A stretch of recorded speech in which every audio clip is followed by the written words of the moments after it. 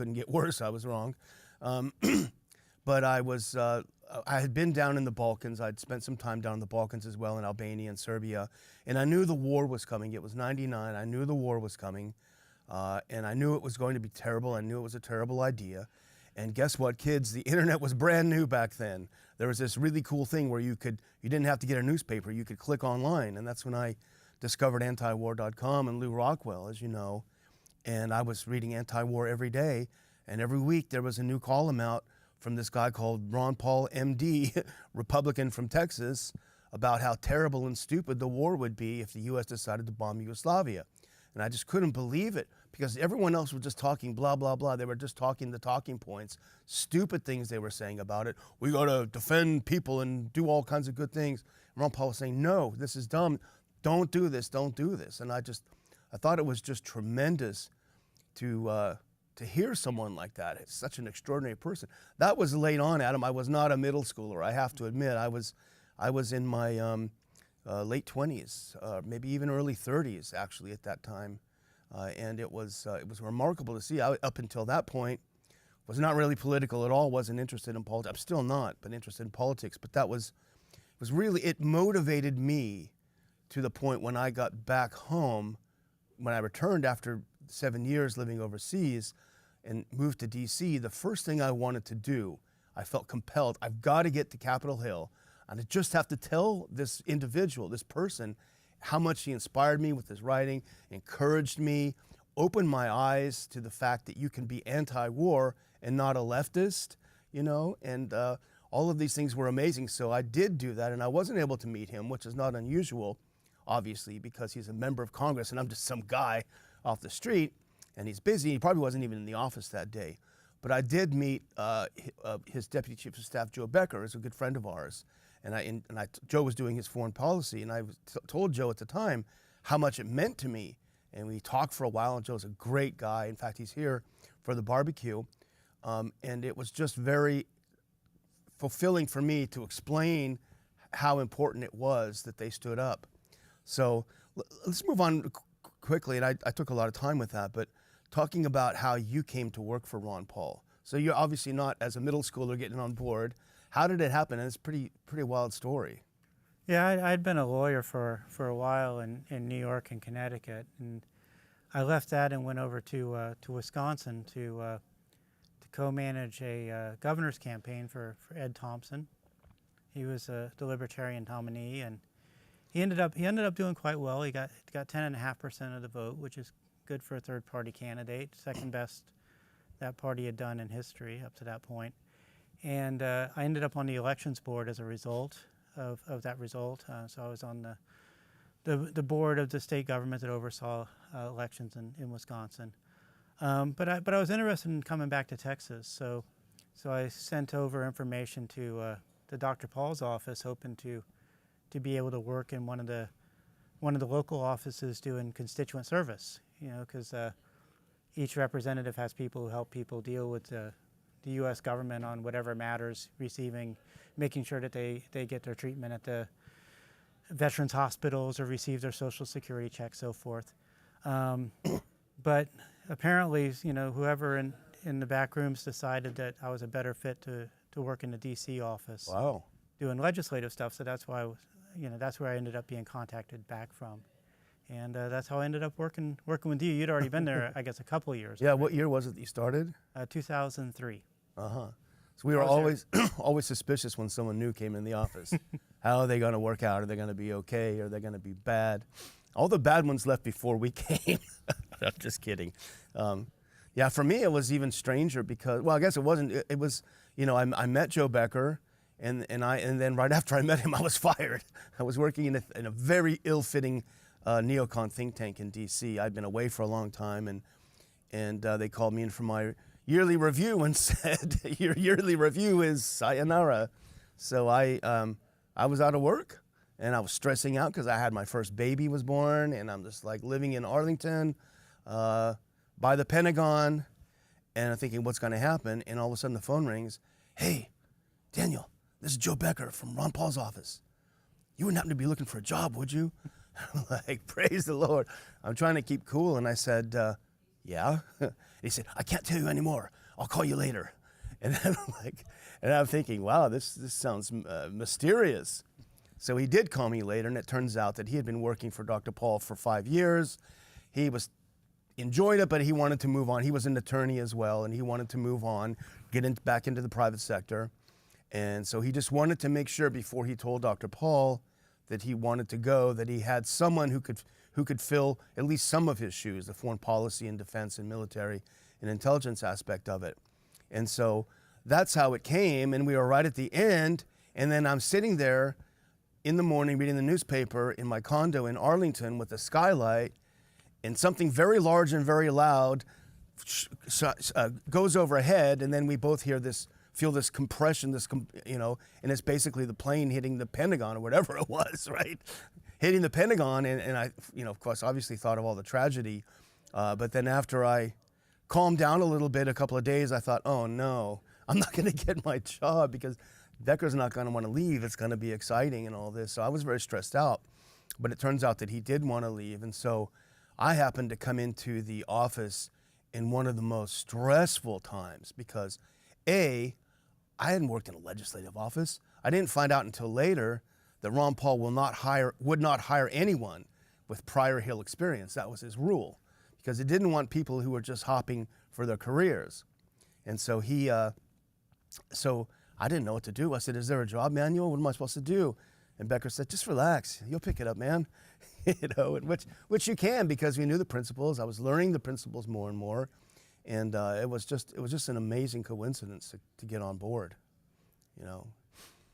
So, well, I was going to ask a couple of questions maybe about, or just have it open the discussion about what it was like, because many people don't know what it was like. A lot of people know the campaigns. They were exciting, there were bells, there were whistles, huge crowds, and it was incredible.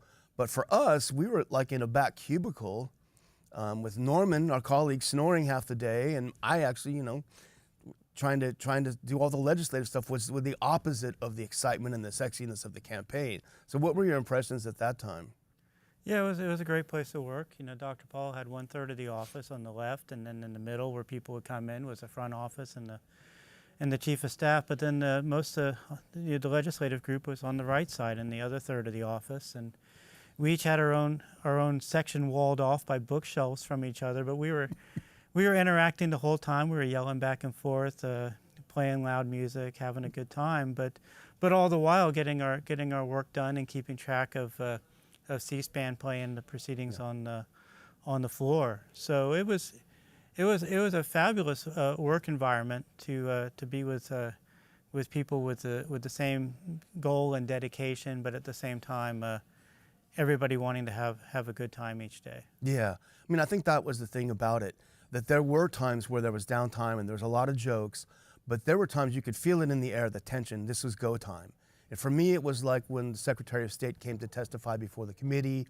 When something big was happening like that, or something in your area, you could just tell, and you could feel the tension in the air. Everyone got very serious, worked very hard. Tempers would flare in the office too, because we were all dedicated to the work, and it was a challenge. For me, it was a challenge learning about all the procedures, just watching C-SPAN and learning all of these little things, these little maneuvers that they did, but we all got along. We only had a couple of rebellions. One of those, and I think this says a lot more about the nature of the staff than anything else, is when, I won't mention any names, but our office manager came up with a brilliant idea to bring in modern furniture because we had stuff from the 60s. It was all junky and crazy and terrible.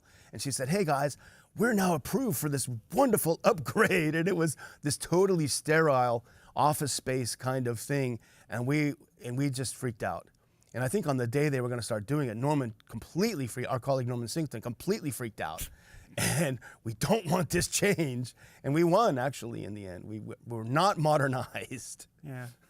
Talking about the procedures, and one of the things that impressed me that Dr. Paul did in my first year there was if a lot of times legislation in the House of Representatives would be supported by the leadership of both the Republican and the Democratic Party, and what you'd end up with is the Republican leader of the debate and the Democratic leader of the debate just bringing in a stream of speakers all saying how great the bill is. But they had this bill. It wasn't a huge deal. I don't think it spent money. It was just to commemorate the Drug Enforcement Administration and its agents. And Dr. Paul was solidly and strongly against the drug war from the beginning, from when he was in that 1988 campaign even. And he went down to the floor. I told him this vote was coming up, and he looked at it. And he went down to the floor, and he did something that hardly ever is done. He took the time. Yeah. He said, well, if the Republican and the Democrat are both in favor of this bill, I take my prerogative to take the time. And he stood down there on the floor and was making the arguments against successive speakers on the other side for why we should not be honoring the drug war, why the drug war is actually causing great harm and should be ended. And that was an incredibly gutsy thing to do, something even people who feel strongly on an issue would hardly ever do, because you're really going against the way the system works there. And he was willing to do it because he had such strong principles, and he saw his mission there to educate the other members of Congress and to educate his constituents and the people across America that there's a different way to view things, that there's a way that goes back to the Founding Fathers, the development of the American Constitution that stresses liberty and that stresses peace. And that was his motivation for being there, and that was just probably the single example that stands out as to me of him and his super powerful dedication to that mission.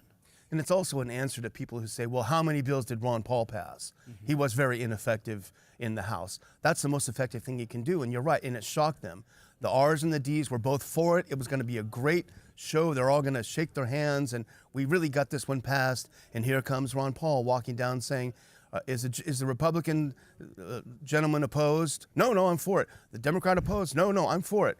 Well, then I claimed time in opposition. So he claimed, say the rule said there were 30 minutes, he could claim 15 of those minutes, and anyone who agreed with him could come down. But as you say, he could just refute speaker after speaker. And that's an absolutely powerful thing. I remember he did that a few times. He didn't like doing that because it's fairly confrontational. But there were several bills where he felt it was so important that he would go down and take time in opposition. And later on, especially on the war issue, if you remember, he would get together with Dennis Kucinich and Walter Jones in a bipartisan anti-war coalition that we sort of put together, and they would together claim the time. And so finally, the R's and D, the leadership, the official guys are over here, rah, rah, war. And here's this growing group, saying we're against war.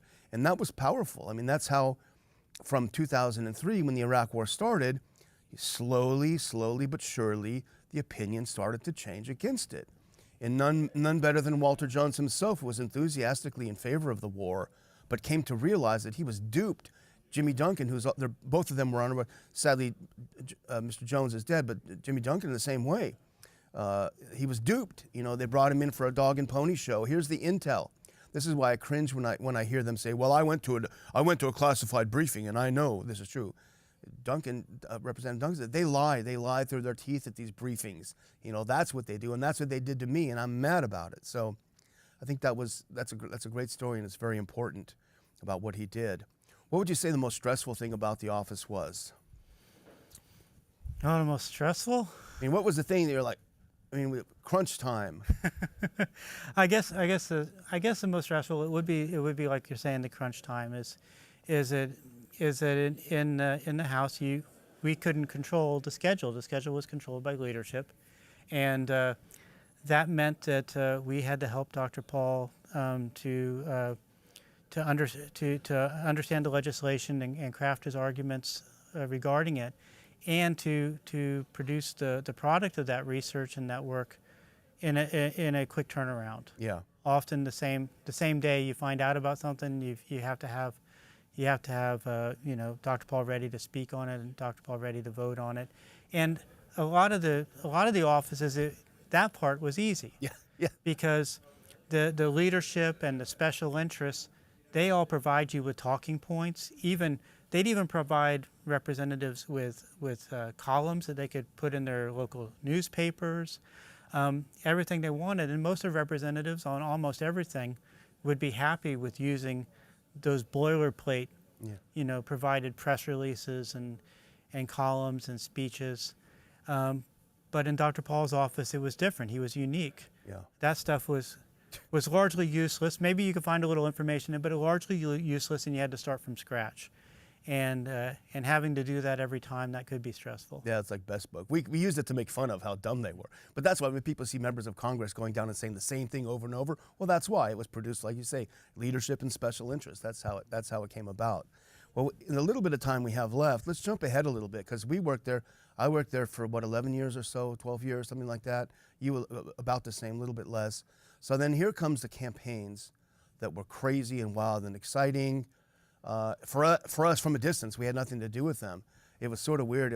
I always say it was sort of like Dr. Paul got a mistress, a very exciting mistress. And we're sitting here in our office with our old junky furniture, feeling like we've been left behind. And that was all exciting and everything. But then it came time, he decided that he wanted to retire. He'd gone through 2 heavy campaigns.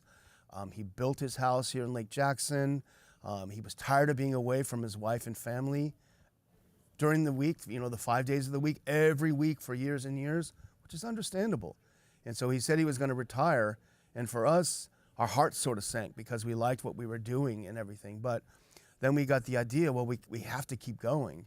We have to keep going. And that's when I was talking to Lou Rockwell all the time, and I asked him what he thought about maybe starting an institute to, especially on our legislative side, to keep Ron Paul's intellectual ideas moving ahead and expanding. And it was difficult but exciting at the same time to start the Ron Paul Institute. Yeah, and a couple of people you mentioned just a few minutes ago, Representative Dennis Kucinich and Representative Jimmy Duncan, they were from the beginning on the board of the Ron Paul Institute, and they show the breadth of what the Ron Paul Institute is about, in that, Dr. Paul's a libertarian constitutionalist. Jimmy Duncan is more of an old style conservative, mm-hmm. and Dennis Kucinich is a progressive. And what the Institute is largely about is working in the interface of their 3 perspectives. If it's something that Jimmy Duncan, Dr. Paul, and Dennis Kucinich would all agree on, the same types of things that they were working on together in coalition in the House of Representatives, those are key focuses of the Ron Paul Institute as well. I think a lot of people may not realize that we're not a libertarian institute. We're not a libertarian think tank. We represent that coalition that Ron Paul worked so hard when he was in the House to put together.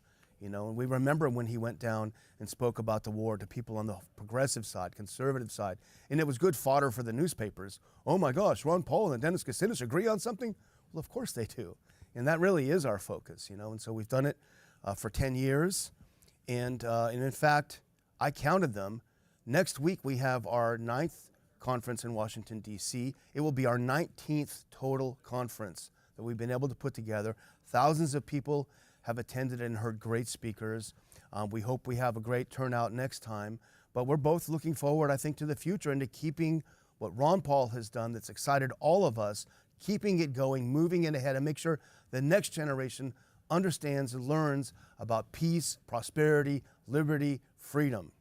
Well, and part of that next generation is involved in the conference we're doing next week. Successively over the last few conferences we've had, in addition to the main conference, before it we've had a event for college students, upper division and graduate school students, and they learn about the ideas of liberty and the ideas of non-intervention in foreign policy. And they have an intensive class with great lecturers the day before the main conference, and then they're able to attend the conference as well.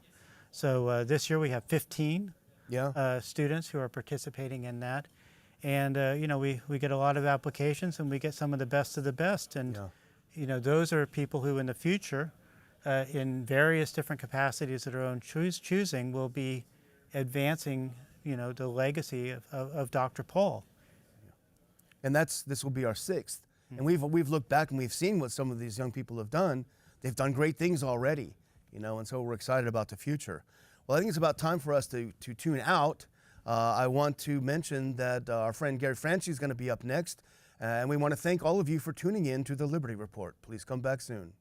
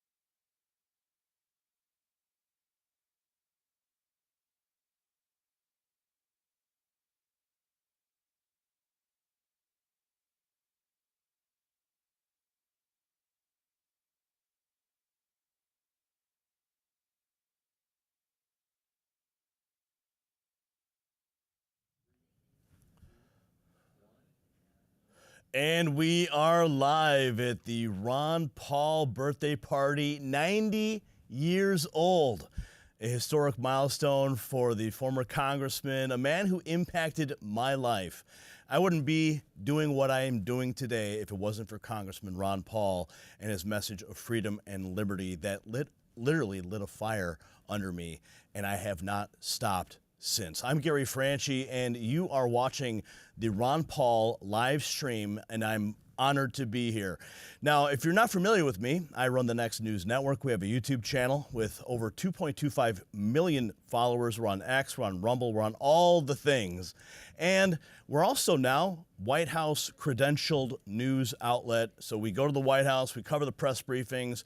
And if you'd asked me this 10 years ago, would I be here today at the White House presenting news and confronting in the halls of power? I would have told you, no, not a chance. But that is how we are challenging authority today, right there on the grounds of the White House. So I've got some breaking news. If you don't know what we do, we cover news and political events all across the world. And right now, we've just got some big news. I don't know if you've seen this yet, but we now have learned that Project Veritas has just come forward. A whistleblower has come forward. Now, we've been tracking the Russiagate, the Obamagate story, everything that has happened since the 2016 election, President Trump getting elected. Now, with Obamagate and how that has unfolded, and with Tulsi Gabbard coming forward, she's actually going to be here this evening, the Director of National Intelligence. So she came forward with documents, and they found evidence in burn bags. Kash Patel at the FBI, they find all this evidence. Well, now whistleblowers come forward with handwritten notes that implicate the former Attorney General Bill Barr in the attacks against President Trump. Now, President Trump, of course, with the impeachments and the Russia hoax, it's been layer after layer of attack. But what is interesting is that what you remember what happened with Letitia James up in New York. Well, now we're finding out that there's that Pam Bondi has subpoenaed her, bringing forth a grand jury. But also down in Georgia, the other tract, you have the indictments and the RICO charges. Now, of course, we all knew that this was a hoax. President Trump called it a hoax from day one. These were all politically motivated attacks designed to hamstring him and his presidential campaign. So they did not want him to get elected by any means. They would put up every single roadblock, and of course, all the way up to Butler when they tried to kill him. So what we're finding out now is that Project Veritas has just released a whistleblower report, and you can see here, I mean, this whistleblower,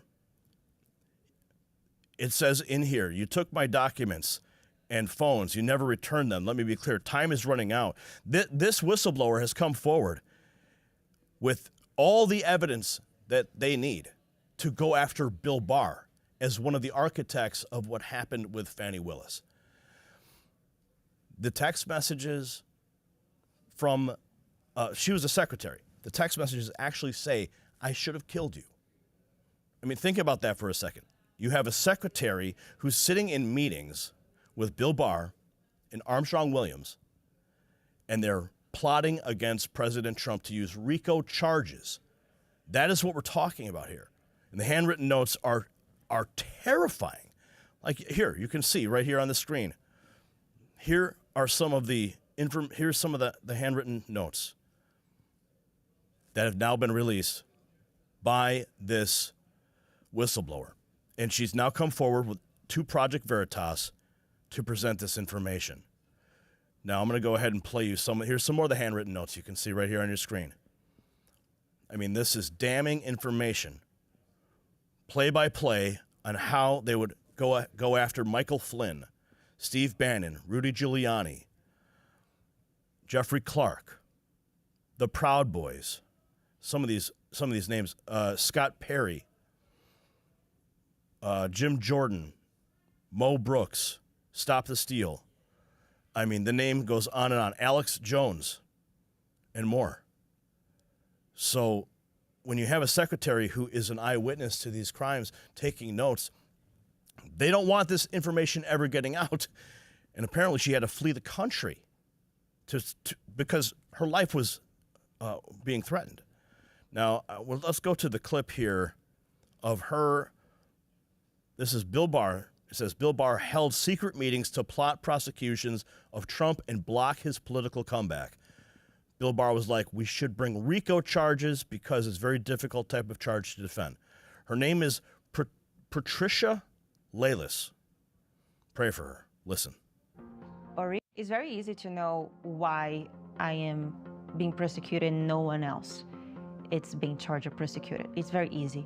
I called the FBI to report Bill Barr and Armstrong Williams.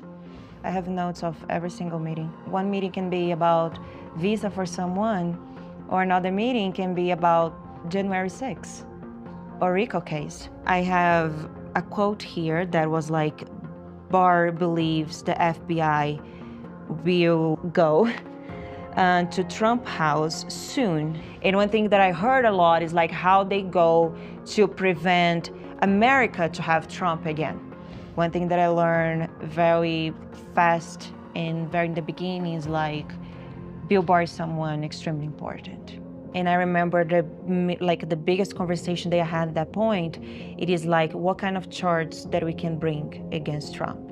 And that's when Bill Barr, and I will never forget that, Bill Barr was like, we should bring RICO because it's a very difficult type of charge to defend. Okay, so I'm gonna play a little bit more of this in just a moment, but you're watching the Ron Paul Money Bomb live stream. You're watching it on the Ron Paul channels. You're watching it on the Next News Network, and if you haven't chipped in yet, make sure you do. The website is ronpaulmoneybomb.com. So we're breaking some news here for you on this live stream. Project Veritas has just come forward with a whistleblower who implicates Bill Barr in the Fani Willis Georgia RICO case against President Trump. You all remember that famous mugshot of President Trump. Well, now we know how that entire event was orchestrated. We're going to play some more of the whistleblower right now. Willis, at that point, the RICO charge is one of the most hard to defend in court because under the American law, the RICO charge can be anything. Like, it's not very specific. So people who is charged with RICO case, they have a very hard time to defend themselves. We had this meeting with Fani Willis. At that point, I didn't have idea about her, what she worked with. I just don't know her. And she presented herself as like someone who's close to Armstrong, someone who's attorney. And all the time I was like, okay, it's just like one more meeting that we had. And then in these meetings, that's when I started to take notes and like try to keep everything that to prove that what's going on. One thing that I understood very well is like Bill Barr and Armstrong and all the politicians too, they're very focused like in how they go to stop Trump.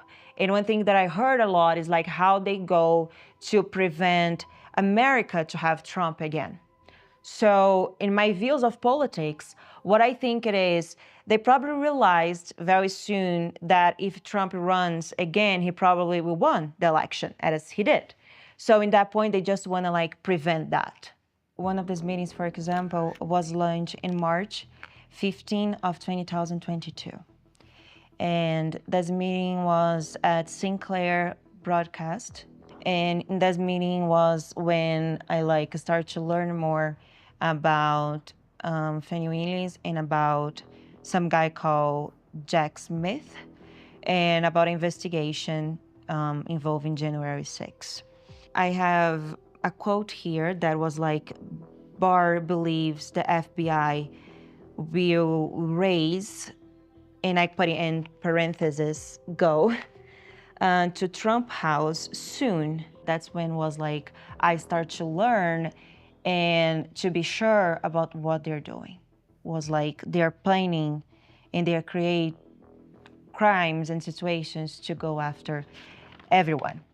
In that meeting, we also spoke about the meeting that we had with Facebook, and the person in Facebook was helping us and giving us direction to create content against Trump and against the January 6th was called Daniele. So what you're seeing here is a bombshell revelation. We all knew, we all felt it. You felt it, right?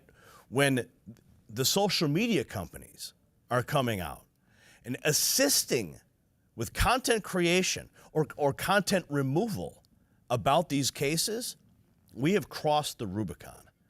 And that is one of the reasons why I do what I do. I'm here to correct narratives that are being pushed out by the fake stream media. I wouldn't be doing this if I wasn't woken up by Congressman Ron Paul in the movie America, Freedom to Fascism. When I saw him on the silver screen, it changed my life and put me on a trajectory to challenge authority.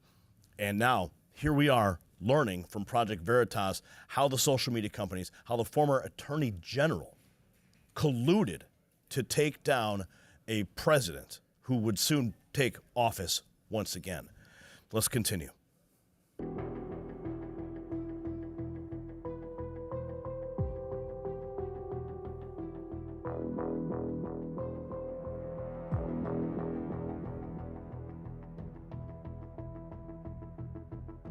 That was like one of the first meetings that I had about this plan they had to go after everyone who works or supports Trump.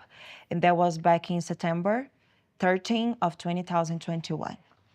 So in this meeting was me, Armstrong, Shermichael, and Bill Barr by phone. And they spoke about January 6th committee. They authorized the committee to investigate the events about January 6th. We started like with some names. They also gave a lot of names here.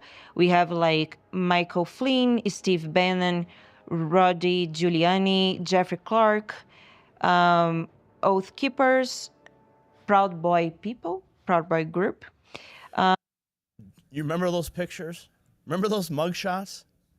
I will never forget reporting on the RICO case. I mean, I even interviewed the Patriot pastor who was from my state of Illinois, came to my studio and talked. He was indicted alongside President Trump.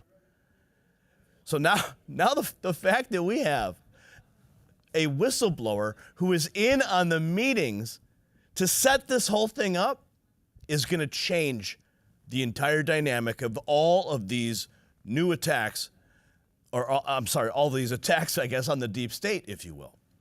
Now, taking it back to the burn bags, right? When they found that Hillary Clinton and her aide, Julia Smith, whispered in her ear, okay, this is what we got to do. We're going to make up this Trump-Russia hoax. I mean, all this stuff goes way back to that meeting with Barack Obama in the Oval Office. Everything. They had to stop Trump at all costs. And now we have another name we can add to the list for this bombshell investigation. I mean, it's really time for accountability. It's time for perp walks. If we want to keep our republic, as Benjamin Franklin instructed us to do, it is our responsibility to demand full accountability. So now you can add Bill Barr's name to the list. You can add Armstrong Williams' name to the list, thanks to this bold whistleblower who stepped forward with Project Veritas. When I see these mugshots, if you can bring up those mugshots on the screen here, when I see these mugshots and I look at the faces of these individuals, these people were victimized by the deep state.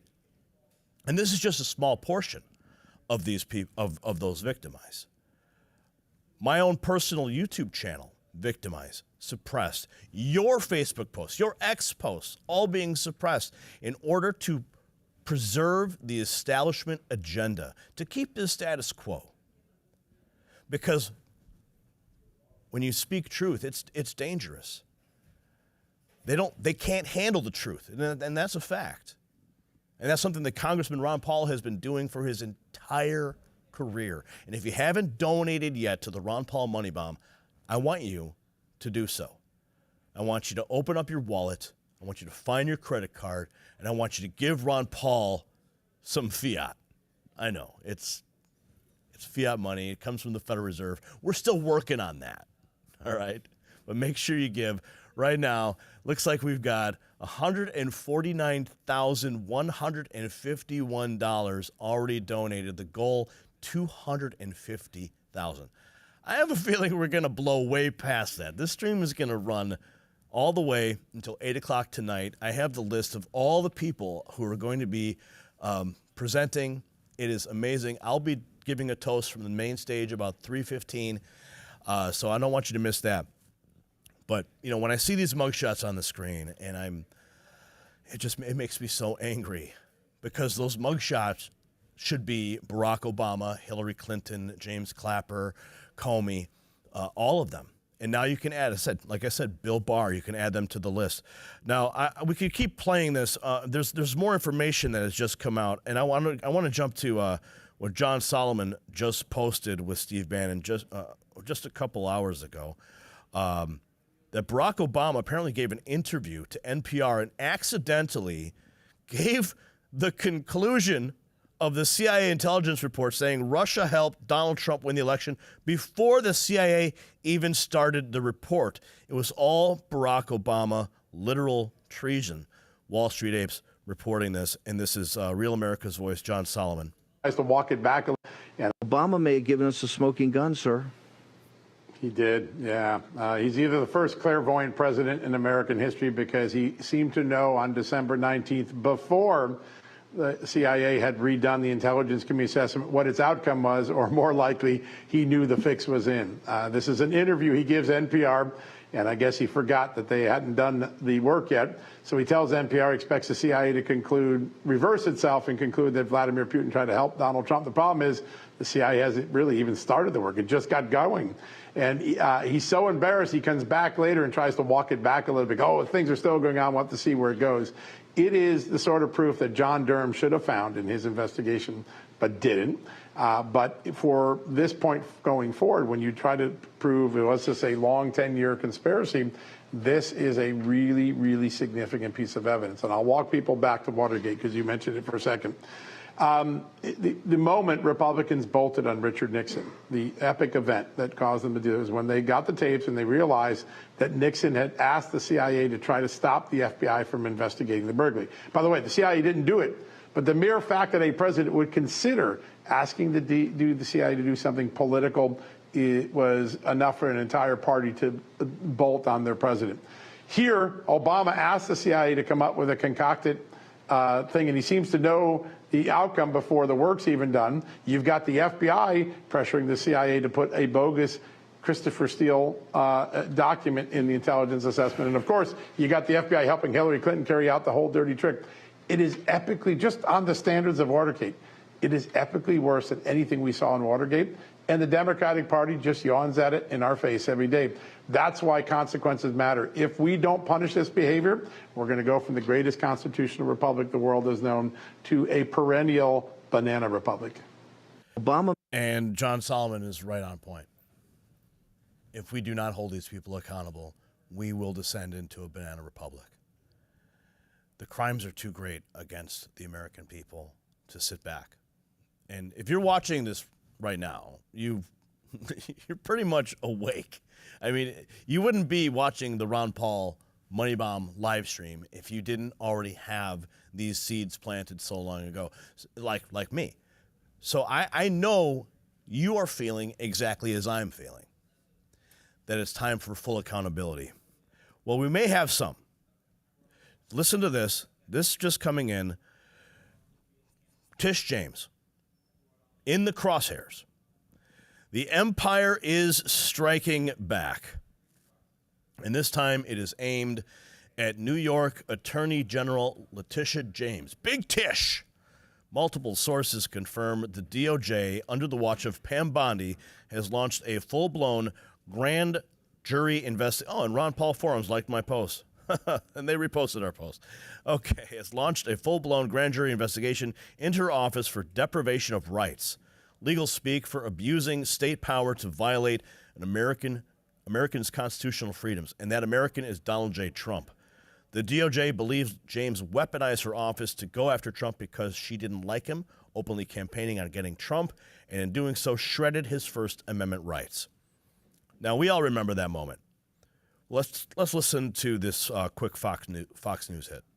Against the with the probe tell Fox News that New York Attorney General Letitia James and her office is under investigation by the DOJ here in Washington. We're told that Attorney General Pam Bondi signed off on the probe. Subpoenas were sent to James's office, and there is a grand jury investigation underway in the New York State Capitol of Albany. The specific investigation, my colleague Jake Gibson, Ashley Oliver, and myself are being told involves deprivation of rights, which in plain language means someone in a position of legal authority violating someone else's constitutional or legal rights. Those sources tell Fox News the DOJ is going after James because she took then former President Donald Trump to court, quote, simply because she didn't like him and campaigned on getting him. DOJ, led by Bondi, believes she violated his First Amendment rights dealing with free speech. James has said before she believed Trump inflated his net worth to get good deals on loans from lenders and other financial benefits. Ms. James won in a court judgment of over $450 million against the Trump Organization. Trump is appealing, and it's pending. The entire scope of the grand jury probe in Albany, Dana, is unclear. Grand juries are secretive, but we've learned from these well-placed sources it stems from a recent strike force set up inside the Justice Department to investigate an alleged plot to tie Trump to Russia in 2016. Sources say that strike force has expanded to other topics. Now, to recap, the Justice Department has initiated grand jury proceedings in Albany, New York, against the Empire State Attorney General Letitia James. But remember, this is important. A grand jury simply decides if there's enough evidence to indict. To be clear, we are told this is very early in the process, and no one, as I speak to you right now, is facing any charges at this time. Fox News reached out to Attorney General. Nobody is facing charges at this time. The grand jury is now seated, and they're going to be investigating. Well, it's time for charges. Okay, can we just all agree on that? Now, I want to jump to Mike Davis here, who had this to say with respect to Letitia James. If you have some children in the room, maybe earmuffs. Let me just say this to Big Tish James, the New York Attorney General. I dare you to try to continue your lawfare against President Trump and his second term, because listen here, sweetheart, we're not messing around this time, and we will put your fat ass in prison for conspiracy against rights, and I promise you that. So think long and hard before you want to violate President Trump's constitutional rights or any other American's constitutional rights. It's not going to happen again. And now it's happening. Now, Pam Bondi, say what you will. I understand. I know. Listen, I know. She dropped the ball with the, that DOJ memo and the Epstein thing that never happened. There's no evidence. But, of course, there's another grand jury. They're trying to unseal those documents. So just give it all some time. But the fact that we now have action being taken against Letitia James. And it's not just what she did to Donald Trump. Now, if you recall, she's also under investigation for mortgage fraud, having multiple properties and listing what her father as her husband, changing the number of actual dwellings inside of a building to get a better rate. I mean, and then she goes after Donald Trump. Like, these people are acting criminals in the highest offices, and then they go after Donald Trump. Why? Why do they want to go after him so bad? It's because he's challenging the status quo. I mean, look, they're even freaking out over Donald Trump expanding the White House to add a big, beautiful ballroom. I mean, if you've ever been to the White House, it's kind of cramped there. It's a beautiful place, but it's kind of cramped. And I can see, you know what? Let her rip. Turn that place into the even more beautiful than it's ever been. And I can only imagine when they put the Donald Trump ballroom title over that ballroom and the entrance, how many people are going to be triggered having to walk through that as the years go on, especially the Democrats who've been working tirelessly, and the deep state, to undermine everything he's ever done.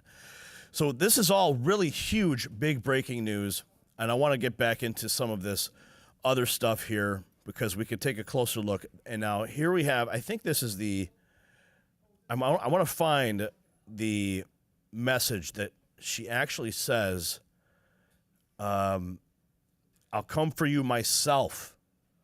Give me back my phones and notes.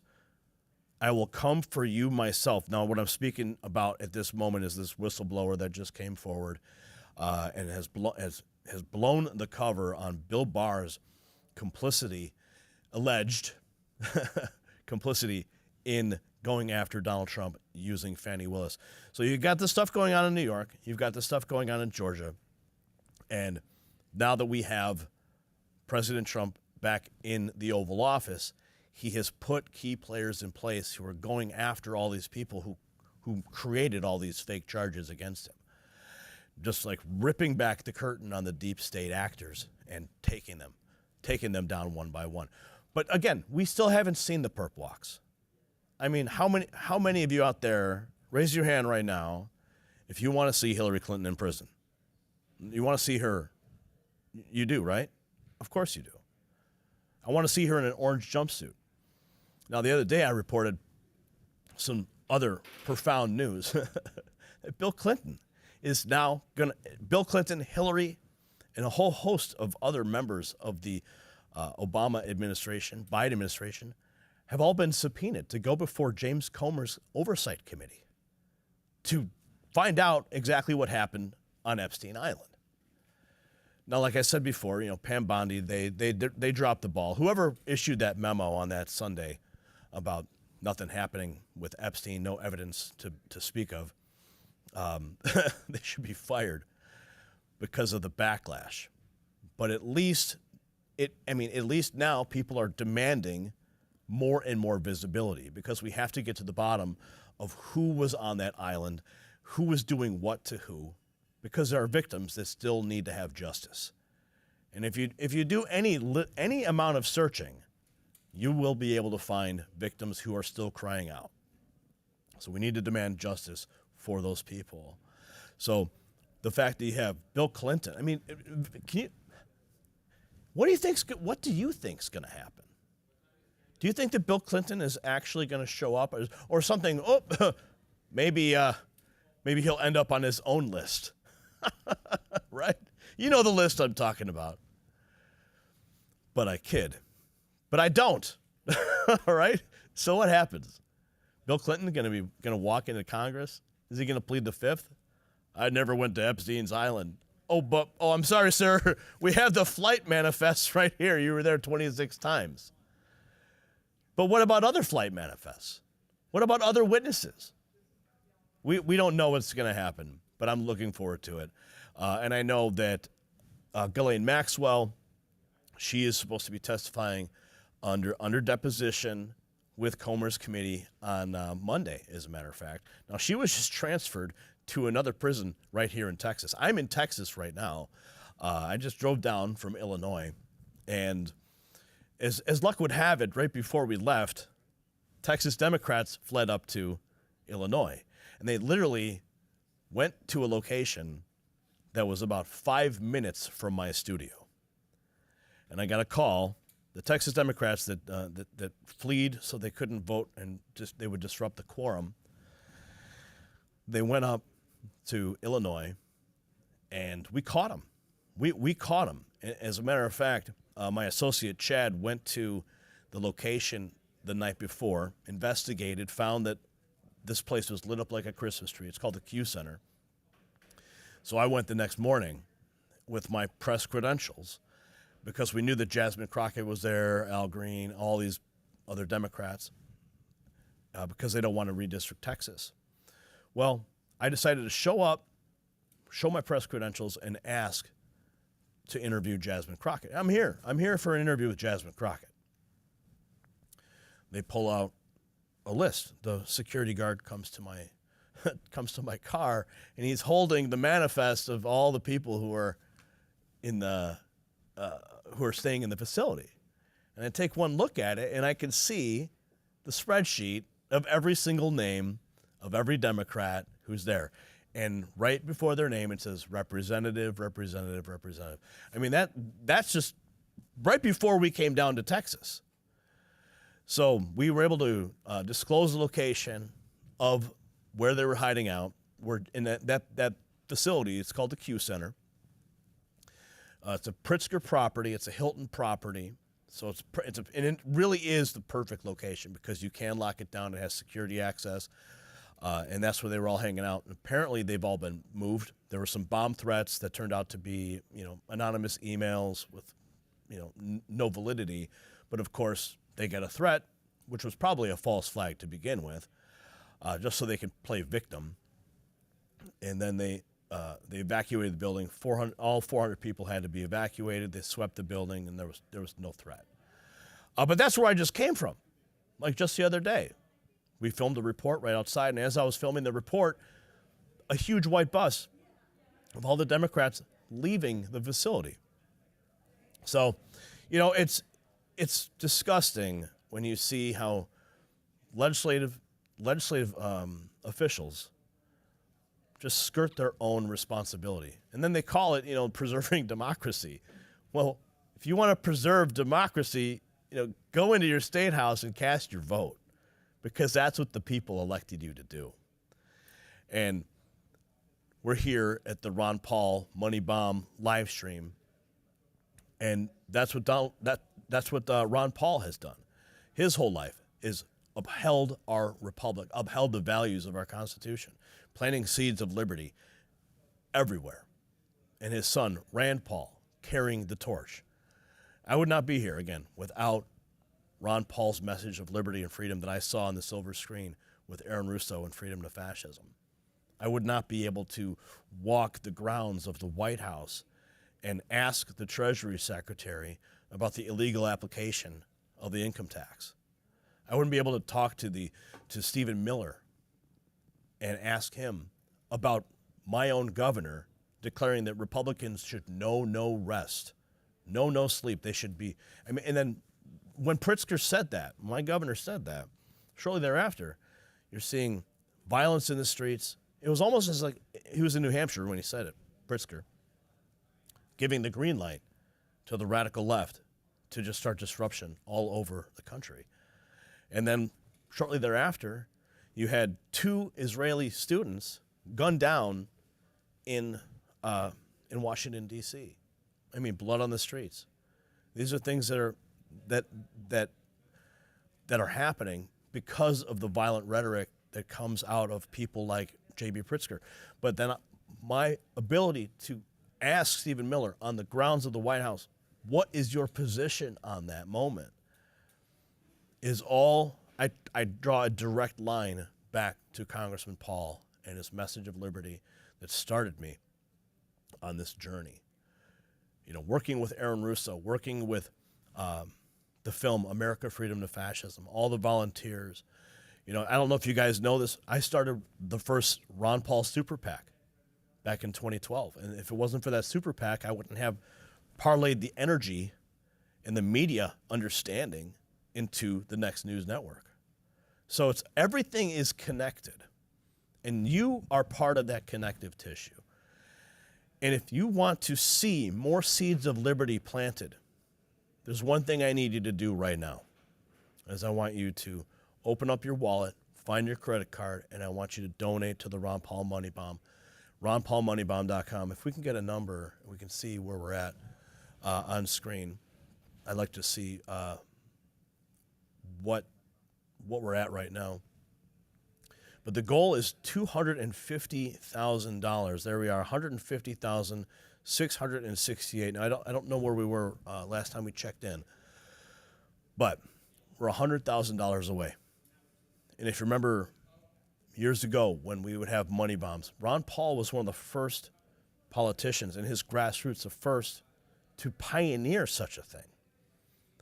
4 million, 5 million in a day. It became an action, an event that you could celebrate, and everyone focused. It became a media event. The media covered all these things when Ron Paul was doing it. Now all the politicians are doing it.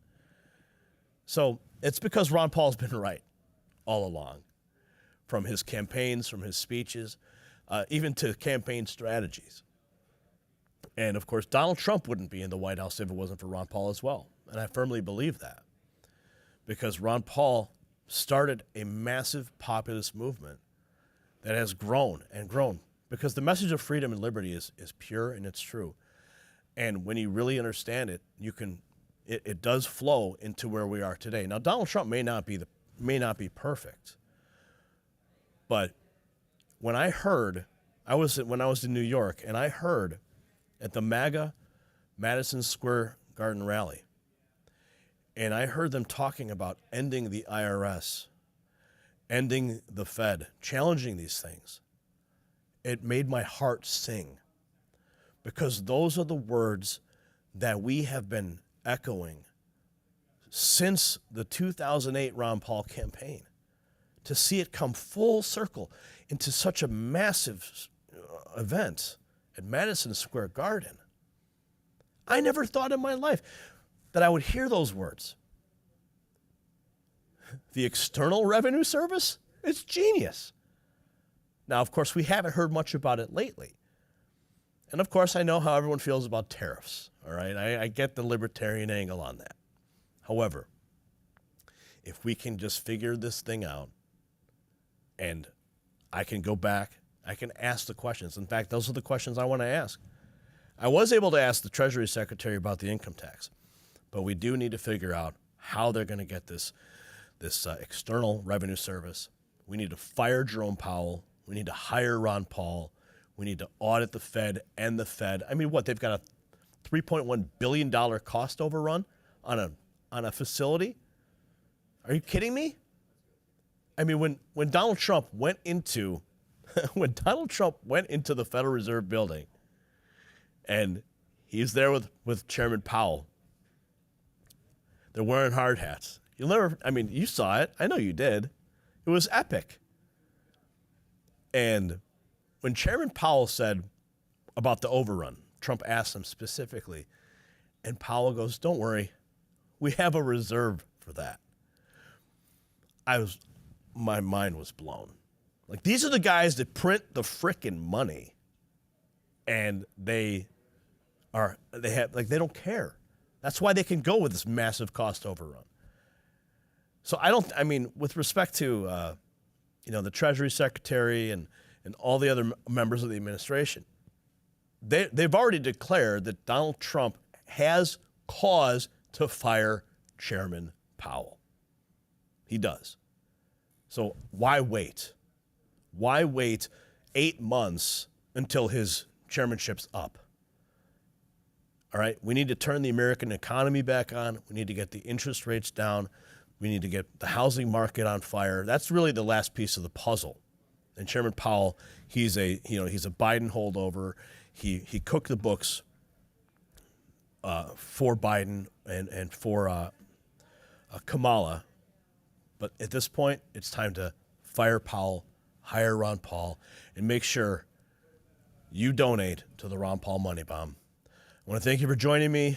I'm Gary Franchi. You've been watching the Ron Paul live stream Money Bomb. You're watching it on the Ron Paul channel. You're also watching it on the Next News Network. You can follow me on X at Next News Network. You can also become a subscriber at YouTube at no cost at Next News Network as well. And I'll be back later, and I'll see you soon.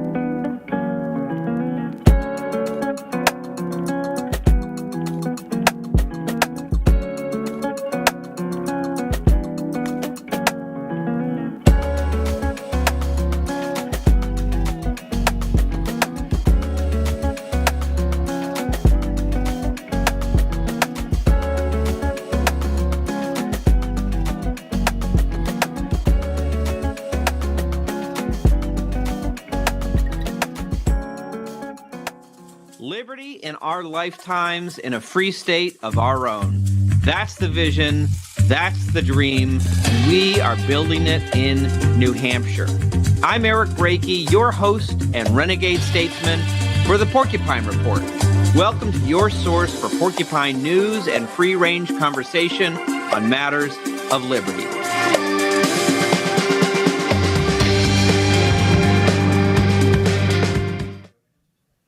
Hey there, all you porcupines, you. This is your host, your renegade statesman, your executive director of the New Hampshire Free State Project. I am Eric Brakey, and thank you so much for joining us today for a very special episode and a very special broadcast of the Porcupine Report.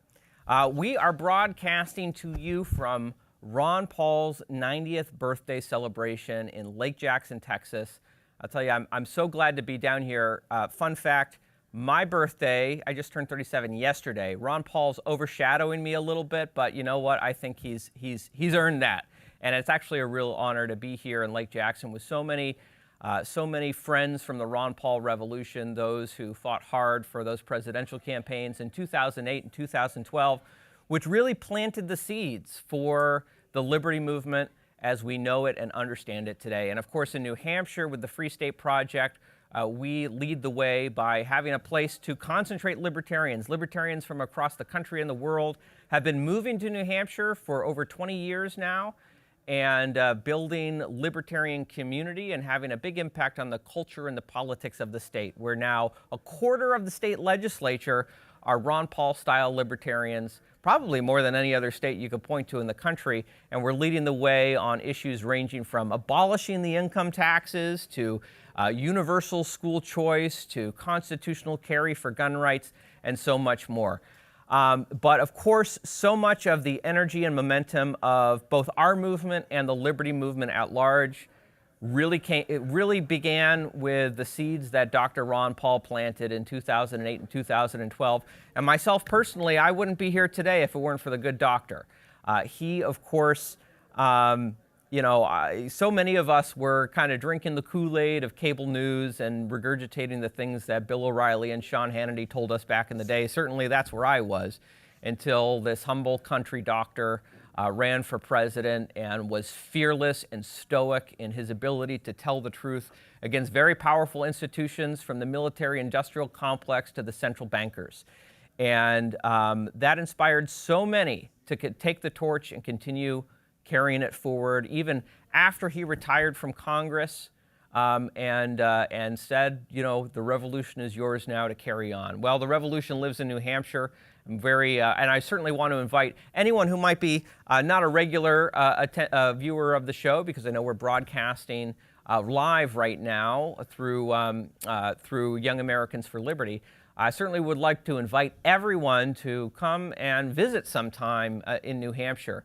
We have regular events that are well known around the libertarian world, including the annual Porcupine Freedom Festival, also known as PorcFest, every summer, and the New Hampshire Liberty Forum, which will be coming up again this early March. You can learn more about the Free State Project and sign up for our weekly newsletter, which I personally write every week, I promise you. It's a great newsletter. You're not going to think it's like more junk mail. You're going to love getting this newsletter every single week with news about what's happening with the tip of the spear for the liberty movement in New Hampshire. So you can learn more and sign up for the newsletter at fsp.org.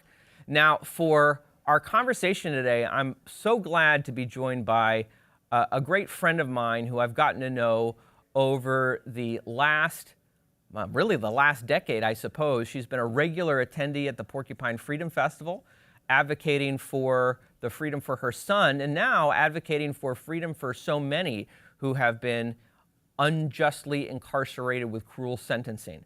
Her name, I'm sure you know her because she's a hero to so many. Her name is Lynn Ulbricht, and she has started the new organization Mothers Against Cruel Sentencing, or MACS. And let's welcome her to the show, and I'm looking forward to talking with her. Hi, Lynn. Hi. It's good to see you in person again. You too. I guess first of all, let me ask, how was your experience at PorcFest this year?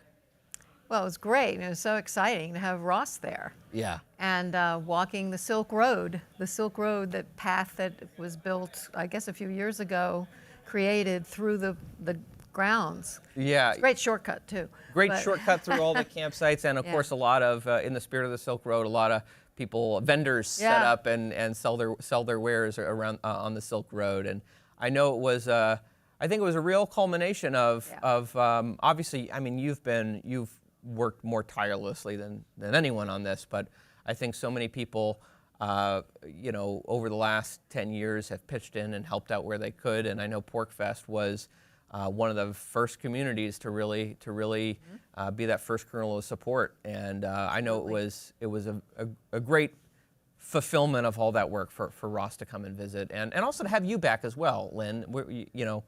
We always love having you. Yeah, it's always fun. I highly recommend it. It's really fun. Yeah. Yeah. Well, so if you could tell me a little bit more about Mothers Against Cruel Sentencing. So you achieved this great goal for yourself and your son and your family, and you decided not to just say, well, my family's good, we're going to forget everyone else. You decided, no, there's more work to be done. Can you tell me about your thought process there and what led you to found this new organization?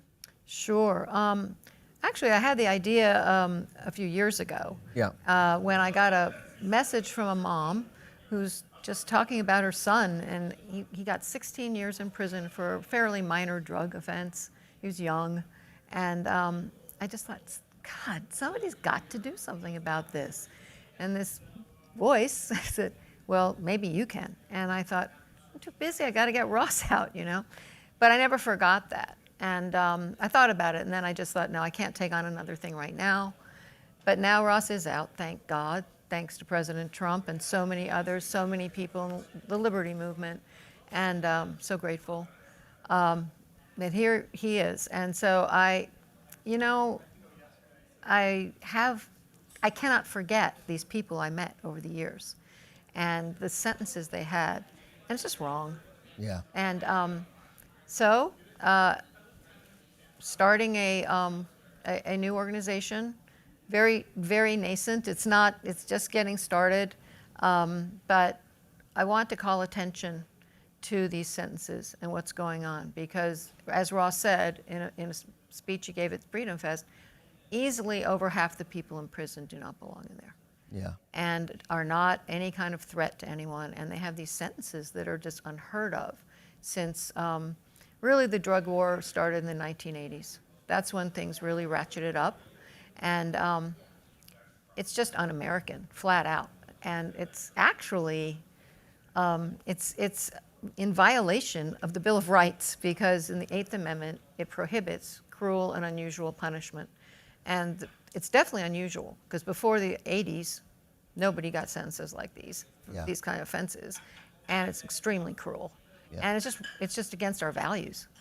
And there's also something called the sentencing, oh gosh, now I'm going to go blank on it, Reform Act that was passed by Congress. And one of the things it says is that a sentence should be sufficient but no longer than necessary. And it contains something called the parsimony clause, which is basically saying if you're going to err on the side of a shorter sentence, less punishment, not more. And they're doing the opposite, in violation of Congress and the Bill of Rights of the United States Constitution. So I feel like, it's a big part of why we have such horrible mass incarceration, because people are staying in for ridiculous amounts, decades and decades longer, even lifetimes, as like Ross is the poster boy for crazy sentences. Yeah. And, double life plus 40 years for nonviolent offenses. Hello? Yeah, no chance for restitution or, reform. Yeah, yeah. You hear people who commit murders and people who commit rapes who don't get sentences like that. Oh yeah, and people lots. Facing charged with non-violent crimes. It's the disproportionality is certainly seems crazy to me. Now, when Ross says, as you just kind of reiterated, that from his experience, like 50% of the people that he knew shouldn't be there, is that just based on assessment that these are people who are not a threat to anyone else? Maybe they did what they were charged with doing, but just the length of the sentence is disproportionate to the crime? I'd say generally that's right. He said, look, there's people that need to be in here. They're dangerous people. They're dangerous to us out here. But over 50%, he said, easily, and he's pretty good at assessing numbers and things like that, don't belong in here. They're not a threat. If you were walking down a dark alley, you would not be afraid to have them walk by you. Yeah. Let's put it that way. It's like they've never been violent. Yeah. And they're living out these horrible sentences, and it's hurting their families, it's hurting, of course, them and their communities. It's just overkill, way overkill. Well, I imagine something that's often underestimated too is, I mean, obviously the primary thing we're concerned about here is the fairness for the individual who's rotting away and maybe has a lot to contribute to society, just like Ross has much to contribute, and we're really glad that he's out. But there's also I imagine there's also the effect of how much money is this costing the taxpayers to put people in a cage for years and years on end when they aren't a threat to society. I mean, I remember seeing statistics when I was working on these issues in the Maine Senate that it costs more to house an inmate for a single year than it costs to put someone through like 4 years of an Ivy League education. Oh, really? I didn't know that one. I've got all these different statistics in my mind. That's a good one. Yeah. I mean, it's such a waste. And so many of them, okay, if you want to restrain them or have them do community service or payback or whatever, house arrest is a good idea. Put an ankle bracelet on them. Yeah. It's very expensive to run that whole thing.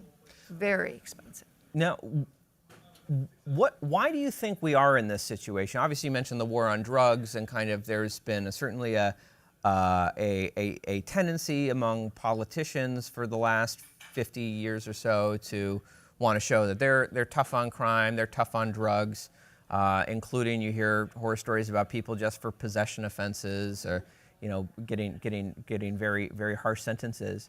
But I imagine there's probably a lot of money involved too, that if there's a lot of money being spent, there are special interest groups. Maybe it's I hear talk about the prison guard union sometimes, lobbying for these kinds of... They're very big lobbyists in DC. Yeah, Mm-hmm. yeah. So are the private prisons. Yeah. So are the police unions. That's about marijuana specifically. Yeah. And not, hey, don't decriminalize it. It's, Yeah. It's always seemed to me... It is a big industry. I feel like I remember a friend of mine, Andrew Heaton, who has a show talking about, if we were going to have private prisons, we should at least maybe give them bonuses for people not, when people get out, for not reoffending, for the success stories and actually helping people get out and become productive again, rather than just paying them to warehouse people. And the longer you warehouse them, the more money they make. Yep. Yeah. So. And the more of them you have.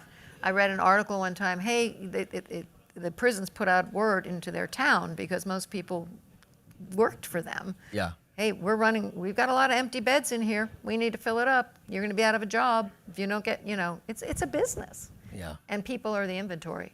But it's not that different in my mind, than a publicly run prison. Yeah. The whole thing seems to me that there's a lot of money involved. It's an industry. Yeah. Bad incentives all around. Mm-hmm. Now, as far as MACS, Mothers Against Cruel Sentencing, what are some of the strategies you're looking to do to help some of these individuals? Yeah. And by the way, you don't have to be a mother to be involved. It's a good brand, and I'm a mother, so, we went back and forth. But I think a lot of times it is the mothers who will stick by their loved ones, and not always at all. But so that's what we came up with. But, it's, like I said, very new. I wouldn't have even launched it quite so soon, but all these summer conferences came up, and it was such a great way to launch it and talk about it. And I want to learn a whole lot more about what's the most, effective thing to do. One of our visions is to have different inmates, loved ones, like mothers, fathers, sisters, brothers, do a little video and talk about their loved one and what they did and what their sentence is. Because when you hear these sentences, it shocks you. And I know a lot of people were shocked at Ross's sentence. I would talk about him, and then I'd tell them, and they go, what? But I felt like that over and over again, meeting people in the prisons. So what are some of the sentences we're talking about here? Well, a lot of the most horrific are a result of the third strike law that was a result of the Clinton in California crime bill. No, it's a federal. Oh, federal. Yeah. Okay. That was instituted in 1994, and basically it's, I may go wrong on this. This is part of what I need to do, is really get solid on a lot of these things. But it's basically, because I know people who are there as victims of this, and what it is, and Ross knows them, of course.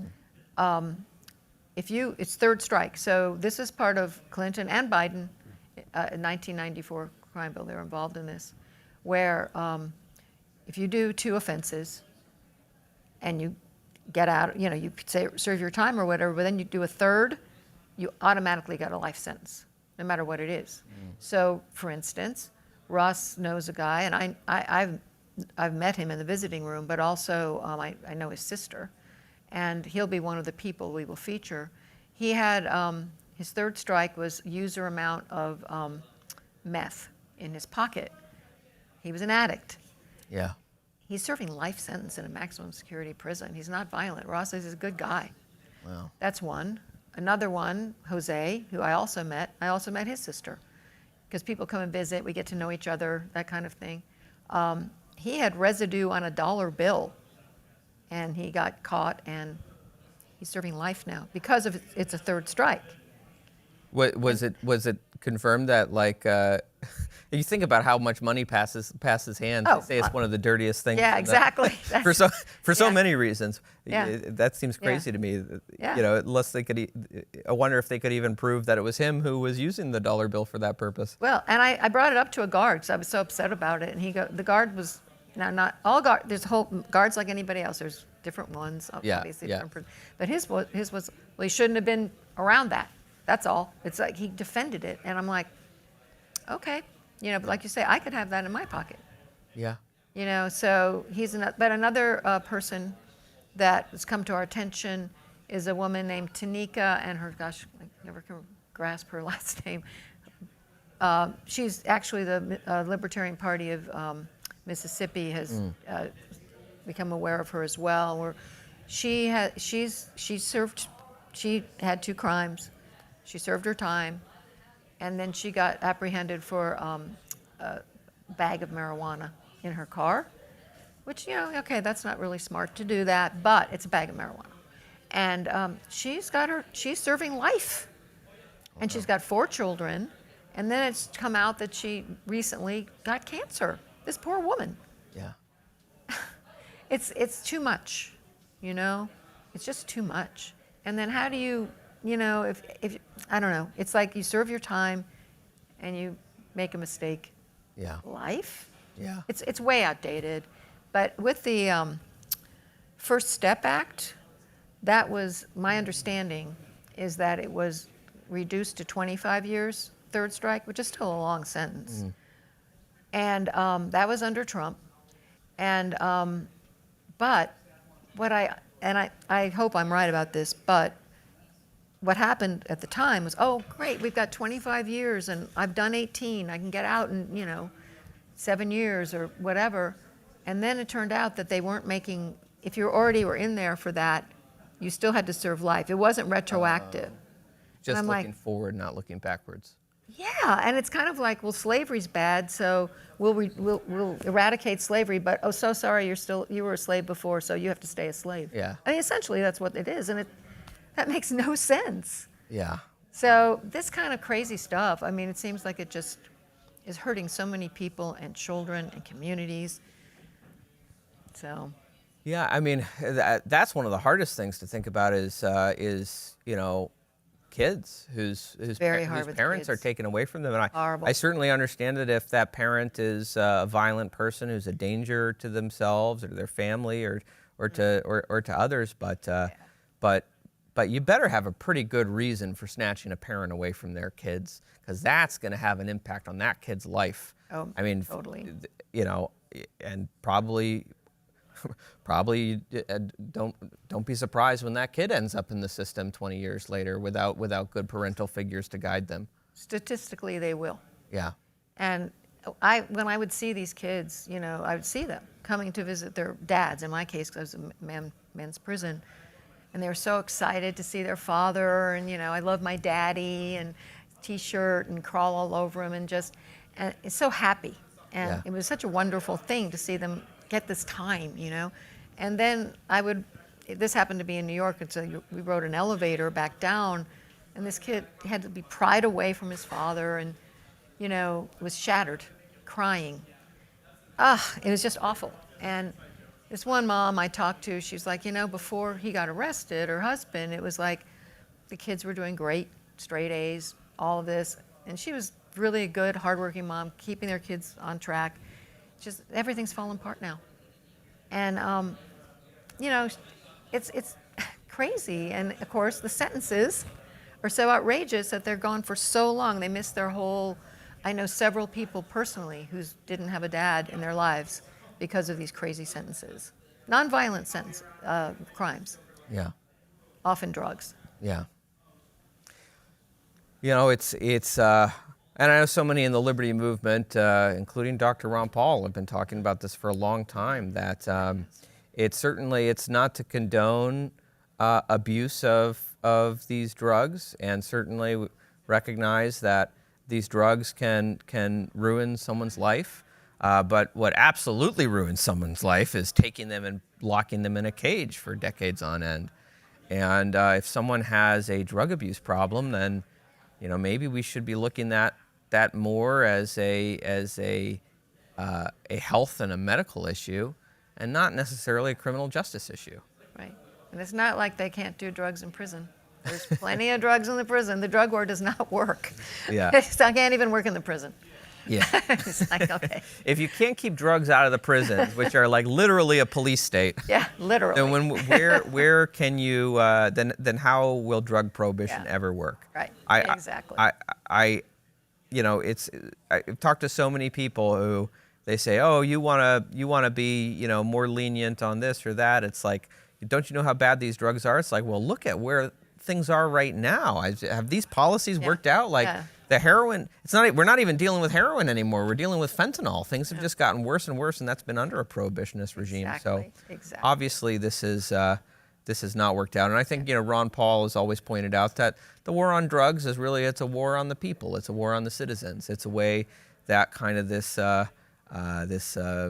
militaristic police state kind of turns inward on the people. And a lot of people who never threats to anyone else have clearly gotten swept up in all of this. Yeah, and their families. And Ross actually talked about this at Charlie Kirk's TPUSA event recently. Yeah. And how, you know, he really got to see the effect of hard drugs on people really for the first time in his life, being in prison. And, you know, it really hit him, you know, look, he helped people get off drugs before they were leaving prison and that kind of thing while he was in there. But he also says, the drug war doesn't work. Yeah. It just doesn't work. Yeah. And, you know, and he's had a pretty up close and personal view. Yeah. It's like, it's not going to happen with the drug war. Yeah. Well, it's always seemed to me, and maybe this is, you know, speculating a little bit, but it's always seemed to me that, you know, folks who get caught up in abuse of these hard substances, it often seems like it's a coping with some kind of underlying problem that's unaddressed, or a lack of sense of purpose in life, or you know. And anyway, always seems to me that the solution there is to try to help people find, you know, address that underlying issue, help them find their purpose, help them find a sense of, you know, why do you get up in the morning? Do you have a family to live for? Do you have a job that gives you meaning? I know that there's a, you know, chemical aspect of it, but it's certainly we're not helping people by putting them in a cage. No. So, if for those who would like to get involved with Mothers Against Cruel Sentencing, even if they're not a mom, no, you don't have to be a mom. I'd like to get involved, and I'm not a mom. What would you recommend people do to find out more or get involved? Sure, thanks. Well, we have a website. It hasn't really developed how it will. Like I say, it's pretty new. mothersagainstcruelsentencing.org. It's kind of a mouthful, but just go there, and it kind of at least lays out our goals. And you had asked me before about that. I want to, make a noise about it, like talking to people like you. Let's look at this. I think a lot of people are just not aware of these sentences and how outrageous they are. And then I'm going to consult with different people in the criminal justice world who have been in this world and are already interested in talking about it with me. Like, what is the best way? I have an appointment next week with someone. It's like, what is the best thing and most realistic thing that we can do to mitigate this situation? Changing the law is hard. Yeah. As you know. Yeah. And so I don't, but also they do respond to pressure. Yeah. And it is, I imagine changing the law is hard. I was proud my last year in the Maine Senate, we got some laws changed for people with past cannabis convictions where they could get their records sealed and kind of move forward with their life. So it is possible to change some of these laws, but certainly for folks who are already in the system, changing the law isn't necessarily going to create, I guess it depends on how the law is changed, but it isn't necessarily going to create an immediate impact for them. So I imagine for these folks, it's working the appeals process. Yeah, or raising money for have lawyers. A lot of them don't have the means.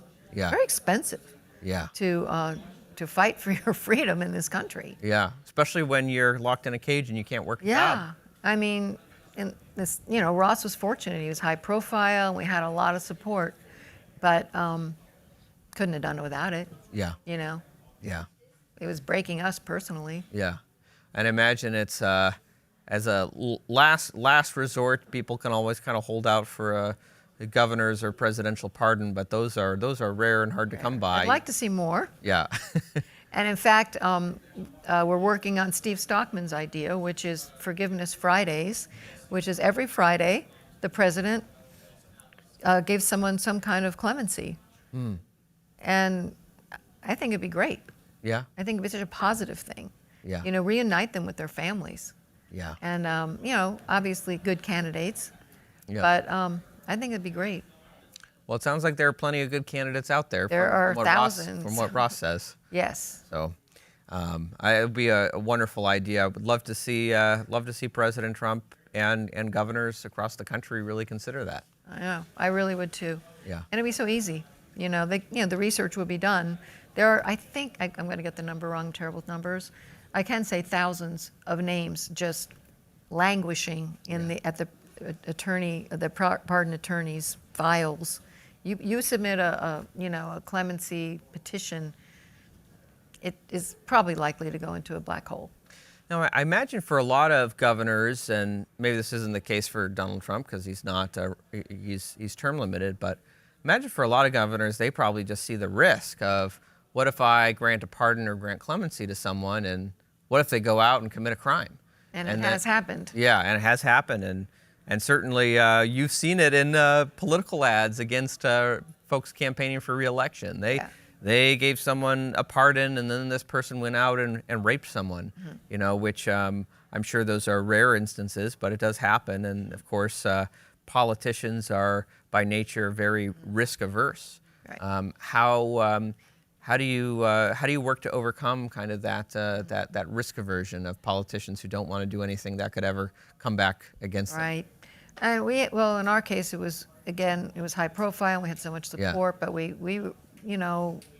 got a lot of people backing it. Yeah. Backing, different Congress people and even former Department of Justice people, and we had some backing. Yeah. And it was a pretty outrageous sentence. It's like double life plus 40 years, no parole. Yeah. And that's another thing. Well, we can go on and on about criminal justice, but there's no parole in the federal system. They took that away with the drug war. So there's no hope. It's death in prison. That's what it is if you get a life sentence. Wow. Or it's such a long sentence. This is another thing. It's such a long sentence that you will die in there. Yeah, effectively. Yeah, effectively. Yeah. So, but I think, it's tough. I think it has to look more advantageous to take that risk. And also you research, there's plenty of people who've never committed a violent crime that are sitting in cages. Yeah. Lots. Yeah. I think there's around 100, and I could be wrong. I've tried to nail this down.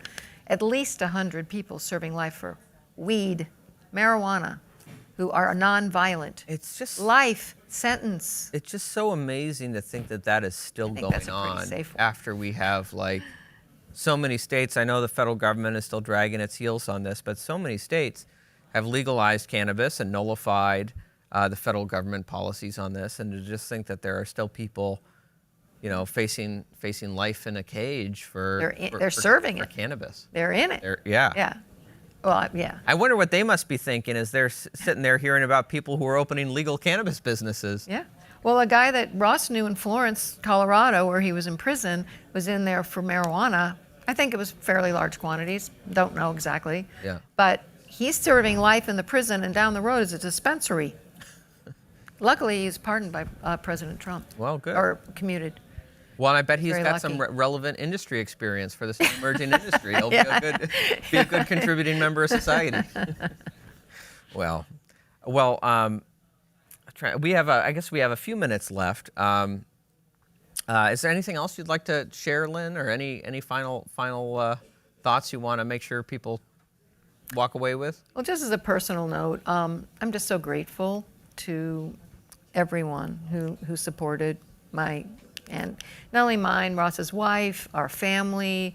So many people worked so hard and I'm so grateful. And it's like to see him free and recovering and healing, and you know, it's just and it's a tough thing to go through a maximum security prison for years, and for saving him. And I'm just so grateful. And to you and so many people, you know, all these organizations. I don't dare start mentioning people, you know, but I'll forget somebody. But I know so many, and I couldn't have done it. Yeah.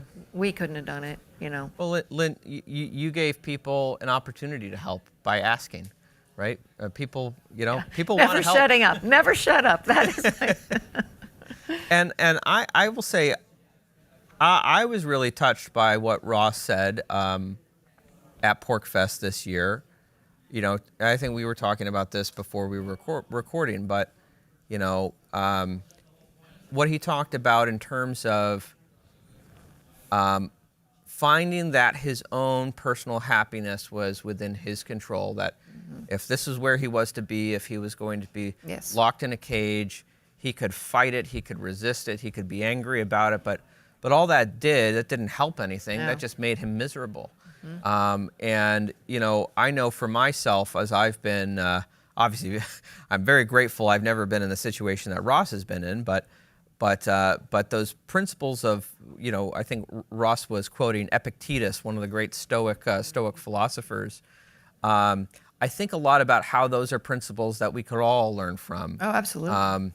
And certainly those principles helped me in the state legislature dealing with all of these politicians who would never vote to do the right thing. And I have to imagine when I think of like people who embody stoicism, of course I think about the man who we're celebrating his 90th birthday, who for 30 years was in Congress voting no and being the lone no, and at the end of the day just accepting, I can't control what these other hundreds of politicians do. All I can do is be accountable to myself, my vote, to my constituents.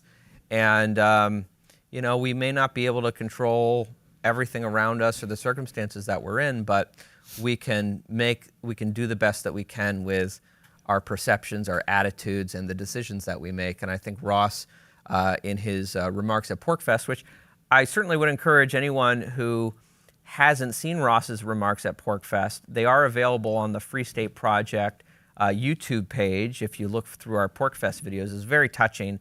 We had a Jordan Page sang the Free Ross anthem. That's awesome. And live, and Ross gave very touching remarks. For those who haven't seen it, I mean, I know he spoke at multiple events, but maybe I'm biased. I thought his PorcFest remarks were my favorite, we were really. It was really a joy to have you and Ross and Caroline at PorcFest this year. Oh yeah, it was fantastic. So yeah, So thanks so much. Absolutely. Yeah. And I'm sure I look forward to welcoming you back. You know, I hope that you will continue to join us Gotta at Pork keep Fest for years to come. Lynn, you're always Too many friends. I have to go see my friends. a lot of friends made along the way. Absolutely. That was the silver lining of this whole ordeal. Yeah. It was all the great people Yeah. I met. Well, adversity brings out the best in people, or it can, or it can bring out the worst too. I guess it depends on your attitude. Yeah, exactly. So, all right. Well, Lynn, thank you so much for joining me. Yes, absolutely. And to everyone who's watching, continue watching. We're really looking forward to celebrating Ron Paul's 90th birthday. Wishing the good doctor well. He has really changed the lives of so many people, including myself. And thank you so much for tuning in for this special broadcast. And Lynn, any final last word? No, just thanks to everyone. All right. It's helped. Yeah. Well, then my last word is, furthermore, my opinion is the Federal Reserve should be destroyed. Amen.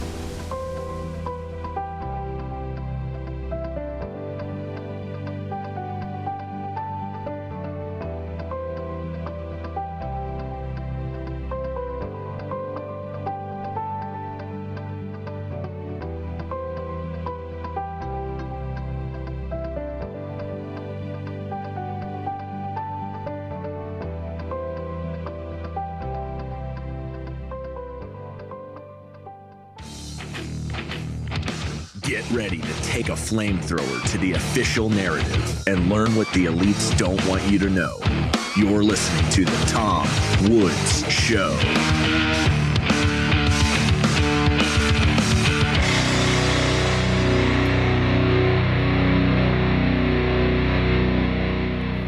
Hey everybody, Tom Woods here. I don't know what episode number this is. I usually announce it at about this time, but I'm completely disoriented being down here in Texas for the Ron Paul 90th birthday barbecue. And I'm joined today by our old friend Buck Johnson, who is making what I believe to be his first appearance on the Tom Woods Show. It is my first appearance. Yes. That is an absolute injustice, man. I'm glad we're able to rectify that here in Texas. Buck is the host of the Counterflow podcast and talks about the kinds of things that I think people who listen to me would find interesting. In a way, do you know Steve Patterson? I do not. Oh, okay. Well, you and I have to talk about Steve Patterson. Okay. Because he has a mind exactly like yours. Oh. Yeah. Anyway, Okay. let's talk instead about... Sorry, Steve. He's such an awesome guy. Because he's the kind of guy who he'll propose an idea, and the first time you hear it, you think, Steve, you've gone way too far. Yes. This is not in your wheelhouse. You have no right to make a sweeping statement like that. And then 6 months later, you say, oh my gosh, old Patterson. Right. So anyway, let's talk about, I have a few items on my mind. Obviously, we're at a Ron Paul event. Yes. So Ron Paul's going to come up. But I've been looking at your feed, because I follow you on so-called X. Yes. That's the closest I can come to calling it by the new name. It's so-called. So-called and with scare quotes. But, Yes. you know, I've talked quite a bit about the Middle East over the years on the Tom Woods Show, but it's not my main focus. I have other topics that are interesting to me that I know more about, and I tend to focus on things I know more about, so that even when I have a guest on, I want to know enough about the subject that I can have an interesting conversation. You know, if he comes on and knows something that is completely outside my realm of competency, then it's not an interesting interview in general. Right. So I don't focus that much on the Middle East, because I know some things, but I ain't no Scott Horton. But geez, Buck, lately, the issue of Israel, you just can't get around it. I mean, it's gotten to the point where it is so preposterously over the top how much the U.S. government is kowtowing to it. With now they withdrew that thing where the Trump administration was saying that they would withhold disaster relief from states that boycotted Israeli companies. They withdrew that because that was too unpopular even with their own base. But it's one thing after another. I just posted on my feed a photograph of dozens and dozens of U.S. congressmen sitting in Israel with Benjamin Netanyahu. I mean, that's, like, even if I were a vociferous supporter of Israel, I would find that weird. I would find that weird. Now, you know, I would find it weird if dozens and dozens of congressmen went to the Vatican and spent several days posing with the Pope. I would find that odd. I think Americans should find that odd. So, and yet the funny thing is, I started off this whole thing back around like 1990. I started off as a very committed Zionist because I didn't know any better, because I thought that was the default position, because I was right of center, and so everybody takes that position. And I wouldn't say that, you know, I'm 100% on the other side now either. My view is this has nothing to do with me, and I don't want to be implicated in any way. Where has your thinking on this gone over the years? So, for those that don't know about the Counterflow podcast, at one point I was a hardcore ANCAP libertarian and an atheist, oddly enough. And now I've transitioned through, because of my own life journey, if we can call it, to an Orthodox Christian. And having been in this Orthodox world, we're sort of seeing some overlap between Middle East foreign policy and maybe incorrect theology. And when I was a teenager, I went to the biggest Zionist preacher church probably in the country, John Hagee. That was my pastor. Oh, wow. Yes. He's well known for this stuff. Yes. And I remember even when McCain ran and Hagee endorsed him, it was sort of like, ooh, he's got this crazy pastor endorsing him. And I thought, he's not crazy. I don't like McCain, but I went to that church. Now looking back, it's like, oh my goodness, Why? Crazy pastor did endorse him. Yes, the crazy pastor did endorse McCain, and now it makes sense why, right? Because Zionists are obviously pro-war. The neocon establishment is very Zionist, and a lot of that, if you take out the stuff that just Scott talks about, where it's just foreign policy, war policy, some of it, as we saw Ted Cruz say recently, is rooted in very bad theology. And so I have been doing a lot of focusing on my show, like, why is this all happening? Why did I learn these things that were so incorrect and bad? I want theologically correct Orthodox priests on my show to explain, and just theologians in general, they're not all priests. Please explain to me where I went wrong, where this goes wrong, and boy, it goes very wrong. And it leads to, one of my episodes was titled, Bad Theology Leads to Bad Actions. And that's exactly what we're seeing here. And I think that you can't separate the foreign policy aspect of it, even if they try to say, no, this isn't about the Bible. This is just, I don't want Islam controlling that region. We've got to have a friend in that region. It's not just because of that. It is because of bad theology. Very often that's what it's rooted in. So I've been focusing a lot on that and trying to correct the record. And a little bit, there's a bit of angst within me, like, why did I believe that stuff? Why did I go to that church? Why did I listen to that preaching and think that that was correct? And so now I'm repenting, as we like to call it. Well, it's not that we have everything we say on this will be misrepresented. It's not that we have bad will toward anyone. Right. It's that I want to understand my own tradition correctly. Mm-hmm. And secondly, in this particular case, it is, I feel like my countrymen are being manipulated and taken advantage of. Right. Like their good nature, their if I say simple faith, people will think I'm being disrespectful, but I mean that in the sense that it's innocent and authentic. Yes. And I think they're being led by the nose down a path they shouldn't be led down. Right. And they're being led to endorse things they should not endorse, and that under any other circumstances they would know they should not endorse. So I've done an episode on the theology, the dispensationalism stuff, but I plan to do another one later this year with somebody who is an incredible expert on it. And it just has no... The idea that a Christian is obligated to lend support to the Israeli regime as it exists today, that's a biblical command, that is just not something that would have been recognized by anybody in Christendom. That's not what's meant by any of these verses. And that's not what anyone took them to mean. Right. And if you try to insinuate that there's an Israel of God, there's an Israel of faith, you will be that finds its culmination in the church. Yes. You will be accused of engaging in so-called replacement theology, right? By which they mean traditional theology of the last 2,000 years. Yes. But so it couldn't be of greater importance. It doesn't matter if you're an atheist or not an atheist. The way people look at the Bible, Israel, the church, all these sorts of issues and how they're intertwined affects the lives of many people around the world, whether you find it interesting or not. And it's important for us to get it and to get this stuff right. So as I'm watching it now, I mean, I find it very odd that you go to the House of Representatives, you walk down the halls, and there are Israeli flags outside people's offices. This would disturb me if it was any country. Right. It doesn't matter. It would disturb, but it isn't. Right. That's the thing. It isn't any country. Right. It's not Scotland. Yeah. You know, that's for sure. It's not any. You know, it's not Japan. It's all this, and then the way, in lockstep, everybody speaks the same way. All these representatives on Twitter, they all say the same things, repeat the same slogans. You know, their knowledge of the subject is a mile wide and an inch deep. I'm not even sure it's a mile wide. There's something wrong with this, and it seems because there's this theological block that a lot of people have that makes them think, I need to support this, it's hard to convey to them what would otherwise be easy to convey to them, that this is abnormal. Mm-hmm. Other countries aren't like this. Other countries don't have foreign flags everywhere you turn. Like, there's something odd about that. Mm-hmm.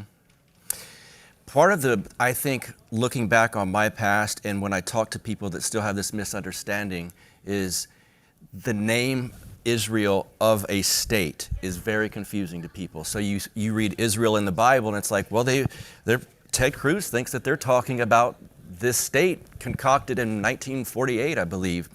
And it's using a name that in the New Testament is meant for the church and Christians. And so they're saying replacement theology because they think that we are replacing something that existed with something new. We're not, it's all through the New Testament. That's not the case at all. It's the olive tree is what they use in one of the texts in the Bible. The unfaithful branches have been broken off. The faithful branches have been grafted on. That's not replacing the tree. The tree, the root, Israel is still there. That is the church. And it just leads to more confusion when someone associates a country, a state of Israel, with something that's in the Bible. And that has caused me confusion for many years. I don't mean to put you on the spot because this is a hard question. I asked this of Sheldon Richman. I probably asked it of Scott. And, you know, we both have some knowledge of this area, but neither one of us has to carry the burden of being known as an expert. So Yes. it's okay for us to occasionally be wrong. And it's not a huge international scandal. So having said that, suppose you lived in Israel right now, partly because of what your government has done, you are in an almost impossible situation in that you have a seething hatred for you among a lot of people who live close by. And if you were to say at this point, well, we're simply going to discontinue all operations and we're going to try to reconcile, you may have reached a point where through some of your own actions, you've made reconciliation impossible. Maybe it is not possible to live in peace side by side with the people you have vanquished, in effect. So a lot of times you get asked, what do you want Israel to do in this situation? And a lot of activists say, well, you know, call everything off against Gaza and all that. But I've had some people admit, I don't really know what the answer is because it seems like no matter what they do, Yes. the public in Israel might still nevertheless be in danger. So now they've gotten to a point where all they can think to do is violence. Yes. Because maybe there is no other way out. So, I mean, this is a bad situation. It is, yeah. And I feel love for those people because they're in a predicament that outside negative forces have put them in. I don't know what they should do either. Now, we were in a different situation because we're our own entity over here, sort of apart from everything in America. But when George Bush was doing the stuff he did, a lot of people hated us. And if we were bordering them, I don't know. I mean, it's sad, but because of incorrect theology and bad leadership, we're putting, not we, but these leaders are putting people that don't have much say-so in a bad spot. So I don't know what they're to do either at this point. Yeah. I find one of the things you said, if it was any other nation, it's interesting because just to get, so people understand, Israel is not a Christian nation. So that should worry people. Why are there flags outside of the halls of Congress and people's office? Imagine if it was Russia. Russia's at least a Christian nation, but boy, could you imagine the backlash they'd get if you started putting Russian flags outside of your office. So Yeah. So, you know, given the circumstances of our being together today, it might be worth noting that we're here to honor a man who takes a very hard-line, non-interventionist position with regard to the United States. And now we've started to see something like that position gaining a little bit of traction within a certain wing of the Republican Party. But that traction can pick up only so much because then you hit the wall of Israel. Yes, no pun intended. Yeah, no pun intended, right. Yes. I mean, because that is like a wall. Because, yes, of course, we want to stay out of foreign wars, but there's always that but in this particular case. But for Dr. Paul, there wasn't a but. Right. It was that, and we can make many sorts of arguments, but number one, it seems like the U.S. in its foreign policy is like a bull in a china shop, that everything it does, not only does it make the situation worse for the people on the ground, it makes the situation worse for the U.S. itself. You know, like the Middle East is not better from the U.S.'s point of view now than it was 20 years ago. Is it better from Israel's point of view? I'm not even sure of that. Even that's arguable. So maybe it's best for us to have some humility instead of assuming that we can just remake the world like it's a set of Tinker Toys and step back, not to mention the expense involved, the loss of life, the radicalization of the population. And, you know, I'm going to be talking tonight about, very briefly, contrasting Bill Kristol's predictions for the war in Iraq in 2003 with Dr. Paul's predictions. And Bill Kristol, his predictions are exactly every caricature you've ever heard of the Iraq War. He believed in every one of them. Like, he believed that we'd be welcomed as liberators. We're not making that up. He did believe that. He thought it would be over in about 2 months, that it would be at minimal expense, and that it would culminate in the remaking of the Middle East in the image of the U.S. Now, these are not things I made up. These are absolutely his verifiable positions. We listen to that today, that's absolutely laughable. Dr. Paul predicted the opposite of all those things, and the opposite of all those things came true. So, but yet, his position is still the minority position. And I asked Grok about it, and Grok said, it's interesting that Bill Kristol, despite his dramatically failed predictions, suffered no professional repercussions. He continued to be a respected commentator on cable news shows, whereas relentlessly anti-war people like Dr. Paul were not getting positions on those shows. So the guy has been vindicated a million times over. He's right again and again and again. And what does he have to show for that? Being called names. He's this, he's that. Okay, call me all the names you want, but if I'm right and I'm a patriot and the things I say, if they had been listened to, would have prevented all these catastrophes, call me all the names you want. It's funny, too, as you're saying that, I'm thinking, it sounds like a topic you were very good on in the last 5 years. Oh, what would that be? That topic, and you've done this, all of those predictions. What happened to that? And no one, it's frustrating, and as an Orthodox Christian, I try to fight the urge to hold in anger about some of these things, but it's tough. But for people that are so wrong and never repent, and there's no consequences for it. Yeah. The consequences come for the people that were right. And it's frustrating. Again, Bill Kristol had at least a large amount of power. Dr. Fauci, same thing. Yeah. Yet everything they said was going to happen was the opposite. Everything people like yourself, Dr. Paul, you guys are always right. And it's frustrating to not see, like, why isn't Tom Woods on all of these news shows, you know? But they still go back. I do think people like Tucker Carlson are helping, let's say. He definitely is, yeah. Red pill a lot of people, yeah, if you will, is. on all of these topics that we're talking about. You know, Red Lobster used to have that endless shrimp promotion? Yes. And it crushed them financially. Like, it was devastating to them. So not only did they withdraw that, but I believe they went into bankruptcy, and they attributed it to that stupid endless shrimp thing. Now, not stupid from the consumer's point of view. You could eat a lot of shrimp, but I think they underestimated how much shrimp we could eat. Yes. You know, that was the problem. Now, I am pretty sure, I could be wrong about this, Buck, but I'm pretty sure heads rolled over that. You know, I mean, like that particular offering to the public was financially devastating to the company. And I believe heads rolled over it. Now, heads rolled over endless blankety-blank shrimp. Yes. And no heads rolled over shutting society down for no reason and lying to us and propagandizing us 24 hours a day and compromising people's health and all these other things. No heads rolled, and no heads rolled over, I mean, the estimates are hard to know which one to decide on, but maybe 1 million people died in Iraq.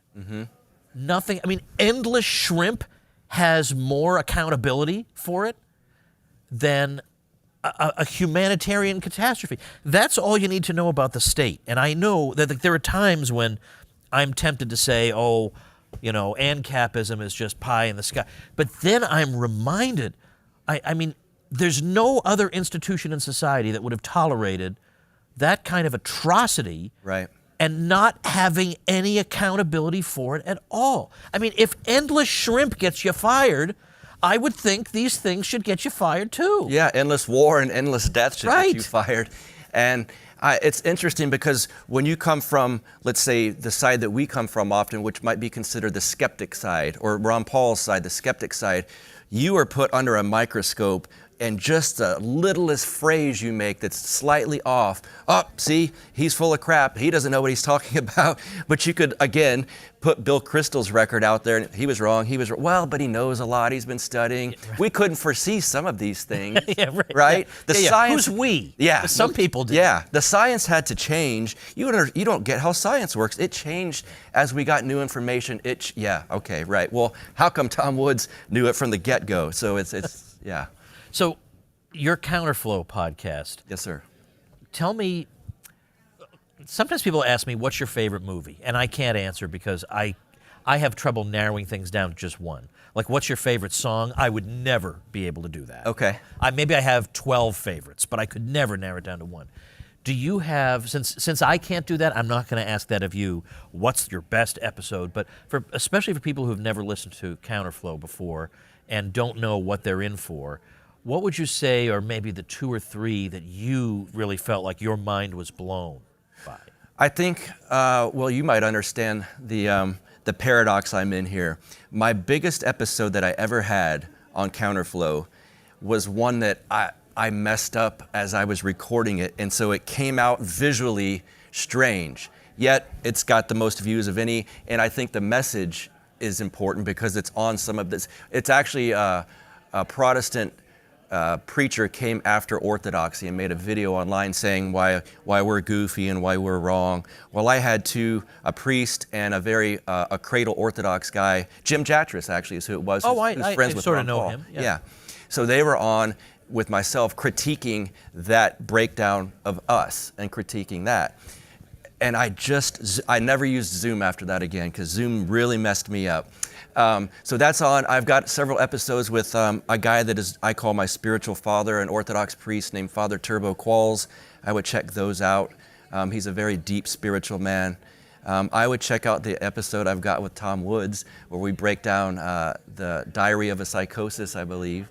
And those are the ones that pop as you ask that question. Again, we'll be done with this interview, right, and I'm going to know. go, oh, I forgot to mention that Okay, one. my favorite expression that I learned about only late in life is l'esprit de l'escalier. It's like the spirit of the staircase. It means as you're walking away from a situation, the perfect response comes into your mind. Yes. And I didn't know there was an expression for that. Yes. It's l'esprit de l'escalier. So later on, you're going to come to me and say, I forgot that episode. I should have told you. And for those who love the Tom Woods Show, I got Dave Smith on, and I think it's a conversation that he's not used to doing or that you don't hear from him very often. It was how his views on Christianity changed with the birth of his children. And I think that's a very touching episode. So check out the one with Dave Smith too. Now you've done some conversation, you at least had a recent one pertaining to feminism. Yes. Now feminism's a hard topic because there are different waves of feminism, so which one are you? And sometimes you might be talking past somebody because that person will say, well, I actually agree with you on those things. So it's a little tricky to nail down. It's even trickier than libertarianism to nail down because at least most libertarians will at least claim they believe in the non-aggression principle, but feminism has so many different varieties. And so I've had some feminists on. What I've said to them is, I think when a lot of people hear the word feminism, they think, well, what this means is just that women should get a fair shake in society and that they should have a fair chance at job opportunities and they should be taken seriously. You know, like if they go to the doctor and they have a complaint about something, the doctor shouldn't treat them contemptuously like, well, this is just some uninformed woman and I'll send her away. Right. You know, and when you put it that way, you think, well, that doesn't sound all that unreasonable. Mm-hmm. So what would Buck Johnson possibly have to complain about here?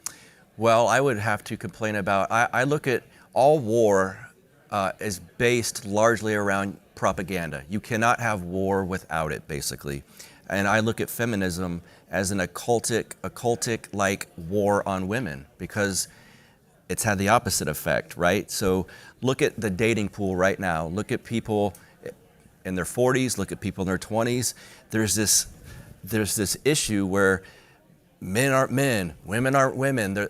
And I've noticed a lot of women I know that were formerly on the left have said, you know what, I now believe in traditional marriage roles. I believe in traditional female, male. But boy, I was ruined for so long with these feminist thoughts in my head. And that was all based on, the early feminists were occultists. And then again, it's this propaganda. It's a war against women. It's a war against the family. Some of them specifically said that initially. And you can't have war without propaganda. So it's led us to think, well, of course we want them to vote and to be able to get a job and these things. But it's like, yeah, you believe you don't want to kill grandma, so you should probably wear a mask, right? It's the same sort of propaganda that comes out. It's just that this feminist one's very widespread over a century at least, and they've infiltrated the universities, of course. Now they've infiltrated the schools. The lady I had on's a homeschooler, and she said, boy, if you've got kids, I'm for homeschooling, but if you have boys specifically, please homeschool them, because this feminist thread that's woven into the fabric of education, public education, it's just teaching young men that they're bad. Women good, men bad, and now we've you get them out of college and all these women complain, well, these guys aren't anything. They don't build something, they don't want to work, and it's like, right, because they've been disincentivized to do that through their entire education curriculum. Now, I just turned 53. I am not happy about this. But in one sense I am, that I'm way, way, way out of the dating pool, that's for sure. But boy, do I hear complaints from men of all ages about how difficult it is. And of course, there's a whole movement of men who've just decided to give up. Which is terrible. Imagine that. If feminism was started to break up the family, the last thing a man right now should do is go, well, yeah, no, don't give them what they want. No, don't give them what they want. Exactly. Yeah. But I don't even know, I don't know what's so difficult about it today as compared to, I'm sure that social media and dating apps are part of it. Yes. But is it more than that? I would say there's for any women I'm close with listening, not talking about you, but there has been a large segment of the female population that I would say is extremely vain, expects a lot. It's this sort of thing, I want a man to provide, I want a man to do this, I want this, I want this. And what do you offer? I'm here for him. It's sort of like this, well, I'm expected to be taken care of, but the female role in a household has been diminished and considered like, well, you're a misogynist if you think the woman should raise the kid or should homeschool the kid or prepare the man dinner or something like that. It sounds almost weird for me saying that now. It's like, yeah, that is misogynist, but it's not. And then the backlash of this again is this, I think they call it men going their own way. I forgot how but it's I like, think that is it. If you're going to go your own way as a man and you don't want a woman, unless you're a monk, the other options aren't very appealing to me either, Yeah. Sit around with a bunch of men and then I don't know, it's a bizarre thing. So unfortunately, this feminist wave that started very early on with the first wave has continued throughout the century, and it's led to this. And there's a lot of good women out there. I do say, let me jump in there. Yeah. So I would imagine that in churches that are more traditional, yes, there must be young women who are looking for a man, who's, compatible with them. Yes. And a lot of times what they find, so they'll say, what we find is that the men are a bunch of slobs with no ambition, yes, who sit around playing video games all day, yes, and you can't expect me to be attracted to that. Right, and I don't blame them. I wouldn't be attracted to that either. So I think there's this, we call it the royal path, the middle path, that you could also relate to some of the stuff Ron Paul's preached on. There's a royal path. You don't need to be the vain, alpha boss babe woman demanding what you want from the man, and the man that gets tired of that shouldn't just fall back into his couch in a basement and say, I've got AI and I've got video games. There's a middle path to be had here, and with some of my episodes, that's what we're trying to get across. Yeah. That's really important. This is why part of the reason that my own emphasis and some of the things I do has shifted away from just how do I adjudicate two competing lines of argument in some obscure libertarian dispute. You know, like whether, you know, how would Lockean homesteading work in outer space or something. Right. And one position says this, one position says that. I mean, you know, I'm a puzzle solver. That's why I really enjoy doing math. I like solving puzzles. And for me, libertarianism and Austrian economics was in large part solving puzzles. Like, okay, it doesn't seem like this particular service could be provided on the free market, so let me put my puzzle solving hat on and see if I can figure out how it could. You know, and there's nothing wrong with that. That's a fun exercise. But I think we've reached a point where we need to now kind of do things in the real world because, you know, we're living with the consequences of, you know, a society that is deeply hostile to us, institutionally and on every level. And it's more important, I think, to help people equip themselves to prosper and thrive in that kind of world than it is to satisfy their intellectual curiosity about obscurities. So I admit that I may have put a little too much emphasis on the obscurities in the old days, but now it's more like, geez, this is where we are. You know, because I would get a lot of people saying, so what do we do? I know all the information. What do we do? And my answer was, I don't know, somebody will come along and figure that out. But I think that the somebody is us. Yes. You know, the somebody is putting our heads together and figuring it out. Or, you know, a lot, like for example, I have a couple of mastermind groups. Yes. And one of the best benefits of that is that people meet people. They make contacts. They, like 3 of my guys bought a business together. You know, they wouldn't have been able to do that if they hadn't all been together. And I think likewise, the more we socially get to know each other, well, you know what? Maybe romances develop out of that. Yes. You know, maybe deep friendships, maybe businesses. You know, it's important for us to get out from behind the microphone and from behind the speakers, you know, and get out and try and make this world better. Right, but to your credit, not only with the mastermind groups, because you are doing something, but to create groups, essentially, like the Tom Woods listeners or mine for the Counterflow listeners, you're still putting out issues and asking questions and solving puzzles that the average, let's say, person maybe not find so interesting, right?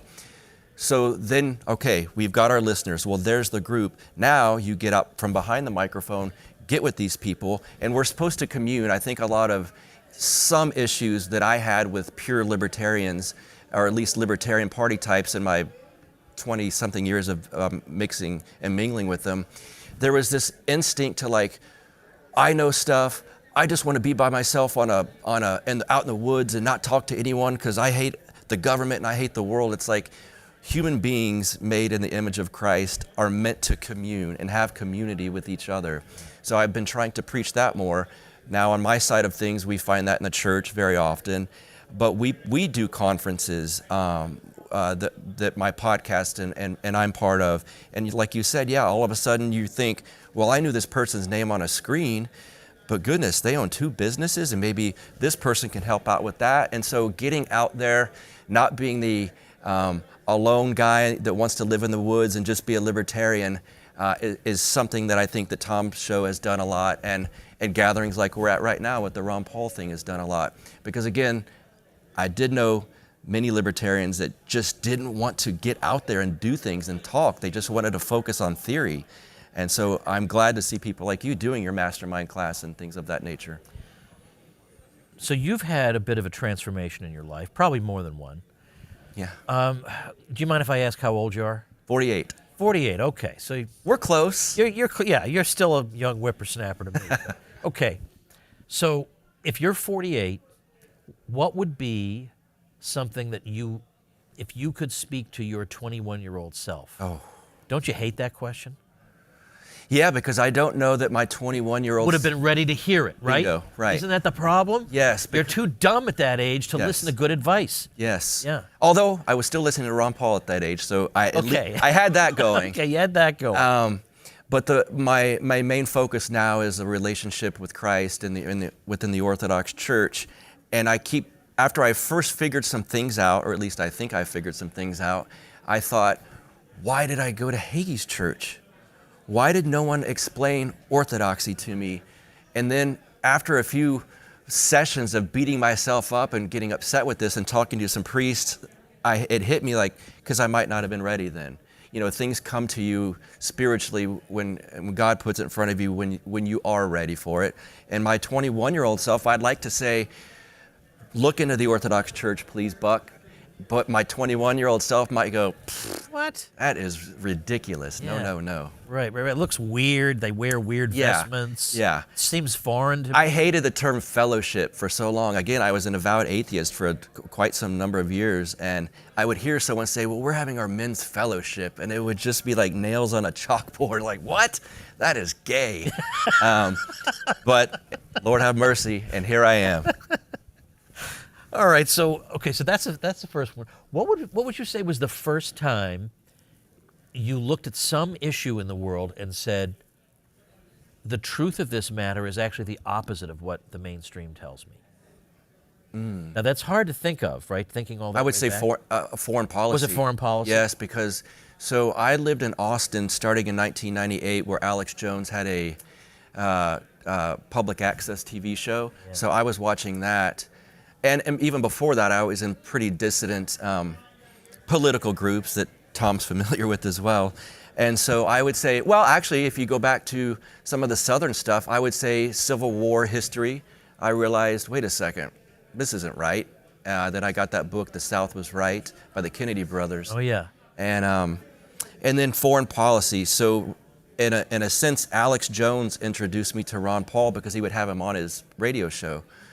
And I started listening to Ron, and then I bought the Harry Brown book called The Great Libertarian Offer just before the 2000 election, and then 9/11 happened soon after that. Yeah. And when I saw what was going on, I had already been influenced enough from Harry Brown, Ron Paul, Alex to an extent, although Alex wasn't touching foreign policy as much as he was on conspiracies. And it was like, this is all lies. These people are lying. Like, what did Iraq have to do with this? Yeah. And so then that was my first real red pill moment, I would say, where it's like, this isn't what they're saying. These people are lying. And I saw people I loved falling for it. People I worked with. I'm a firefighter. I can't say exactly where I'll get in trouble, but I'm in the fire department, and I saw firemen going, we got to go over there and look what they did. And I was like, no, that's not what happened. Yeah. They didn't do this. Yeah. Our foreign policy caused a small segment or a small amount of people to do this. It didn't have anything to do with Saddam Hussein. So that was a big eye-opening moment. It was disappointing and disheartening to see it just spread like wildfire. And I'm like, hello, listen to Ron Paul, you know? Well, Dave Smith has a bit somewhere where he's talking about talking to people after a little bit of time had passed after 9/11 and saying things like, well, our government or we had done this over in the Middle East and this and this and this. And the response would be, what? That doesn't sound like us. Yeah. Like no one even knew what was going on. Right. Like history began on 9/11. Like yes. No one even knew what was going on. That their leaders had been putting them in a position where they were in danger, but hadn't bothered to come clean with them about it. So nobody knew what was going on. So it's funny about Alex Jones and foreign policy because that's, later on, obviously, he came to have a lot to say about foreign policy. Yes. But I think foreign policy became way more important after 2001. I mean, yes, in the 1990s, we had the Balkans, we had NATO bombing Serbia, which was an atrocity. I'm sure especially you would have strong opinions on Correct. that. I did an episode on that too. But this didn't really hit particularly close to home for most people. So no doubt, that helps to explain why all of a sudden he paid more attention to it. But for me, that was hard because I just thought that this was as sophisticated as I was. I thought that if you were a wimp, if you were a liberal, then you don't like the U.S. military, but you should because it's defending freedom. I mean, it really, really was a very low level I was at. And I was very good at things like math. I was the co-captain of the math team. I took us to the New England Championships. I was 2-time Eastern Massachusetts All-Star at Penn State. I mean, so I was capable of high-level thinking, just not here. But when it was something visceral, like this is my country you're talking about, but that helped me to talk to people more because I realized that some of these people I'm talking to, they have the same visceral reaction I did, that when you criticize the U.S. military or the U.S. government, it's like you're criticizing them. That's me. How dare you say those things to me? And that took me a while to get over, but what helped me get over it was the first Persian Gulf War of 1990-91. So 1990 was the buildup, Desert Shield, and we were all wondering, are they actually going to go to war? And then it happened in January 1991.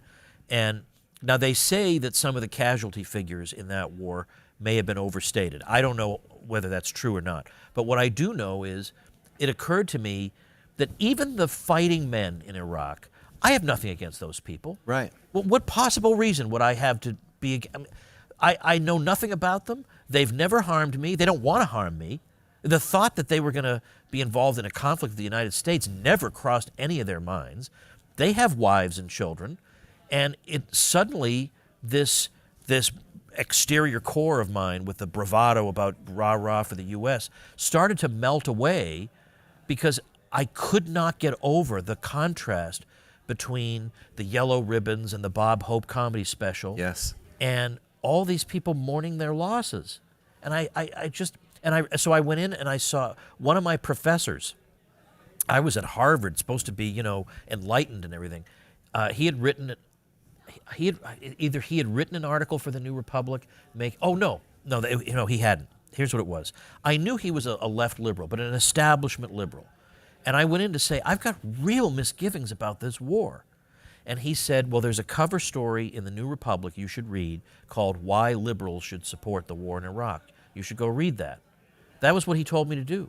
And this article was unsatisfying, I'll say that. So I was ripe pickings for when I came across the Chronicles magazine, the Paleocon crowd, that said, you can be right of center and not go along with these slaughters. You don't have to. And at that point, I decided, I guess I'm not going to then.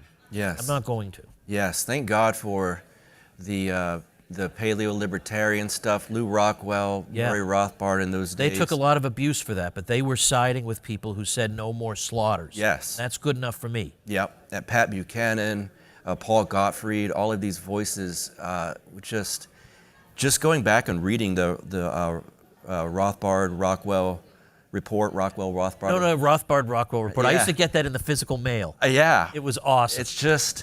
It's just a treasure of brilliance, and I mean, I could go on and on about that. But some of those writings, when you look back in those Pat Buchanan years, and then Ron Paul, of course, being involved with a lot of those circles, it's just so much better and more informed than the Bill Kristols. Yeah. And yet, Pat Buchanan was demonized naturally, and you know.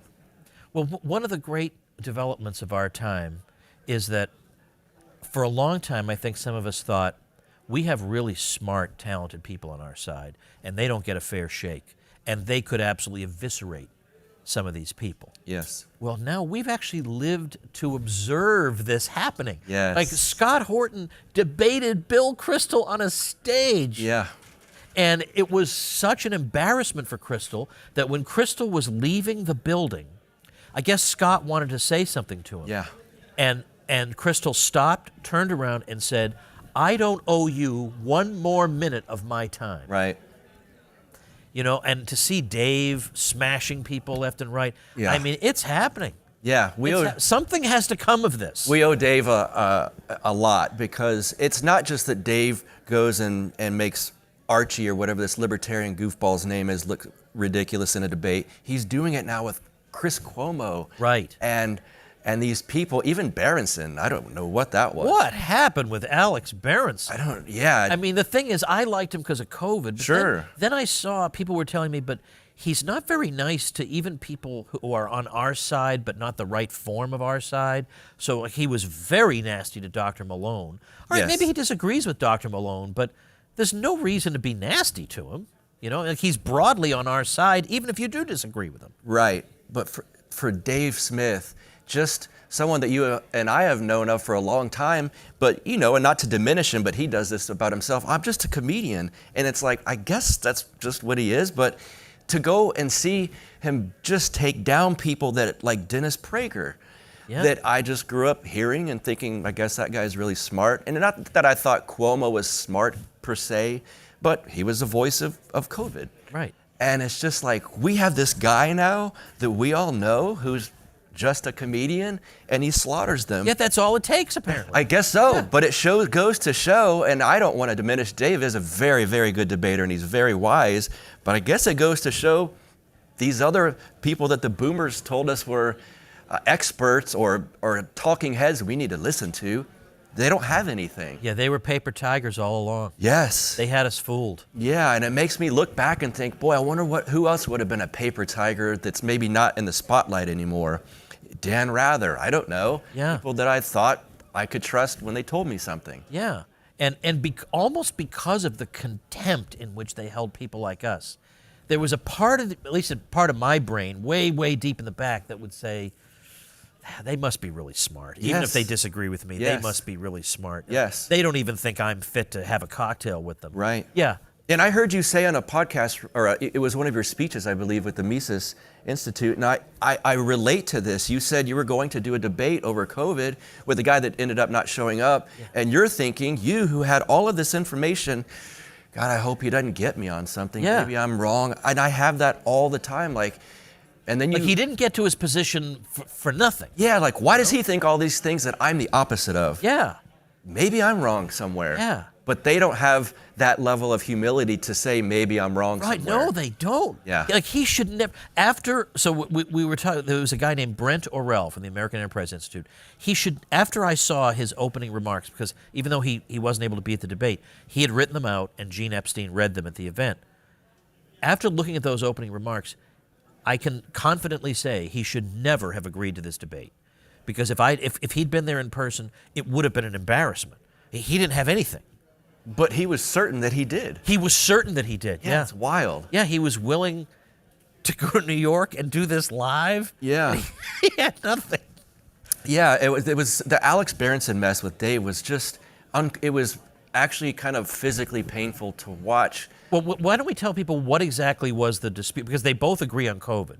What was the dispute between Berenson and Dave? That's the stupid part about the whole thing is Berenson attacked Dave as a Holocaust denier. Yeah. It's like, he's not that. And that was sort of, well, let's have a debate. And I thought, well, Dave's not a Holocaust denier, so is it like, I'm not one, debate's over. It's sort of like Dave's view is, look, I may be a lot of things, but I guarantee you I'm the world's foremost expert on myself. Yes. So if I tell you that this is my opinion, you can probably be assured that it is. And then once he's on there and you realize, well, that tactic's not going to work, he wanted to discuss Daryl Cooper's tweets. Yeah. Well, get Daryl Cooper here. Dave is Dave. Yeah. But also he was saying, but didn't you, I'm not kidding, it took this form. Didn't you tell a joke in 2017 about, oh, yeah. And didn't you tell a joke about 2017 is something that, Alex, that's over now. Yeah. This is 2025. You don't pull that anymore. Right. Nobody cares. Yes. That doesn't work. Yes, and boy, when it was Dave was talking to Richard Spencer or someone that was, the alt-right, back in 2017 and made this joke, and boy, for Dave's reply to say, he nailed him, and he said, you're worried about me and who I spoke with 5-10 years ago? You worked for the New York Times. Yeah. When they were pushing the war in Iraq, responsible for over 1 million people. Yeah. I owe you an apology? No. Yeah. It's brilliant. It's beautiful. Exactly. That particular point about their weird priorities. Yes. No one had been making that until very recently, but Right. that is very, very important. Yes. So, do you have, if somebody wants to listen to Counterflow, they just go to whatever. Yeah. Whatever. Go to the podcast. YouTube page. Type in Counterflow with Buck Johnson on the YouTube page. Is there any link, anything else you want to? Yeah, I have a website, counterflowpodcast.com. You can go to, follow me on X, so-called X, at Buck Rebel, BUCKREBEL. Podsworth Media produces Tom's show and my show, so we've got that connection as well. So the production value is going to be great. Yes, absolutely, absolutely. I was going to say about, Michael Malice, at the end of his podcast, always asks the guest, he says, we're running out of time. What was your favorite part of this interview? Now, Malice will never see this. I am the co-star of half his episodes because he'll drop some reference to me being.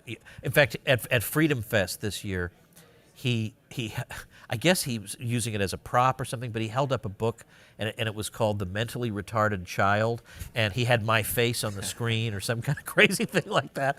But anyway, he'll never even find out that this happened. I'm just going to steal that from him. What was your favorite part of this interview? Getting to talk to you for this long amount of time. I mean, we've almost been here an hour, and I have been a fan of yours since well over 10 years. I've read your books. I take a lot of my style. I at least try to emulate some of you, and Tucker Carlson are my favorite interviewers and the way you do things. So it's an honor to be here, sitting here with you. Well, I appreciate that, Buck Yes. Johnson. Thank you very much. Check out Counterflow. And thank you, ladies and gentlemen. Now, but I'm doing this, though. I have 2 minutes and 40 seconds still to go. Am I damaging the Ron Paul Institute in any way by not filling that time? Okay, they are giving me the thumbs up. All right. Well, so long, everybody. Thank you.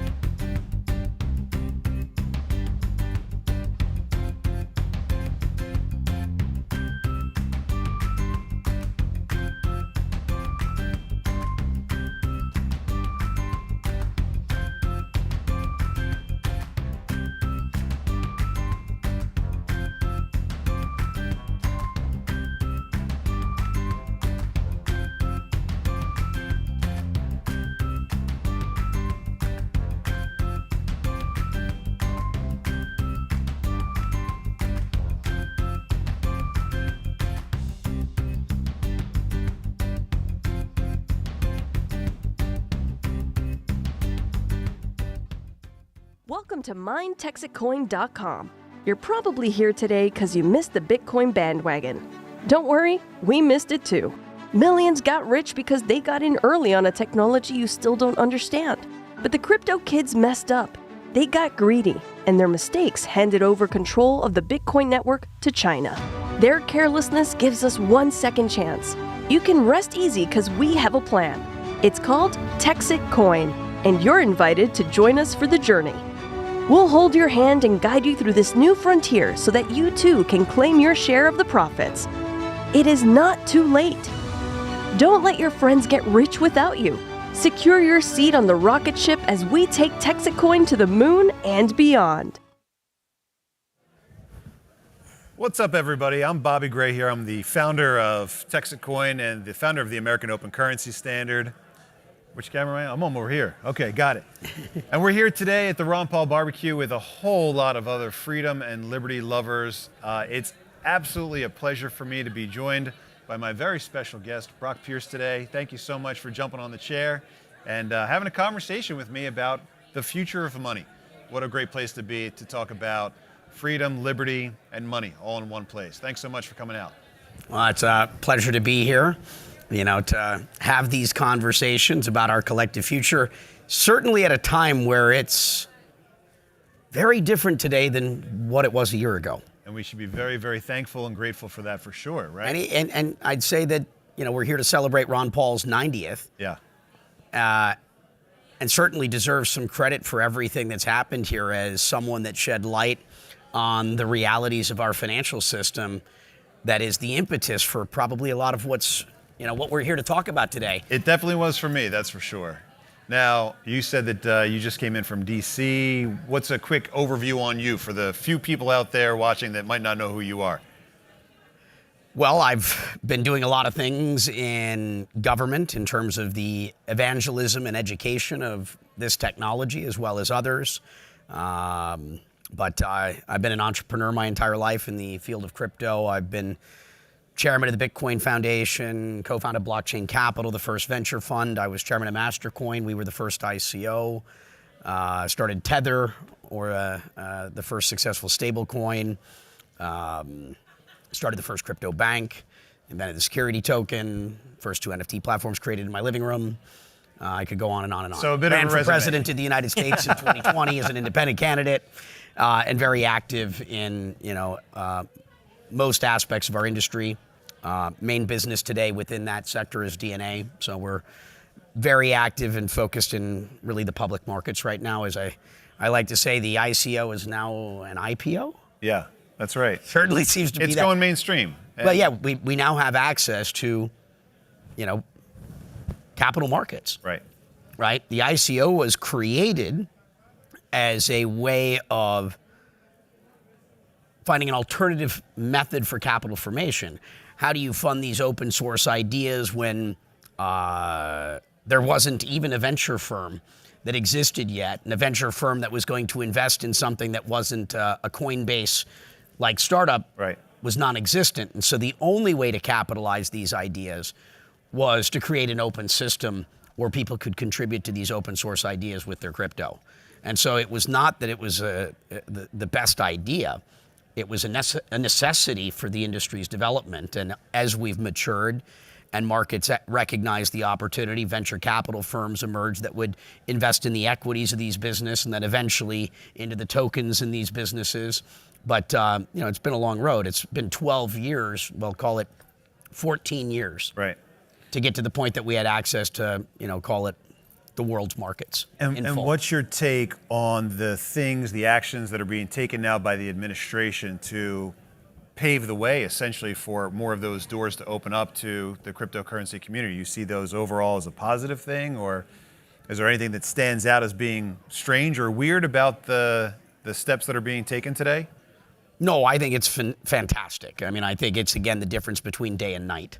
If you were a pioneer in this industry and on the front line, you were at risk of losing your life or your liberty or your reputation, or certainly being sued. Every major project, for the most part, that had any U.S. nexus, and even if they didn't, you know, found themselves likely sued by the government. Yeah. if not prosecuted. Right, of course. And that's what it was to be a nail that stood up. Right. You know, to be a pioneer on the forefront of that change. You know, you legitimately, unless you were ignorant, you couldn't sleep at night knowing that your door might not get kicked in that evening. You know, that's why so many of the best and brightest, so many, you know, of America's finest left to go live and build overseas. Yeah. What makes America great is the ingenuity of the American people. We're the greatest innovators alive. And, of course. And when we're pushing out the innovators around a critical new industry, that does not bode well to our future. And so what a completely different time to be alive. You know, America's back. Innovators are coming back. We are being supported for the positive change that we're able to bring to the world. And, you know, what an amazing time to be able to build and to do it without fear. Well, right? I definitely and not that we sought agree with permission, that. but to do it with permission, Right. to do it with acknowledgement, to do it with support, right? You know, to feeling supported for the work that you're doing. It's like we've made it. Yeah. You know. Well, I can say for sure myself, I definitely would have already been arrested for the work that I'm doing today with Texacoin. But I see it as a bit of a double-edged sword. You know, with you know, the adoption from mainstream finance, we've got a lot of centralization now that's coming around. You know, if you go out to a big crypto conference, it's a lot of big money there now. It's the same types of guys that we talked about disrupting back in the early days of crypto. So, you know, 10 years ago, if you said Bitcoin, your bank account was getting closed, whereas today, banks are offering crypto and crypto services to their Well, now they're their customers. obligated. The most recent executive order. Right, with they the have executive order, right. So, so do you see any kind of challenge with crypto maintaining or still having a place as a decentralized currency for the people, by the people? Is that, you know, kind of going the way of the dinosaur now with all of this engagement by the institutions and governments of the world? No, I don't believe that's changed. Okay. This is part of a regular process or cycle of things becoming mainstream. You know, in the beginning, something is fringe, right? And if you're part of that original fringe group, generally it's normal to feel uncomfortable when things go mainstream. Right. Because they're not pure enough, they're not, you know, principled enough or whatever it might be. But in the end, there is no question that mainstream adoption is a good thing. You don't want to be a fringe group forever fighting the system. You want the system to stop fighting you, but join you. That is the moment that you've won. Yeah, you did it. You know, centralization. People have said, "Oh, isn't this terrible? There's ETFs, not your keys, not your coins." Well, if you want mainstream adoption, you have to make it easy for people. Right. And I think that ETFs are a great way of expanding the market, allows institutional capital to participate, which then means they stop fighting you. Yeah. You know, the reason we can sit here so comfortably today is because the world's, call it major stakeholders, instead of fighting us, decided to join us. Yep. We have a crypto president, vice president. We've got a majority of Congress that supports legislation around the things that we're doing. And with that, you know, as someone that's gone around the world talking to world leaders and major financial institutions and big family offices, the number one concern that was always raised is, well, but what's the U.S. going to do? Yeah. And governments would be like, yeah, we like it, but we're not going to do anything until we see what the U.S. does.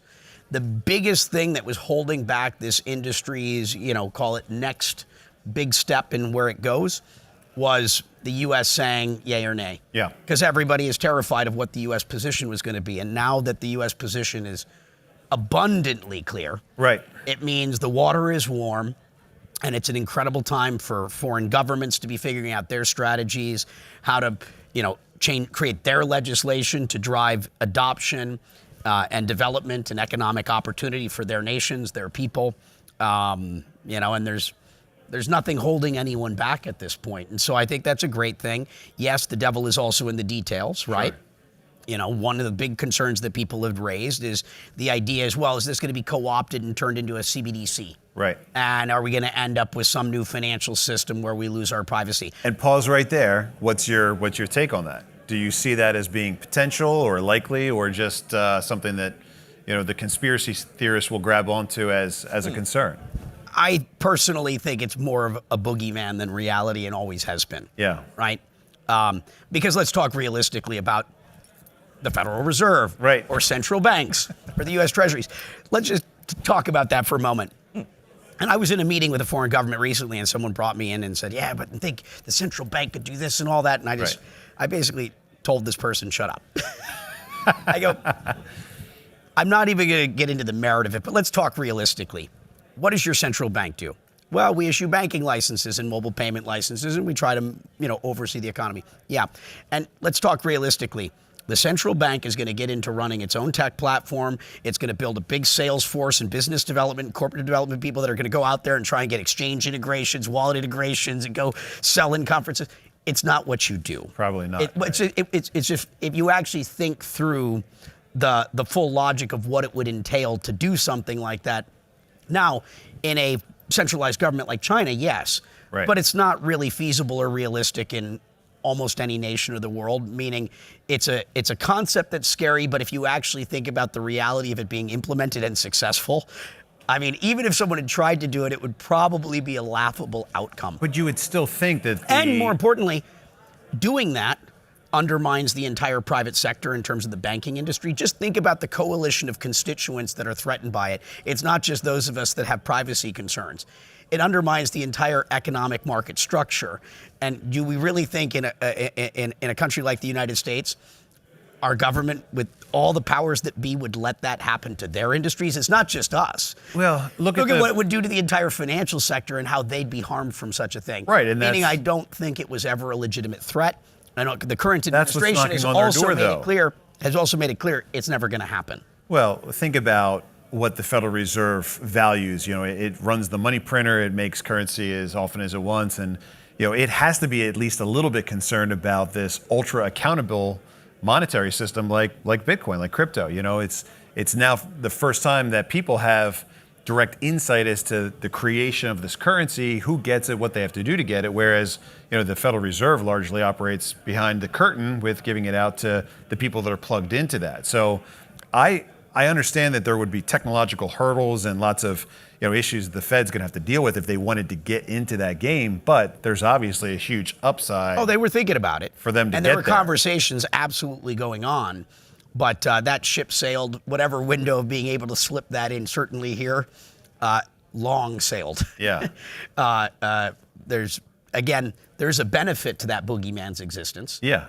Even if it was not a likely potential reality, but certainly it made we the people aware of its risk, and it's become enough of our position as a constituency that matters now, with over 50 million Americans that hold crypto and being now large contributors to elections. Well, that's we're never going to let it happen. I see people now having a conversation about money that I've never seen before in my entire career. I mean, I remember going out in 2008 trying to introduce people to gold and silver and copper coins as money, and it was hard work because there was no incentive or upside for them to really take the time to understand what money is, where it comes from, how it works, why the system we have now is broken. And crypto really changed that. It paved the way for people to become incredibly curious about how money works, why the system we have now is ruining their savings through inflation. And when you have something like crypto, like Bitcoin or other good coins out there that give them real insight into how much there is, where it goes, who's holding it, how to get it. I mean, it's revolutionary in terms of a financial technology. And that's the part that I like the most about it. It took me a very long time to take off the gold and silver, blinders. But once I discovered the accountability aspect of it and the honesty that comes along with that, the integrity that's built into crypto, was the writing was on the wall for me. Well, they were right when they said the revolution wouldn't be televised, but not many would have guessed it would be, encrypted. Right. Yeah. Cryptographically secured. Right. It's a pleasant change for sure. I'm cautiously optimistic that these changes that we're seeing, these acts of Congress and executive orders from the president are leading us in this direction, if not the exact way we want to go, at least getting people to become more curious and concerned about their money. And I think the more people having that discussion, the healthier the market, the healthier things we'll see come out of the free market. So, well, there's no question this would eventually, regulations would exist. There's no question about it. The concern is not regulation itself. The question is it going to be sensible regulation? Yeah. Good regulation versus bad regulation. And we were very much at risk the last. It was a close call. We were very much at risk up until, this year. Yeah. Of bad, harmful legislation being passed versus legislation which by nature is going to be imperfect. Yeah. But all in all, probably as good as you could hope for having. With your ear to the ground, is there anything that you see on the horizon that might still be coming our way out of the administration, or is there anything that you could specifically think of wanting to see cooked up by this administration that would continue leading us down the path that we need to go? Well, I mean, I think the crypto community, clearly wants to see the U.S. have a Bitcoin treasury or a crypto treasury. Yeah. And those things this is not a new concept being discussed and looking more and more likely. Yeah. Which, by the way, if we're going to print money endlessly, it's not a terrible idea of printing money to invest in America's future. Whether it be giving $5,000 into a savings account for every child that's born. These are ways to invest in America's future rather than wasting money and creating debt that doesn't deliver a return in our future. When we say money, are we thinking crypto money, Bitcoin well, they're money? Talking about printing dollars to buy crypto. Obviously, right now, the first thing they said is we're going to stop selling crypto that the government has in its possession, which was through confiscation. Right, sure. Right? And there's arguments to be made, is that a good thing? But if we're going to be endlessly printing, there is an argument to print, at least for things that are going to invest in our collective future. Whether that be giving money to every child that goes into a saving account so that you can have a different sort of social system where, as Americans, we're all rich, which you'll find often in many parts of the Middle East. Yeah. We could have done that sort of thing a long time ago and empowered Americans. We printed money endlessly. We probably could have done some good things with that if you accept that argument. As the United States and other nations and even U.S. states start looking at strategic Bitcoin and crypto reserves, you look at that having a net impact of driving the price of Bitcoin higher and higher and higher, continuing to push it down this path towards, digital gold, which really isn't that usable in the marketplace. And so, are there any other things out there that you see in the crypto space that people are actively using as money? You've got a bit of experience in Tether, obviously, stablecoin money, right? Stablecoins, because back to the medium of exchange. Yep. Right. Digital gold or gold is really a scarce instrument to hedge against inflation. Right. That's right. It's not, an ideal instrument for day-to-day transactions. Right. Tether, Circle, or USDT, USDC, now USD1. Stable coins clearly are there. I mean, we're seeing just in Tether alone over $50 trillion a year in transactional volume. Right. It's changing the way in which trade settlement functions. Certainly, it's extended, I think the dollar's dominance in the world. I mean, over 90% of all crypto transactions settle in dollars. Right. Globally. It's because of its faster settlement functionality, more and more trade that has nothing to do with crypto is settling in these instruments. Similarly, money remittance, lower interchange fees and currency exchange rates, and getting money to people in third world countries that need it immediately. Yeah.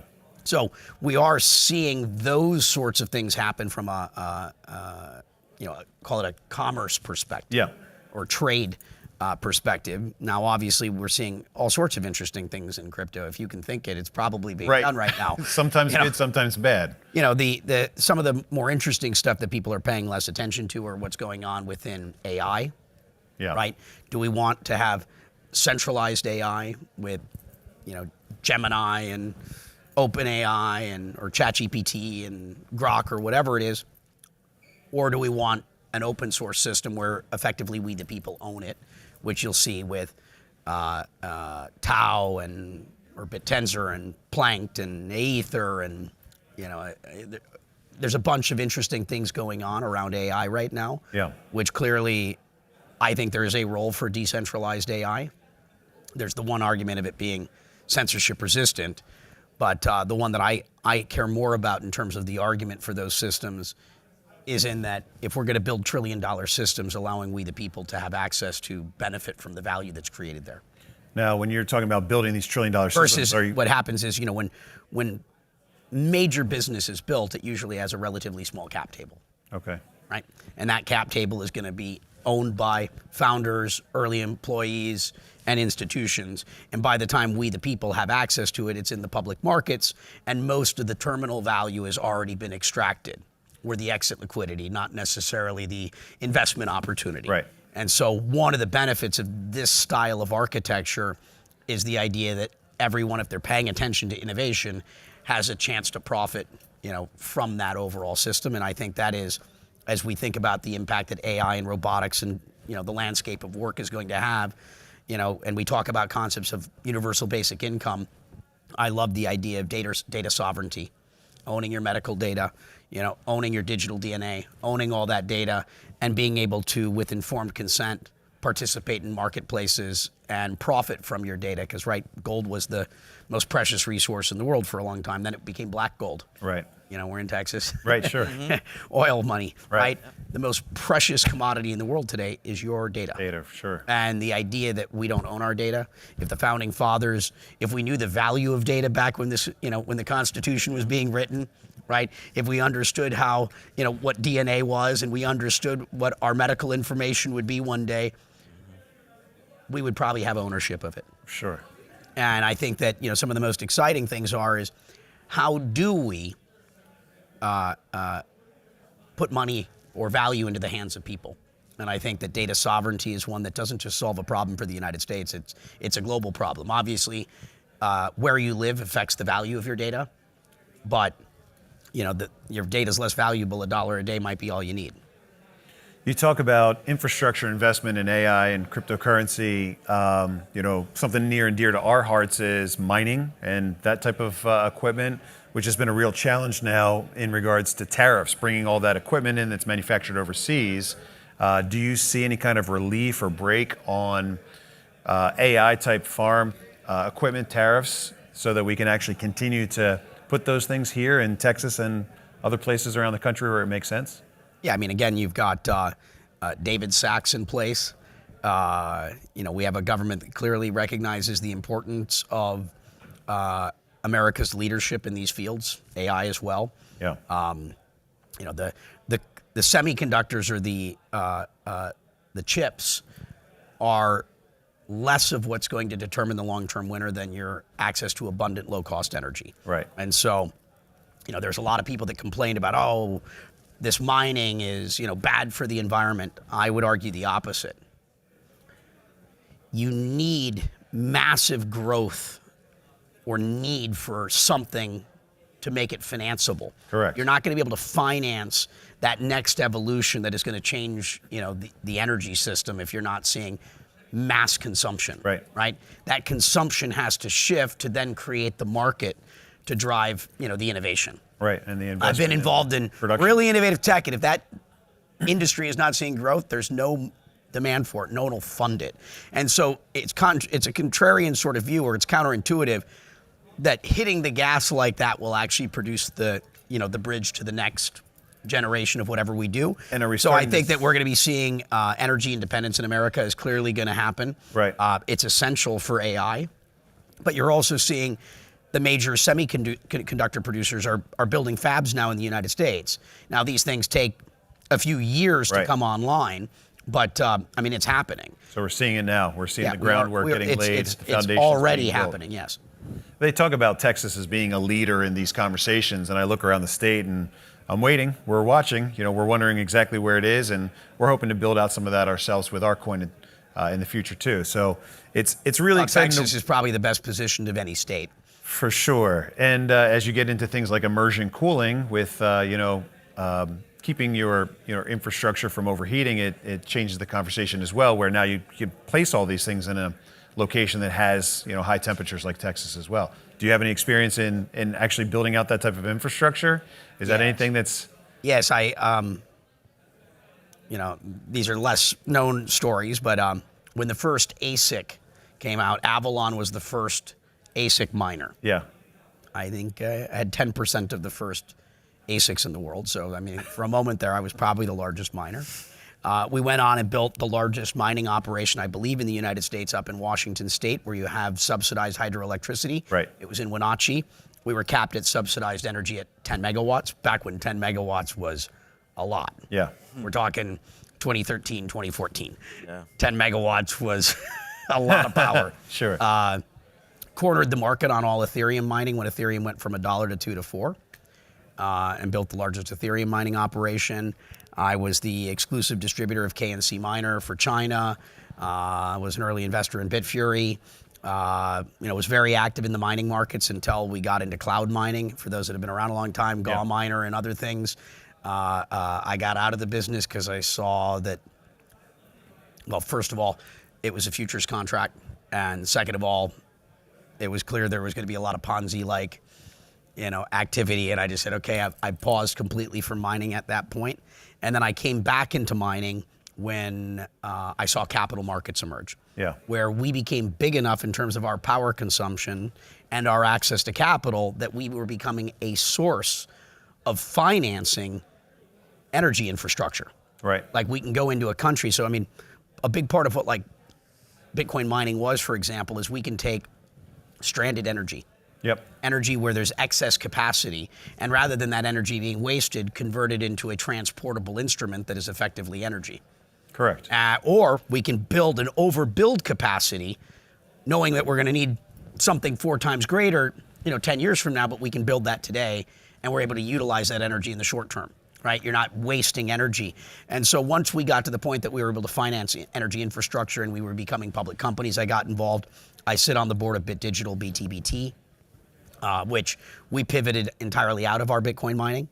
Now it's an Ethereum treasury play. Yep. And spun out all of what was our Bitcoin mining, and that is now a new public company, Wi-Fi, that is entirely focused on high-performance computer AI. The AI mining, if you're to be a successful high-performance compute operation, it's the identical skills to being a crypto miner. Right, exactly. I mean, meaning if you got good at crypto mining and you understood that business, you are very well positioned to play in the AI race. The key to that business is finding old buildings, old industrial infrastructure that already have big power connections, right. And then repurpose. With energy Meaning if you're looking for an opportunity out there and you live near like an old town with a lot of industry, looking for steel factories, things that are no longer being utilized, and repurpose those things, modernize those things, bring them into the future. With the energy conversation coming front and center, do you see that causing a shift in the crypto space back towards a proof of work type of coin preference, or do you see proof of stake continuing to be kind of the way to go? This is can be a controversial debate depending upon who you are. I'm not sure the market needs that many proof of work based systems because of the cost. Right. Right? Proof of work provides what we believe to be the most secure system for securing value. Yeah. But depending upon what that system is, you don't necessarily need that level of cost of infrastructure to secure that system. And so generally, proof of stake systems, DAGs, alternative methodologies are better for the vast majority of other applications. Right. Proof of work systems are essential for things of substantial value. Right. When your network's function is to protect value, not necessarily to protect data or markets or or chain of custodies. Then again, there are all of these systems being built on top of Bitcoin as a potentiality for everything running on top of that. We were Mastercoin, if you were around a long time ago, Counterparty, Colored Coins, and Mastercoin, which is now called Omni. We were the 3 first layer 2s. This is all 2012, 2013, 2014. So I've been in the layer 2 conversation since the beginning as well. But when we're talking about securing value, you definitely would agree that proof of work gives us the greatest connection between energy and securing that network. I don't know what the future holds, so I'm always kind of like open to innovation. But I'd say back to proof of work, it's the most proven. Right. It's the proven system that works right now. And I don't think that Bitcoin and these systems are going anywhere, but the main value of that architecture is in securing high value. Got it. And I think its application still is yet to be proven for the many other applications of this technology. Speaking of other applications, what do you think is missing? Is there anything out there that is next or really needed that has a hole in the market right now that young innovators out there that are watching should be paying attention to or looking into? Well, I mean, there's endless applications. I mean, still continue to be a big fan of NFTs. NFTs have actually started to have a rebound. I've been saying that for the last 6 months. NFTs are, incredibly interesting. Let's just walk away from any non-fungible token, but let's just talk about the art markets and the community markets. For the longest time, if you were a digital artist, if you were a digital creator, you had no access to the economic benefits of your work product because nobody valued something that could be copied and pasted infinitely. Right. Until it sat in a system that had a chain of custody and you understood its scarcity, people were not going to ascribe value to it. That market emerged, and like any time we get a new emerging market, it usually has a problem in its first and second iteration. Right. Because the market gets out of control, and then it has like the internet in 1999, 2000. Bit of a bubble. It has a bubble. It bursts. It bursts. We learned. But that doesn't mean that there wasn't something there. Right, sure. And the reason we didn't see the NFT market come back is we watched the meme market emerge. Right. And the reason the meme market emerged to the degree that it did is because it sucked all the oxygen out of the room, because memes clearly were less likely or more difficult to regulate, whereas NFTs were. Right. And so everything got behind memes. Now that we're in a positive regulatory environment, I said, this is a good time to go look for the baby that was thrown out with the bathwater, art projects, right, that actually have a historic significance, right? The sort of things, whether, your CryptoPunks as you've seen lately, right. Markets were completely down and decimated, and I go, that market is very real. Well, it's going to have to go through its iterations of an evolution of us not, becoming fools that will be parted with our money and, buying God knows what garbage. I try to remind people that, NFTs are just this generation's collectible. It's a crypto collectible, the way we used to collect baseball cards or Beanie Babies. Back when we were younger. Correct. People today collect NFTs, and it's unfair to really we look laugh like at them. boomers. Right, sure. But that's the boomer art discussion, yes. But today it's NFTs, and so the mysteriousness and the misunderstanding that surrounds meme coins and NFTs, I think, is really just a symptom of the larger misunderstanding of cryptocurrency in the first place. And that's really our mission. Our mission is to educate people, bring them up to speed on what we missed out in terms of the financial technology that crypto presented for us. Get away from the dark web stuff, get away from the strange parts, and focus on what we really have, which is a more honest and accountable monetary system, however that may manifest in the free market, whether people use it for fun or they use it for games or gambling or as a form of money.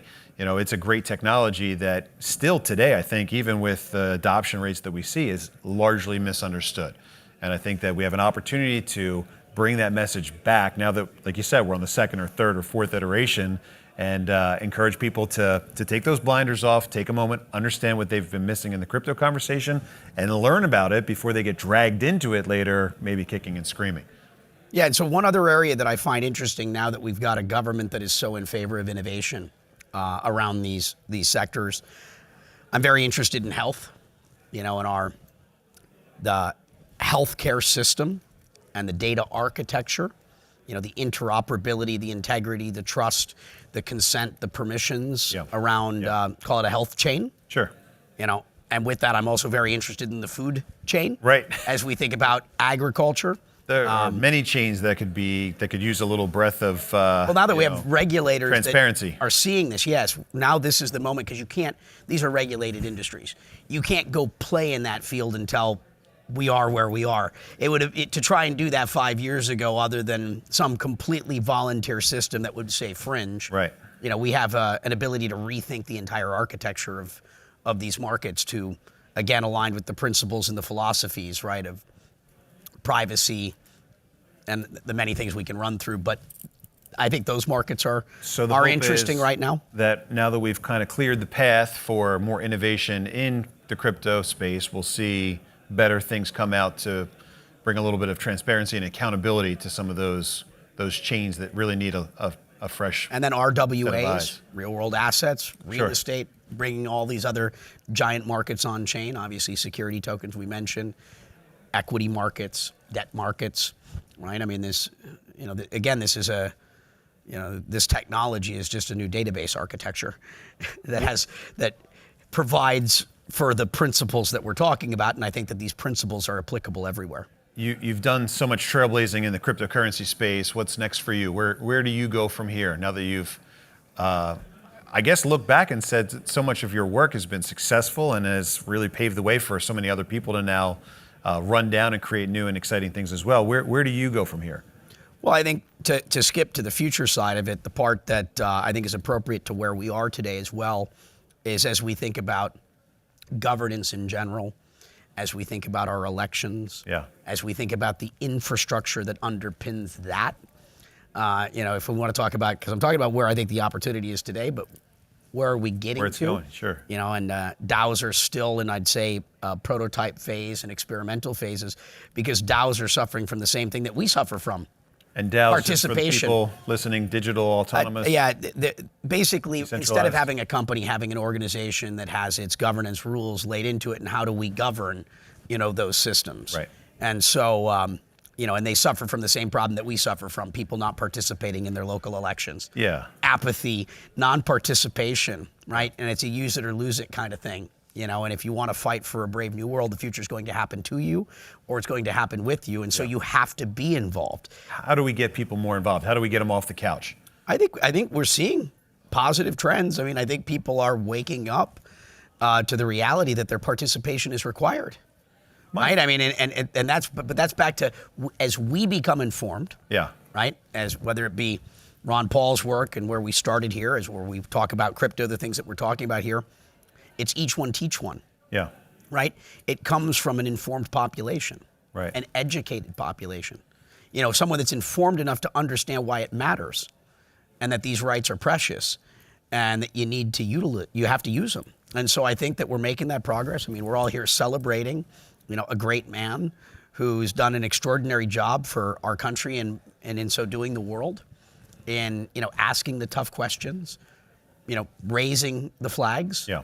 And, that work is never done. And with each generation, the onus is on us. Yeah. To do that work. And, I think that's what we're even doing here. Right. Right? It's called we need to inform the people. And I think that as they become informed and they realize that when you take honest money and this financial technology, you've got an upside. You've got a reason to pay attention, to learn, to educate, to engage it and share. And as that spreads across the country, I think we're going to see even more innovation, more great things come out of the great minds we have here in America. I believe in us. Very cool. Well, we're almost out of time. Any final words to throw in before we get to the barbecue and call it a day? How's our fundraising going? Where are we at on the fundraising?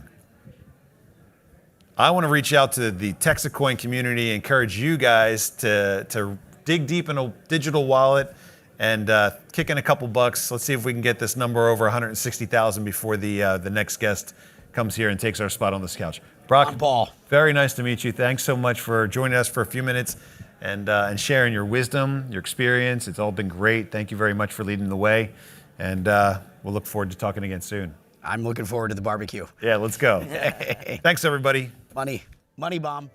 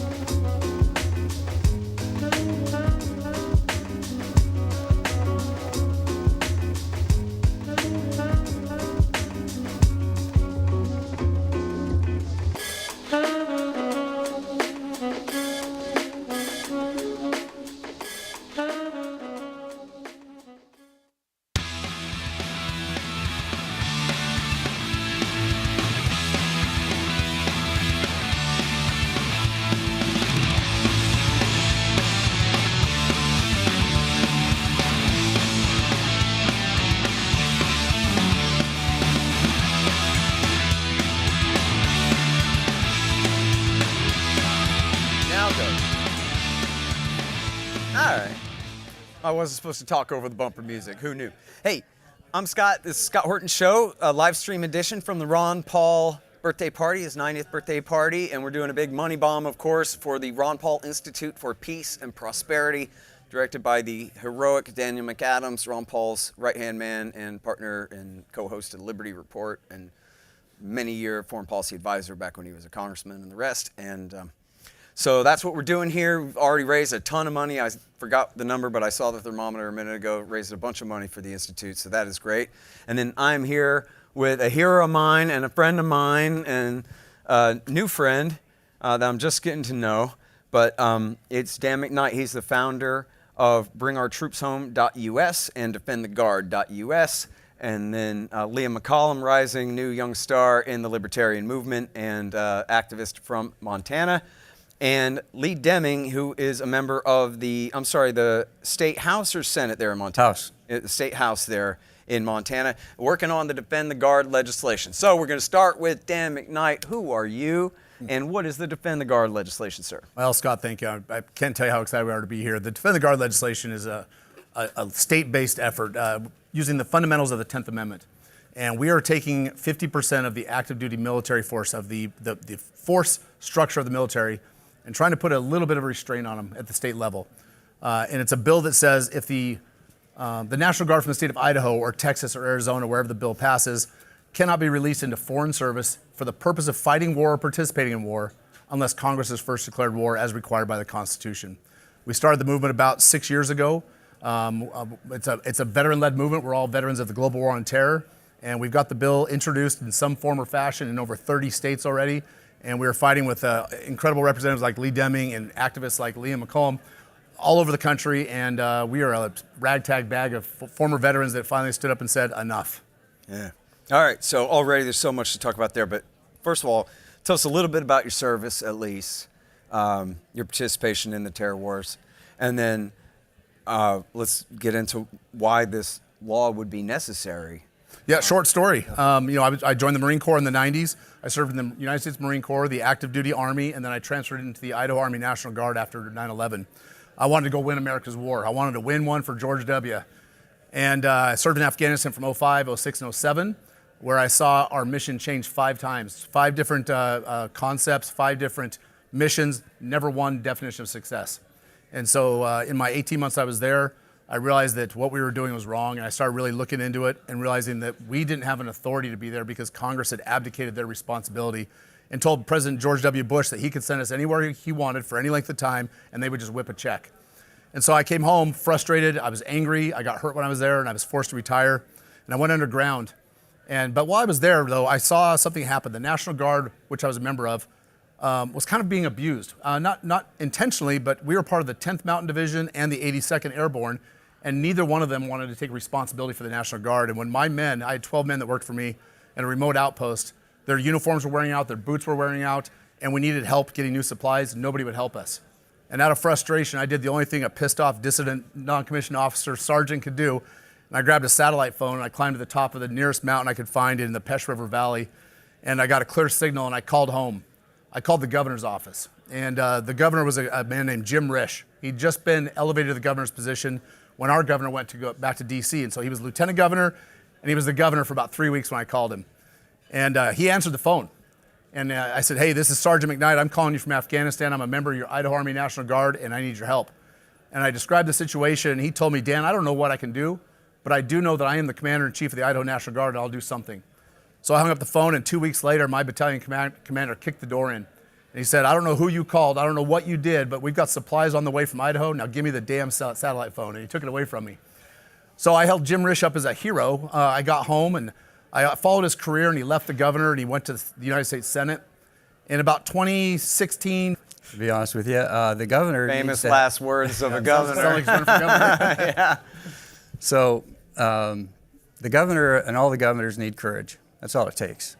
Because what they're actually doing is defending the people who have signed up to defend the country and the state. And so why not say to the president, no, you're not taking our people to war. Number one, you got to follow the Constitution. You took an oath and you're not following it. So you really have to say to the governors, Grow a spine and do it now because people's lives depend on it. And the same thing goes for the adjutant generals in the different states. They need to say no. These deployments are unconstitutional without a declaration of war. And we've been doing that since 1942, as everybody knows on this panel. Now, I had a meeting with the Adjutant General of the National Guard in Montana in 2023, and he actually said to me, I said, we haven't declared war since 1942. He says, well, we just don't do it that way anymore. And he shrugged. Well, how many people have died in conflicts overseas without this declaration of war, without following the Constitution? It's unconscionable to me, to be honest with you. Yeah. So, yeah, governors grow a spine. Yeah, you know, it reminds me, and I looked, I don't know, if anyone on the internet can find this, please do find it. It's an old clip of Ron Paul. It used to be on the C-SPAN website somewhere. It should be available somehow on C-SPAN. I looked and couldn't find it, but it's a clip of Ron Paul on the Foreign Affairs Committee in 2002, right before they authorized the invasion of Iraq, or sort of authorized Bush to decide whether to invade Iraq with their AUMF that October. And Dr. Paul introduced a declaration of war in committee and said, I'm voting against it, but all those of you who actually are supporting this war and want this war to happen and are going to vote yes to delegate your authority to the president, you need to stand by your decision and you need to vote for this declaration of war. And the chair of the committee was Henry Hyde, who was most famous for being the manager during the Bill Clinton impeachment. And Hyde said, you have to understand, Dr. Paul, that part of the Constitution is an anachronism. We just don't go by that anymore. And Dr. Paul was like, well, you know, I don't know. I took the oath to the whole thing, and they didn't say I got to mark parts out of it that I don't like or whatever. I don't know exactly how he phrased it, but that was the way he put it too, that, well, look. And what he meant to say was, now that America is the world empire, and we have to start wars all the time to maintain global dominance, we can't just declare war because that would really restrict us in who we can fight. Because if you're going to get a declaration of war, that implies that somebody actually attacked you and you're defending yourself in some kind of way, or you have an interest at stake that's so vital that you could get the House and the Senate to put their name on something like that. But we kind of know that we can't do that. So that's why we do these authorizations instead, and let one guy, the president, take the rap instead of the 535 who bear the ultimate responsibility. Right. You know, and that's how they've done it since Truman. In fact, Truman sent the troops first and asked Congress later, and they went ahead and authorized it. H.W. Bush, when I was a boy, said, I don't need an authorization from Congress. I have an authorization from the United Nations Security Council. And they said, well, and I remember going, wait a minute, like I learned in junior high that that's not what it says in the rule book there, you know. And then he actually did bow down and go ahead and get an authorization from Congress anyway, but still far short and that of the authorization declaration. is still active today. It's still active. They haven't retired that authorization. That's what's wrong with that process. Yeah. And same thing for the AUMF of 2001. Right. And I think they finally did retire the 2002 AUMF against Iraq, but then they used the broader 2001 AUMF to justify Iraq War III, right, and the continued occupation of Syria to this day, and the rest is under that. So, goes to show that they knew what they were talking about when they said you're not supposed to do it that way. As Madison said, the president is the one most interested in having a war, and so you don't want to let him decide. Right. You know? That's why, Scott, we always say that the speaking point, the one that's easy to say is, before we ask our National Guard to put their boots on the ground, Congress should put their name on the line, right? Yeah. And that's the way it's supposed to be. We're not saying that the National Guard shouldn't fight and win America's wars. They should. That's their purpose. They're a defense mechanism for the United States.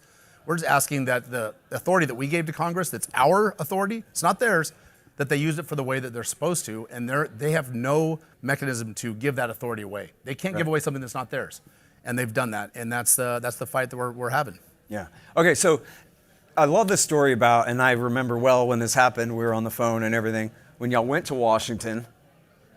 And as someone who was told for years, many years, that look, if you weren't in the Army, then you don't get to have a comment on this stuff. Then my guys come home from the Army and they try to have their say, and they don't get to have a say either. You know, they're too busy listening to what the Israelis and the Saudis want. They don't have time for the actual veterans of the Idaho National Guard. And so, but I like the great part of the story is how you learned your lesson on your first try. One try. We're not doing this anymore. Lesson learned. As you said, we're going to the high ground in the state capitals. So where this can actually make a difference. And where, you know, the whole thing about call your congressman, you can really make a difference, actually can have an effect on the state level. Whereas this ridiculous mythology, you know, Schoolhouse Rock stuff on the national level. But we know when those phones ring, and I know that you guys have experienced this, when the people really get active, when a talk radio audience is all calling in on the same day, you can get things through committee. And so see if we can get some anecdotes, because this attempted legislation has never been signed yet, but we have many committees and then full state houses and state senates that have passed it, just not all lined up where we need it to get it to the governor's desk yet. But tell us some stories and about how this works, and then I want to hear from you, young man, too, as well, about your role in pushing this thing in Montana and how far you're getting there. Yep, I'll kick it off, then I'll hand it off to Liam, because he actually participates quite heavily in this. We have a director of field operations, former Army Ranger, veteran from the Global War on Terror, Texas resident, who leads and trains volunteers to give us 5 minutes during their lunch break during legislative session. 5 minutes, a couple times a week, make 5 phone calls, get back to work, do your thing. He teaches them how to call the legislatures.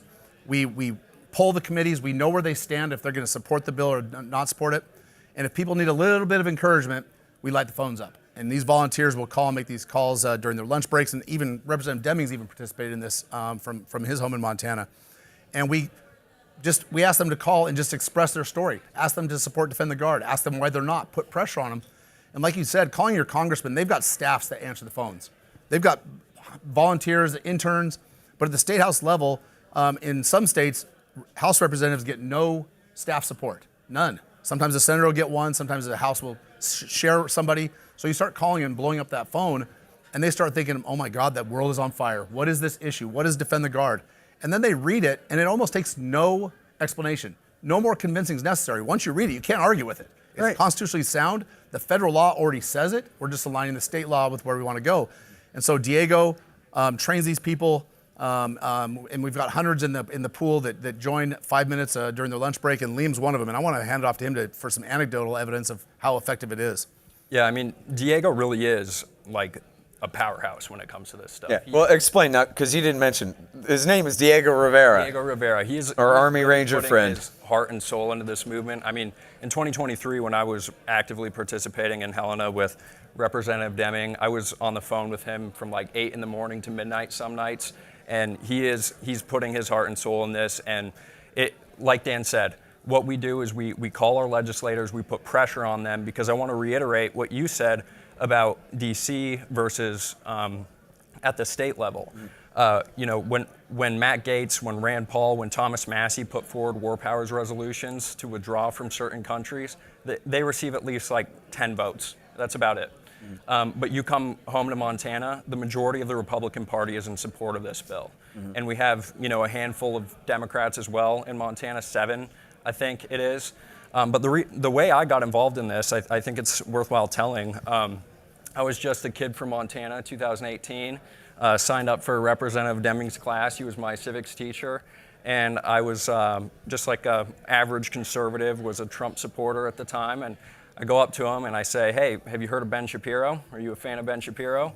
And he goes, yeah, but you should check out Tom Woods. And from Tom Woods' show, I found you, Scott, and I heard you talking about the Defend the Guard bill. And I went up to him and asked him about it. And he had never heard about it, but he decided to run for the legislature a few years later, and decided to be the top sponsor for it. So I attribute that to you a little bit. And also I want to say, like, just to tie it to this event too, he introduced me to Ron Paul as well. And a lot of people can't say that about their public school civics teacher, so I like to brag about it. That's right. I got a text from him yesterday while we were going through the airport that said, OMG, I hate the TSA. So it's pretty cool. And another story is he had a poster of Lincoln that he put up in front of his class, and he just wrote, worst president ever, ? And he just wrote it up there and left it up there and was waiting to see if any student would get provoked by it. But yeah, he introduced me to Ron Paul. He had a portrait of Ron Paul in his classroom the whole year I was in there. So You're both responsible for me being here today. That's really cool.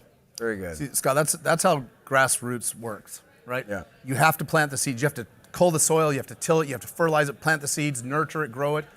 And that happened with the Ron Paul Revolution in 2008 is all the people that were active in that revolution are now in positions of influence. They're big podcasters and authors of books. They're serving the state legislatures. Hell, look in the White House. They're on the president's cabinet. That came from the Ron Paul Revolution. That's how grassroots works. And Liam's the great example of the next generation of grass that's coming up. And we are changing the scope of conservative politics in America. Not in an evangelical conservative. I'm talking about conserving the Constitution. And it's been so effective that we've got people in key positions in so many states that when we go to the Republican Party in Idaho or in Texas or in North Carolina or Kentucky, and we propose a resolution for them to change their party platform and adopt Defend the Guard as a plank in the Republican Party, the war party, the neocon party, it's almost universally adopted first time through. So we've got 9 state Republican parties that have adopted this into their platform. We got it on the ballot here in Texas last year, the primary ballot, the same ballot the president was on against Nikki Haley as a referendum for the state to vote on, and it passed with 84% of Republican support. Do you think Republicans support this bill? Absolutely. Do you think the Libertarian Party supports this bill? They're the national sponsors of it. So now we've got 84% of the Republican Party voting in favor of a libertarian-sponsored bill. Yeah. Importantly, wait, and slow that down again. Yeah. This is the primary election where no Democrats are allowed. That's right. This is only Republican Closed voters. primary Republican voters, and we received 60,000 more votes than Donald Trump did. This bill did. And coincidentally enough, the number of no votes against the bill almost identically matched the number of votes for Nikki Haley. It was almost a direct correlation. I'm sure that's a total coincidence. Total anomaly. Dude. And You're so always bringing up these wild theories. No, that's right. We are way off to the right, but that's the power of grassroots. And like we talked about Diego and Liam and Representative Deming, I can go to 30 states and point to this story. Yeah, almost exactly the same happening all across the country. And having a national mouthpiece like you championing the cause is a multiplier for us. Well, look, I mean, it's really a perfect story in the sense of, you know, as you say, the grassroots nature of it, but also like the bare bones letter of the law, constitutionalism of the whole thing. Right. They are breaking the law. Absolutely. All you're doing is insisting that the states now interpose and insist the federal government follow the law in the charter that allows their existence in the first place, that all 350 million of us know that somewhere in Article 1, only Congress can declare war. Everybody knows that. Everybody knows they're breaking the law when they do otherwise. And then having guys like you and Diego who came home from these wars, leading the cause, being Ron Paul Republicans and Libertarians, and just setting that example for so many people. I mean, you're just kicking the door in on the permissible discussion of just what is all this about. And as you say, when these legislators start wondering about it, start looking at it, sounds right to me. It is right. And they're What's all the problem? They're all for it until somebody in a uniform with stars on their collar and trinkets on their chest walks into the room and says, don't support that bill. Right. They're all for it, every one of them, unanimously until that moment happens. So when the National Guard Adjutant General from the state parades into the state Capitol building, he has instant gravitas because he is a general. He is the foremost authority. And if you ask the general about the Constitution, just like Representative Deming said, they agree. That's exactly what the Constitution says, but we just don't do that anymore. Well, I don't remember an amendment saying that we don't. We have a process. If we want to change the Constitution, we have a process. And what's even more frustrating is if you drill down and ask the National Guard where they get their authority from, they cite the Constitution, the Article 1, Section 8, Clause 15, the militia clause, and they cite Title 10 of U.S. Code and Title 32 of U.S. Code. And if you read Title 10, it says that the National Guard can be called into federal service for the purpose of fighting wars that Congress has declared. That's the law. It's already written in there. But 5 paragraphs down from there, it says, or for any purpose that the president sees fit. But that's not overriding the first one. That's in addition to those things. So if it's something else other than war, the president can call for the National Guard. And so you can't get into a philosophical debate about it. You can't get into a legal debate about it. So what the National Guard and the members of the war party do, they get into a fiscal argument about it. And they say that the states will lose their federal funds if they pass Defend the Guard. And Delegate Pat McGeehan gave the most memorable speech on the floor of the West Virginia House. And he said, who's going to look that child in the eye and tell them their dad didn't get to come home from a war that Congress wouldn't declare because we need federal subsidies. Yeah. To hell with that. I know, man. I was there when we first tried this in Texas, and Diego testified up there, and he just said, I must have misunderstood. Did somebody up there just say money? I know you didn't just say something about money, did you? Like, my friend's in a box. He's dead. You talking about money? And it was like, and they were like, oh, well, yes, we are talking about money, dude. You know, screw your friend, basically was their attitude. So in Montana, I mean, the lead opposition against this is generals and lobbyists. I mean, they brought out legislators on a helicopter ride. They took them to the Army base in Montana, took them out on a helicopter ride and said while they were in the air, we will lose these helicopters if you pass that bill. And they came back and they switched their votes.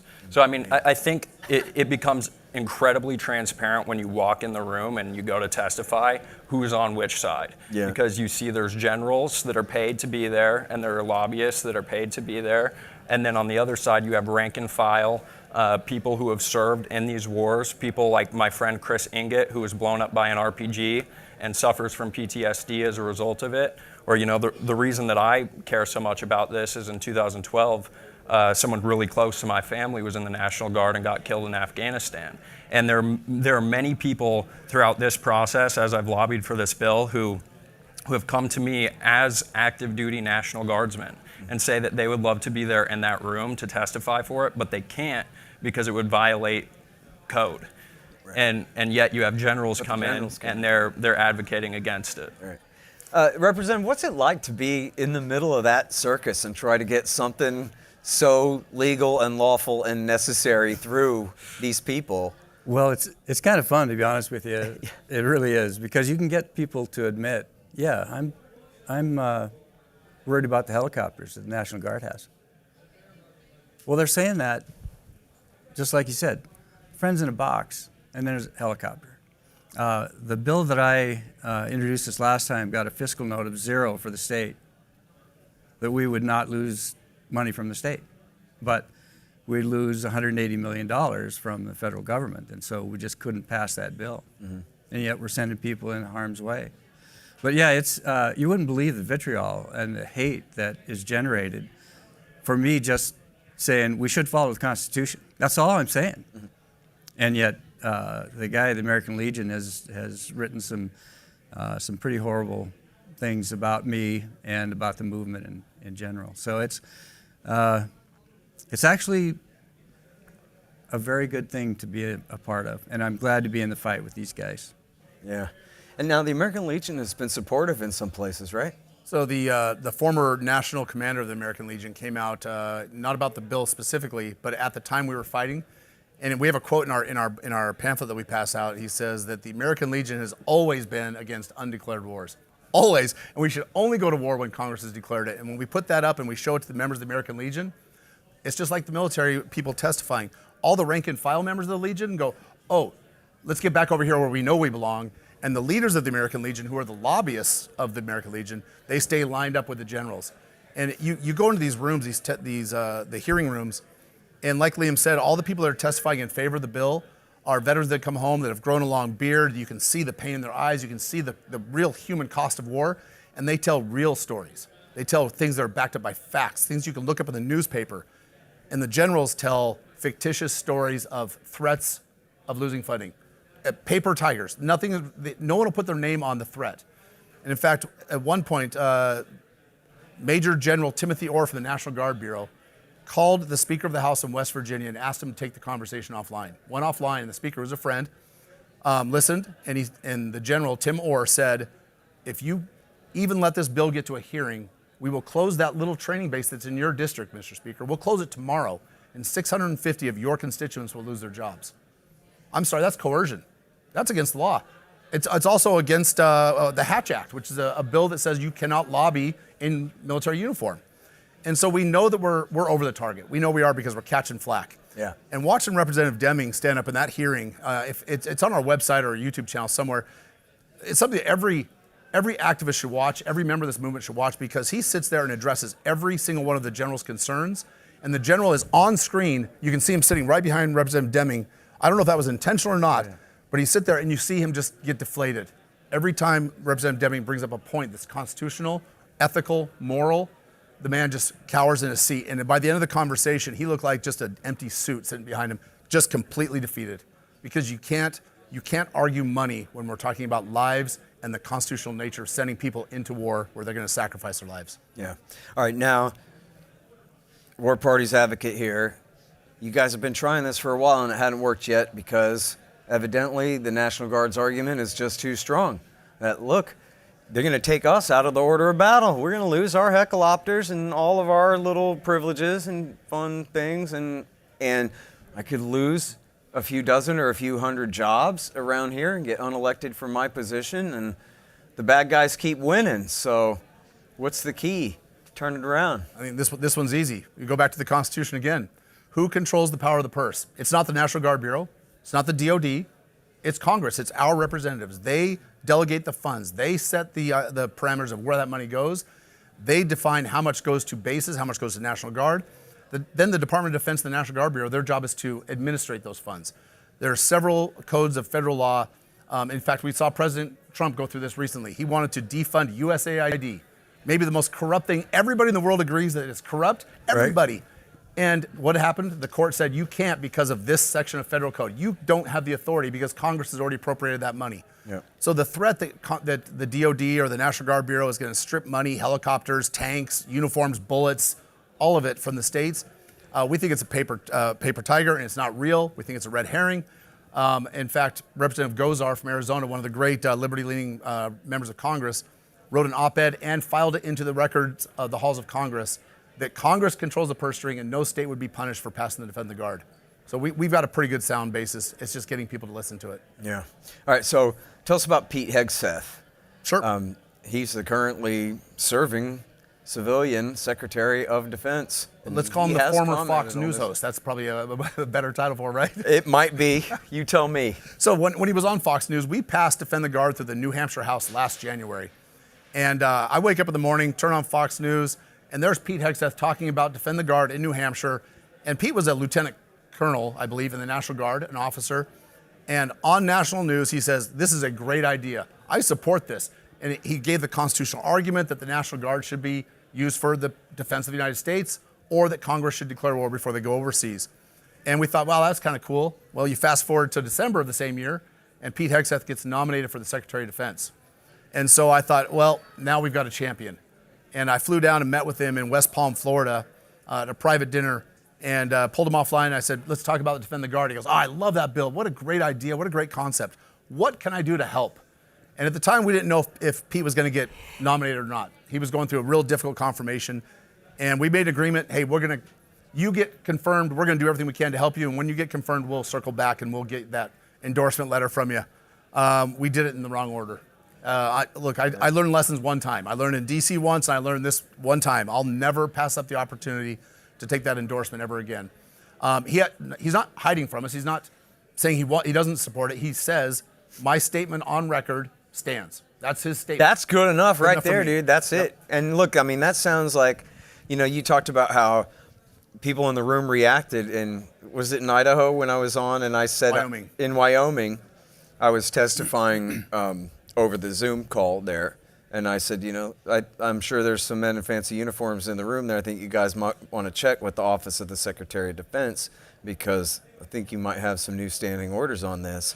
And you may be insubordinate and out of line to take the position you're taking because the currently serving Secretary of Defense, he says he supports this and he's the boss of you. And they were like, oh, but they went ahead anyway. But if he has said that his statement on that still stands, then I don't know, man. I think that's enough to really, let's just focus only on that for a little while and see how much mileage we can get out of focusing on that fact and force the fight on that. And in fact, perhaps even in the next hearing available, go ahead and tell these men that they actually, it's not really a question. You are insubordinate and you need to call your office, dude. You have no right to be here. Right. The Secretary of Defense has already said that he disagrees with you and you don't have the authority to disagree with him at all. So beat it. That's a great strategy. And, we always say that, the Constitution already says this. But if we take their position and they believe in this chain of command, this authority, hey, your boss already says this. And Scott's being a little humble here, by the way. In that testimony in Wyoming, he didn't say, hey, you might want to check in with the boss. He said, hey, you should check in with the boss because you're being insubordinate. There was no hint. It was a direct accusation. It was one of the greatest moments.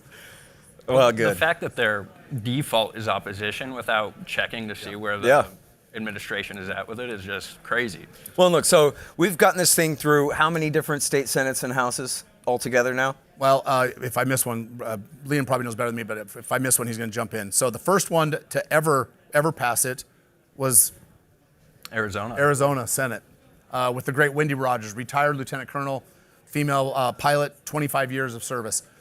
She's passed it actually 3 years in a row. It's passed the Idaho Senate with Marine Corps veteran sponsor Ben Adams. It has passed the New Hampshire House House of Representatives, which is the second largest legislative body in the entire Western world, behind only Congress. They passed it. The Virginia House of Delegates passed it 99-0, full bipartisan support. Oh yeah. Am I missing a body? Virginia? I don't think so. Nope. And then it's passed committees in Maine. It got out of committee in Montana. It's gotten out of committee in a couple other states, North Carolina, Georgia, I believe. But it's slow moving. Good legislation takes time. It shouldn't. Yeah. But that's kind of the legislative process. You know, my dad. Well, and this is grassroots stuff. It's not like this is a billion-dollar corporation This is the 5th year, right? asking for a favor. 5th year, yeah. Yeah, this is. That's short order. Yeah, man. This is a big deal. And look, so I don't know if I always do a good enough job of this, Dan, but I mean, I think the point has really got to be made for especially veterans out there who agree with this. Like, here's your next mission. You already have leadership. You have a very specific and achievable goal and timeframes with which to achieve it, and activism that is made to work. And this is, we talked about Diego before. He's a good friend of mine, and he's explained to me, he just got tired of trying to educate these people. Some of them will go right for it. Some of them are kind of wishy-washy, but at the end of the day, that's not what determines their vote. As you said, give them a helicopter ride and they'll flip on a dime anyway. So he just decided that he's just not going to stand for that anymore. And now he's just going to tell them, listen, do what I say or I'll destroy your career. That's it. You read me loud and clear? All right, good. Move on to the next one and let them know that this is either you support the troops or you're going to betray the troops. That's how we're framing this. You better get on the right side of it. And the thing is, the more you guys who have come home from the wars who really are willing to help, not just people making phone calls, but combat veterans making phone calls. Right. I'm with McKnight. I'm with Rivera. This is what we're doing. This is what you're voting for. And I know your name and I'm watching.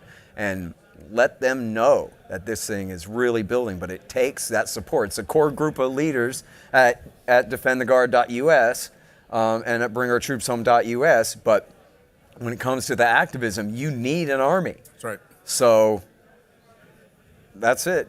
They sign up. Yeah, by what? Email you or if you go to email Diego? Either one of the websites. If you go there and at the bottom you just sign up and put your name and address, our email address in there, and you'll start getting our newsletters. And that's probably the first thing to start really getting boned up on the issue. But if you really want to get in contact and you want to be one of those boots on the ground, one of the guys giving us 5 minutes, making 5 phone calls, go to defendtheguard.us/phone bank and put your name in there, and that will go directly to Diego. And he will reach out and get you trained up and get you into a small circle. I don't know if they're using Telegraph or whatever they're using to communicate, but then you'll be in that group, that core group, and doing your part. And you are right. It does take some military efficiency. We were all trained to do a mission, not to follow orders. And you need more people to show up at these hearings too, not just the phone calls. You need, I'll never forget that same first day that we did the hearing in Texas. Brian Sharp went up there and he said, look, I'm a lieutenant colonel. I went to West Point. And they all went, oh my God, West Point? Like the one I heard of before? Ooh. That's exactly right. And it was like, this guy's a big deal now, and they were really willing to listen to him. He quoted Daniel Webster and they were like, Daniel Webster, that name that I heard of before? And they were impressed, dude, and they were willing to listen to him and having, I like to show up and try to help. I fear I may be more counterproductive. What you need is more Diegos and more Brians up there. And more spouses and children of veterans. Yeah, that's a good point too. Sometimes you have to pull on the heartstrings and let the heartstring story tell themselves. But then you need people like Representative Deming, who is a champion. Yep. There's sponsors, people that sponsor bills. Then there's champions of bills. And we need champions, the ones that will stand up and take the arrows. Because when they're taking arrows, they know that they can do that, and they've got the courage to do it because they know they've got an organization behind them that's going to stand there and buttress them. And hell, we might even reach around and swat a couple arrows down on their behalf. Yep. But we do need more people to testify. Tell your story. You don't have to really have any special training to do that. You just stand up and tell your story. Because if it's overtrained, it comes across as overtrained. Right. Yeah. All right, good. Well, it's about time to wrap here. I just think this is fantastic. I know that we have a huge audience watching right now. Please, everyone, contribute to the Ron Paul Institute. But also, especially for you war veterans, but everybody else too, please go to defendtheguard.us and bringourtroopshome.us. Find out everything that you can. I guess the legislatures aren't in session right now. No, this is the time we build. This is when we build and get ready for next year. And I think we got a real good chance in Arizona for sure next year, right? And in a couple other places too. So thank you for your great activism, Liam, and all your great work on this, and you, Congressman, as well. Representative. We don't want to degrade his title. He's congressman. You don't call him a congressman when it's at the state level. Representative. Representative. This is better. That's not lower. That's higher. No, we don't want to degrade him with a congressman title. That's yes. right. That's right.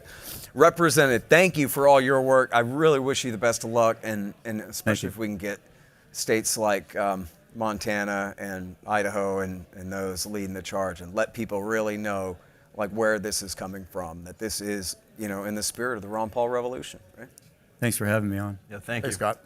Yep, and thank you guys for having me, and to the whole crew running everything here at Ron Paul's great 90th birthday. That's been the Scott Horton Show. I'm at scotthorton.org and et cetera like that. Buy all my books, and thank you very much.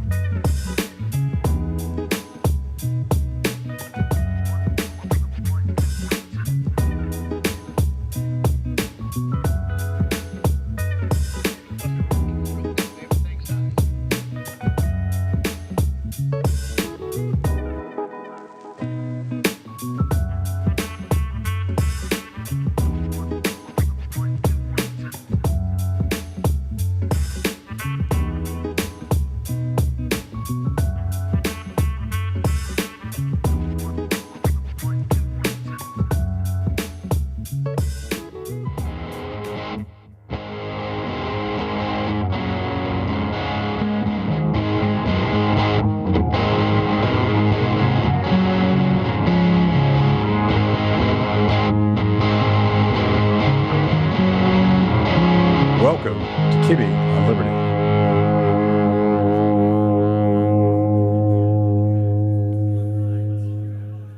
Welcome, everybody. This is the very first time I've done something really live, so we'll see how beautiful this chaos gets. I am at the Ron Paul 90th birthday party in Lake Jackson with my good friend Tom Woods. Welcome, Tom. Matt, a pleasure. And my idea for this is, and we're just going to keep bringing people in, my idea for this is to talk to some of the most important people in the movement about their Ron Paul origin story. Like, how important was Ron Paul to you building out your career as a young educator? Well, my story goes all the way back to seeing a Ron Paul for President Libertarian Party bumper sticker in 1988. And I was 16 and saying to my mother, what does that even mean? Like, I've never heard of this guy. And she tried to explain it to me.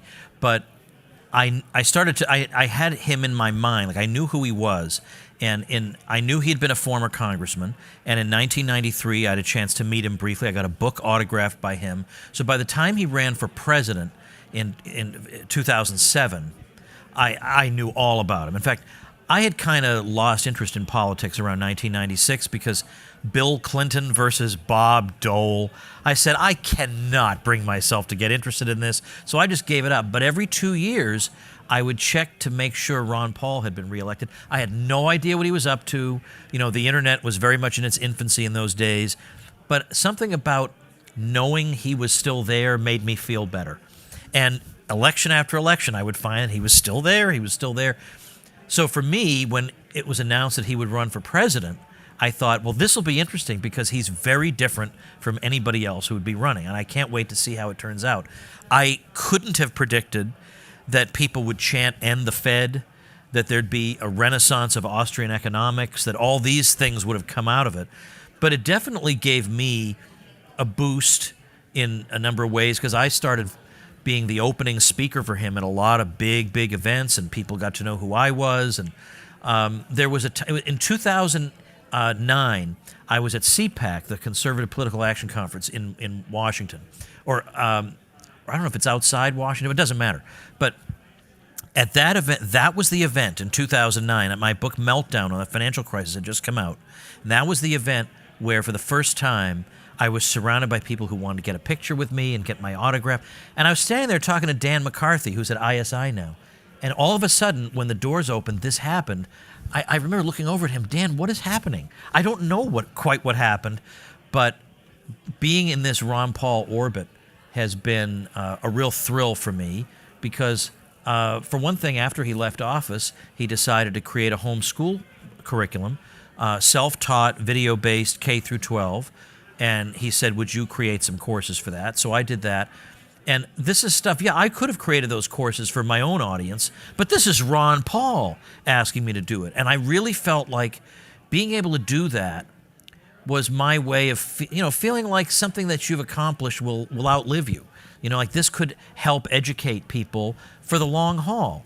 And it was all because of this one man. I mean, I know people who have gotten married because they met during the Ron Paul movement. And I mean, there are all kinds of crazy, great outcomes that happened that he could never have predicted. But with me, it was like, I knew this guy was a hero.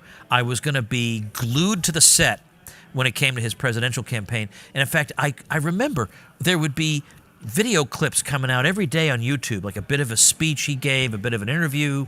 And I would just, I was so unproductive that year because my day would be, well, what's he up to now? What provocative thing has he said now? And so, of course, he didn't win. I understand that. He didn't win.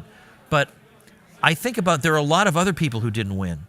John Huntsman didn't win. I bet nobody listening to this remembers John Huntsman. Duncan Hunter didn't win. No one remembers Duncan Hunter. Ooh. Yeah, exactly. Yeah. But Ron Paul, so here's an interesting thing.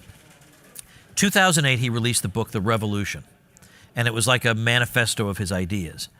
And publishers were unconvinced about this because they said, the general consensus of publishers was no one's going to remember Ron Paul after the election, so there's no point in publishing this. Because it came out in April of 2008, he's going to be long gone and forgotten.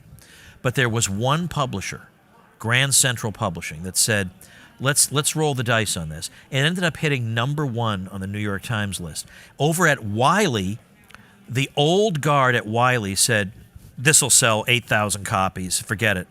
But the young people at Wiley who tried to get this contract said, it'll sell 8,000 on the first day. You don't get the phenomenon that this guy is. Yeah. I heard about Ron Paul for the first time in probably 1982 from my professor. Oh. You got me beat. Because I'm older than you.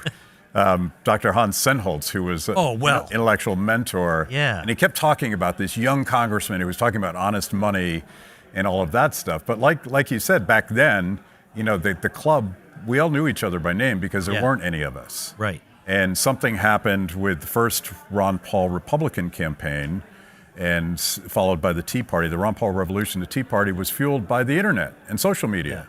And that democratized everything. And these ideas that were so important and persuasive to us, we finally had the megaphone to we could reach everybody. Yeah. And it meant that if you had an idea that wasn't somewhere between Bill Clinton and Bob Dole, you might have a fighting chance of being heard. If you had a criticism of the Federal Reserve, no one had criticism of the Federal Reserve, you might actually have a fighting chance of being heard. Or if you thought that the debate over U.S. foreign policy was much too narrow, it was just between two different wings of interventionists. What if there was a non-interventionist? You actually had a chance for being heard. I think in 2008, a lot of Americans weren't quite ready for that message yet because it was so different from anything they'd ever heard. And now it's like, for half the country, it's the most obvious thing in the world. We should stay out. Yeah. And, for a hot minute, you had Elon Musk, the head of Doge, talking about ending the Fed, very expressive on the non-interventionist ideas of Ron Paul. So we're like knocking on the door to the halls of power now. And it's not driven by, save for brave hearts like Thomas Massey, it's not driven from the inside, it's driven from the bottom up. Yeah, and that's been what a bizarre thing this has been to observe over the years. I mean, when that first campaign was taking place, you will recall distinctly that the media went out of its way either to ridicule him or ignore him, like he just was not a factor. I'm probably tonight going to mention, because I'll never forget this, in 2012, they still were trying it in 2012. MSNBC had a graphic on the screen, and it was a list in order of how much campaign cash they had on hand of the GOP candidates in quarter two. And it was Romney was number one, but Ron Paul was number two. But on this graph, they had number one, number three, number four, number five. There was no number two.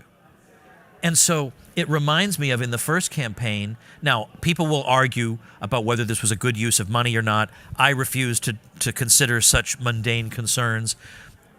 The Ron Paul movement ran a blimp over the country as a way of saying, look, NBC isn't going to tell you about this guy. No one else is going to tell you about this guy. What if we put a blimp in the sky that tells you to Google Ron Paul, So corporate media was always a problem, but I don't think they appreciated at that point the power of social media, and they would have, eventually the censors would turn their targets on social media. But at that time, the money bombs were literally bombs because everybody could do it without their permission. And it was so this was a guy who had, without complaining, given speeches to rooms full of 35 people, and now he's giving the same speeches to a room with 3,500 people. And watching these money bombs come in, and he's changed nothing about himself. He doesn't flatter people. He doesn't say what focus groups want him to say. He's the same guy, but yet he had reached the remnant. It's that intense sincerity, I think, was so revolutionary. I mean, he doesn't seem like a revolutionary guy, but in politics, sincerity is hard to find, if possible. He's unrehearsed. Yeah. It's real. So what do you think the future holds? We have about a minute left. The future holds because the show, the main stage, was started by a comedian and then a musician, and we have all of these entertainers and persuaders and people that are genuine rock stars in social media. What's next for the Ron Paul legacy? Well, what's interesting now is that a guy like Piers Morgan, who frankly just wants ratings, he wants views, he wants clicks, has realized that people in our orbit bring him exactly that. So he'll do it. So he'll bring them on. And so our folks are getting more and more exposure. And again, not by selling out, not by compromising, but being interesting, informed, entertaining, lively, and different. Not the same old drones we're all accustomed to. So for that particular reason, and in that regard, I have some optimism for the future. Yeah, I love watching Scott Horton and Dave Smith pick apart their debate partners. Yeah, it's a blast. It's a beautiful thing to see. Yeah. Thank you, Tom. I really appreciate you doing this. My pleasure, Matt. All right, Bobby, you're up next. See ya. You'll have to excuse me here. I'm finishing up another donation to the Money Bomb. It's just going to take me 1 second because I do it with crypto, which of course is a fast, easy way to send value from one side of the world to the other. So I just click a couple times and there you go. My USDC to the Ron Paul Money Bomb for $1,000 is done. Okay, now, back to everybody you. watching, if you can match $1,000. Yeah, please do. We'll even take fiat currency, I think. Sure. You won't. I don't know how. You won't. It's just so much easier with crypto. Okay, Bobby, I'm meeting you for the first time live. Yeah, thanks. Good to meet you. And give us, I want to talk about your Ron Paul moment. Yeah. But I think people need a quick elevator pitch. You're a crypto entrepreneur, and you're doing some pretty innovative stuff. That's very recent in my Ron Paul story. I've been doing honest money since 2008. I started the American Open Currency Standard back when I figured out that there was something wrong with the world, and that every rabbit hole I went down to find the solution, there was always the same thing. It was always money. And so I tried to figure out who was doing something about the money supply. I found this thing called the Liberty Dollar. I kind of liked it, but thought I could do it better. So I started the Open Currency Standard. 15 years later, I finally took off my gold and silver blinders and got totally into cryptocurrency because it's just the future of money. And the world's not making any more gold and silver coin buyers. And so if we're going to be successful with our mission of honest money, we have to use the tools of today's times. We have to use the tools that the kids are using. If children are the future and the future is digital and we want them to embrace the same things that are important to you and me, we've got to speak to them in their language. And so my daughter, everything that's valuable for her is on her phone, right? She's not going out and buying a safe to fill it up with gold and silver coins. So I finally saw that. The writing was on the wall for me in 2023. I set out to figure out really which crypto was the best. Everything I came across, I always had the same problem. It's all almost now totally controlled by the same banks and institutions that Bitcoin set out to disrupt, or foreign nations. And so when I figured that out, I said, we need a made in America crypto. This was before it was cool to say that. Yeah. And so I said, let's make Texit coin. Nobody's done that yet. Let's create a coin for Texas, by Texans. And our strategy that makes us different from everybody else that's in the crypto space is that we're exclusively building our digital currency mine here in the state of Texas. And so it's the only one that has a geographic limitation on that.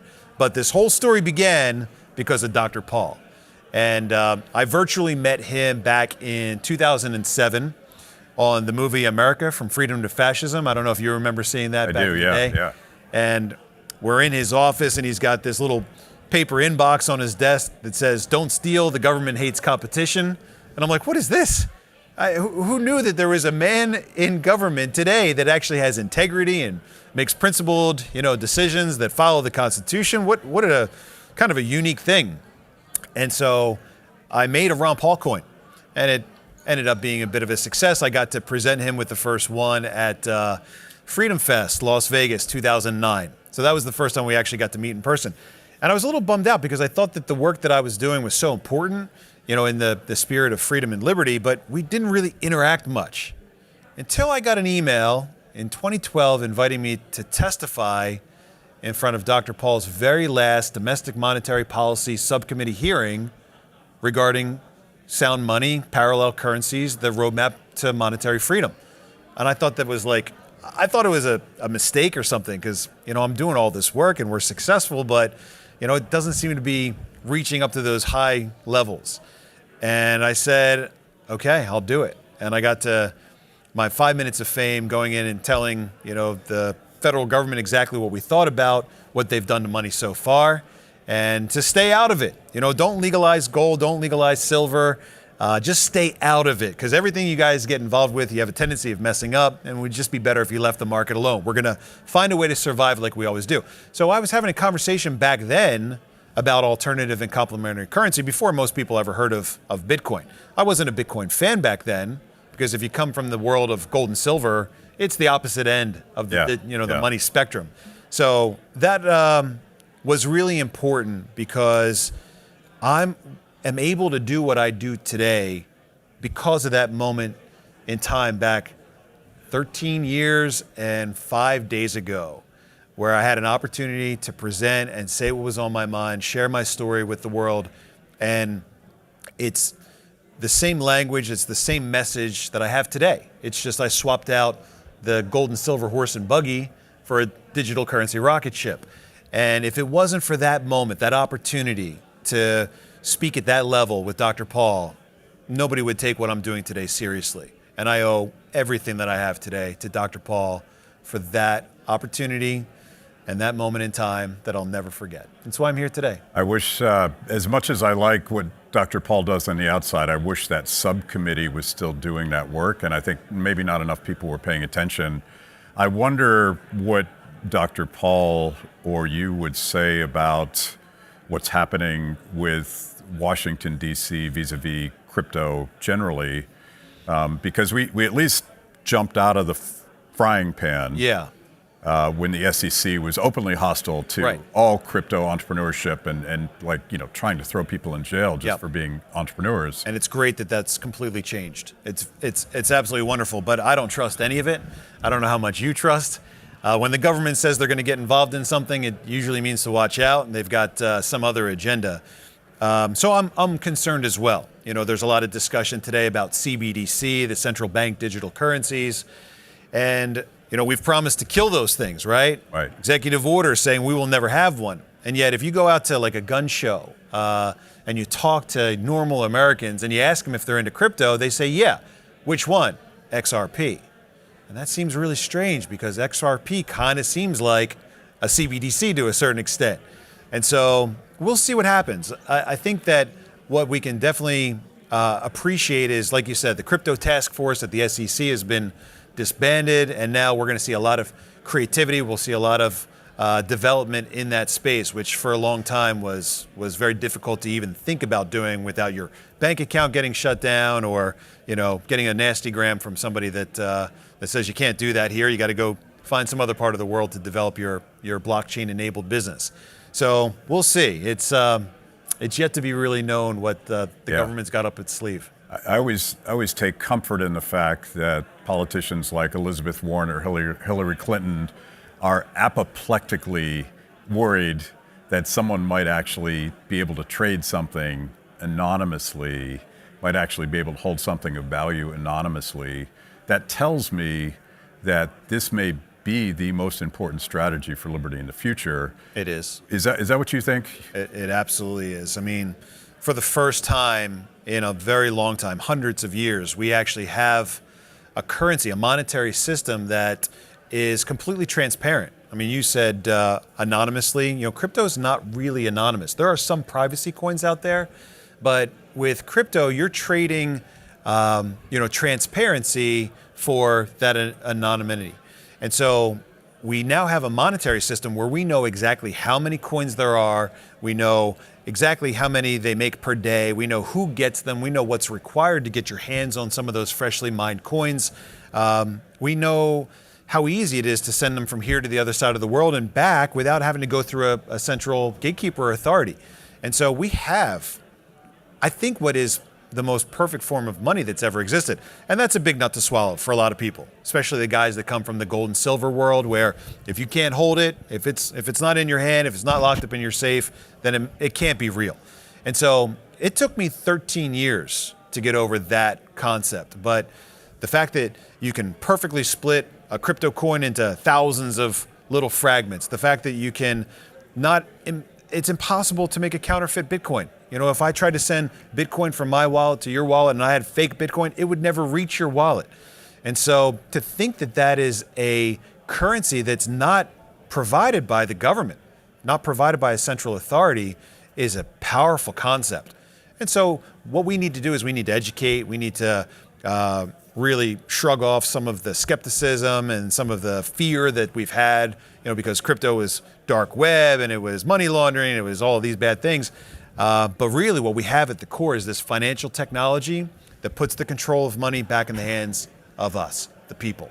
And I can't think of a more powerful tool to make it possible to continue fighting for freedom and liberty than honest money. It's at the bottom, it's the foundation of all of these things. And that's why it's so important that we have good, honest currency so that we can deal with each other through honest trade, through producers and consumers, outside of the realm of the government and the Fed.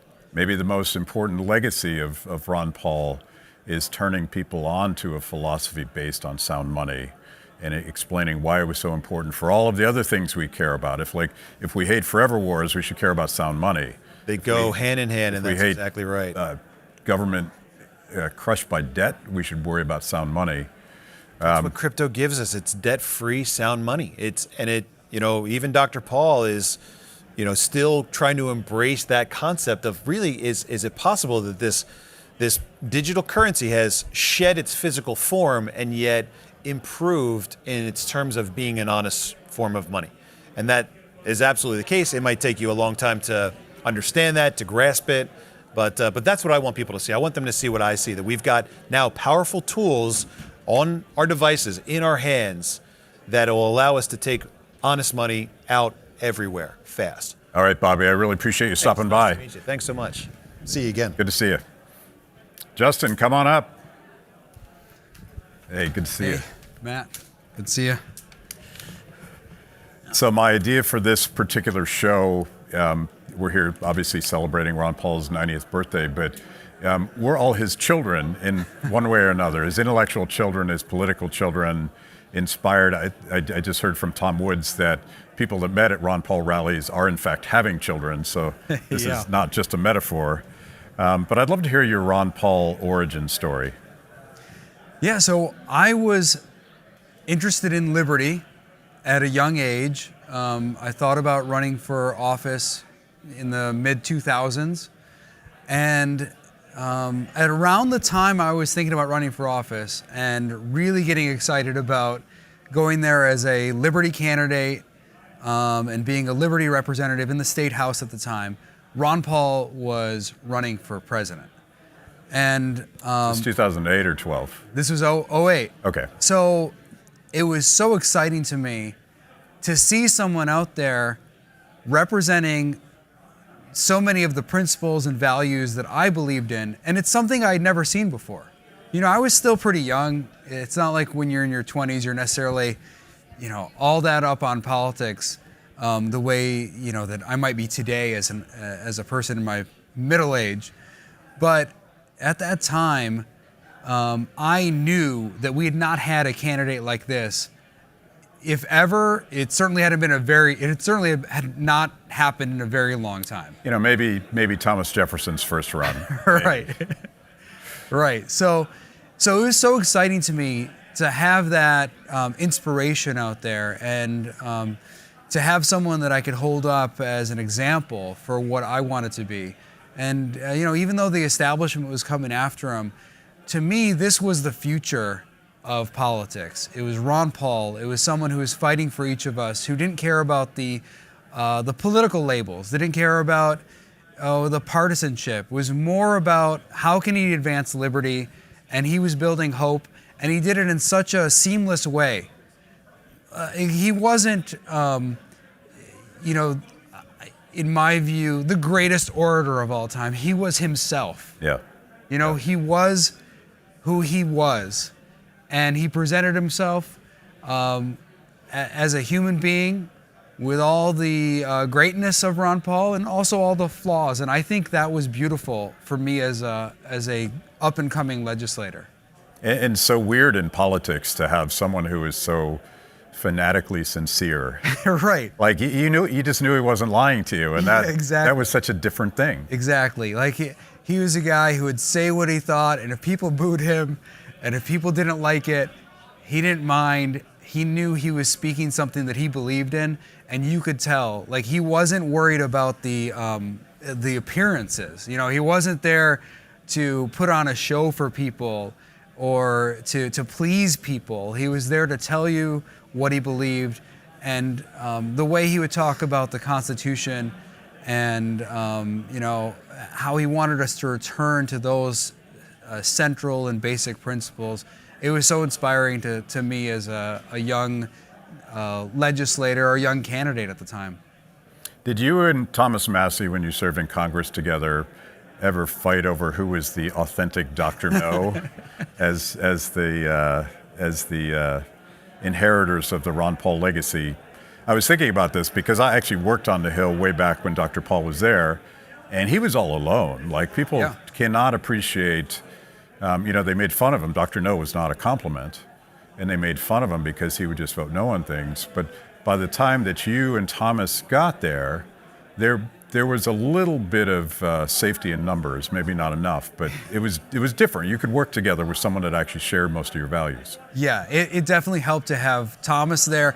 It was, I hope it was some relief to Ron that I was there to provide a little bit of backup in that term we served together, and then Thomas came soon after that, and then there were the three of us. Okay, so you guys did cross over. Yeah, okay. We did. We were all there together. Did he literally hand you the torch? There was no handoff, and I never feel like I'm worthy to really take that torch. The thing he has, none of us really has in the same way. There are other ways in which I hope that I have been influential, and I hope that maybe in the future I will continue to be influential.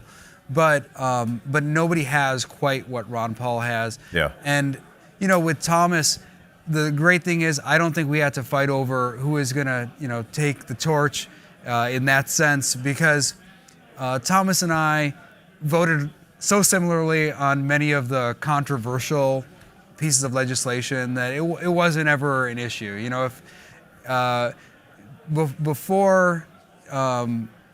If Thomas was not there, the votes would have been something to one a lot of times. Without Ron Paul, without Thomas, if it was just me, it would be something to one. With Thomas there, it was always something to two. So I am a recovering political activist, and you and I over the years fought some political battles together. You are a recovering congressman. And I wonder what you like, and I think about Ron Paul, so he used politics as a cultural stage. And I think his impact outside Washington, D.C. is astronomically larger than anything he could have done in Congress. Do you have an opinion, and I don't think it's an either-or thing, but do you have an opinion about where your voice, our voices should be? Should we be in Washington, D.C., or will you convince my wife to let me leave? I do think we need those voices in Washington, D.C. I was talking earlier to people during the celebration about how Congress is not going to save us, right?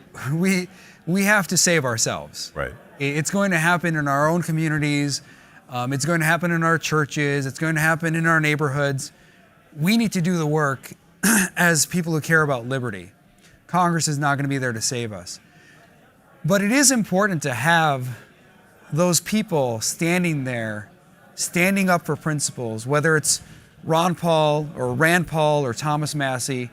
It's important to have those people who serve as a beacon for others, who you can look to. And even if they're losing those battles, you can look to them for inspiration, because that's how I got started. And I think we have to have those people to inspire that next generation. So it's not just about how can we build in the community on our own.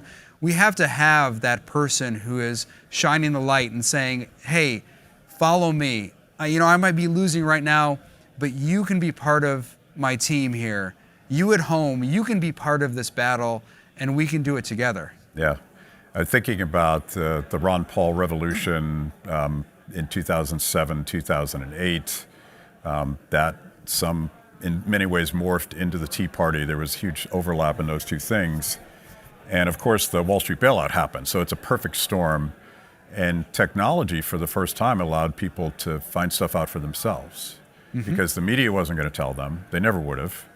And your career was very much born in that foment. How confident are you that the ideas of Hayek, who I know is very important to you, the ideas of Mises, the ideas of the Austrian economists and the Scottish Enlightenment philosophers, that whole body of stuff that you and I love, how confident are you that we can make that cool with the kids? I think we can. It's going to take some time. Right now there's a MAGA movement, and sometimes libertarians feel at home within that movement as well, but there are big differences. And I think what Ron Paul presented was much more hopeful than what we see today. And I think that there will be room for that next generation to embrace that hope again. There will come a time when we say, okay, enough with the tension and the partisanship and the animosity, and we want to embrace hope for a better future where people work together, they come together, and they try to advance liberty and let people live their lives and make decisions for themselves instead of having someone else make decisions for them. So I am a believer that this will come around and we'll have a future where those views are again front and center. But it's going to take some time, and it's going to take people who are standing up both in Washington and at home to make that happen. So you're reminding me of an ex-post from Daniel McAdams, who is a longtime Ron Paul associate and was recounting being there, working with Dr. Paul on his final exit speech, which if you haven't seen this, everybody go right now and download this and watch it 5 times. But the thing that Daniel said that I think echoes what you just said is that the most important thing about Dr. Paul was that he was hopeful. Mm-hmm. He loved the American people, he trusted them, and he had hope that we had this ability to work things out for ourselves. So if there is such a thing as hopeful populism instead of resentful populism, I mean, I call myself a libertarian populist, and I think it's a hopeful philosophy. Yeah, absolutely. And I think that is the big difference between Ron Paul and a lot of people who talk today. And you know, I think within the libertarian movement, there has increasingly been a bit of negativity and a bit of that, you know, sort of cultural tension that didn't exist, that Ron Paul was not really about. You know, he was reminding us about what was great about this country, what was great about our Constitution, what was great about liberty. And, you know, his view of people was that they were good, that they could come together and they could make sure that people live in a free society. And I think today there is more resentment, and it's unfortunate, but to me, that's what I remember most about Ron Paul. It was that positivity. It was that sense that things were going to get better, and not such a focus on like how bad things are, but more of a focus on, isn't what we have beautiful? Like we have a beautiful Constitution. We have we have beautiful people who can come together for liberty. Yeah, I love that. So any words to Dr. Paul as you wrap up? Well, I just want to say thank you to Dr. Ron Paul. He really did change my life.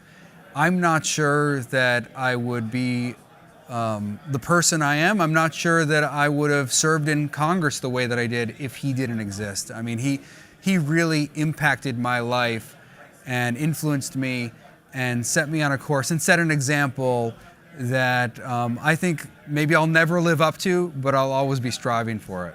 Love it, love it. Thank you for coming by. Thanks, Matt. Chip, come on up. Thanks, man. We'll see about it. Hey. Hey, brother. Good to see you. Good to see you. So now an actual live congressman, so we're just going to spend the next 10 minutes blaming you for everything. Always. Everything. Yeah. So what I'm doing is I'm bringing a bunch of people onto my show, and I really want to hear your Ron Paul origin story. You're an actual Texan. Yeah. So you probably have one, and I don't know what it is. Yeah.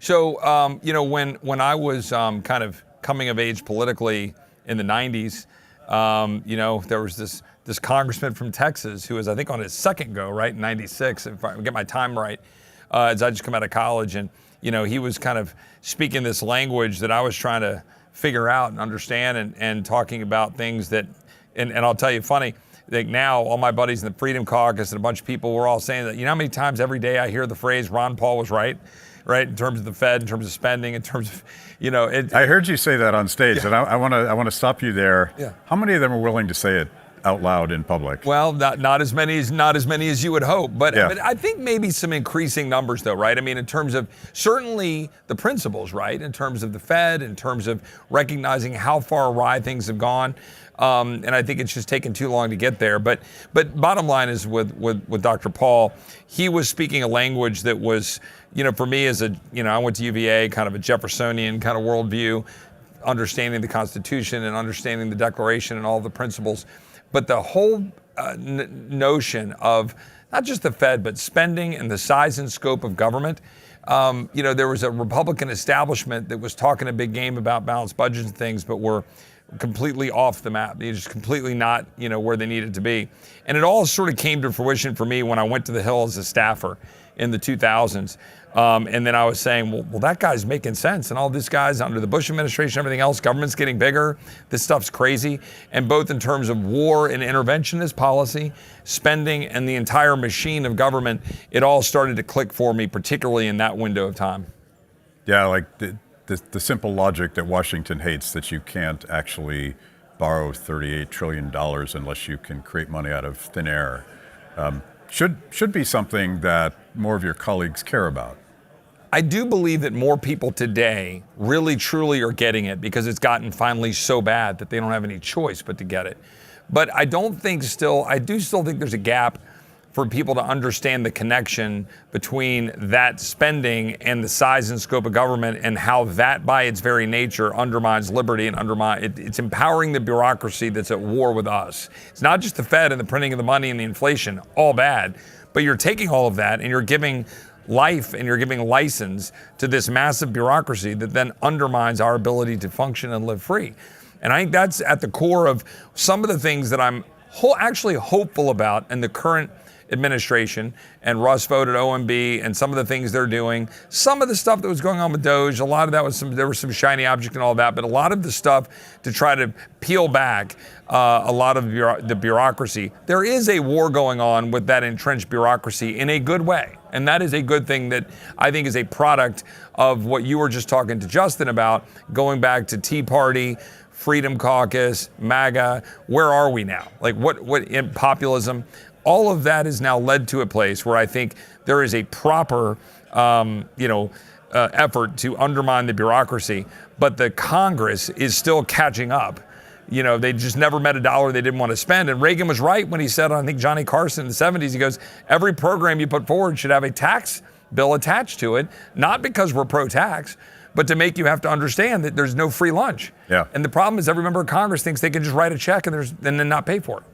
So I think it was Tom Woods, or no, it was Justin. Justin Amash mentioned the Ron Paul clash with Rudy Giuliani, and the first time at a Republican debate where someone made 2008, made a principled argument for non-interventionism and used this term that the government had always used called blowback, and there was blowback to Ron Paul talking about that.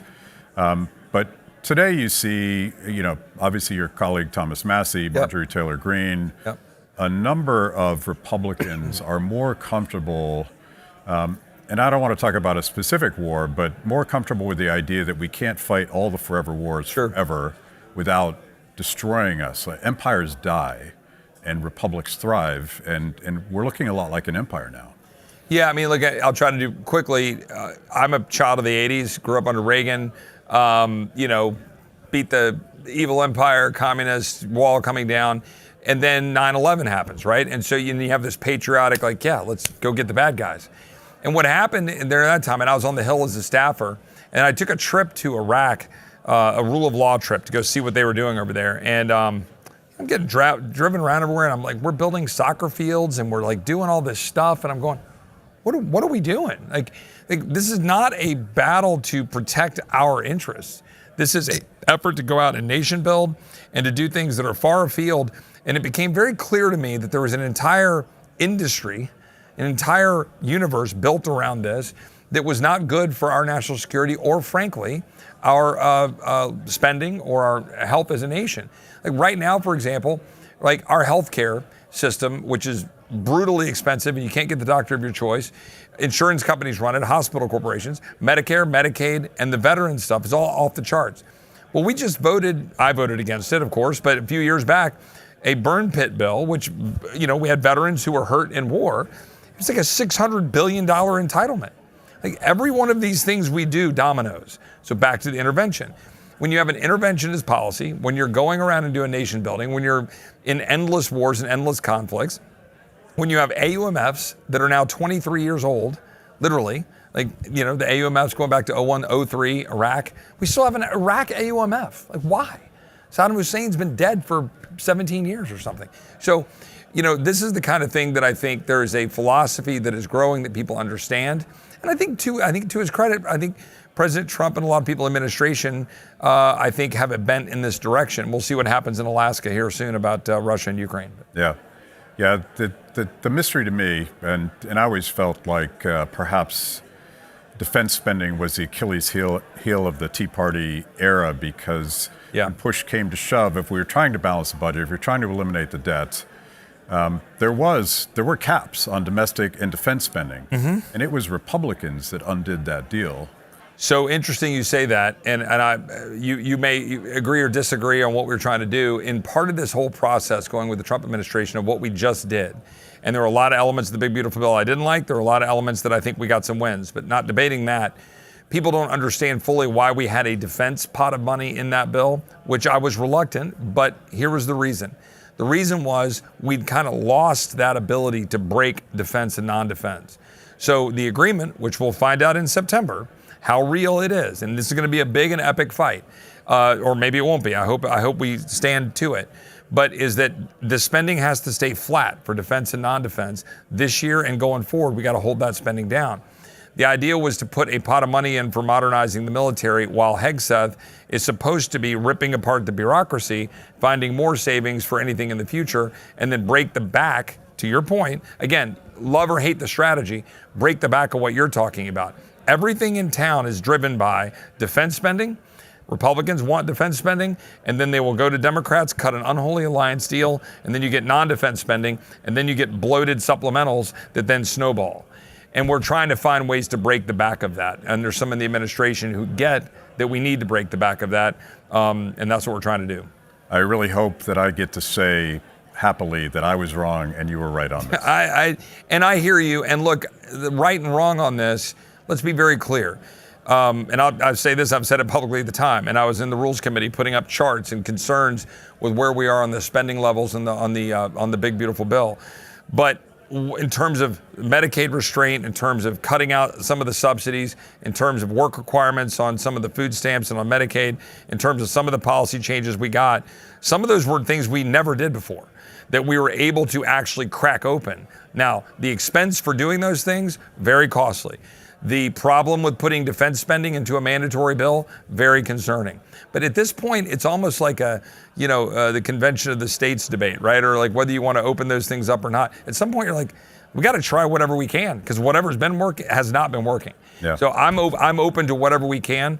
When I've got some friends at OMB that want to go slash and burn some of this, I'm like, well, let's try. Well, I want you to bring this message back to your fellow conservatives, because the thing that's always mystified me as someone that I started off as a budget hawk. I was a budget economist, and I was focused on this. And the more you looked at it, you realized you couldn't balance the budget with exploding defense spending, and that had to be part of the story. But there's a blind spot with conservatives, and if Dr. Paul was here, he'd I think agree with me. For some reason, we will give DOD a blank check, assuming that big bureaucracy wouldn't possibly waste the money, wouldn't possibly grow their empire, wouldn't possibly do things like any other bureaucrat in the health and human services, fill in the blank. Conservatives are very good fighting against the welfare state. Yep, but horrible on defense. I agree. I do not disagree at all.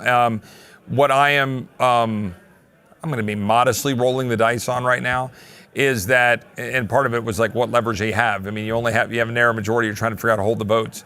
But what I'm rolling the dice on is that there is a stated desire by Pete at the Pentagon and by some in the administration to blow up what has been driving that for decades, which is the appropriators having their teeth in the appropriation cycle during the discretionary, to then go to K Street and go to all of the lobby around town and to go all of the contractors who are driving all the show. And now there's an effort to say, what can we do to break that up? Can we get more nimble and better defense on lower budget with better contracts, and then get the Pentagon to break what they've been doing for 3 decades? There is at least a recognition that we need to do that. That's a good thing, and that's a product of Ron, and that's a product of you, and that's a product of the libertarian worldview. But just all of us who, in our concentric circles of conservative, libertarian, budget hawk, telling the truth to the American people and telling the truth about what's going on, those things are killing our country. What the medicine is, it depends on who the doctors are, I guess. But, you know, that's what we're trying.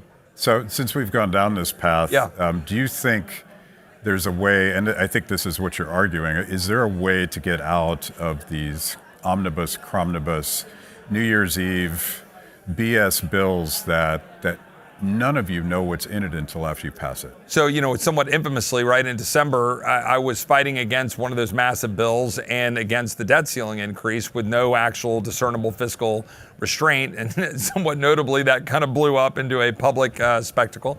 And then you felt for a moment what it meant to be Dr. No. Yeah, and that's okay. That's a good thing, right? And I was good with it. I had no problem with it. But that served as the nucleus through the spring of what became, and by the way, what became a big moment when the Budget Committee, when 4 of us killed the big beautiful bill in the Budget Committee because we were demanding that we get spending cuts commensurate with the tax cuts. So now fast forward, now here we are. Part of the deal was that we're going to have spending at or below current levels. That was the deal.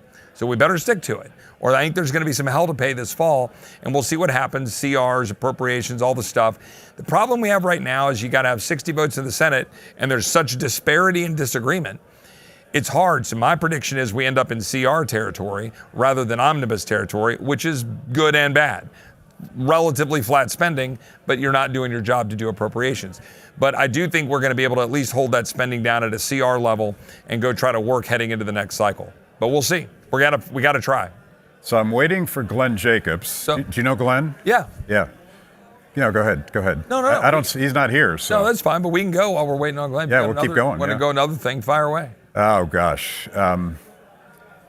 So let's take it back to Ron Paul and his legacy here. No, before that, I wanted to get a quick update on the floods in the Hill Country. Oh, thank you. How are things going? Yeah, that's great. And it's actually, and I'll tie it back to Ron because of he being such an instrumental part of my view about limited government. And he and I were just talking about this.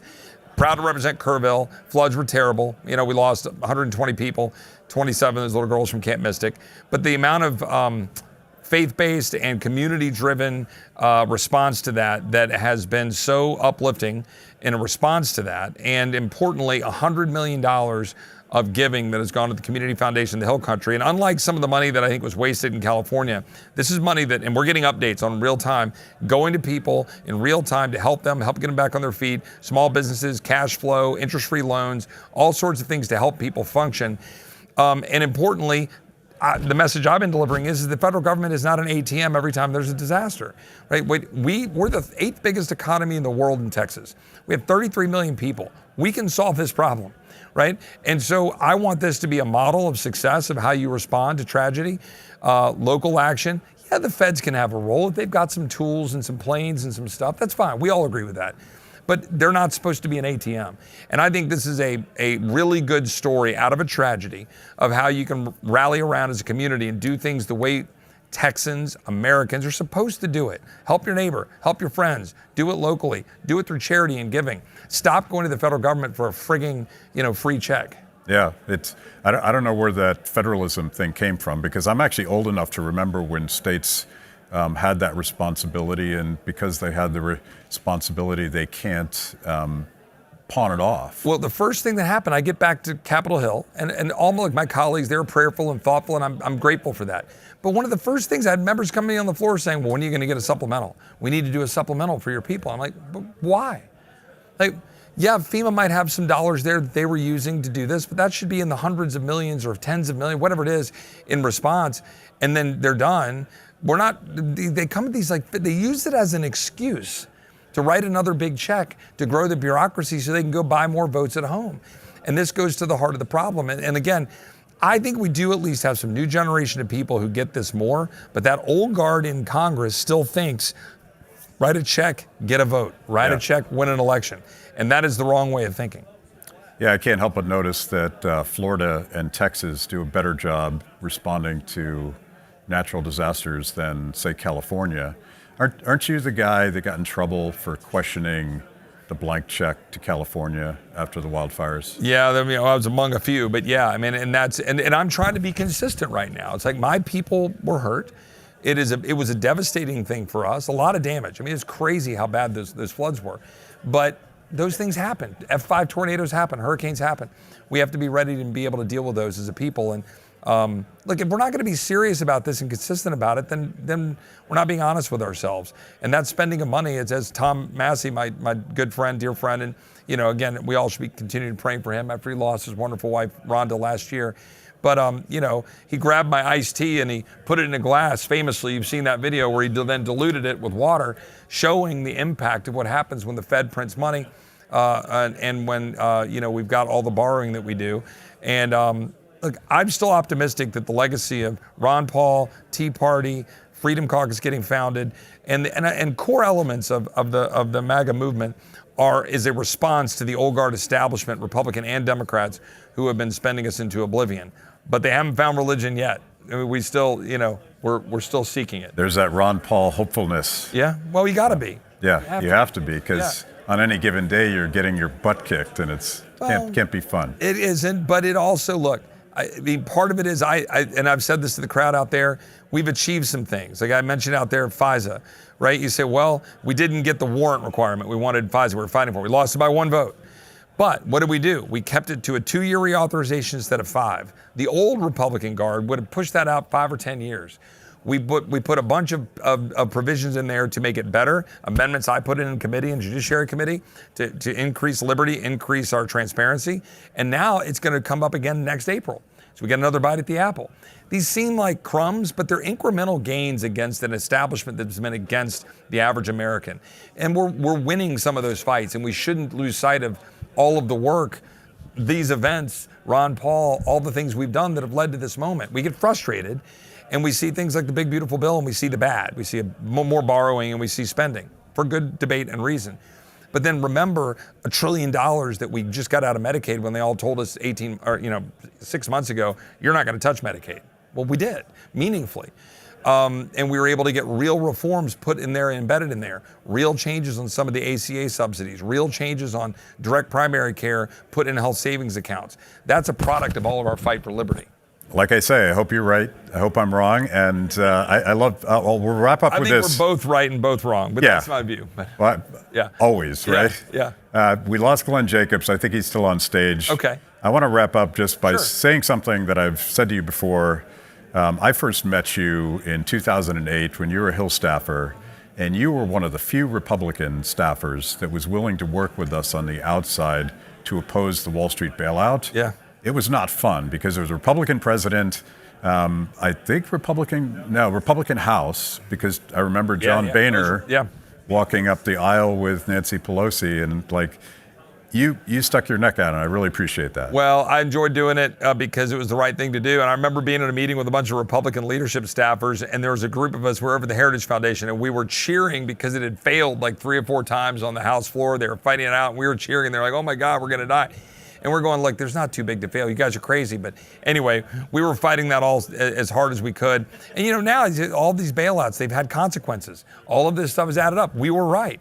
And I think all of these things, although I gather some of the things that you and I both agree have caused problems, let's remember all of the gains that we've gotten in educating people, and then we're demonstrating where we need to go. Some of this stuff was set in motion.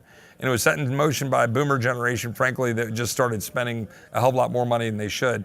And now you've got, I think, new generations of Americans who might get it and can do something with it. Well, out of the Wall Street bailout was born the Ron Paul revolution, and the Tea Party movement, and momentum that we had. So I always look for an opportunity. Amen. Thank you, Congressman. Thanks, man. Appreciate it. Yep. See you, man.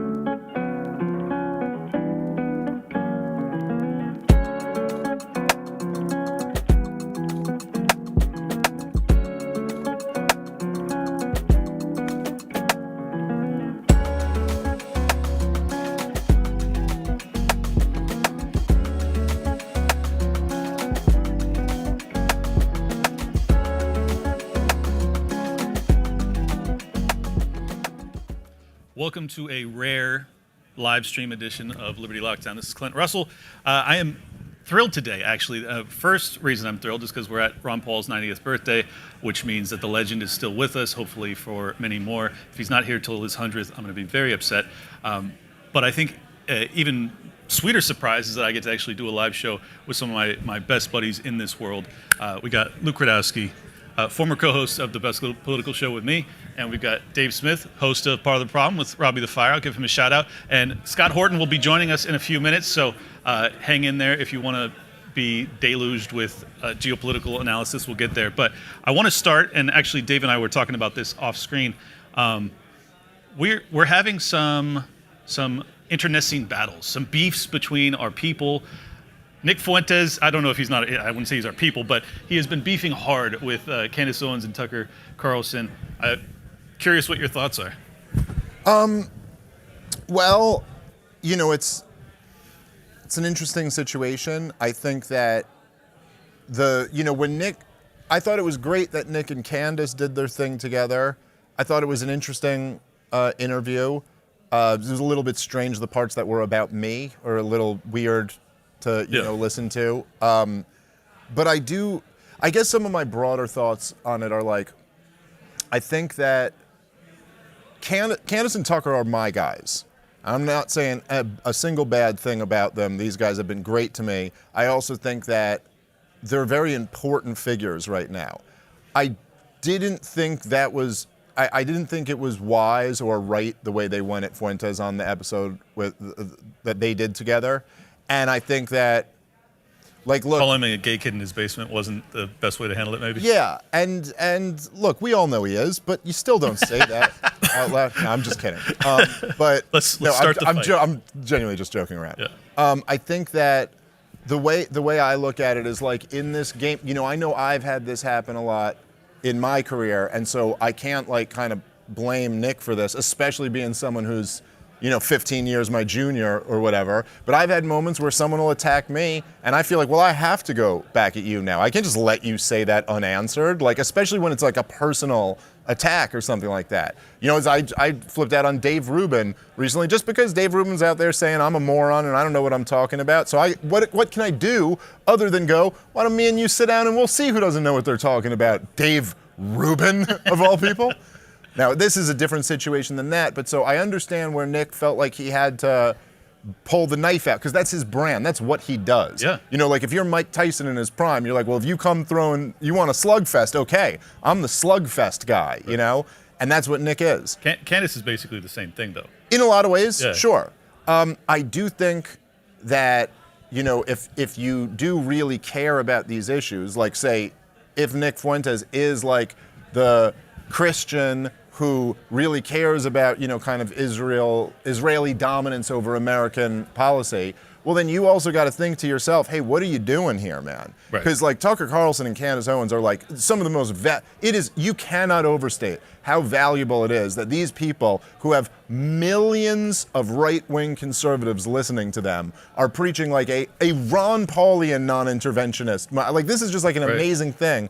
And so I think one of the things that people, resent or don't like about the Groypers in general is that they feel like, you guys become this stain on all the rest of us.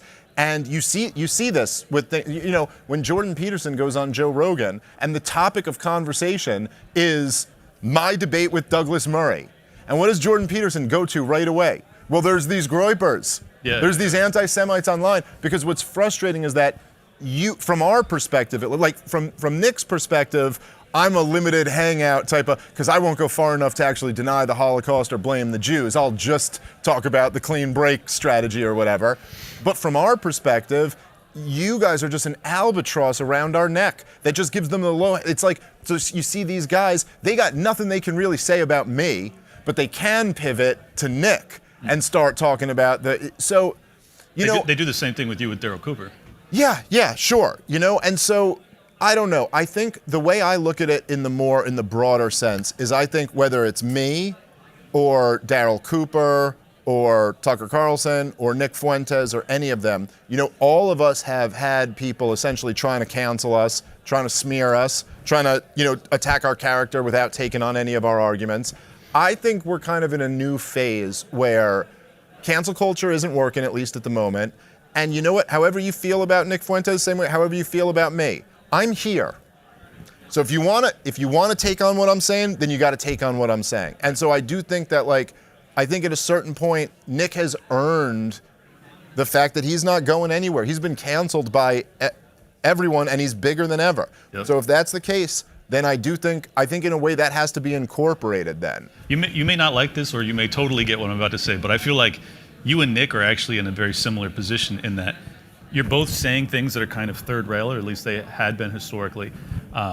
You both are having kind of hit pieces and smear jobs that are being pushed against you, and you're both kind of vaunted debate opponents that if you disagree, neither of you are going to run away, and also you're ducked a lot. Like, Nick is kind of Voldemort in the same way that you are. I remember Shapiro for years wouldn't say your name. Yeah. And it's like now, I think Fuentes was in that mold too, and now both of you guys are of such prominence that it basically requires people to say you by name.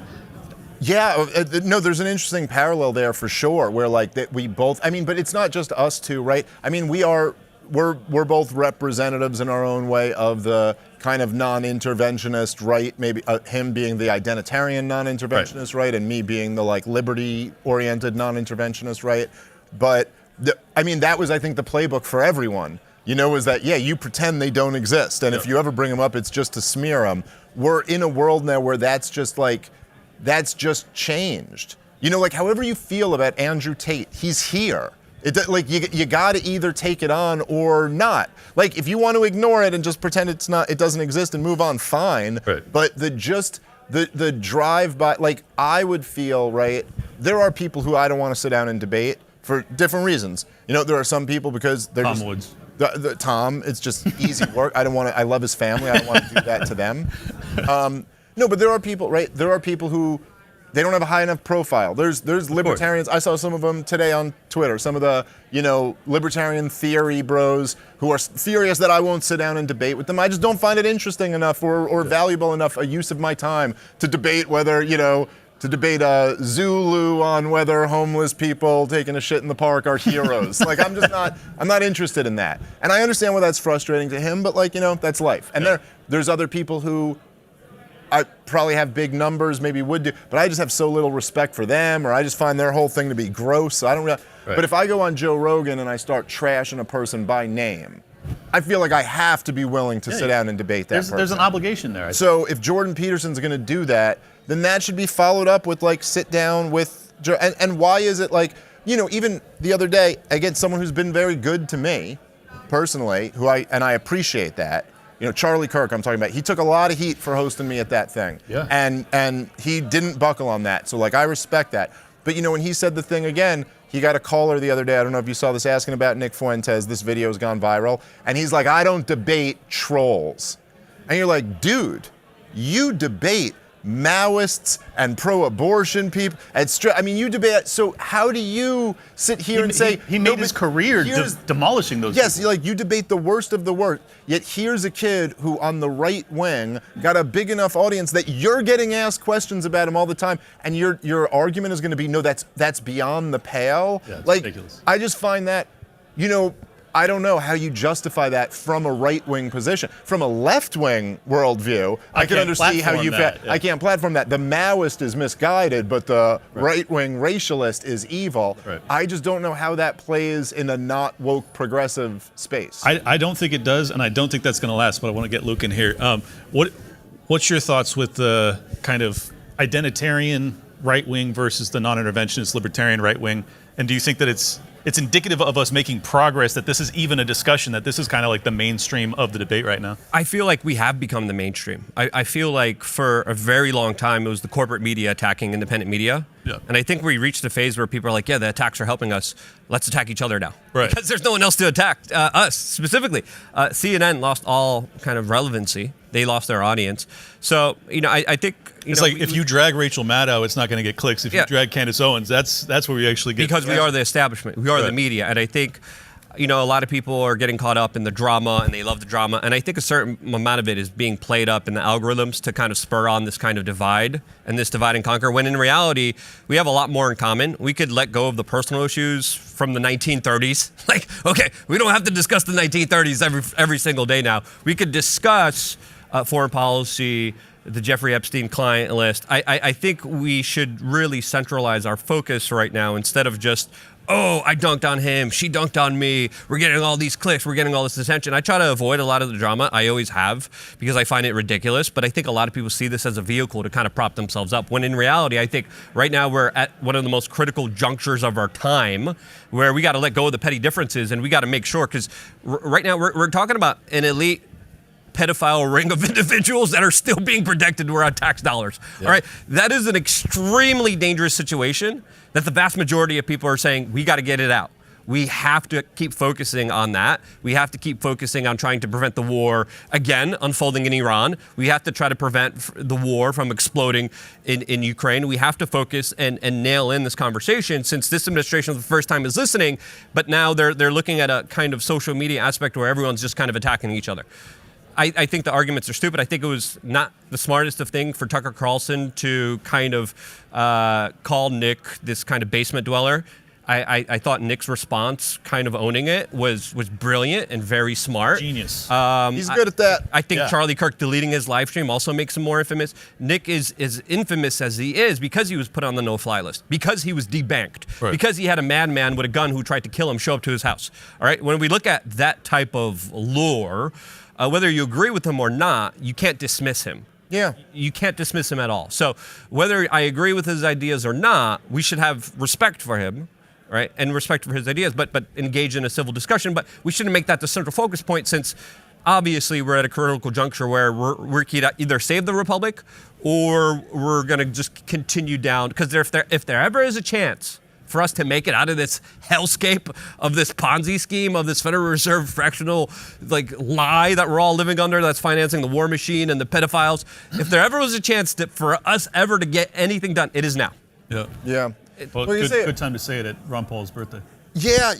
And if I could, just a couple things to what Luke was saying there, because I think part of that, I've noticed that myself in my show. I talked about it a bit on my show, was that and it really did kind of change with Donald Trump being elected in 24, where I would, for many years, a huge part of the content I would put out would just be tearing up the corporate media. And it'd be Brian Stelter clips or Rachel Maddow clips, and this is the propaganda now, but look at all the holes in it. Let's tear this apart. And it did feel like after this last election, that almost felt cheap and unnecessary, almost pointless. What am I going to go through MSNBC right now and find what the daytime hosts at MSNBC are saying, and then be like, look, they're still saying woke stuff, but I could dunk on this? It's like, my show gets more viewers than that show. This is now me picking on the little guy, but it did still seem relevant to say, oh, Ben Shapiro just said this, advocating for the war, or this guy, because these guys at least have big audiences. Yeah. So that was part of what drove that change.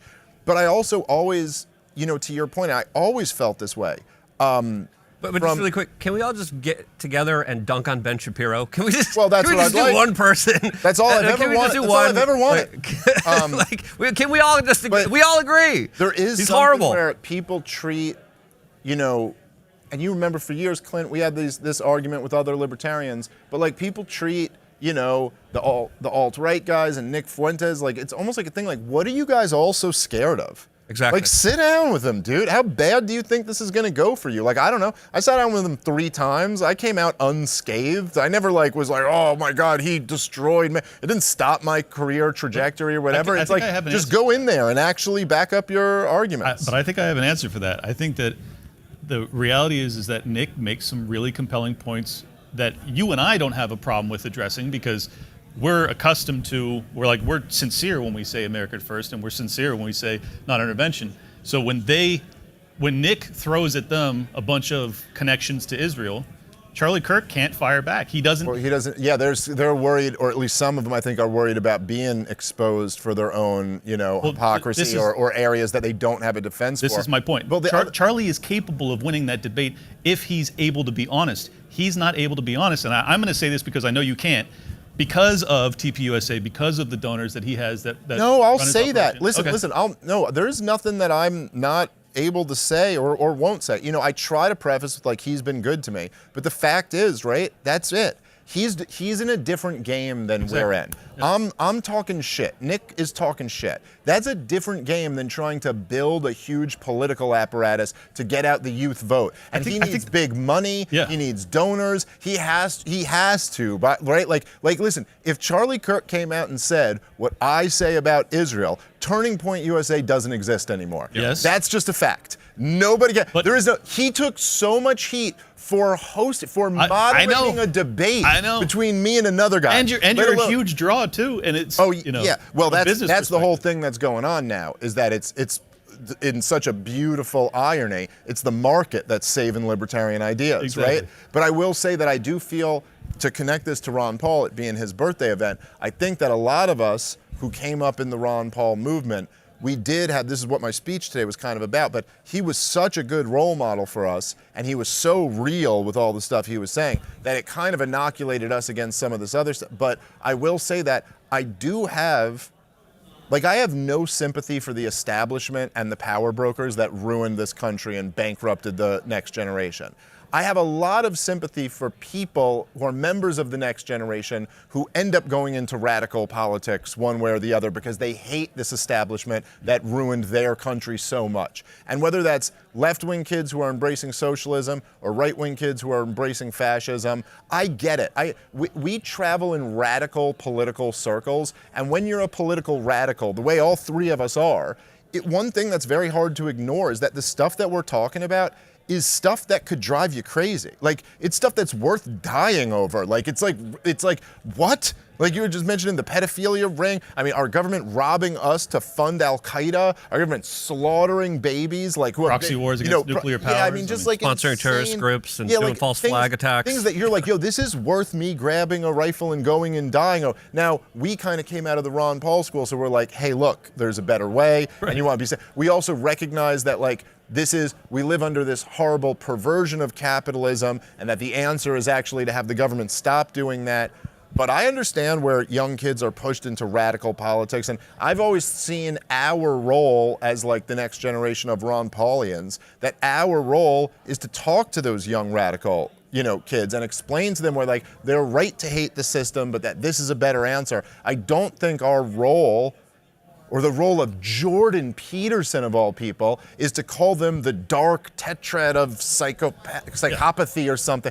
What are you doing, man? Your whole job is to talk to those disaffected young men. Even more than Tucker Carlson has, put himself up as this defender of these begotten or ill-fated youth.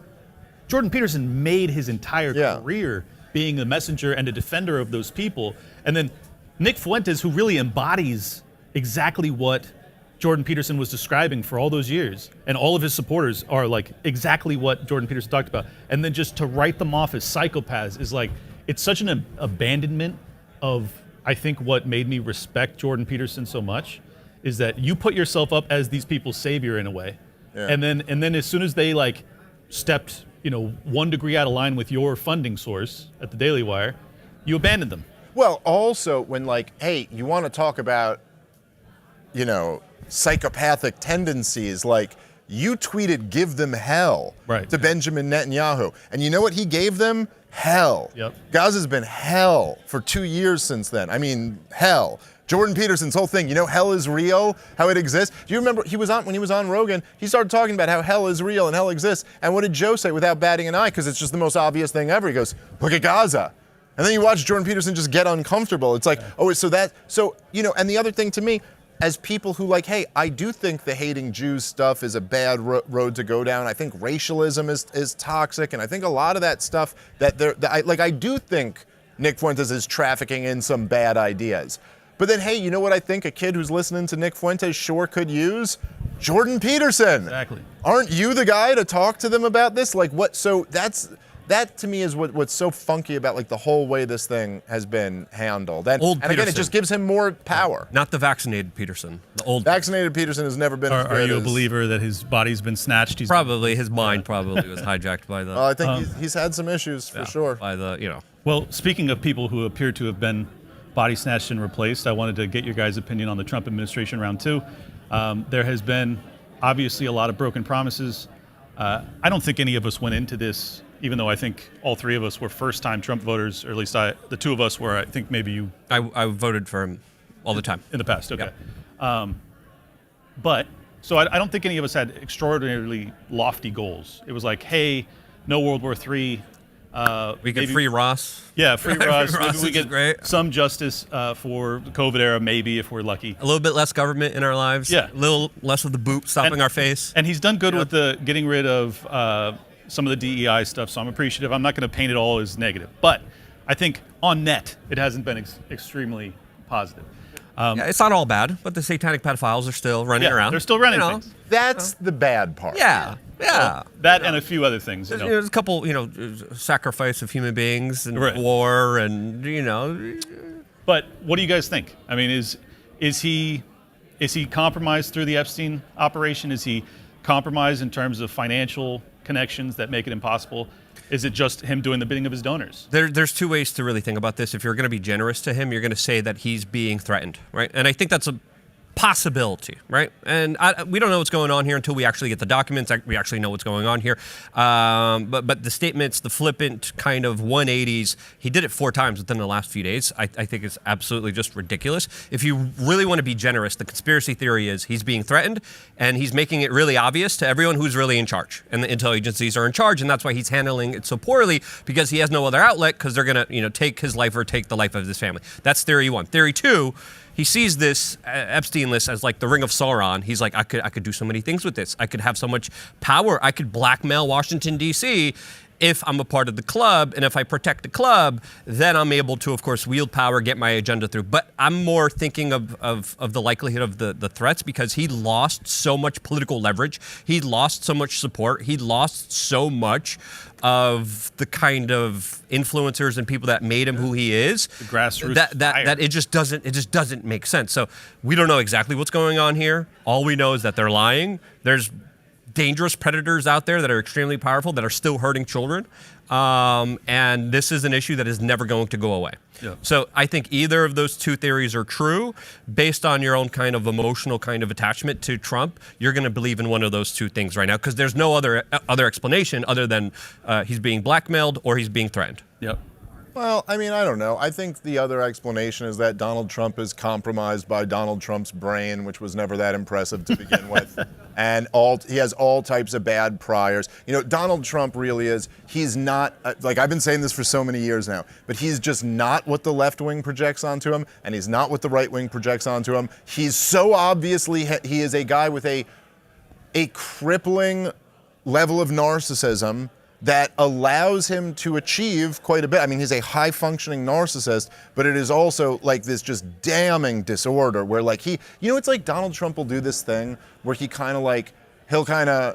someone will say something about, oh, Obama said this or he said that, and he goes, and the White House actually looks much nicer now than it did under Obama. Under Obama, they had all the wrong paintings on the walls, but they have all the best paintings on the walls now. Right. And we all kind of at this point laugh because that's so funny.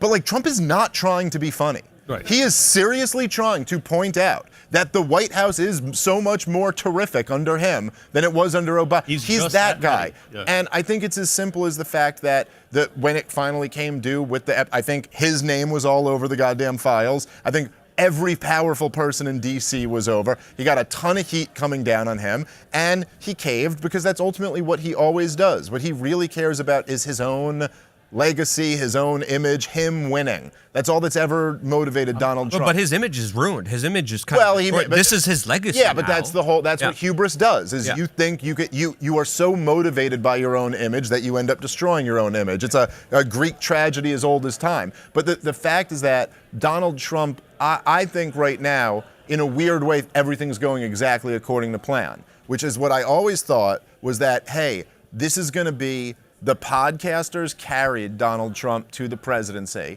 And then, look, I would have hoped, best case scenario, he ended up doing really great and we could all just be like, oh, wonderful. But then more realistically, he's going to disappoint in a devastating manner, and all these podcasters are going to turn on him. And I think that one of the most fascinating things here is that that is really happening. There was never a situation in our lives where there's anything quite like the dynamic right now. There was never a situation. You remember when George W. Bush came in and then he ended up being a complete disaster? And then you remember when Bill O'Reilly and Sean Hannity turned on him? No, because of course they would never. Like, they were going to defend him. No, Rachel Maddow was never turning on Barack Obama, but Tucker Carlson and Candace Owens and Joe Rogan and Theo Vaughn and Andrew Schultz and like all these people with millions and millions of viewers are totally, and the Democrats aren't getting any of their did you see Donald Trump came in, if you look at the polls, his first day of his second term, he has the highest approval rating he's ever had in either term. The Democrats are in the dumps. They're at 24%. Donald Trump has now come down to having his lowest approval rating in both terms. The Democrats are at 24%. Yeah. They didn't get 1 point of benefit from Donald Trump's numbers collapsing, because even though we're his supporter, we all know the Democrats have no credibility on any of these. So we live in this like new time now where the whole establishment really is spinning out. The corporate media is dead. They're not, remember I was arguing with Michael Tracy and a couple of these guys who were like, oh, that when Donald Trump wins, CNN's ratings are going to go right back up. And I was like, no, they're not. Not this time. And man, I got that one right. I think the strongest thing supporting your theory is Operation Warp Speed. But, we're all retarded, but I don't think Trump is that retarded, to be quite honest with you. Because I think he has good advisors. Speak for yourself, Luke. I mean, we're all special, okay? But there's you say not dumb enough to think Operation Warp Speed was a success? No. I'm saying the strongest thing you have for your argument is Operation Warp Speed, with him still touting it, which right. is ridiculous. But you're saying he's not dumb enough to actually think that was a successful operation. But no, I'm not even arguing about that. I'm arguing about the Epstein stuff. I think he has a lot of advisors around him, a lot of people with him that are telling him the real kind of situation, and he's not immune to that. That's why I think something else is happening here other than his hubris. I think it'd be very easy for Trump and people around Trump and the political consultant class to think that this will die down. This won't be that big. People care about the price of gas and the price of health care. This is the story of the day. This will go. I think you have to actually have your finger on the pulse, which we might take for granted a little bit because that's the world we live in, to realize how much this is not going away. And this is really going to devastate you. So I don't know. And by the way, I'm not saying you could be right about either one of those theories. It's quite possible he's being threatened, his family's being threatened. He was shot in the face. I mean, there's all these possibilities. But it's also the fact is that Donald Trump was terrible on so many of these issues his first term, and he's come right back to being terrible on them in his second term. And we were just hoping with people like, I know Tulsi Gabbard is here somewhere today. Maybe someone could ask her. That was unbelievable that she found out the intelligence that Iran was only weeks away from a nuke, and that intelligence only came out exactly when Israel bombed them. I thought that was a crazy coincidence that she was. Maybe she could explain that. I would love to know. But it's like the thing is that a lot of us they put these people like Dan Bongino and Kash Patel and Tulsi Gabbard who have been saying the right things for a lot of years in, and so there was some hope that maybe that would translate into something. But we all should have been.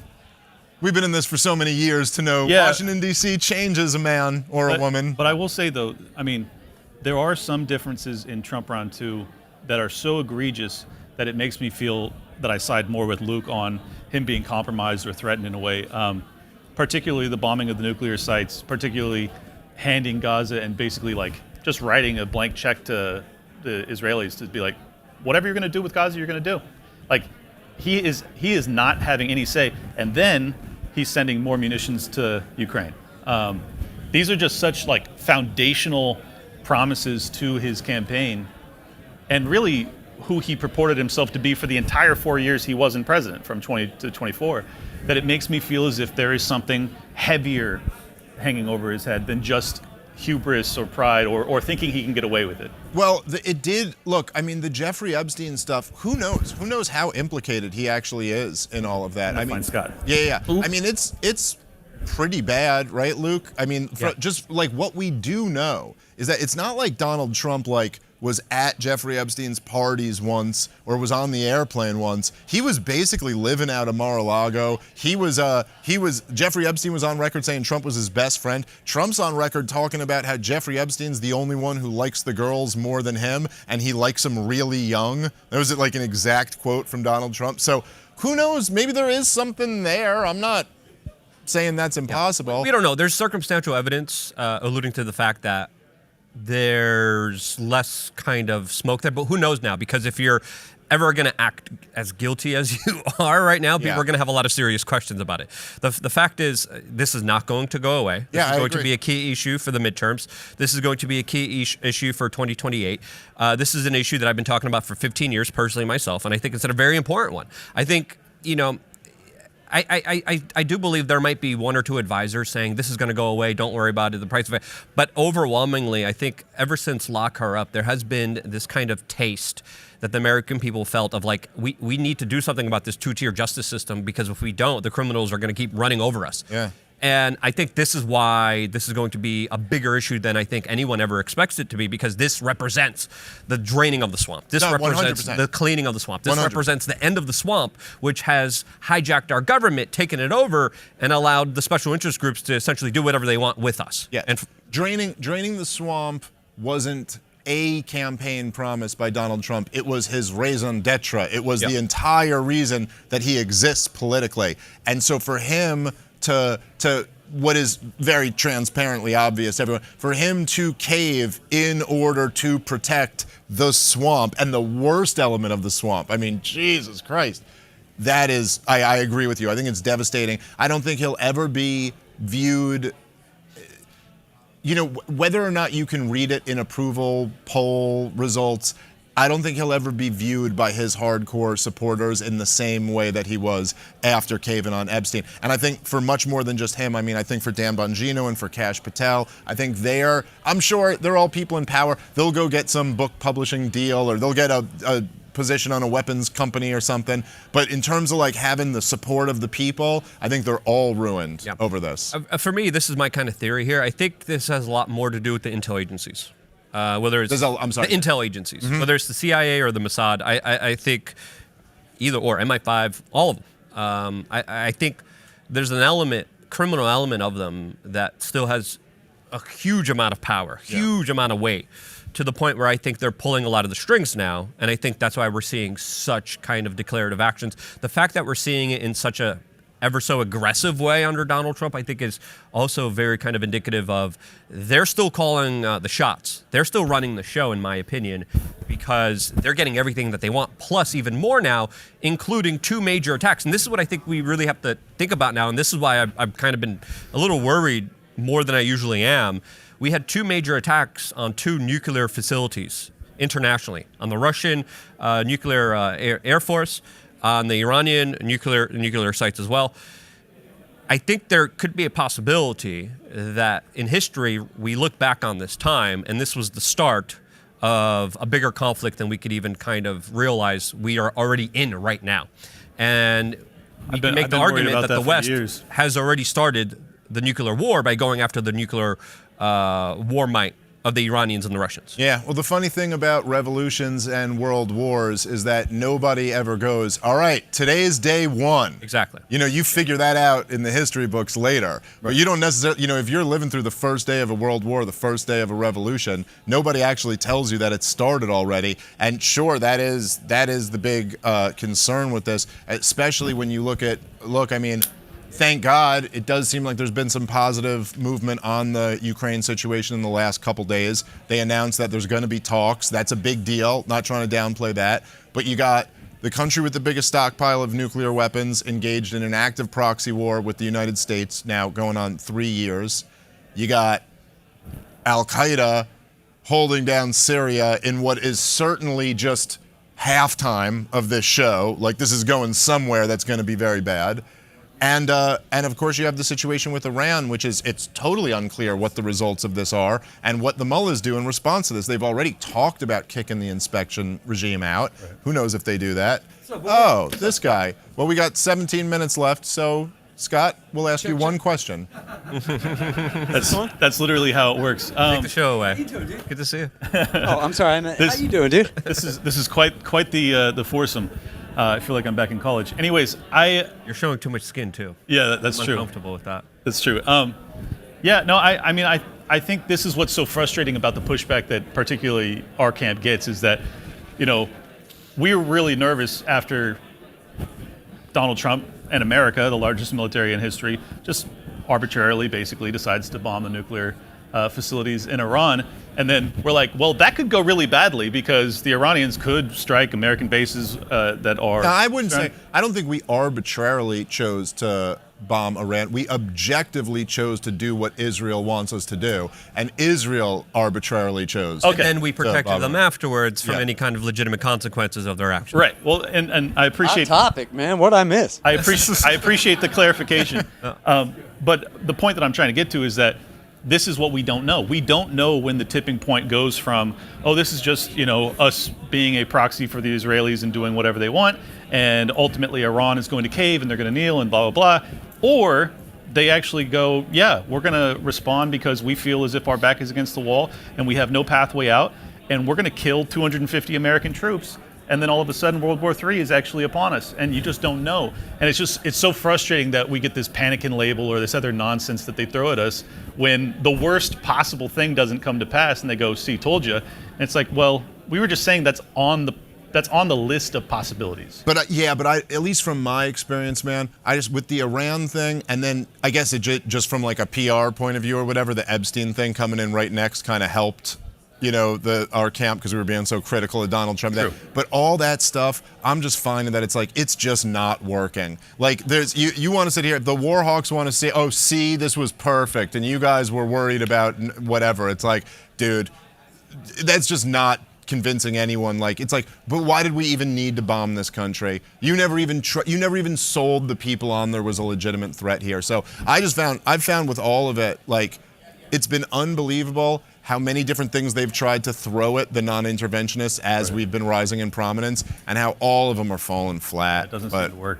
But it doesn't... Even on the question of how easy that war was, it's not over yet. They're not going to give up their nuclear program. Right. Trump's now bought the Israelis' definition of a nuclear weapons program as being any enrichment in Iran at all. So either he's going to climb all the way down from that, or the war's going to continue, and they're going to end up talking themselves into a regime change as the only way to permanently prevent Iran from choosing to attempt to make a nuclear bomb.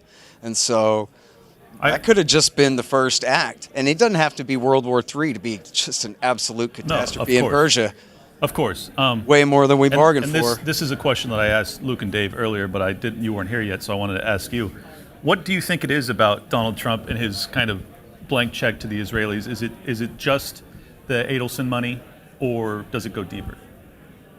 I mean, that's the obvious answer. I don't think anybody knows any worse than that. It has to but go look, deeper. I mean, in the Republican Party, everybody always does whatever the Israelis say. Like, nobody at those levels are like, oh, no, I can't believe but that. not at this Susie level, Wiles, I mean- she's so close to the Likud. They're all so close to the Likud. Right. But there was this belief that Donald Trump was a real boy, to some extent. Well, to some extent. I mean, why have the media and everyone? He was not a senator or a governor, right? So he was himself, but that doesn't make him like one of us. Oh, it just makes him not one of them. No, exactly. far from being one of us. I'm just saying, why have 700 years in prison over his head? Why have the bullet graze his head? Why have the media run ops against him for 8 years straight if he's just as much a puppet of the Israelis as everybody else? Doesn't that seem weird? Well, it's not all about Israel, and I mean, if you look at, and I don't really know who was behind those assassination attempts. I don't know if anybody really does, but like the Iranians, the closest, yeah, we know that ain't true. Said CNN. The closest association that we have to someone who would actually want Trump dead is with the second shooter, or attempted shooter, down in Florida, Ryan Ruth. who everybody said he was in a Blackwater ad. That wasn't a Blackwater ad. It was a video of a protest by the Azov battalion Nazis in Ukraine. And so if anybody put it up to him, it would have been those guys. Put him up to it is what I meant to say. So, but I don't really know about that. I mean, as far as the impeachment and Russiagate and all that, it was Well, first of all, it was about trying to prevent him from becoming the president so Hillary could have it was the first thing. But then also it's because he wanted to end the Cold War with Russia, and they want to have a Cold War with Russia. So that wasn't all about Israel. In fact, you know, it was, if you go back to 16, it was the Israelis were the only major power faction that backed him. He could get a couple of generals from the Army and the Marines to back him, stand up there next to him. But, you know, this time around was a bit different. But back then it was essentially the lobby was the only major group that supported him. You know, I remember Rothbard, I can't remember the name of this piece, but there's two different pieces that I'm thinking of. But one of them is the famous paleo, you know, what was it, paleo conservatism, a new strategy or something, whatever that piece was, where he starts off with the David Duke stuff. And people always, I think that this was like one of the most controversial articles that Rothbard ever wrote, but I also think that a lot of people, I mean, he said some pretty provocative things in it, but a lot of people also read stuff that he wasn't saying in it. And the section where he opened up talking about David Duke, what he was saying was, he was like, because I'm old enough to like remember this when David Duke ran for governor, and he goes, dude, the way the national media freaked out over this guy was unbelievable. And I mean, they sent everyone, including Tim Russert from Meet the Press, and like everyone to try to take him down. And he was talking about why the establishment gets so freaked out about like a right-wing populist like this. And he makes the point that he's like, look, they say it's because he used to be in the KKK, but like Byrd in the Senate used to be in the KKK, and all these other guys. That's not actually their problem. Their problem is this. And it would have been so interesting if Rothbard had covered Donald Trump's sentence. But one of the things, I think, he had another piece, I can't remember the name of it, where he just talked about how they go out of their way to make politics boring, and they really don't like people who make it exciting. Right. You know, politics is kind of naturally an exciting thing. You're the leader of men. Give me liberty or give me death. But they turn it into a bunch of nerds sitting there like, we're going to have a conversation about whether 39% or 36% should be the top marginal rate. And they like the population to be pacified, but they really don't like right-wing populism the most. That's the one that scares them the most, because the right-wing men are the toughest men in the country, and if you start getting the barrel-chested men worked up about how like the elites are screwing you over and lock her up and to hell with this whole thing, and I think that was enough of a combination for them to be freaked out about Donald Trump. And he's also got that syndrome where he can't stop whatever thought comes into his mouth from coming out, and he'd start saying stuff like, Obama created ISIS. And people would be like, yo, what is he saying? We're in Iraq for oil, he said. Even, and look, he alluded to Bush doing 9/11. We weren't in Iraq for oil. He got that one wrong. They're all incompetent. No one in Washington deserves their position. And they're just like, you know, of course they were. You made a lot of enemies with all of this stuff, but none of that actually means, which Rothbard didn't say in the piece, that David Duke is right about the most provocative, you know, like stance that he has. And none of that means that Donald Trump really was always a dumber version of Rudy Giuliani. Like, that's really what Donald Trump is. Rudy Giuliani is much more well-read than Donald Trump is, you know? And so I think just as populist. Yeah, exactly. No, that's a fair point. Also for the record, you know, Donald Trump, he's a pure marketer. He says what he thinks is going to go over well. All you got to do, listen to Donald Trump when he was considering running on the Reform Party in 2000, and he had to attack Pat Buchanan. And the way he attacked him was saying he's a Nazi, he's a bigot, he doesn't like gay people. Because in the year 2000, in the zeitgeist, that's what Donald Trump thought was the way to marginalize Donald Trump. Now, in the year 2016, in the zeitgeist, he figured out that actually I should run all the way to the right on immigration. I should attack Hillary, because that's what he's good at, is knowing what's going to play well with a crowd. Well, I think that's the interesting dynamic going all the way back to the first topic that I brought up, is that it felt a little bit as if Tucker Carlson was attacking Nick Fuentes with the 2000s Trump against Buchanan kind of mindset. And I feel like the environment has changed so dramatically that Fuentes' kind of third rail ideology is more within the realm of acceptable or allow, you know, Tom Woods' 3x5 card of allowable opinion. You know, I think Nick did a good job of playing into that, because this is what he's really good at, is blood sport, internet wars. The truth is, I think Nick Fuentes has probably attacked a bunch of people for being poor in the past. Oh, of course. I'm sure he's attacked people for living in their mom's basement and stuff like that. And the truth is, if you are, like, it's like, look, I know this just from being a comedian. If there's some heckler who you hate who's in the front row and he's a 400-pound Indian dude, and he's just, you hate him, the first thing that comes to your mind is you're like, shut up, you fat Indian, you probably smell it, curry. Like, it's just the first thing. Doesn't mean you even have to have anything against fat Indians. It's just, I don't know, I wanted to get you, and that was the lowest hanging fruit that was right in front of me. And so if Tucker's pissed off at Nick Fuentes, the go-to is like, listen, child who's in the closet who lives with your mom. That's just kind of the go-to lowest hanging fruit. So I think Tucker just wanted to take shots at, like I said, he probably shouldn't have, but you know, with the Trump thing, I don't think he was ever the real deal. I still think it was better for the country that he won than Kamala Harris winning this last time. I agree with that, but let me see if we agree for the same reason. I think it's because a lot of the people had so much faith and hope in Donald Trump that if he had been kept from the White House again, there would always have been the what if. Like, oh my God, Donald Trump, you have no idea what he would have done. You would have had the deep state gone down. You would have had Epstein and the list and all this, and World War III would have been avoided. And it's like now, all of us get to go, not true. Well, that's one tiny benefit, or that's the benefit. I don't put that as the number one. I think the biggest benefits of Donald Trump winning, number one were, you know, there's like a certain level of indignity that is just unbearable. Like there's just this, you know, if you were with a chick and she just got like way too drunk and started trying to make out with your friend in front of you, you'd be like, I just can't, now we can't be together anymore. This is just, and as a country, having Kamala Harris elected our president would be, we just can't exist anymore. Can't, I couldn't look at my children in the face. It's too far. If Kamala Harris was the president. Like, that shit would have been so funny, just daily. God, that would have been a ride. Well, but we all felt that way, and then Joe Biden wasn't that funny. No, but she was actually even worse. She was actually substantially worse than Joe Biden. Was running as him. Yeah. Which was funny. But the major thing that I think was the biggest benefit of Donald Trump winning, and I, with all due respect, I know Lynn is here, so like, okay, Russ Ulbricht being freed, is, you know, up there, but it was really the destruction of the corporate media, and it was the moment when they had to admit it, and they all admit it, and it changed very quickly after the 24. They went for 8 years, from 2016 to 2024, the story of the corporate media was still Brian Stelter getting on TV and going, the fringe Joe Rogan. Right. Like he would still do that every day with his weird little piggy gay inflection and be like, oh, look at this guy over here. While he's speaking to 300,000 people and Joe Rogan's speaking to 15 million people, he'd still be like, the fringe Joe Rogan.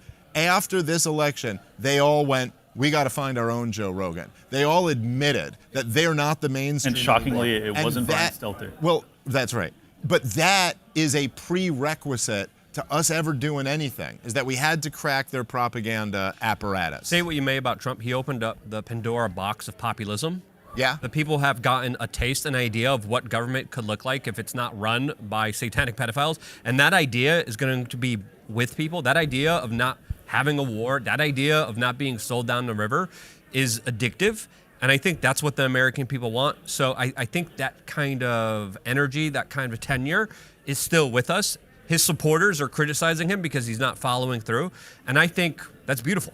And I think that's amazing. agree. No. So I'm happy Ross is free. I'm happy the J6ers are free. But I think overall, and I always said this, you know, elections aren't about the politician, they're about the ideas. And the idea of liberty and freedom and self-ownership have galvanized the American people to vote for Donald Trump.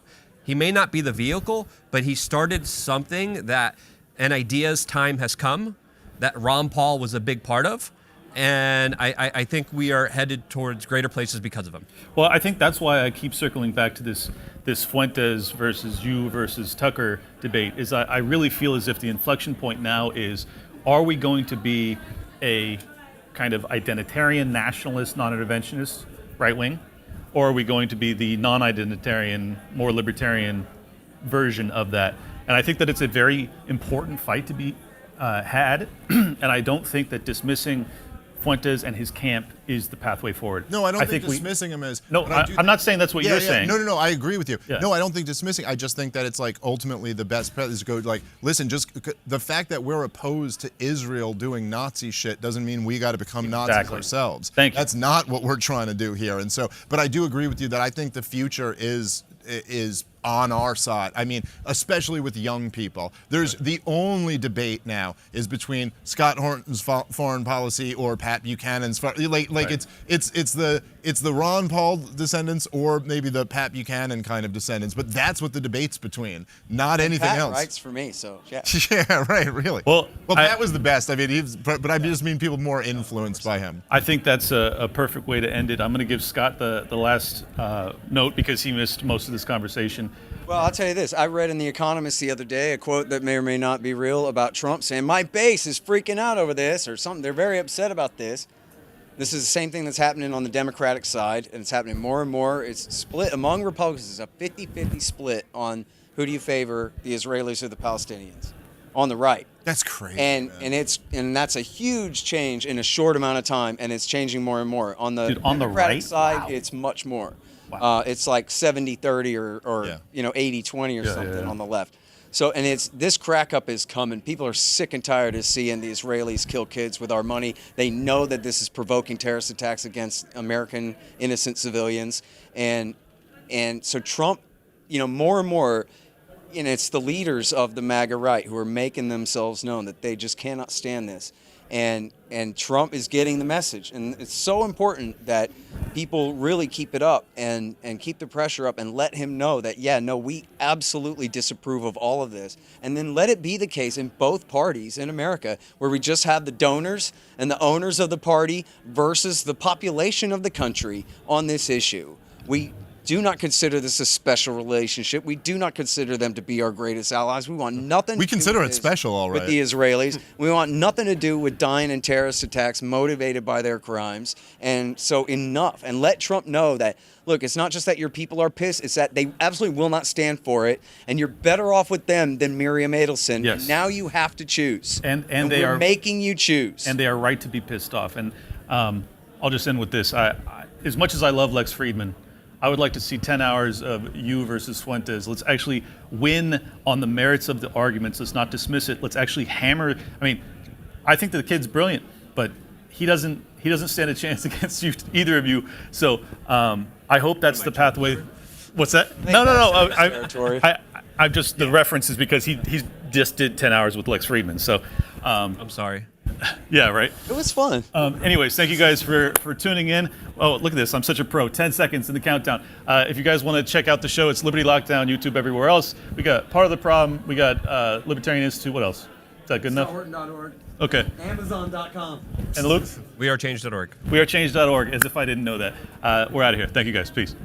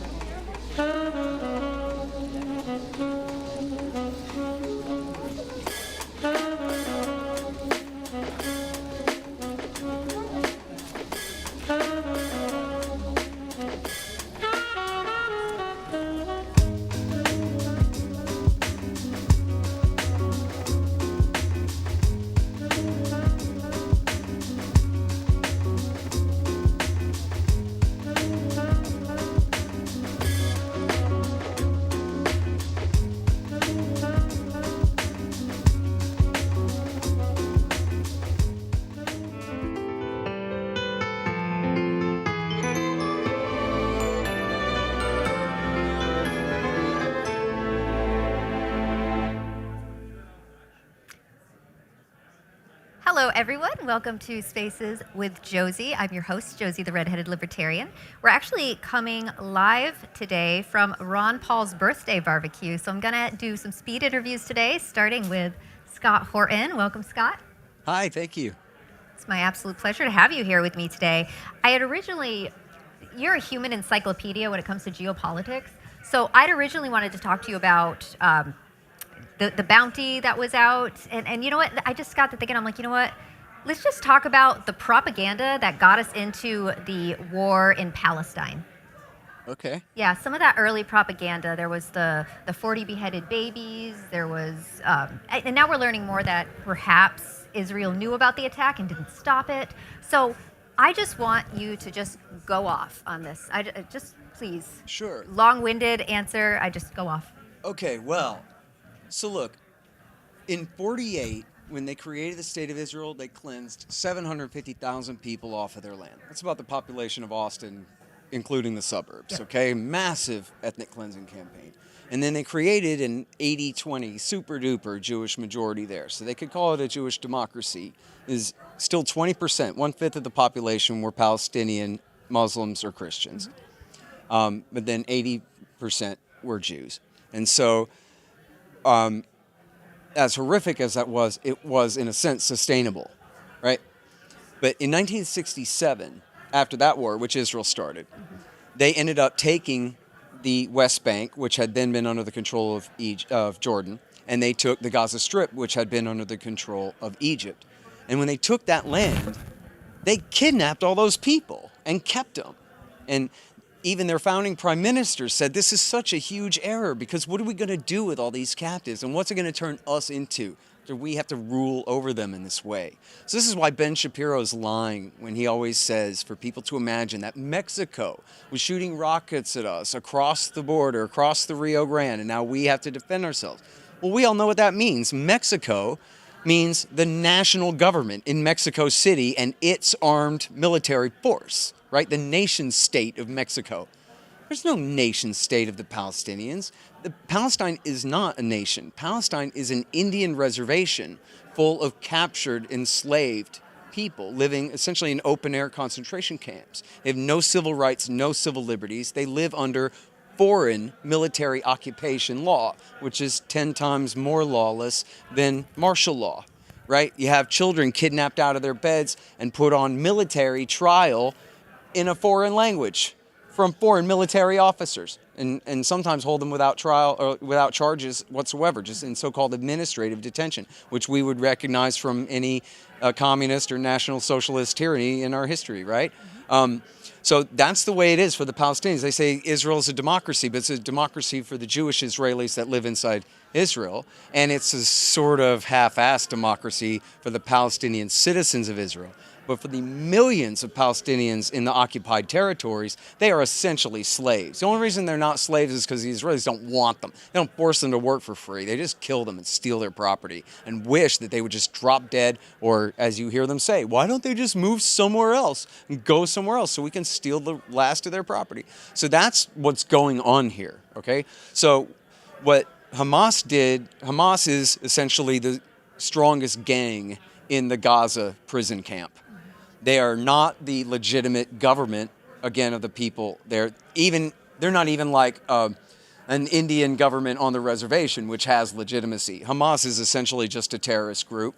They ran and were elected by a plurality, and they had only a coalition government in the election of 2005, when, by the way, the majority of the population of the place were minors at the time and were not able to participate whatsoever. Majority minors, isn't that funny? Under 18. I get it. And then there was a failed coup in 2006, which led to them seizing essential total power there for what it is among the Palestinians, but still under the total control of the Israelis overall and under total blockade and siege by them.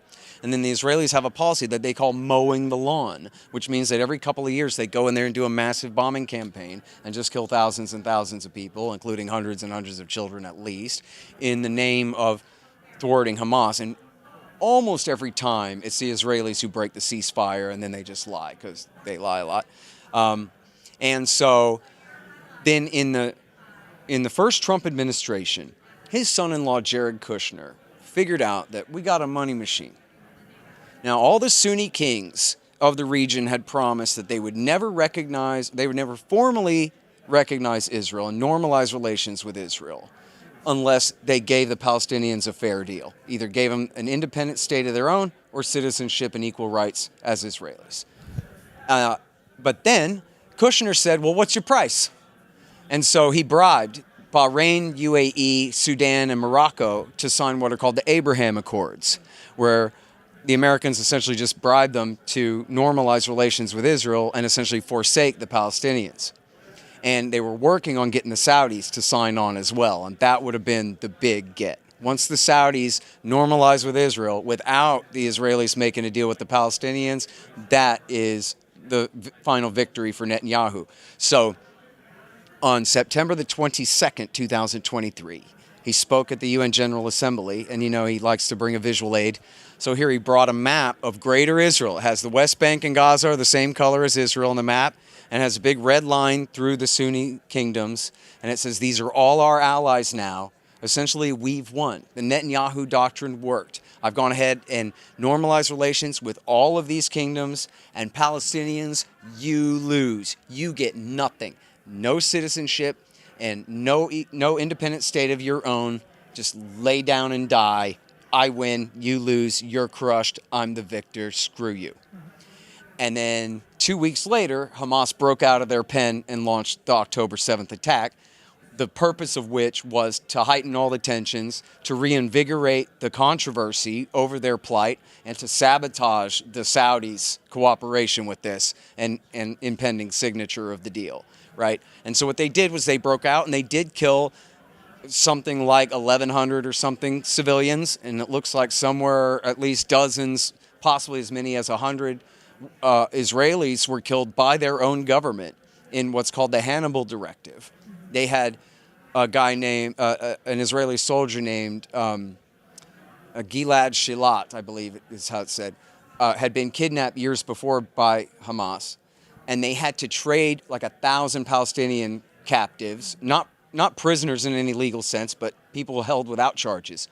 They had to release their own kidnapped Palestinians, 1,000 of them, to get their one soldier back.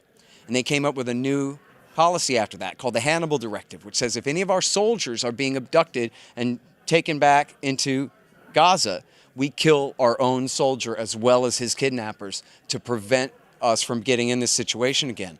Well, then on October the 7th, when you had dozens or scores or hundreds of people being taken prisoner back into Gaza on the fly, they admitted this in the Israeli press, mass Hannibal, which was kill not just soldiers, but even Israeli civilians who were being kidnapped and taken back into Gaza, blowing up any car that was headed back into Gaza, and using tanks to blow up kibbutzes and so forth. And then this was part of the excessive propaganda, because they did kill civilians. They killed soldiers, but they killed civilians too. And there are plenty of atrocities to go around if they just wanted to tell the truth. But the thing is they'd blown up these houses, and there were, people whose bodies were terribly burnt and all this. So they had to explain that away. So they blamed all that on Hamas. And they came up with these insane, lurid stories saying that they had tied families together and then set them on fire, and that they had raped these girls, that they had beheaded 40 babies and then held their headless corpses from a clothesline, and that they had cut a woman's stomach open and stolen her baby out, which is something that Christian soldiers working for the Israelis did at Sabra and Shatila in 1982 in Lebanon, working for Ariel Sharon. So they were just repeating some of the propaganda. Yeah, they were taking real atrocities that they had committed and blaming and claiming that the Palestinians had done that to them. Blame Same your thing enemy. in the Nakba, they had taken a young boy and thrown him in an oven in front of his father. They lied and claimed that the Palestinians had done that to them. In both of those cases, these are things that they had actually done to the Palestinians that then they turn around.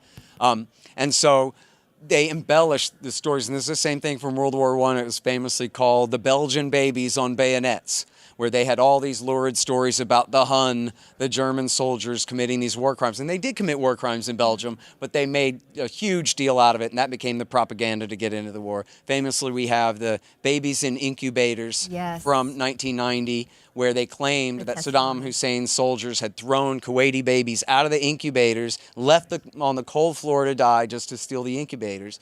And based on that atrocity, they used that as the excuse to start Iraq War I. So we see this kind of thing oftentimes, and that was what we saw in the case of the attack of October 7th. If they had told the truth about it, it would have been bad. But by severely exaggerating it, they wrote themselves a license to commit the genocide that they're committing now, where they literally, of course, are beheading babies, blowing them limb from limb by the thousands, by the tens of thousands now. And including, we know, roughly 1,000 babies who never made it to their first birthday have been killed by the Israelis. 11 pages of names of babies that never made it to their first birthday. It's accuse your enemy of that which you are guilty. That's exactly what it is. Thank you so much for being here with me today, Scott. Thank you for having me. Absolutely. Where can people find you, support your work? Oh, I'm at scotthorton.org and at libertarianinstitute.org and at amazon.com. Buy all my books and read them. Thank you. Thank you. Is this thing off the whole time? Did you guys get that? I'm sure they can tweak the sound for it if not.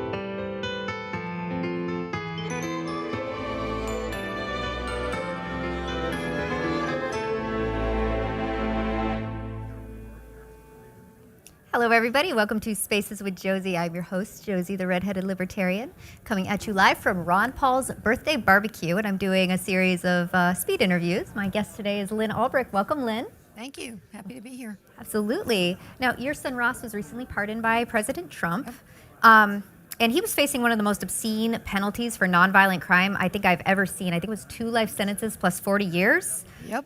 And no you parole. never stopped. No parole. No parole. Insane. And you never stopped fighting for him. And you're just a picture of what a mother should be, just so you know. I just want to ask you how it feels to have him home. It is incredible. It's a miracle. I feel wonderful. And, you know, and this is true for everyone who has a loved one in prison. It's like you always have a well of sadness. You know, it's like you never really get past that, but you have a life and you have fun and you know, have happy moments, but it's always there. And now it's not there. Oh, It's not there that. anymore. I love that for you. And it really lightens up everything. So this experience led you to launch Mothers Against Cruel Sentencing at the 2025 Bitcoin conference in Las Vegas. Can you tell me about your organization? Yeah, and it's very new. Really, we kind of rushed to get it done because of so many conferences this summer that we could really tell a lot of people about it. But I think it's very important. It was something that I was thinking about for a couple of years. different people would come to me and tell me their story of these things that their loved one had done, and then the sentences that they got. And it was just so often I'd be like, what are you talking about? Are you kidding me? And of course, Ross, he's the poster boy for extreme sentencing for all nonviolent charges, to give a young man double life plus, it's a death in prison sentence, double life plus 40 years. It's a death sentence, essentially. And it just isn't, but I realized through fighting for him and being involved with this is not, Ross is not unique. This is going on. There are at least 100 people serving life sentences for marijuana right now. God. And many, many other atrocities. And so as I kept hearing about this, and I thought, somebody's got to do something about this. This is wrong. And, little voice is like, how about you? And once Ross is out, I'm like, yeah, I really feel called to do this. I can't forget the people I got to know, who I spoke with, and they're still in there, and they have, very little hope. And I think people need to understand what's going on and how really un-American it is. It's, Oh, absolutely. It's cruel and unusual punishment. Exactly. It goes right against the Eighth Amendment. Right there. Yep. I mean, there's violations of Fifth and Sixth when you find out how some of these played out too, especially. Oh, yeah, that too. Yeah, absolutely. But the Eighth Amendment specifically says no cruel or unusual punishment, and it's cruel. It's obviously cruel. But it's also unusual because before the 1980s and the drug war, people didn't get these incredible sentences. Of course not. Yeah. Of course. Yeah. So what specific policy changes or reforms is your organization prioritizing to address this? Well, as I said, we're very new.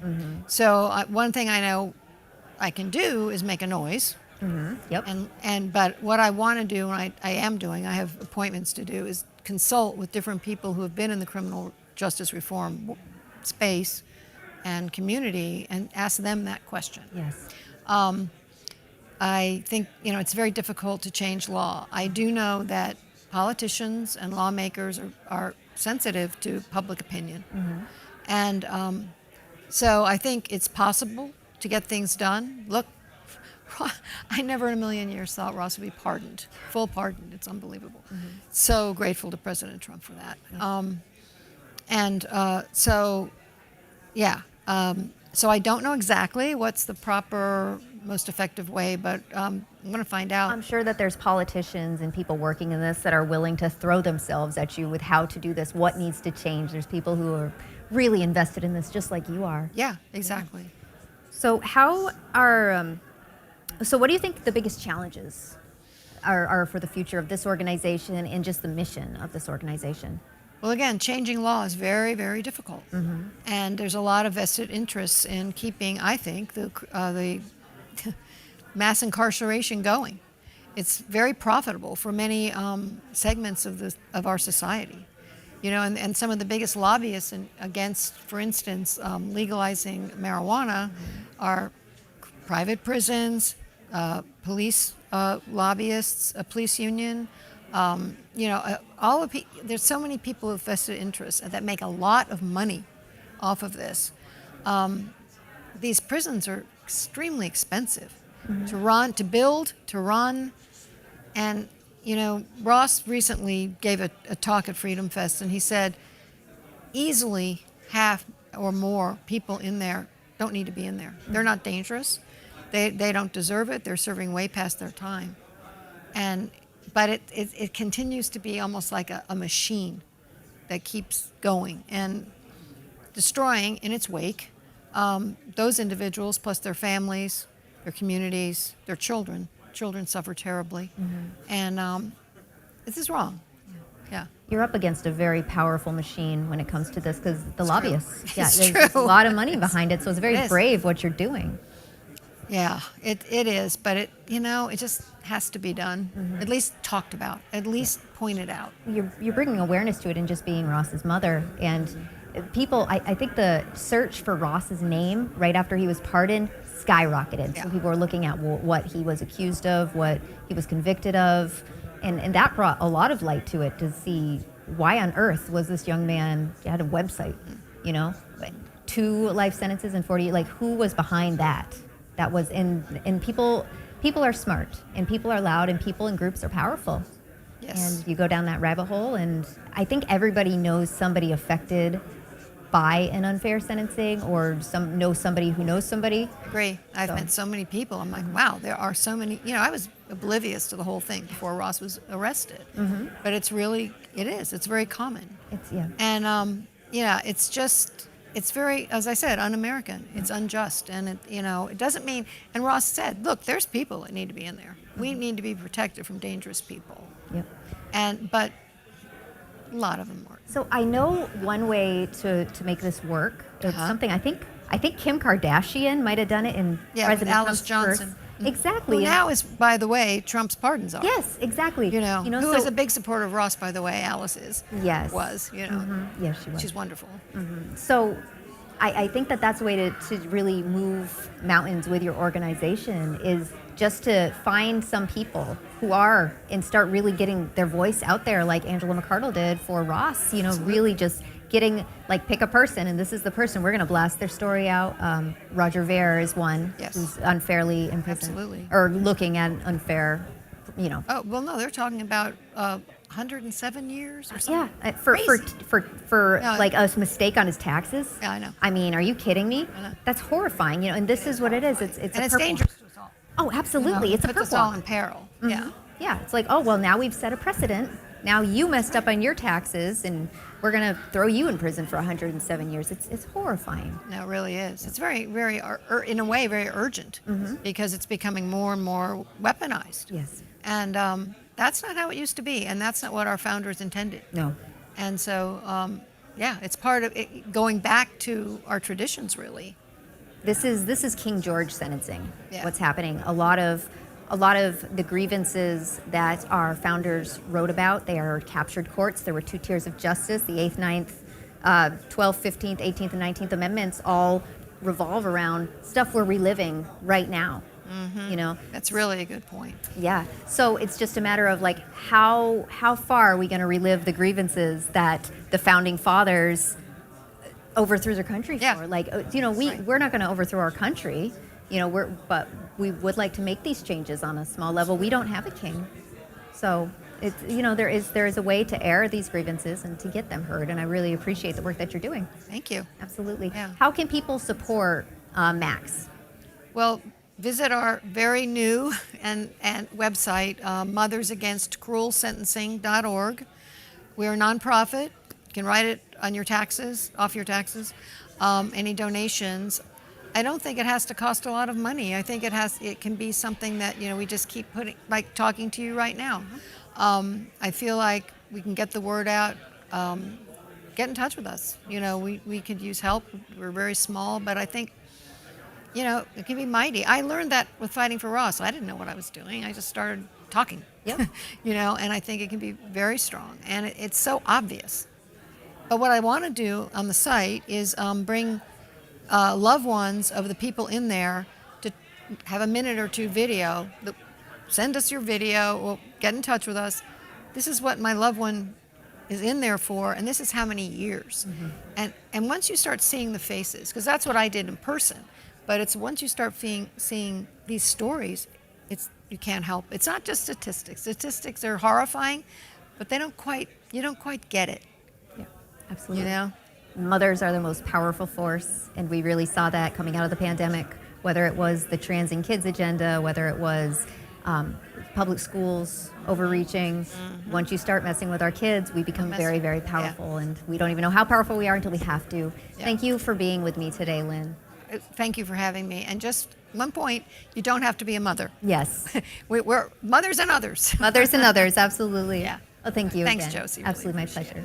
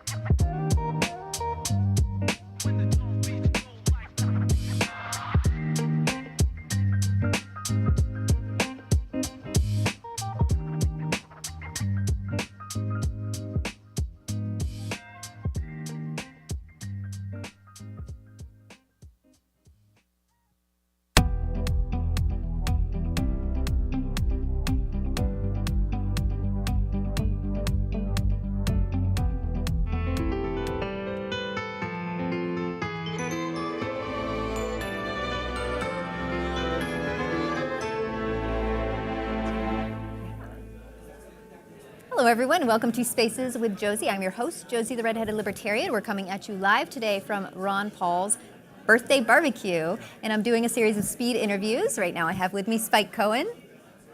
Welcome. Thank you. Welcome. It's so good to see you again. I interviewed you last year, and that was really a hit. People had a lot of fun with that, and we did too. We just kept talking and talking. It was great. So I'm expecting this to be another fun interview. I sure hope so.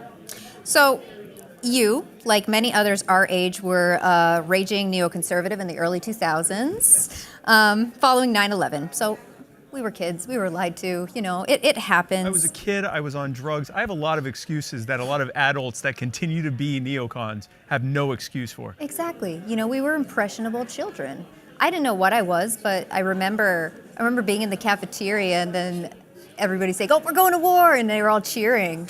And I'm like, what? Like, I don't want to go to war. That's horrifying to me, you know? But how did Dr. Ron Paul affect you and kind of pull you out of the haze of neoconservatism? The short answer is he just kept being proven right. So when 9/11, I'm a little bit older than you. When 9/11 happened, I was 19. So I was still very young. Yep. I was old enough to be voting and making decisions that impacted other people. And I even had my own business, but I didn't really understand the political history of things. And so when 9/11 happened, and I was obviously horrified by it, and now you think about 9/11, it's like it's this terrible thing that happened. But at the time, we didn't know if that was going to keep happening. You know, going to happen the next day, and so forth. And so, at the time, I was scared and I was horrified and I was angry. And it didn't matter if I turned on Fox, CNN, MSNBC. This was before the YouTube and all of that stuff. I just said the YouTube. I'm an old man. We're boomers. It's the YouTube. This was before social media or any of that. You went to cable news or newspapers, and they all said the same thing. The terrorists hated us for our freedoms, and we had to go over there and fight them over there before we fight them over here. And frankly, there just wasn't enough controls on what people were saying and thinking. And so we needed to have more spying on these surveillance on these dangerous terrorists. And you had Ron Paul, who was pretty much the only consistent voice in Congress and one of the few consistent voices, period, saying, if you do this, here are all the terrible things that are going to happen. These wars are going to result in destabilization and blowback and needless deaths of millions of people and thousands of our troops. It's, all of this spending is going to lead to just the price of things spiraling out of control because of the Federal Reserve having to create more money to balance that loss, balance that difference between what they're spending and what they can bring in. All these things that I'd never heard before. But everyone else was saying, oh, this guy's just a crackpot. You don't have to listen to him. So at first I thought, okay, this guy's a crackpot and I don't have to listen to him. But he was an oddly endearing crackpot. And he was our crackpot. He was our crackpot. He was like this grandfatherly figure who just so nicely and often with a smile on his face would just say something that no one else was saying. And it kind of, from my sort of neocon, Republican, conservative leaning, I don't like the government getting involved in my business standpoint, it made sense. But everyone else was saying it wasn't true and that it was actually dangerous. And so it turned out that, when what he said about what would happen in Iraq and Afghanistan did happen, when things did spiral out of control price-wise, when the Patriot Act did start getting used against us, it was like, oh, everything he said was right. And that actually led me on the journey of not just realizing he was right, but ultimately realizing I was a libertarian. Yeah, absolutely. When it came to the war, I knew I wasn't pro-war, but I didn't fit anywhere. Right. You didn't know. You were trying to find your identity, especially high school, college age. This is your whole job, is just to find your identity. Couldn't figure out mine. And I didn't even find it in 2008 with Ron Paul. I didn't find it till 2012. Yeah. I had no idea. And I'm like, oh, and then everything clicked. Yeah. I'm like, well, that makes sense. And then I realized who I was, what I was, and was able to kind of move forward with that. So it's really great that you're here today at the birthday party and I'm here today at the birthday party and we're in these oversized chairs. And it's just, we're having a great Trying to figure out exactly how we're going to interact with these giant arms that we're dealing with. Yeah. Exactly. Very comfortable though. We're doing a great job. Yeah, I know. I feel safe. Right? You too? Yeah. So at least from the sides. Exactly. Safe from the sides, yeah. So I want to talk a little bit about your nonprofit. Yeah. You are the Power. Yeah. It's the nonprofit you founded to end state-run child trafficking and reunite kids with their innocent parents. Yeah. And you do this by pressuring politicians and getting charges against the wrongly accused, people dropped, and that sort of thing. So how do you do it? Yeah. So we actually one of the biggest things that we do, in general, what we do is we find people who are having their lives completely upended and uprooted and destroyed by out of control local and statewide government officials.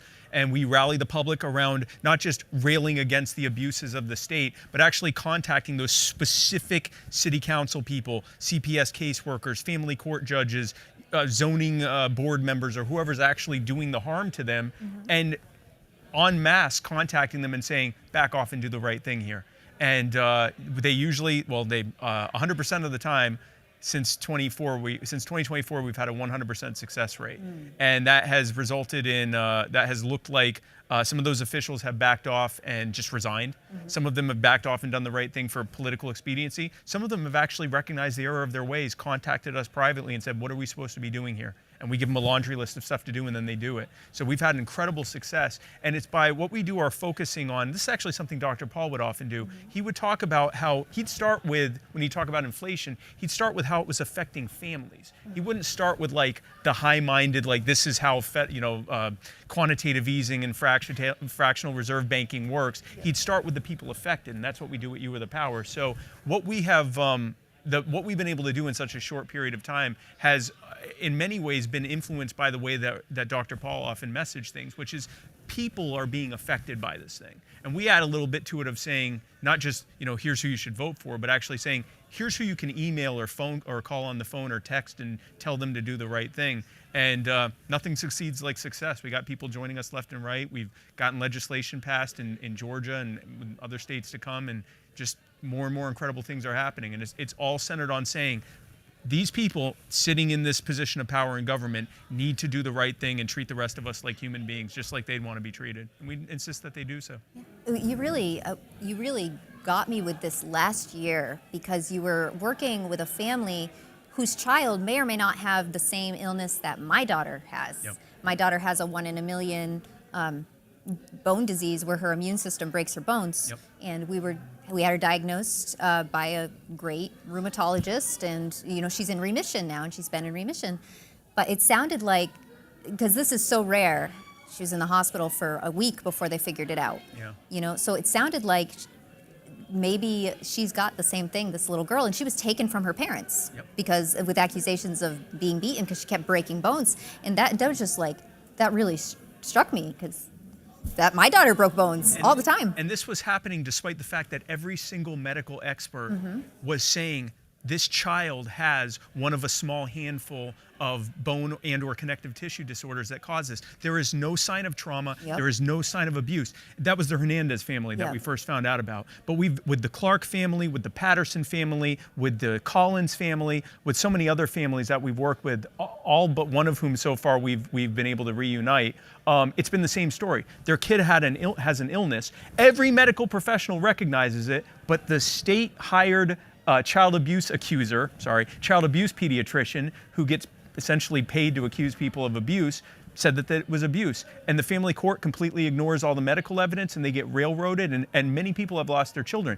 The ultimate reason for this is that the federal government, through Title 4D of the Social Security Act, they're subsidizing CPS, state-level CPS, but only for every time that they accuse someone of abuse.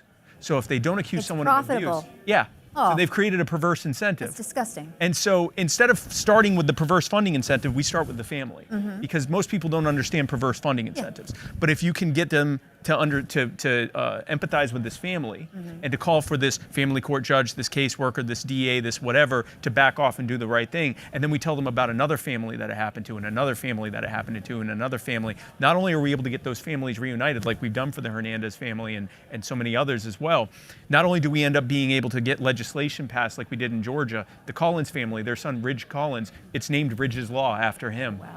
Not only are we able to do that, but we're working to build the critical mass eventually to change that funding mechanism at the federal level. Preferably, we'd like the federal government not to be funding state level stuff like that at all. But if they are, it shouldn't be tied to a specific outcome. They shouldn't be subsidizing abuse allegations. Tie it to just their caseload or something, not saying we'll only give you money if you accuse someone of abuse. That will lead to too many accusations of abuse, which is what's happening. Yeah.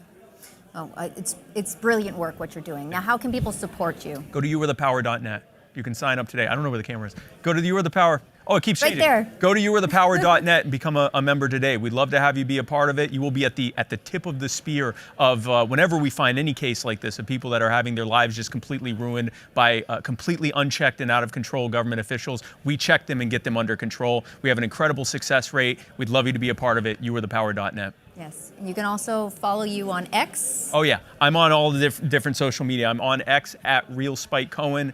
I'm very loud and very easy to find. Any whatever social media platform you find you use, you look for Spike Cohen. I'll be on there complaining about something. Actually, you'll see me on there talking about what we do at You Are the Power. So Excellent. Well, thank you so much for being here with me today. Thank you. All right, we'll talk to you soon.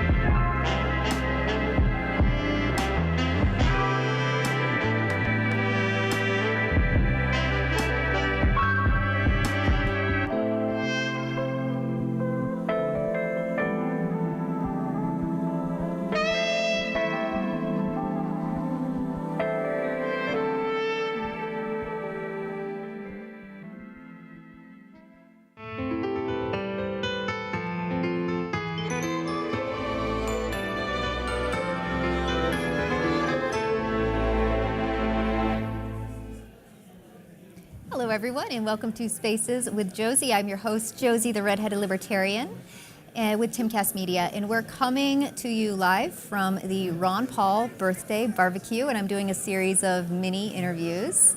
And my next interview is with Tom Woods. Welcome, Tom. Hey, Josie, good to see you again. It's good to see you. It's good to finally meet you. In person. Yeah, yes. it's been years. Yeah. It's been years, and we're finally doing this. Yes. And we both live in Florida, right? Yes. Yes. Yeah, we do. And we somehow haven't met, even though we both live in the same Well, you're going to come to my Christmas party this year, I assume. I would love to come to Good. a Christmas party. Good. I think I was thinking of coming last year and ended with a migraine or something. I can't remember. Something came up, but would love to come. Yeah, and it's all the people you would want to see. Oh, great. And It's none like of the me people here. you don't. It's like your Twitter comes to life. It does. I love that. So there's no haters there. It's all That's just right, no haters. Yes. Oh, I love that so much. So we're going to talk a little bit, since we're at Ron Paul's birthday barbecue, I figured we'd talk about Ron Paul and kind of your history with Ron Paul. I mean, my own history with Ron Paul is discovering him in 2012 and then just following him like in the shadows after that. Like I was just lurking in the shadows until I became the redheaded libertarian. And I mean, there was like a 5-year time period that went by in that time, but you were actually involved with his campaigns. I'd love to hear a story or two about some of your experiences. Okay, well, I'll just say, first of all, he is exactly the same person off camera that he is on camera. Oh, I love that. You know, a lot of, like, you remember Amy Klobuchar? She's a Democrat senator. Yeah. And on TV, she tries to seem like a normal person, but then you find out that she's a horrible human being who abuses her staff and is nasty all the time. He's the opposite of that. You know, like he's the exact opposite of that. But there was one time, I cannot tell you this story. I'll tell you this at the Christmas party. Okay. You have to come to the Christmas Great. party. Okay, I will. There was one time he got angry at me. You don't ever want that to happen. Because can you imagine Ron Paul angry at something other than war? Oh my God. Yeah, That would break my heart. But- it's like my grandpa being angry with me. But I'll say, for me, even, in 2012, I was part of a super PAC, and we made some ads for Dr. Paul that I think were pretty effective. Yep. But one of the challenges of making an ad for him is I want to tell the whole story about how awesome he is, and I've got 1 minute. And how am I going to do it? So I could focus on he's really good on guns, but there are going to be other candidates who are kind of okay on guns. Yeah. So how are we going to do How are it? you going to set them apart? So we did it. You can find it on YouTube. You just type Ron Paul, Plastic Men, because I was saying that the other candidates were like plastic men. Rick Perry, Mitt Romney. You were right. So I did it. I wrote a 1 minute ad, and it took forever because I wrote it out and it was 8 minutes. And then I cut it as much as I could and it was 6 minutes. It has to be 1 minute. And in 1 minute, after I don't know how much time, I really think I conveyed why we love him in just that 1 minute. So that was one of my proudest achievements in that, in being part of Revolution PAC. But I do want to, I guess mentioned to you my involvement in helping get a book of his published. Yes. Yeah. So, because that's a big part of the story of the campaign also. And that is, in April of 2008, he has this book, and I had had quite a few successful books at that point too. Some of Dr. Paul's books had been either published in-house or whatever, and so I had a literary agent, let's see what we can do with Dr. Paul's book. But the consensus among publishers was nobody's going to care about Ron Paul in 2008 because the campaign's over and he's going to be forgotten. And to some extent, you can understand why they thought that, because nobody remembers John Huntsman. Yeah. He ran in 2012. Nobody even knows who he was, right? Nobody remembers who Duncan Hunter was. He ran with Ron Paul. But there was a publisher, Grand Central Publishing, who had a young editor who said, I think there's something different about this Ron Paul. And at Wiley Publishers, the young editors wanted to take on this project. The old stodgy people who didn't get it were saying, oh no, this book will sell 8,000 copies. And the young editors were saying, this book is going to sell 8,000 copies on the first day. But they didn't get it. The old fogies won out. So Grand Central Publishing decided to take a chance on it. And it ended up hitting #1 on the New York Times bestseller list. And that young editor got a massive promotion because he had rolled the dice on this. But yeah, so that was a case where I remember it came out, it was the #1 book, and I loved the idea that I could walk into a bookstore and there's Ron Paul's book on display. So I went into the local Books A Million, couldn't find the #1 selling book in the country, couldn't find it anywhere, and they explained to me they weren't planning to carry it. And I thought, how many #1 books do you not plan? I mean, you're so against him that you don't even want money. Like, that part of it is bizarre. Like, they don't even want the money. I wonder who, do you think it was the bookstores? I have no idea. Was it the higher? chain? Was it the store? I have absolutely no idea. But that was, in a way, a reflection of some of the things that happened to him in the campaign. Like, we've heard a couple of times today people talking about the specific thing that I have in mind is MSNBC has a chart on the screen, and it's listing the Republican candidates in order of fundraising success in the recent quarter. And I know because I knew the numbers, Dr. Paul was #2.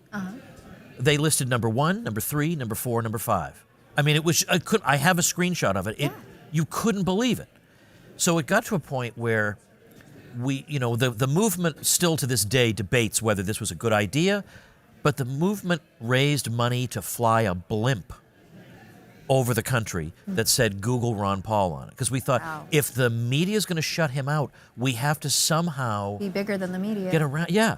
And so maybe if we put a giant blimp in the sky, people will see that and Google him. The giant blimp is equivalent to independent media now, pretty much. Yes, it is, which we were on the cusp of getting that, but didn't quite have. And then, see, I remember I was at the Mises Institute during the 2008 campaign, so I lived in Auburn, Alabama. Yep. And there was this initiative called Paint the Town Ron. So if the media is going to suppress him, we have to do what we can to get the word out. So the idea was, under cover of night, you would go around your town. This wasn't confined to Auburn. And you would plaster Ron Paul signs everywhere. Who is Ron Paul? Google Ron Paul. Vote Ron Paul. So that the next morning people would wake up and they would feel like they were in an occupied territory. Oh, my goodness. And I know we probably should have distinguished between private and public property. We just put signs up. You guys Boston Tea Partied it. It was so fun because at that time in 2008, I had 3 very little kids, so we had a minivan. So that meant we could use the minivan to get some of the local college students from Auburn. We could throw them all in the minivan, drive down the street, let them out, hang up signs, and then before the authorities could get there, they'd hop back in and we'd drive down the road. So that was going on all around the country. And then there were websites around Halloween in 2007. There was a website, of course it's defunct now, but it was, if you wanted to go as Ron Paul for Halloween, there was ronpaulmask.com. You could print out a mask of him. And if you wanted to, in addition to candy, hand out Ron Paul literature, you could go to ronpauloween.com. And they had some stuff you could burn on a CD-ROM and put it in there with the kids' candy and propagandize the parents. I mean, no one was doing this for anybody else. It wouldn't occur to anybody to do that for anybody else. Yep. So the media blackout on Ron Paul, it's called the Ron Paul treatment now. Yeah. If it happens to any other candidate, like, oh, you're getting the Ron Paul treatment. Yeah. But that's how you conquered it. Without independent media, without new media, you were able to conquer it just on your own. And what I'd said earlier about Boston Tea Partying it, people might not know the origin of the Boston Tea Party. They didn't just all of a sudden walk onto the ships. There was a man named Rusticus, and you probably know this, you're a historian too. Rusticus, lost to history, nobody knows who he actually was, but every night at 12:30, you would have the night watchman call out, "Beware the East India Company," and this only happened because he went out and his people went out and the Sons of Liberty went out and they plastered signs all over. All over, these pamphlets would come up and nobody could route them to where they came from. Yeah. That's what you did. Yeah. You Boston Tea Partied it. Yeah. I love that. Yeah, it was tremendous fun. Like, we did all kinds of wild things like this. And so, yeah, we didn't win, but we still felt like in some way that we can't quite articulate, a turning point has occurred. You know, something has changed. Somebody broke through the stupid, pointless debates we have about nothing. You know, the debate between McCain and Romney about how many troops should be withdrawn from Iraq, exactly when, and should we have a timetable. I mean, how inane can you get? The whole thing was stupid and wrong, and we should take them all out.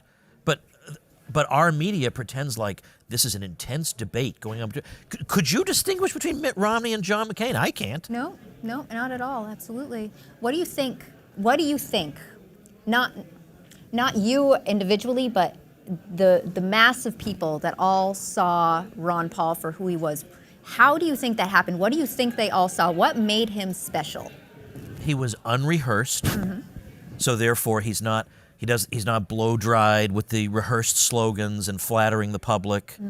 And he was telling them hard truths, and everyone knew that he would be less popular because he told these truths. And maybe I do want to support somebody who's willing to be less popular if that's what it takes to tell me the truth. I wish we had more people who would have the common sense to see it that way, but I think the people who did see that, that's what they were perceiving in him. And I think they also perceived that this is a wonderful grandfatherly man with kindly instincts, but extremely smart and nobody's fool. Yep, I love that. Thank you so much for being here with me today, Tom. A pleasure. Absolutely. Where can people find you and help support your work? I have my free non-PC U.S. history courses at woodshistory.com. Excellent. And on X? Thomas E. Woods. Wonderful. Well, thank you again for being here with me today. My pleasure.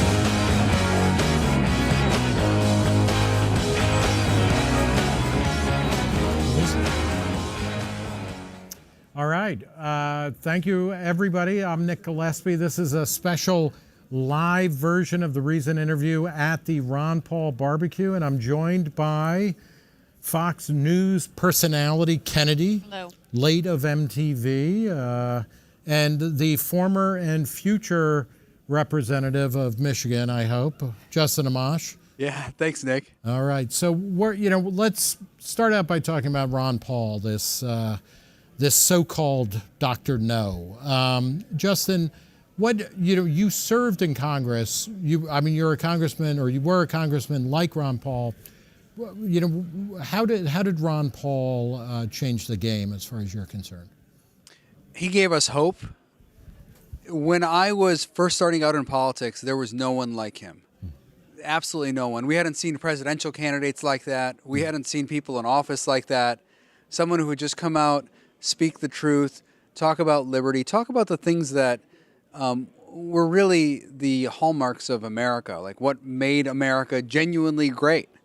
Our beautiful Constitution, the way we held up in high regard our ability to make decisions for ourselves. And he just reminded us of these things, that these are things that make our country special, and we don't want to lose that. There's so much negativity in politics. There's more today than maybe ever before. And what I'm reminded of is how hopeful he was. And it wasn't really a focus on all the negative. He would speak the truth and say it, and said it with his particular kind of charm and charisma. And he didn't mind that people would make fun of him, criticize him. He stayed positive. He stayed on message. And for people like me, someone who was coming up in politics, to have that kind of role model, that made all the difference. It gave me the energy to go forward. Yeah, and you were in the Michigan State House? That's right, yeah. And so, it is hard to recapture, obviously Ron Paul entered politics in the 70s, but then in the 2000s, during the George Bush years, it's kind of hard to recapture, there had been, the contested election, 9/11, bunch of weird stuff, the global war on terror. We were in 2 shooting wars, and then Ron Paul is saying, hey, maybe we shouldn't be all over the place. Yeah, he was the right person with the right message at exactly the right time.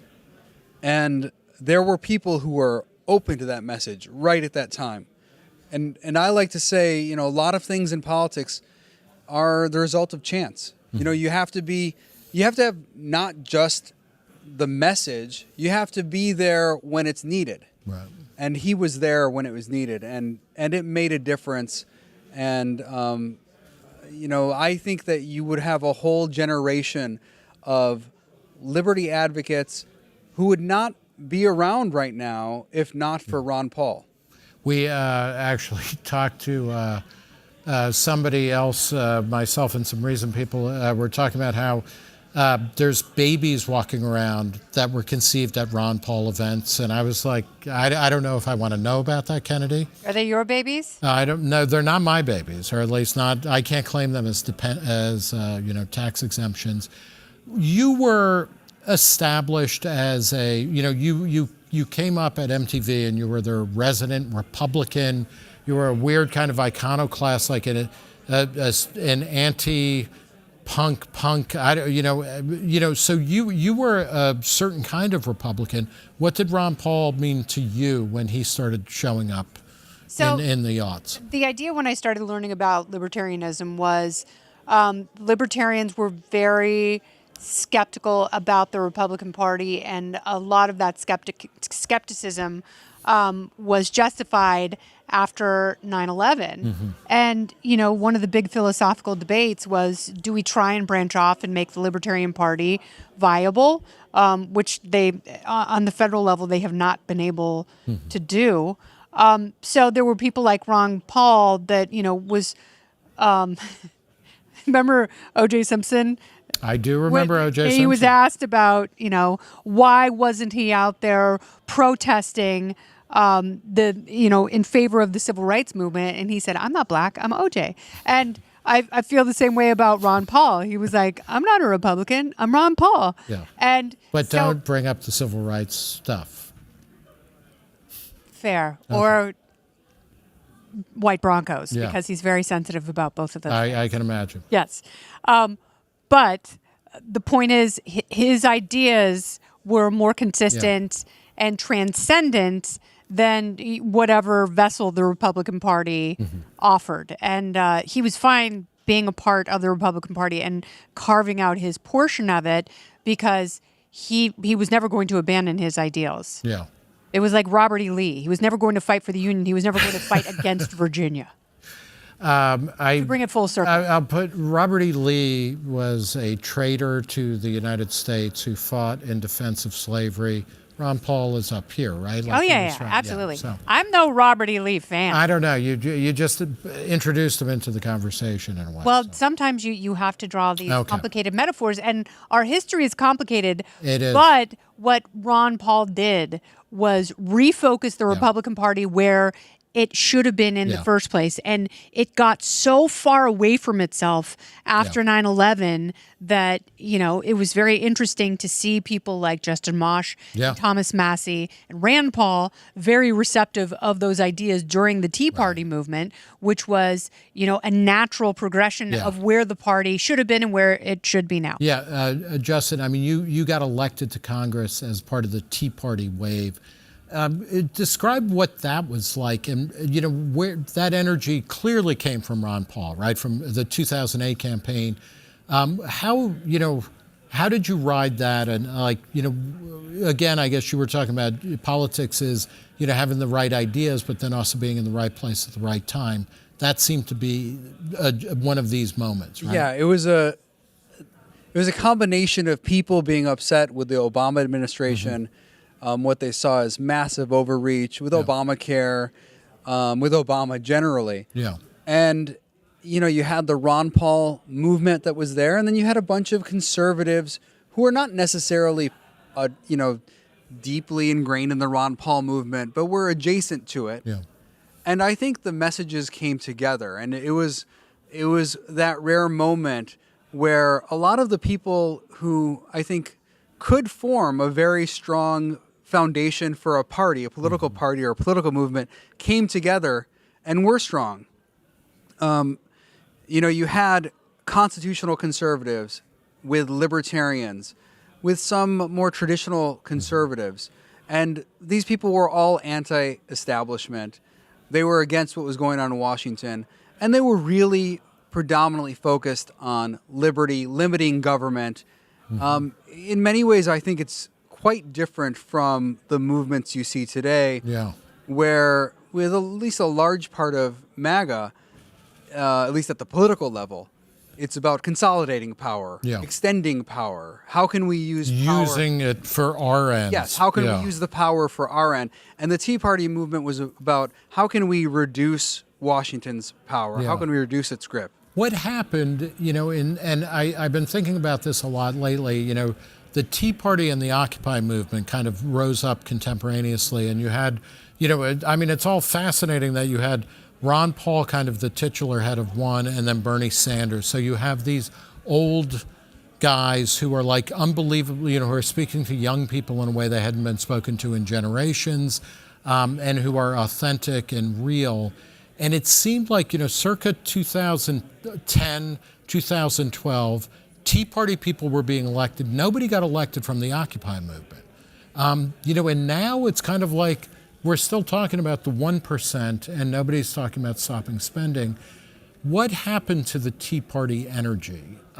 Because it seemed like it was right there and it was building towards a libertarian moment. Everybody was interested in reducing the size, scope, and spending of government.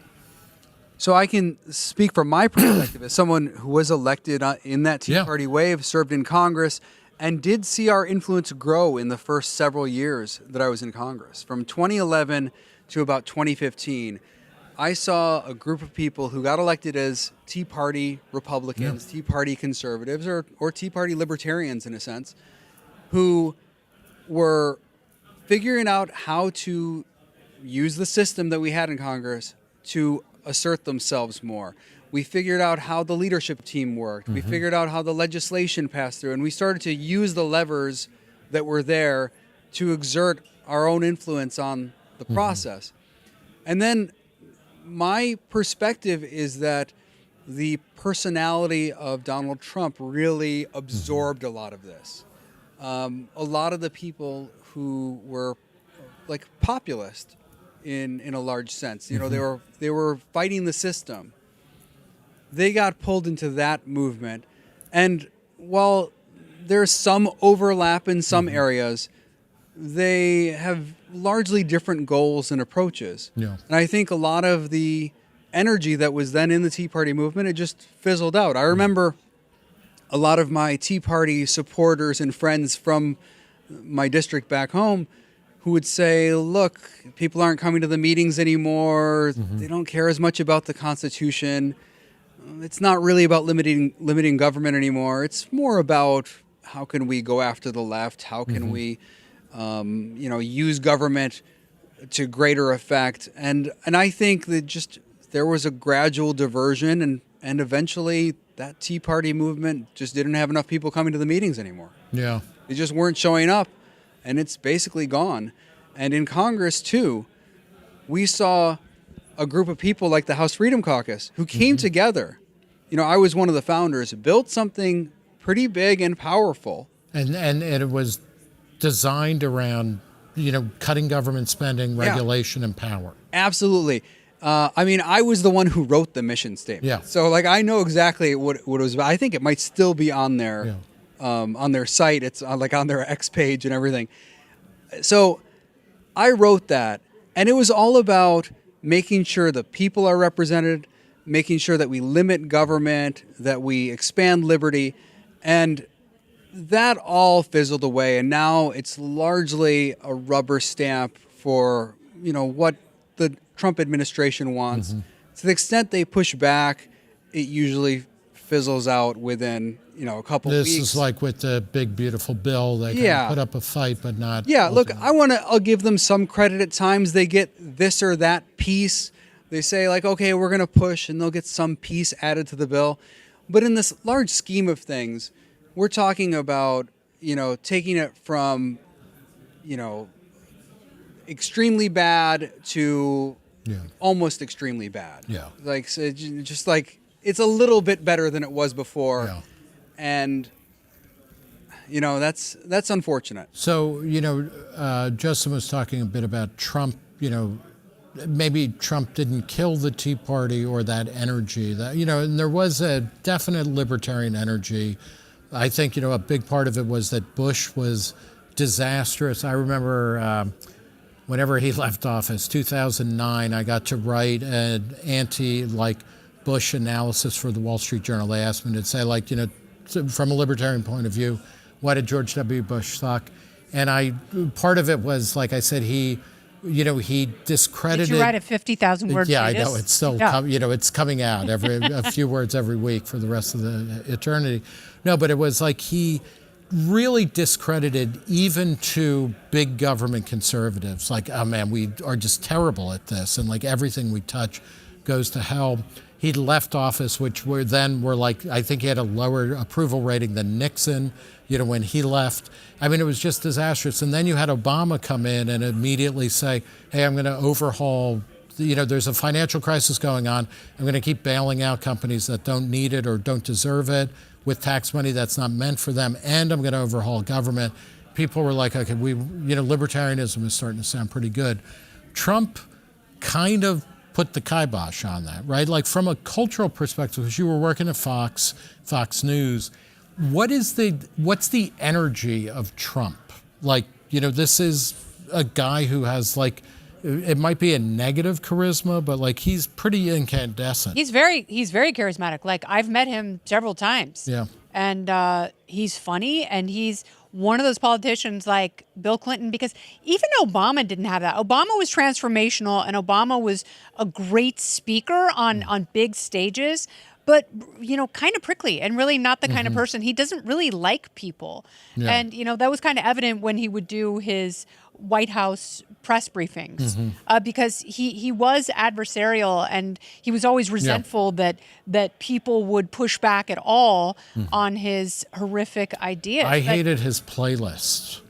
Do you remember he would do his iPod playlist, and it was he gave always one to like the Queen. Yeah, and it was yeah, like, no, oh, it's like, well, you know what? Like, I think anything that means the Queen is okay. But yeah, no, it was not a good gift. Yeah. But Trump, Libertarians have not benefited from a transformational candidate since Ron Paul. Yeah. And that's unfortunate because unfortunately you do need a transformational person to break through all of the noise because people aren't getting their messages the way they were 15, 20, 30 years ago. They're just not. And you don't have to compromise the message, but the messengers have not been the kind of people who were able to. It seems kind of like people don't want, Ron Paul's message, he was Dr. No because he voted no on every spending bill, et cetera. And Thomas Massey is the only one in Congress doing just that now. He's the only one, I'm pretty confident that Justin would have voted against the... Well, there's a reason he's not in Congress anymore. Or whatever the hell it's called. Your one yes vote was to impeach Trump, right? Yeah. So that was kind of like, okay, I'm putting two bullets in the chamber while I'm playing Russian roulette. Yes. But, so Ron Paul was Dr. No in that he didn't vote for spending and stuff like that. But he was also Dr. No when he ran for president. He was saying, I don't want to run your life, and the government shouldn't run your life. The government shouldn't run the economy. America shouldn't run the world. No, I'm saying no. But Trump had a lot of that as well. Yeah. And that's the thing that, he really took up the consistency with the charisma in a way that other Republicans hadn't, because we had been faced with multiple dynasties from the Clintons and the Bushes, and there was the threat of Jeb hanging over everyone in 2016. And Trump is one of those people who absolutely believed in the things that he believed in and was very uncompromising for whatever reason. And you can disagree with that, but he was the one saying everyone else in NATO has to pay a bunch of money. The trade surpluses are, that's the trade deficits that the United States are running. It is incredibly unfair to us and to American workers, and that kind of stuff did resonate because he didn't deviate from that because every other politician triangulates. Right. That's the whole Clintonian magic, is saying something to the base, but then changing your tune almost completely when you get to the general election. And Trump was never willing to do that. And I hope that there is a libertarian or libertarian Republican who is as unyielding and is as effective a communicator, because these are ideas that generate passion, and you can't just give up on them and say, well, no, these are theoretical concepts, so I'm going to be pretty chill about it. Well, what I was going to ask though is do people not want control over their lives? Do they, because this is this part of the rejection of libertarian ideas or policies, at least at the federal level, and in a profound way. I think there are still many libertarian wins on things like criminal justice reform, drug legalization, a lot of economic regulation, things like not crypto, but Bitcoin is a libertarian project, and it is now firmly ensconced in the world economy. But, it seems to me like in 2010, people were like, hey, give me back my money and give me back my life. And now maybe people aren't quite so sure. They're like, give me somebody else's money and I'll do whatever you want. Yeah, I think the world has changed a lot because of social media. I thought it would be transformational in a way that benefited libertarianism, and you talked about some libertarian wins, and I agree. I think libertarians are often too down on the progress we've made. I think there are ways in which we've made progress as libertarians. But when it comes to social media, I do think there's been a lot of downside in the sense that we are now seeing everything that everyone's doing. And people feel this compulsion to get into everyone's business now. You see something halfway across the country and you say, oh, that's my problem too now. I want to make sure that I talk about that problem. I want to make sure that I'm offering ideas about that problem that is in a city that I'll never visit. Right. And I'm very concerned about that red light in Grand Rapids, Michigan. Like, why aren't they doing something about that? Right, and that didn't used to be the case. It's put us into everyone's lives in a way that didn't happen before. Yeah. And I think that does have a tendency to create bigger government and more controlling government. And I do hear a lot of conservatives these days talking about how everything's, important. It used to be, hey, let people live and let live, and whatever happens somewhere else, that's not my business. I care about my community. Yeah. Now it's like, oh no, this thing that happens halfway across the country, that impacts me. So I want to make sure. Okay, but I'm from Portland, Oregon, and that city has absolutely gone to hell because When is you the would last think- time you lived in Portland, Oregon? I haven't lived there since Yeah, high school, okay. but I go there all the time. My entire Okay. family lives there. My parents live there. My brothers and their kids and their partners, they all Okay. live there. It's like my brother was in law enforcement for a long time. He's still a shooting instructor at the police academy. Okay. And, my sister-in-law works from home because downtown Portland is a shithole where people are scared to go out. And it's because they don't prosecute the bad people. And these are not libertarian ideals. But that's it's not, like, that it's has like nothing the to do with social Portugal- media, Okay, right? Yeah. yes, it does, Okay. because if you've got people in New York who are responding to things that are happening in Portland, it's because they don't want the things that are happening in Portland and San Francisco and these once good cities that were amazing and perhaps had libertarian philosophies and ideologies in the 70s.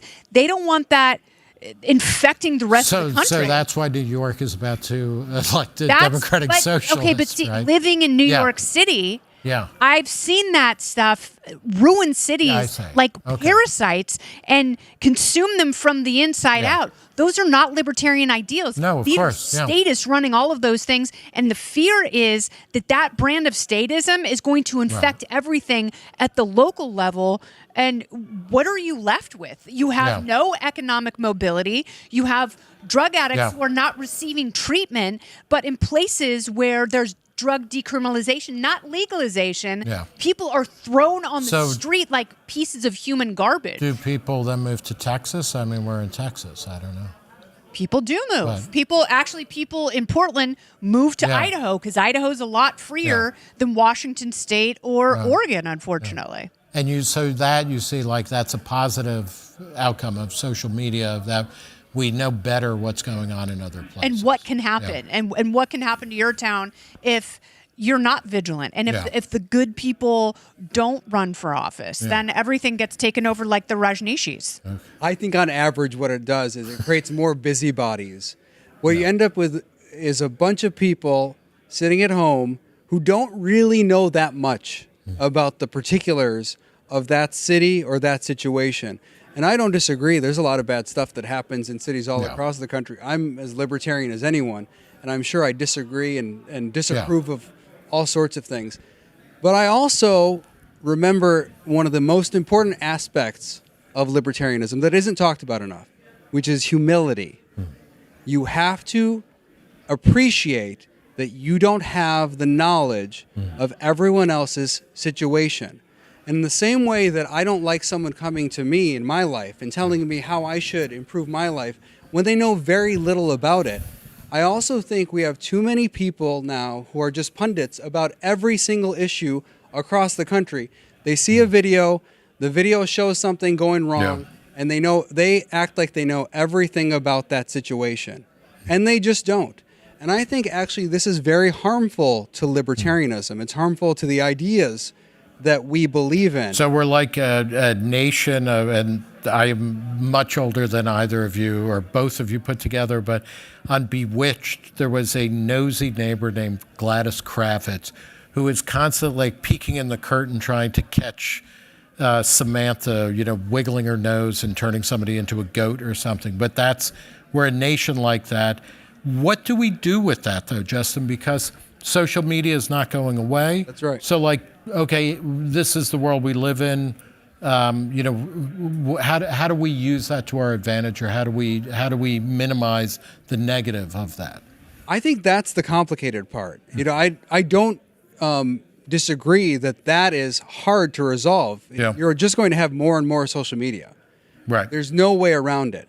There's no turning back the clock and having us not know about what's going on across the country. So I think Wouldn't it be beautiful if, and this is a late, and I'm sorry, I apologize for, this is a late boomer fantasy as an older parent.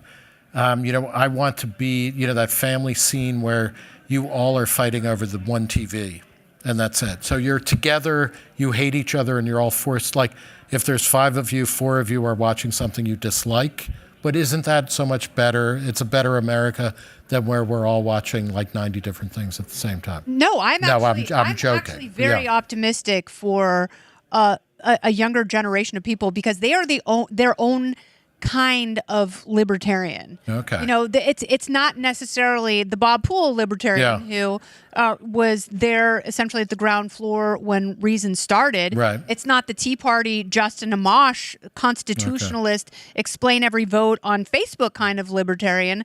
They see things in their own lives that they find unacceptable, and as parents, we have to constantly explain to them, like, the worst things that happen in society are because government is so intrusive. So you have 2 daughters. I do. And are they constantly showing you stuff on like Instagram? And you're like, you know what, that's because of the government? Yeah, we talk about it all the time. We do. We talk about like The Yankees lost again? The government. Probably. Yeah. I mean, probably the federal subsidies at Yankee Stadium. Yeah. There shouldn't even be a stadium there. Yeah, it should be just a dirt lot. That's right. With, in Justin's America with some sticks and some discarded golf balls. That's what we used to call baseball back before talkies. Yeah. But kids are tactile. They are rediscovering things like that. They are rediscovering analog and record players. Well, and, I mean, like my older daughter came home from college and now she's obsessed with card games and Yahtzee, and it's not just. That sounds like she's going to be worshiping the devil in a couple weeks. Hey man, as long as she can when she brings home that Ouija board, 3-card Monty in Times Square. So let me ask though, this is an interesting question that like one, and not to get really simplistic about it, but one definition of libertarian is like people who are annoyed at being bossed around. Like I want to be the boss of my own life, and obviously when you're 10, you don't have the same decision rights you have when you're 20 or whatever. But so I mean, you're saying that like younger people in the social media context are like seeing all of the ways in which they're getting kind of forced to do stuff that they're not into, and that's kind of a proto-libertarian. That's going to spark a new type of libertarian reaction. Absolutely.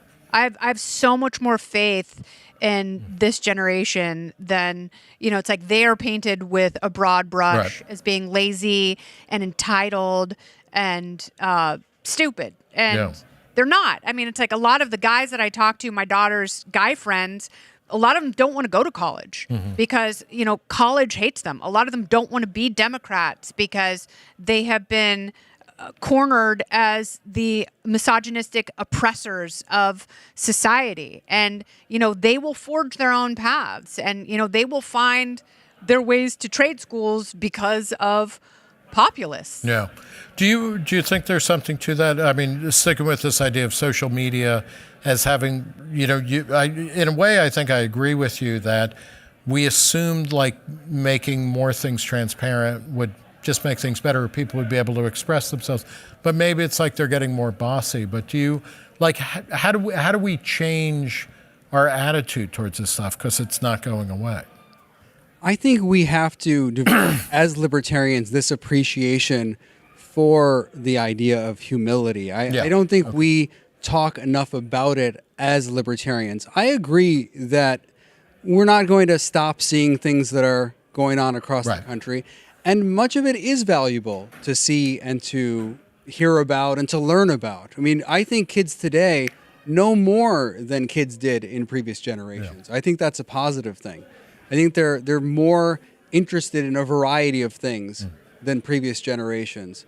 I get excited when I see the things that my kids are interested in because I do think it's different from when we were kids.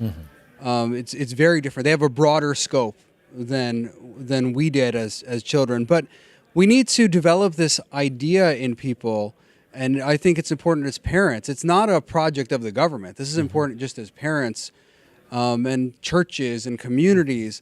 This idea that hey, we don't know everything about everything. I mean, maybe some of this is like my Orthodox Christianity speaking out too. That we don't understand. You don't even know the proper way to worship Christ. We don't. Right? Yeah, I mean, if you're a Protestant or a Catholic. I'm also an Orthodox Christian. Yeah, it's a big focus on mystery. Yeah. Yes. No. Okay. That's great. Yeah. And so we don't necessarily know everything. Yeah. And so this doesn't mean we shouldn't have opinions about it. But we should. And you have to act. We just have to. But we should act with a certain level of humility. About what we know and what we don't know. And this is the great message of like a Hayek, right? And who's been a big inspiration to me is that sense of humility. Right. And I don't think that's a big enough part of libertarianism today, and not enough a part of just ordinary families today. That's not enough of a message to children.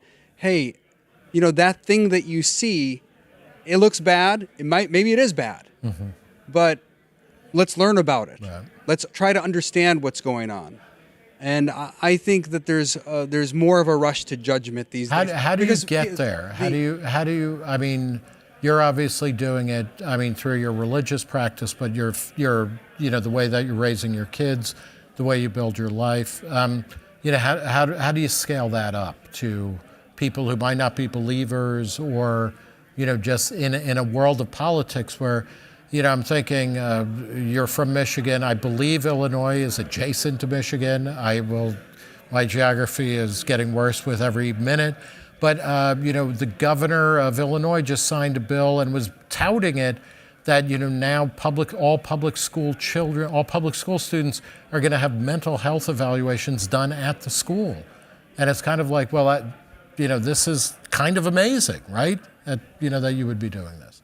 So yes, unless it keeps you from at some point owning a firearm because a government-controlled institution is giving you a government-created mental health survey that could later be used to determine. Oh no, I'm saying this is like monstrous, right? You're talking about like, the public school teachers in Illinois, like a failed state. Is going to now start dictating, what is mentally healthy or not on your kids. But so how do you scale out from what you're talking about, which I find interesting. I mean, I don't think it requires religious belief or faith to have this attitude. I think it's just about telling your kids or talking to your family about this generally, that we don't know everything about everything. You have to have a healthy sense of skepticism. You have to have a willingness to say the truth is more complex than we understand, and to slow down, to think about things, to learn to not trust everything that you see. That a lot of manipulation happens out there, so you can't necessarily trust everything. I see a lot of people these days who will see something on TV and they assume it's true, or they'll read something in an article and they assume it's true. And it switches. Sometimes it's conservatives falling for something. Sometimes it's progressives. We all love motive. Jeff We love told stuff me that Sydney Sweeney really is a Nazi, and I was surprised. Oh, at really? his- Yeah. his take. So she really does have good genes, GENES, right? But so here's I guess this is related to a broad conversation about libertarianism, because for me, one of the selling points of libertarianism, from the time I started reading Reason in high school in like the late 70s, was the idea that not everything is political. Like politics matters. Like I don't think any of us are anarchists. There's going to be a realm where, you have to build a consensus, and, that's never good, but you squeeze it down to the smallest amount of your life possible so you can just get on with stuff.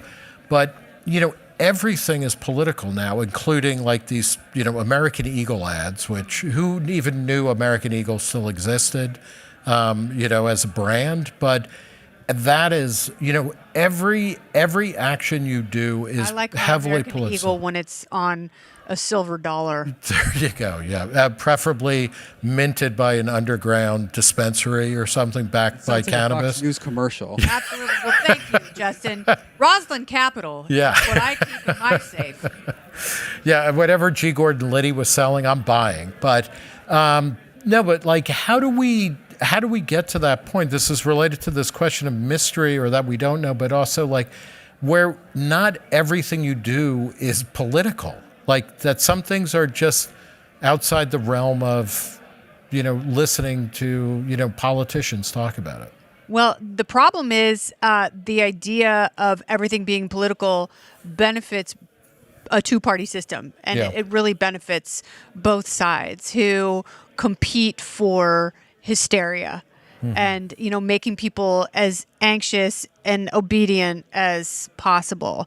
And you can't have a conversation over Thanksgiving dinner without it veering into politics if you have people who are looking for fights like that.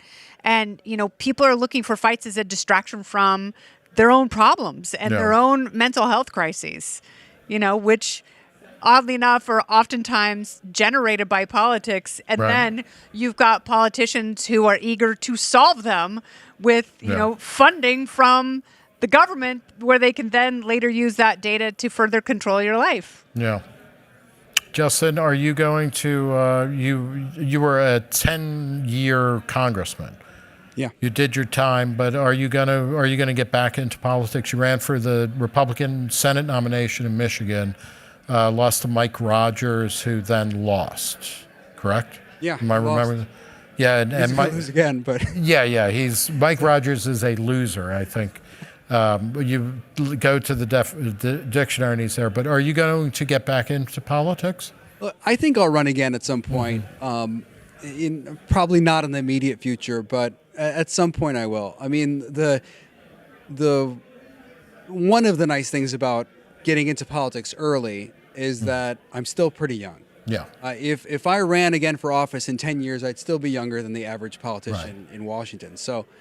And you are, just to be clear, you are 80 years old. That's right. I just look very good for my age. But you're 80, but that means you're on the low end it's of the holy congressional unction that he sense. rubs into his skin. Yeah, I just look very good. Yeah. So you think, but what will you do in the meantime then?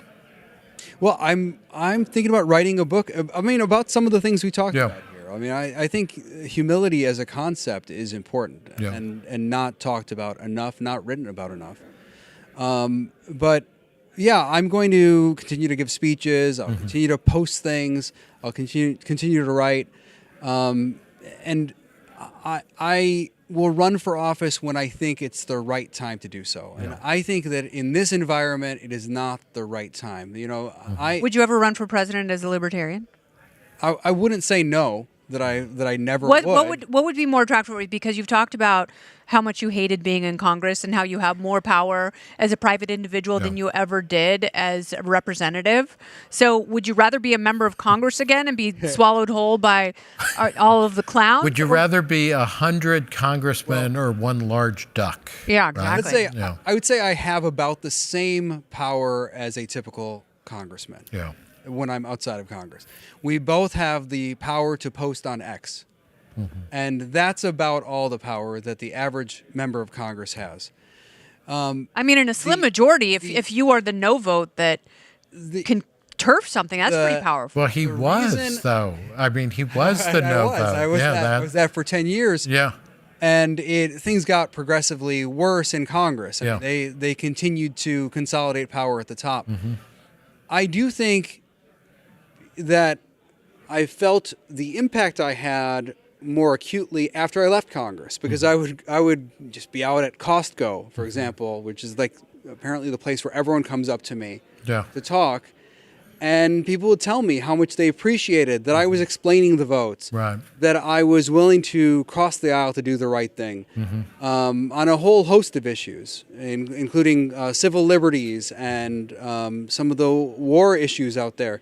So people appreciated that, and I think there is that marginal benefit to at least my community, that they are able to see that, and to people across the country who might follow what I'm doing. There's also the possibility of maybe someday I can trick enough of them to choose me as Speaker of the House. Right, You know, without and- being in Congress. And Because you don't have to be a member And of Congress to be Speaker. If you, I think it's a lot easier to do it if you're in Congress. Yeah. They're highly unlikely to do it outside of Congress. But but you point don't is, technically you don't have to be a member of Congress. you don't right? technically have to be. Yeah. But the point is, it's the opposite of the power hungry. I want Yeah. to devolve power from the speakership. The only way you're going to do Right. that is to get someone in the speakership Yeah. who will say, I'm not going to exert this power. I'm not going to force you to do this. I would open up the House. Let people do what they believe in. Yeah. Put things on the floor with no expectation that my preferred outcome is going to win. It would be a very different sort of speakership, and I think it would be very good for the institution. It would be great for representative government, and it would also decrease the influence of the presidency. The reason the president right now has so much influence over Congress is because he knows he only has to negotiate with two guys. If he goes to talk to Mike Johnson and John Thune, that's it, game over. Yeah. If the president knows that he has to talk to 435 members in the House and 100 members in the Senate, that's an uphill battle for the president. Because then he says to Mike Johnson, hey, Mike, I want this. And Mike's like, well, I'm sorry, Mr. Speaker. My hands are tied. I'll put things on the floor, but I don't know what these guys are going to do. And, Mike Johnson's not going to do that. He's not going to cross Trump. Yeah. But I would be willing to say, hey, Mr. President, I'll put it on the floor, but I can't guarantee any outcomes. Yeah. And that weakens the presidency. So I think not enough people understand the interaction between the legislative branch and the executive branch is a big part. It's not just that Congress isn't exerting its power. It's the system itself that it's become so concentrated in the power of the Speaker and the Senate Majority Leader has actually empowered the president because he doesn't have to negotiate with that. Who was your favorite House Speaker? Oh, man. It has to be before the time I was born, probably. Maybe Nancy Pelosi, right? So she probably Nancy Pelosi probably treated you better than anybody. Pelosi was one of the worst speakers. But I mean, as bad as John Boehner, like she never accosted you in a cloakroom. In the time that I was there, John Boehner was probably the best speaker. Wow. And I tried. Better than Paul Ryan? Oh, yeah, much better. And I tried to oust John Boehner multiple times. And he was probably the best. I would say maybe not even by a small margin that he might have been the best speaker. Because John Boehner, as much as he would swear at me and do all that stuff, he would allow me to put amendments on the floor. He would make some compromises. He would allow us to vote on a variety of things. Right. He would invite us into the office to have a conversation. When Paul Ryan got in there, it was like, okay, I don't need you guys. Was that, I mean, is that an individual problem or like, it's just you need somebody who's not a complete power monger? I think for someone like Paul Ryan, there was such a belief in his own ideas, his own policies getting enacted, that he needed to grab control. Nancy Pelosi also always brags about, I won't put anything on the floor unless I know it's going to pass, which I think is a terrible way to operate as Speaker of the House. John Boehner was a little more old school, a little more willing to let things go. And my value, like as a person, is in the principle related to the process. Right. Okay, I would put that above any of the outcomes or positions I have. I believe strongly in the process. I believe in America, and I believe the process can produce good libertarian outcomes. And the process is not tangential. The process is the point, right? The process is everything. People don't think enough about this, but what separates America from the other countries in the world is the process. We have abundant resources, but there are other countries with abundant resources. What is different about this country, there's a cultural difference, of course, but there is a process difference in our government. We operate by a set of rules. We don't operate on arbitrary whims. Let me, because both of you are optimistic, and that belief in, maybe not in the process, but of like putting stuff out there, and the optimism that you both exude brings us back to Ron Paul, whose birthday we're celebrating. Kennedy, I'm moved by like how, optimistic you are about your kids or the world your kids are growing up in. Can you talk about, is there anything out there that you worry about that's going to screw up the world? Like what's your biggest fear for them? Unfunded debt. Yeah. Our debt worries me more than anything. Really? And I know there are people that truly believe in modern monetary theory. Yeah. I'm not one of them. I've tried to live by it personally, and it doesn't work. It's great. I wish that were the case. I wish you could just make money and magically pay all of your own bills. Yeah. That and OnlyFans. Okay, so but that's your big thing. What about you, Justin? As what worries you? What would turn you into a non-Ron Paul pessimist? Oh well, I don't know about that, but I think the single biggest risk is AI. Yeah, and you're for it or against it? God, this I is don't a think French there's any, goodbye question. I don't think there's I'm any way sorry to avoid it. It's Yeah. kind of like what we talked about with social media. Right, okay. Social media is going to increase. We're going to know more about each other's lives. There's no going back. AI is going to happen whether we like it or not. Right. I think the outcome is a little bit out of our hands. I'm not sure that there's a way to make it work, and it might work and it might not. And I don't know what the outcome will be. And I do think, as a libertarian, I say this, and a lot of libertarians are very pro AI and for no regulation on it, et cetera. It's because they want sex robots. Yeah, sure. I understand where they're coming from, but not about that part. Yeah. But and by the way, we just call those robots. You don't have to say Yeah. sex robots. Yeah. All robots are sex robots. That is, that's very kind of you. Yeah. I understand where they're coming from as a general matter. Yeah. But there is a high risk here with AI. It's the kind of thing we're not really prepared for. I don't think that those who are in positions of power right now, and I mean not just people in government, but people who run these companies, have prepared the American people and the people of the world enough for the kind of change it will bring about. Yeah.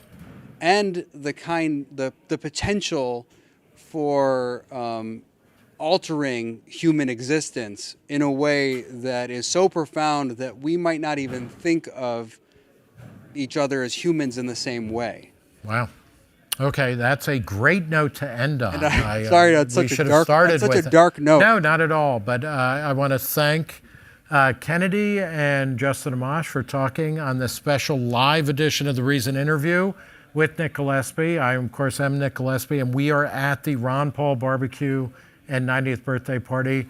Happy birthday, Dr. No, and we'll see you at your 180th birthday as well. Happy birthday. Unless the AI turns out not to be Let's so, hope it's right? peaceful AI. Yeah, that's right. Thank you very much.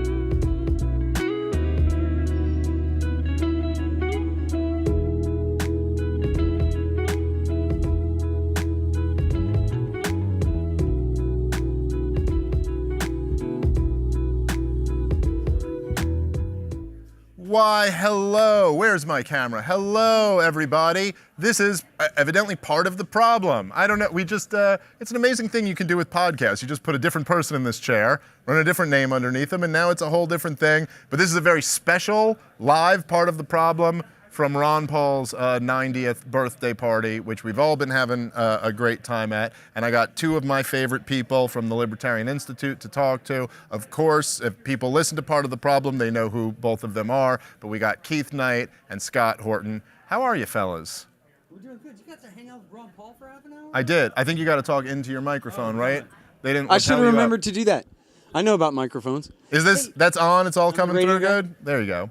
Hey man, you got to hang out with Ron Paul for half an hour earlier? I did, yes. It was great. It was very nice. Right after I gave my talk, his granddaughter and some of the one of the other people grabbed me. They were like, "Dr. Paul wants to see you. Dr. Paul wants to see you. You go, you follow whoever. If you ever want, if you want to assassinate me, the way to lure me to whatever place is to go, Dr. Paul wants to talk to you, and I'll just follow, and I'll go, okay, where is it?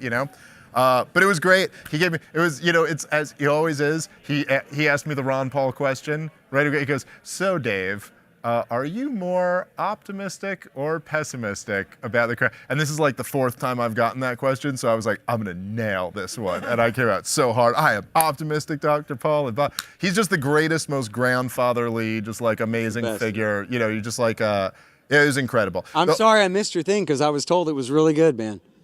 I don't know. I mean, I just talked about, it's nothing that me and you haven't said to each other a million times before. I just talked about how great Ron Paul was on all the issues and how important the issues he talked about were, and then just that he was such a decent human being and that he was like the best, the most like exemplary like Christian you could imagine, the one who's not browbeating you with that, not telling you what a morally superior person they are, just living that life and giving all of us something to look up to. And then I said something about how me personally and a lot of my guys are kind of known for being wild boys and maybe being a little bit hostile and taking things too far. But the fact is that because Ron Paul's our hero, that does make us better. Then we'll never be as good as him, but we're better than we otherwise would have been if we weren't always trying to look up to this guy and kind of, carry on with his legacy. So that was the theme of the speech, but the crowd seems to like it. In mine, I remembered. I didn't Joe Biden brain and forget. And I got to crack my joke about Ron telling me what he likes about me is how I'm never angry and I never say bad words or attack anyone and all that stuff. And the crowd laughed their ass off at that. That's great. They got it. My good laugh line. That is a funny thing to say about Scott. He's just so positive. Well, it's really nice that you respect me so much, but I wonder if you have me confused with somebody else or something. But anyway, but no, that was really cool. And of course, then that got to be my closer. But that is, of course, what we all love about him. Yeah. We all want to try to live up to somehow or another. So. Yeah, this is great, man. This is the coolest thing ever. Well, it's been great because one of the things too is I just haven't, I haven't been able to do as many libertarian events lately. I haven't been to Pork Fest or Freedom Fest in a few years, and really since we stopped really being involved in the Mises Caucus libertarian thing, I just haven't been as focused on that. I've been doing other stuff. And it's cool, hanging out with you two guys, and then just so many people I've seen here tonight are like, oh yeah, dude, I haven't seen you in forever, or this and that. So it's been a lot of that. What's been your highlights or lowlights of the day? It has been so cool to get back in the Lovolution vibe that I was introduced to in 2012. As I know I've told you guys this. In 2012, I thought, well, I don't love Barack Obama, so that means I love Mitt Romney, and I'm going to support him. And in Arizona, we went to the debates. We got there early, not early enough. We ended up watching it outside on a projector. All of the candidates were asked a question. I want to say John King from CNN was hosting the debate, and he said, candidates, describe yourself in one word.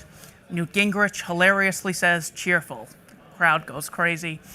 Ron Paul said the word consistent, and that stuck with me. Describe yourself in one word, consistent. I said, well, the implication being he is consistent where these other people are not consistent. Right. I watched an interview with Ron Paul in the next debate with 60 Minutes. And he said, there is one book people need to read. It's called The Law by Frederick Bastiat. It was written in 1850 in France, but it's vitally important. And this is the key to why Ron Paul is referenced today when Mitt Romney, the Republican presidential candidate, is not mentioned. John McCain, the presidential candidate of 2008, is not only not mentioned, he's seen as an absolute traitor by all the supporters of the current Republican president, Donald Trump, because of his consistency. So what does he say? Monopolies are bad. Well, since monopolies are bad, surely there shouldn't be a state monopolizing the currency or compulsory education or the right to conscript or the right to monopolize law and order within a geographical area. Ron Paul says that human beings are self-interested, not just people in the private sector, but if you give them a job as a politician, say, director of national intelligence, they're still going to be self-interested. And in that capacity, they don't have to answer to consumers who can voluntarily disassociate with them. In the voluntary sector, the private sector, you can't get a penny out of my pocket or a second of my time unless I give it to you voluntarily, unless you create value. But in the coercive sector, in the state, they can take money, they can print money, they can coerce you and conscript you, they can engage in compulsory education, and that is the ultimate evil that I think Ron Paul really exposed. So it was the consistency that Ron Paul mentioned in his 2012 debate that I think is so vitally important. What happens is that attracts a certain personality who is willing to be not liked for the sake of believing in something true. That is what I'm seeing here today. And that has been my highlight, just being around the Lovolution crew. I was not around in 2008. I never saw the Rudy Giuliani moment when it happened, so I'm very jealous. But that was my 2012 Ron Paul moment, and that's been the best part of today. Yeah, 2012 was still pretty awesome, man. 2008 was special, though. It was a little bit different, but 2012 was still cool. And I know what you mean. I know, I feel like it's one of the things that's kind of been weighing on me a bit today, like particularly for me, and I don't know, I'm sure both of you guys feel this to some degree too, but you do, you question yourself sometimes in life and you're kind of like, I don't know, like, did I handle that last thing the right way? Me and Scott talk all the time about this. I should have done this like this, or I should have done this like this. Nah, you were right to do it like that, and you kind of don't know, but then like, it is almost like you come visit, like, it's like you feel like you climbed a mountain and spoke to the wise man on the hill. You go, oh, that's the right way. Just keep doing this. And that's what, that'll be right. I did have a bit of a weird moment just now. I know you've referenced, of all the positions you could have picked, the director of national intelligence. But so we did just bump into Tulsi Gabbard briefly, who I guess has given her speech in the other room here. Is a little bit strange. Just that typically it wouldn't have been strange last year, the year before if she was here. She's always come out to the Ron Paul Institute. They've always done things together and had a lot of mutual respect. And I guess, so she noticed me. She came over and gave me a hug, which I was very nice. And then, she very quickly went inside. And I had told you before, because I'm a little angry at Tulsi. I'm particularly angry over the fact that she Colin Powelled herself right after Israel bombed Iran and then contradicted her annual threat assessment to say, oh yes, actually the intelligence is that they're weeks away from having a nuclear weapon. Something, by the way, that nobody believes. This is as bad a lie as WMDs or anything. Even Netanyahu, 3 days earlier or something like that, was in an interview with Brett Baer, and Netanyahu, the professional liar about how Iran's about to have a nuclear weapon, said maybe a year. No one said weeks. They could kick the inspections regime out and develop a bomb within weeks. So anyway, I'm upset with her about that.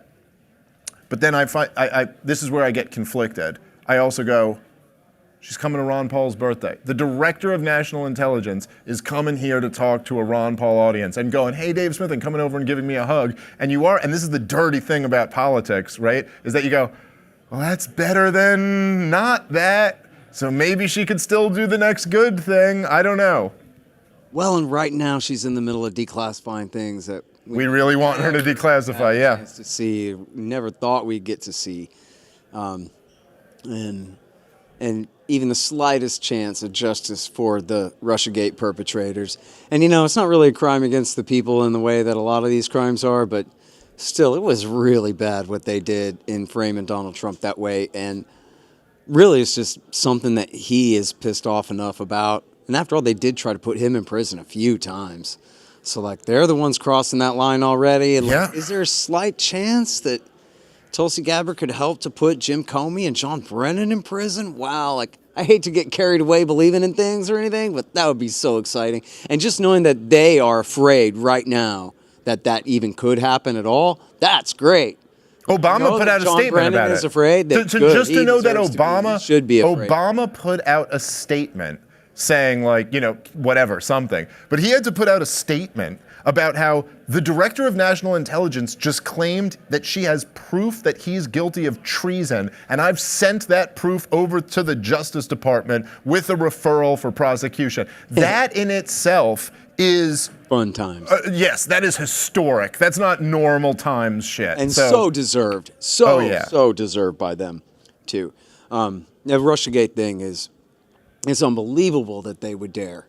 And I said this then, that if they'd done it to Bernie Sanders or even Hillary Clinton or whatever, I'd have said the same thing. You just cannot have national security state stepping to the elected president in that way.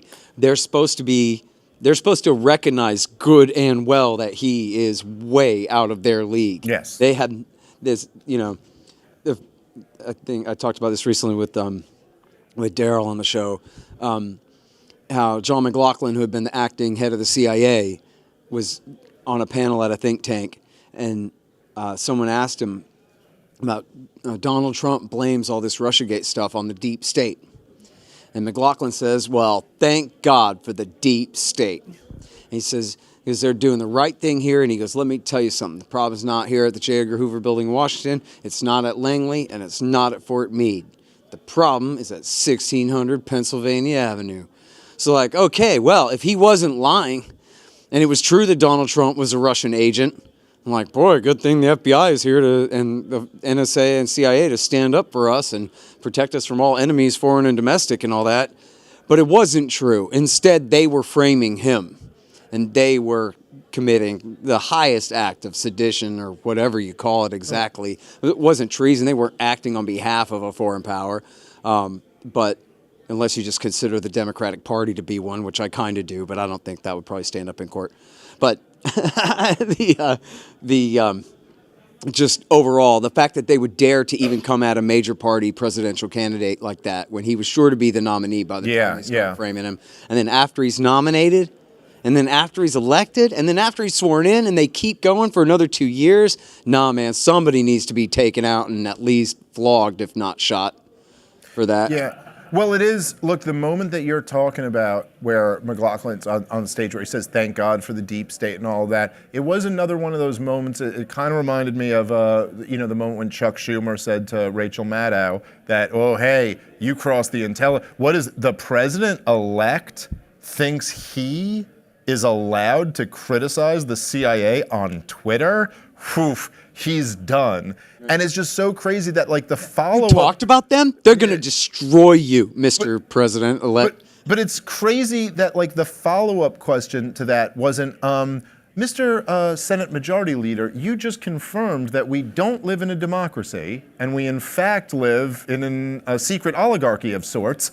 Elaborate on that. You know, like there wasn't like any follow-up question to go, wait, so you just admitted that the intelligence agencies are actually far more powerful than the democratically elected president of the United States of America? And then said the follow-up question from Rachel Maddow was like, wow, neat. Yeah, I'm here for it. Neat that you said that. It was just so bizarre, so freaking crazy. Anyway, Keith tried to hit Tulsi with a hot question. What'd you ask her? I asked her, Miss Gabbard, at what point did you realize Iran had the nuclear capabilities to develop a nuclear bomb?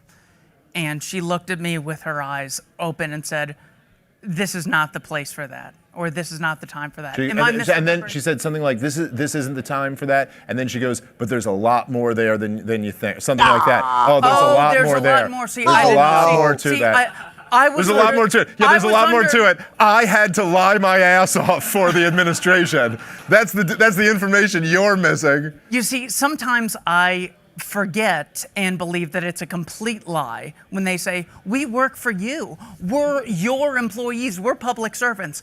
I thought, stupid me, I thought I was talking to one of my employees when I saw Miss Gabbard. Stupid me. You were. She's the one calling the shots. Yeah, she's obviously. busy doing some tasks for some of her other employers. I was on Piers Morgan, and they stopped the panel to interview Nancy Mace for a minute. Mm-hmm. And by the way, I Mace is- hate when they do that on the show. I know, it's so It's weird. the worst way to run a show. And I this love is- Piers Morgan, all the people. Thank you for having me and Scott on so much. Wait, what was I talking about again? No. Nancy Mace. Yeah. Nancy Mace. But that was a joke about how I can't keep my train of thought because I got what Biden's got. Self-inflicted, but it is what it is. But so Piers Morgan says to Nancy Mace, but look, I mean, American intelligence says that they're not making nukes. And she goes, listen, I know that they are. I went to Israel and they told me. It's like, oh, shit, wow, okay. Like, everybody heard that, right? That was, no, she couldn't get anyone at CIA to come to Congress and sit at the table and tell her that. But hey, she went to Israel and they were like, hey, lady, you'll believe anything, right? Come here. See this piece of paper? Well, in a language you can't read, it says all this scary stuff. Yeah, She it is went for it. That easy. Well, you know, me and you, Scott, we were talking about this the other day with our last episode from a week ago or so. But it does feel to me, and I've been, I think, pretty good over the years at feeling out these moments that we're living through. That, you know, not that I'm perfect, but you try your best to figure them out. But it does seem to me like right now there's some type of like critical mass that's been hit, where there's just like no putting this toothpaste back in the tube. And you see even, I mean, I don't know if you said, did I send this to you, Scott? I meant to. But there was a, Megyn Kelly and Charlie Kirk were on together. And they were, well, the topic was somewhat about me. But they were both talking about the wild amount of backlash that Charlie Kirk got for the latest Turning Points event. Now, it wasn't just about me. It was Tucker's speech. Tucker was like kind of the biggest one, but also Megyn Kelly said, she didn't say like definitively, but they said, someone said to her like, hey, if you had to guess who Jeffrey Epstein was working for, who would you guess? And she went, well, Mossad is the most likely, candidate. And so it was that, but I do think he got a lot of shit from me. And in a way, I think, because they mentioned me, and I do think he actually got more shit for having me there than even Tucker or Megyn Kelly, just simply for the fact that Tucker and Megyn Kelly are huge. And so you can't, if you're doing a right-wing event and you have Tucker Carlson, no one could really be like, why did you choose to have Tucker Carlson? Because he's the biggest right-winger in America. That's why you have him there. Whereas I am really a choice. Like, you don't have to have me at a Turning Point event. You chose to have me there. But the whole time they're talking about how insane it is that they got all this heat for having me on, and Megyn Kelly, which was, I did not expect, it was much nicer than I would have imagined what she said was, is she went, hey, Dave Smith has a right to criticize Israel, and he has a right to go present his arguments. And then Charlie goes, I was moderating a debate, I wasn't even like saying I love that. And then they both just sit there and talk about how they've been the most pro-Israel people their entire careers, and now you're coming at me and calling me an anti-Semite for this, which is, of course, they're not even taking the right position. It's like, and I said this when I was talking about it the other day, but it's like, this reminds me of, you remember when cancel culture was like at its height, like 2018, 2019, and then sometimes a liberal would get canceled, and then the liberal would go, but I'm a liberal. You shouldn't ruin my life. I'm with you. And you're like, no, actually the answer is you shouldn't ruin anyone's life. You know what I mean? It's not just like, It's like, hey, I've supported Israel my whole life, so you shouldn't smear me as being a bigot. It's like, well, you shouldn't smear anyone as being a bigot unless they're a bigot. But anyway, the point is. Even then. Right. Nobody likes a tattletale. Well. So even then, maybe they have a good point. But I think the point is that you just watch it when Charlie Kirk and Megyn Kelly are sitting there being like, you guys are so full of, it's just like, well, then come on. I mean, the game's over, dude. Especially when, I did send you this. I don't know if you read it. There's an article in the American Conservative magazine called Charlie Kirk's Limited Hangout. Yes. Where he exposed how this was like a deliberate plot by him that like, well, what we'll do is we'll bring in Dave, so to speak, and we'll like have anti-Israel voices just to show how fair we are on this issue. So with the ultimate goal of trying to bring the conservative movement back toward Israel, and that's the plot in the first place. They're trying to use you as their limited hangout. Problem is, you're pretty clear about your intention and what you have to say on the issue, and the audience, I think, was very much with you. I don't think they're coming back. I read the article. I understand where they're coming from. I got to be honest, I don't really buy it. I just don't, and maybe this is me having an inflated sense of myself or something like that, but look, he brought me in there to debate a guy who I had already smacked in a debate, who there was no, like that's not. Although he still thought like this is the best he's going to get. Like who's he going to get better than Josh Hammer? Yeah, but the point is that just bringing me in to do a debate in front of an audience, in front of that I don't think that was set up to like, be like, oh, let Dave come in and take the fall or something like that. No, not like that. But just so even he if you mop the floor with him, just show that he's honest enough to have the debate, to include the right, thing. yeah. But with the ultimate goal of like, come on, Turning Point is a Zionist organization. It's essentially all this anti-woke stuff is a limited hangout to just. We talked about this before. It's in that documentary on the Israel lobby, Kittens and Donuts. Right. They have that Facebook page. It's all about kittens and donuts. It's for housewives. And oh, look, a little kitten. And look, everybody likes little sprinkles on their donuts. And they do this. And then every 6 weeks, they have a post that says, "Stand with Israel." And that's what the whole thing is for. It was never about the kittens and donuts, right? The same thing here. As Charlie Kirk goes, oh, what's the definition of a woman or whatever. That's not what it's about. It's about getting people who understand what the definition of a woman is to be Zionists by marrying Zionism to these other things that we know you also think. Yeah. And that's always been what it is. And he's a nice guy. He's been nice to me and a little bit in the past. We interacted a little on Twitter or whatever, like nothing personally against him, but I think the article was right about his intention, and it didn't necessitate you being a jabroni. Right. And taking a fall and getting whooped by Josh Hammer of all things, which you're right was not going to happen, of course. But it was to say that, like, oh, yeah, here at Turning Point, we're very open to these perspectives when ultimately, no, we're not. But we're trying to essentially keep you here so that later on we can bring you back and keep you on the plantation. Did you hear the struggle session, like, focus group that he did with all the young people? At Turning Point, as he's going in there, it's just him talking to all these young Turning Point people, and they're all like, hey, like, we don't believe in fighting wars of choice, and we don't believe in other countries being on welfare, and we don't believe, and then we get called an anti-Semite for just criticizing what Israel's doing to Gaza and why we should be funding it. And then Charlie's, the whole time, Charlie's like, I hear you. And I think what I'm hearing is that you do support Israel. You do, like what I'm hearing is you do support Israel, but you don't want to be called an anti-Semite. And I get that, but the thing is, the point is, look, I think it's more than, there's a simpler explanation than that. And I don't think it's a limit. I think it's as simple as it's ironically or perfectly, the market is actually what's at work here. And the bottom line is I could feel it from that crowd.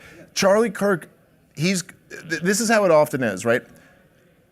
People who do what we do, okay? When you have a podcast or you write a book, you have an institute, you have the relationship is essentially between you and your audience. Now you at the institute, you have a little bit of this that I don't have, where you also have people who donate to the Institute. But the thing is that you've staked yourself way out here as being the most principled, radical, anti-war guy, that the only type of investors you're getting are people who like what you do to begin with, right? It's a different thing when you do what Charlie Kirk does. Charlie Kirk, as I said earlier on Clint's show, if Charlie Kirk were to come out and say what I say about Israel, Turning Point doesn't exist anymore. That's just a fact. Right. Turning Point USA is over if he comes out and says that. So he can't do that.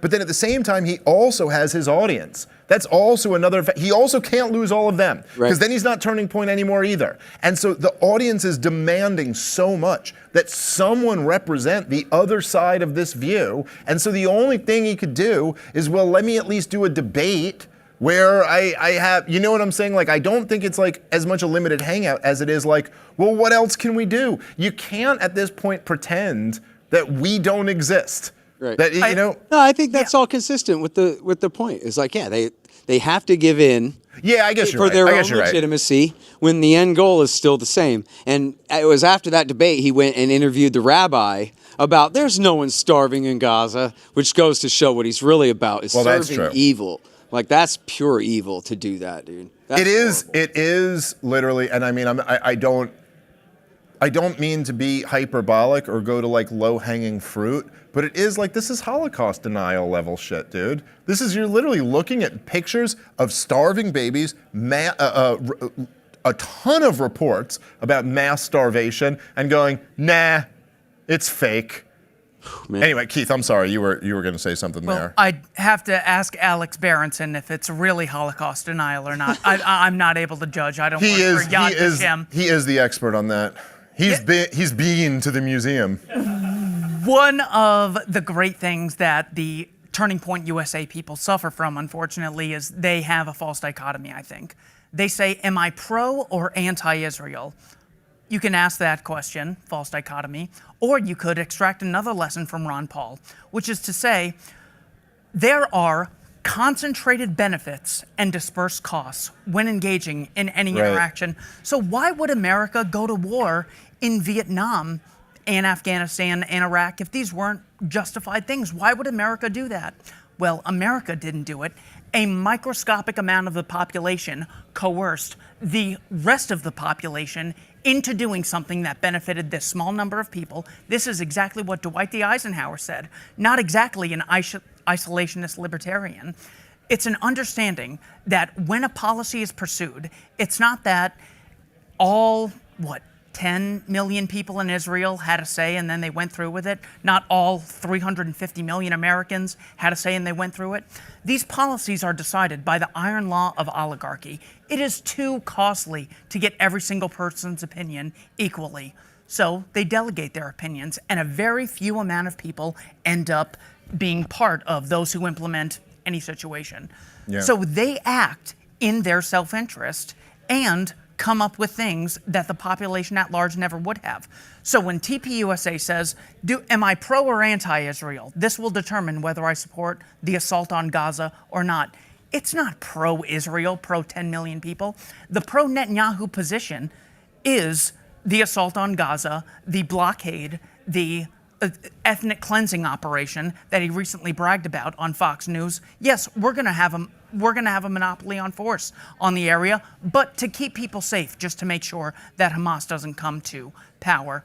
So if you embrace they have Ron been doing Paul's a great job of keeping people safe in Gaza so far. Yeah, they can't even control the perimeter on October 7th. No, but it's a really important point, and I think one that really only libertarians are equipped to make. But I got a lot of shit on this from because I don't know, whatever, I get.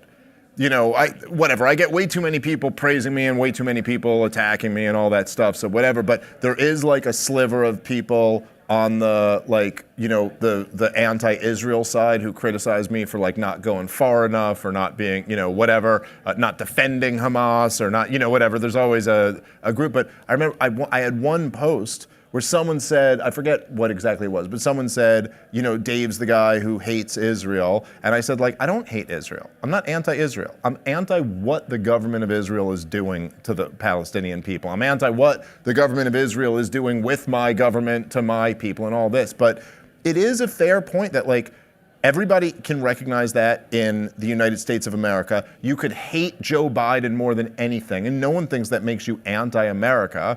And I will say, one of the things that gets kind of buried in all of this, and look, it is tragic. The state of where Israeli public opinion is right now is shameful, really horrible. And look, you could compare it to the state of American opinion, post 9/11. Although, look, we get a little bit of an excuse that they don't have. This isn't a concentration camp right next door to us that we're looking at every single day. Iraq is a little bit further over there, and Afghanistan is But I remember there was one, it's in your article that you wrote with Connor Friedman, Netanyahu's support for Hamas backfires, where there's the quote from Ehud Barak, and then there's one more quote from a right-winger. It might have been Omar.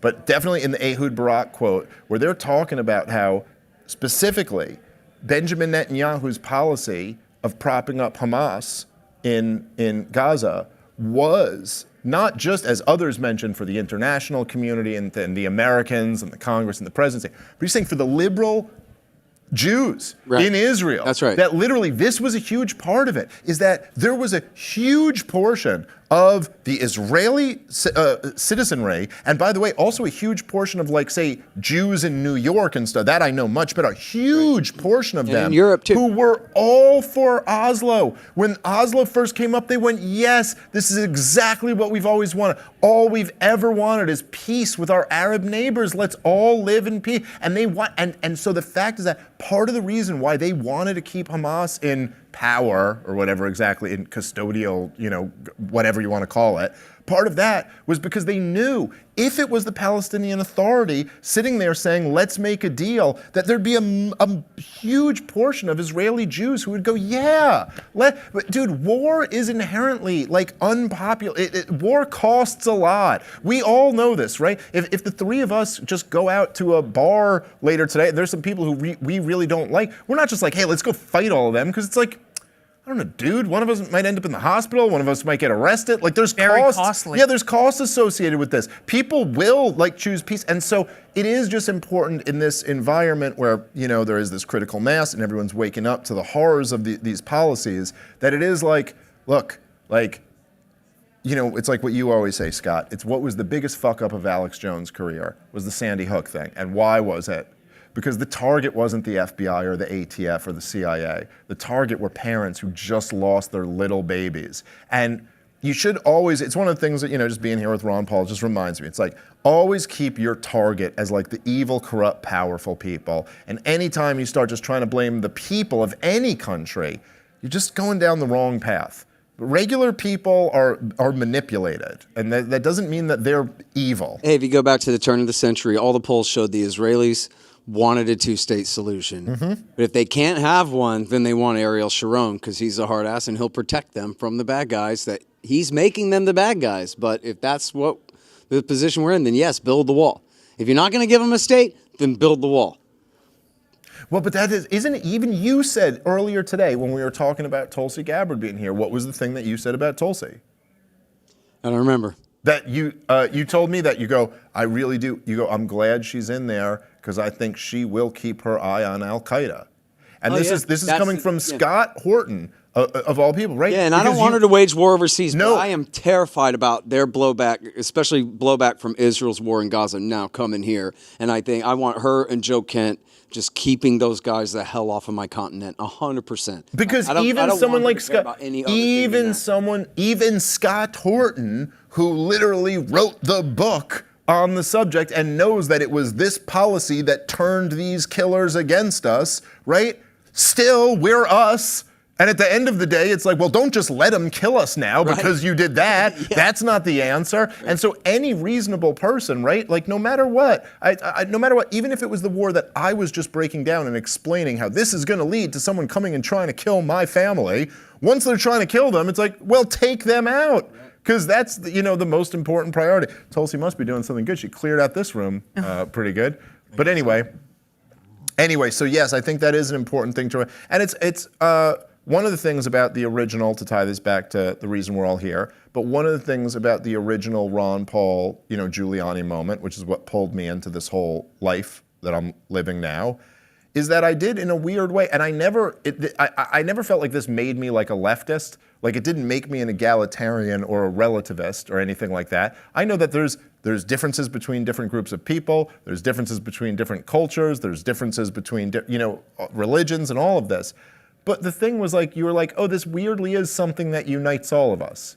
Like, this is a human characteristic. It's like, oh yeah, remember when we got hit on 9/11 and then our first immediate reaction was, we're gonna go blow something up.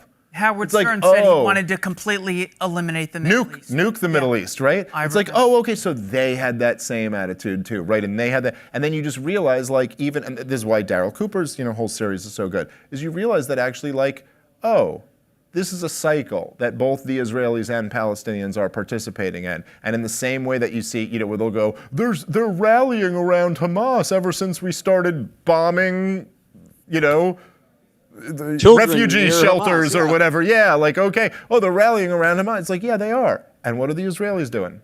they're rallying around Netanyahu after October 7th. The Americans gave George Bush Jr. a 91% approval rating Can you believe it? after 9/11, after he didn't do his one duty of keeping the American people safe. And when I look back on this, I think, who really cared about those dead people on 9/11? Was it President Bush, who on September 20th of 2001 came to Congress and said, people are asking why they hate us.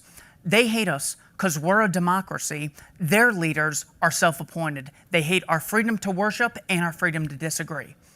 Is that a guy who cares so much about the death that he wants to avoid it in the future, that he wants to get to the truth of it? Or is it someone like Ron Paul who says, so in order to find out why they hate us, what I did was I read the documents that these people have written, and I judged whether or not they had an incentive to lie or tell the truth.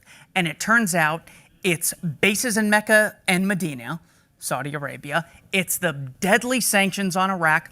By the way, if China has sanctions or a blockade on Taiwan, the U.S. threatens nuclear war against China. So that's how serious sanctions and blockades are on countries. Yeah. And then the third reason, of course, being the support for the Israeli mass murder campaign that's been going on for Jesus knows how long. So it's because Ron Paul cared so much that he was willing to tell an unpopular truth that was so beneficial. Yeah. And that's what motivated me to tell Tulsi Gabbard an unpopular truth listen, I don't... that she didn't want to hear because I knew it would be better good. for her in the long run. You're welcome, Director of National Intelligence. That was good. The kid's good. All right, he spun that all together. You know what I was thinking about? And Managing director there. That's right. Well, this is why we support the Managing Libertarian. editor. This is why we support the Libertarian Institute. You know, there was something I was thinking of the other day that I don't think I said this to you, Scott. I think I said this earlier on Clint's podcast, but it was before you came in. But like, isn't it crazy, you know, of what me and you have both been in the position of defending our good buddy Darryl Cooper, which we're both happy to do, but of his most controversial, you know, point ever, which was really talking about hunger, you know, blockades and what that ends up doing, and like, what even is the logic of this here? And it's funny, in a really dark sense, funny, because like, even when you're on one side of a conflict or critical of one government, you never want to forget there's human beings. So like, I was actually horrified to see that picture of the Israeli prisoner in Gaza who's like starving to death. Yeah. Totally, I mean, really, look, you see a before picture and what he looks like now, it's horrible. He was an IDF soldier, but whatever, you know, he's still a human being. Even, you know, even being part of an aggressive army doesn't mean like there's no humanity left there.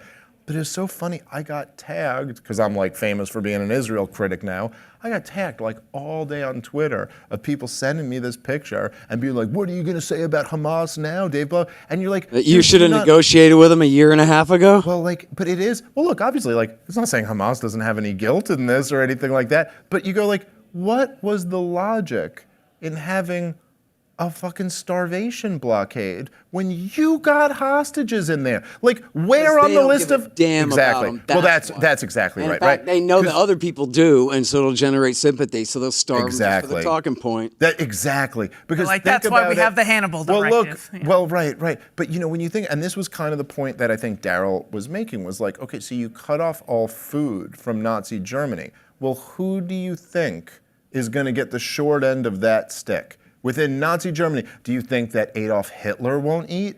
Do you think that his military won't eat? Or do you think maybe it's the gypsies and the Jews and the Slavic, you know, like, come on. I mean, just like, be honest here. You're going to starve.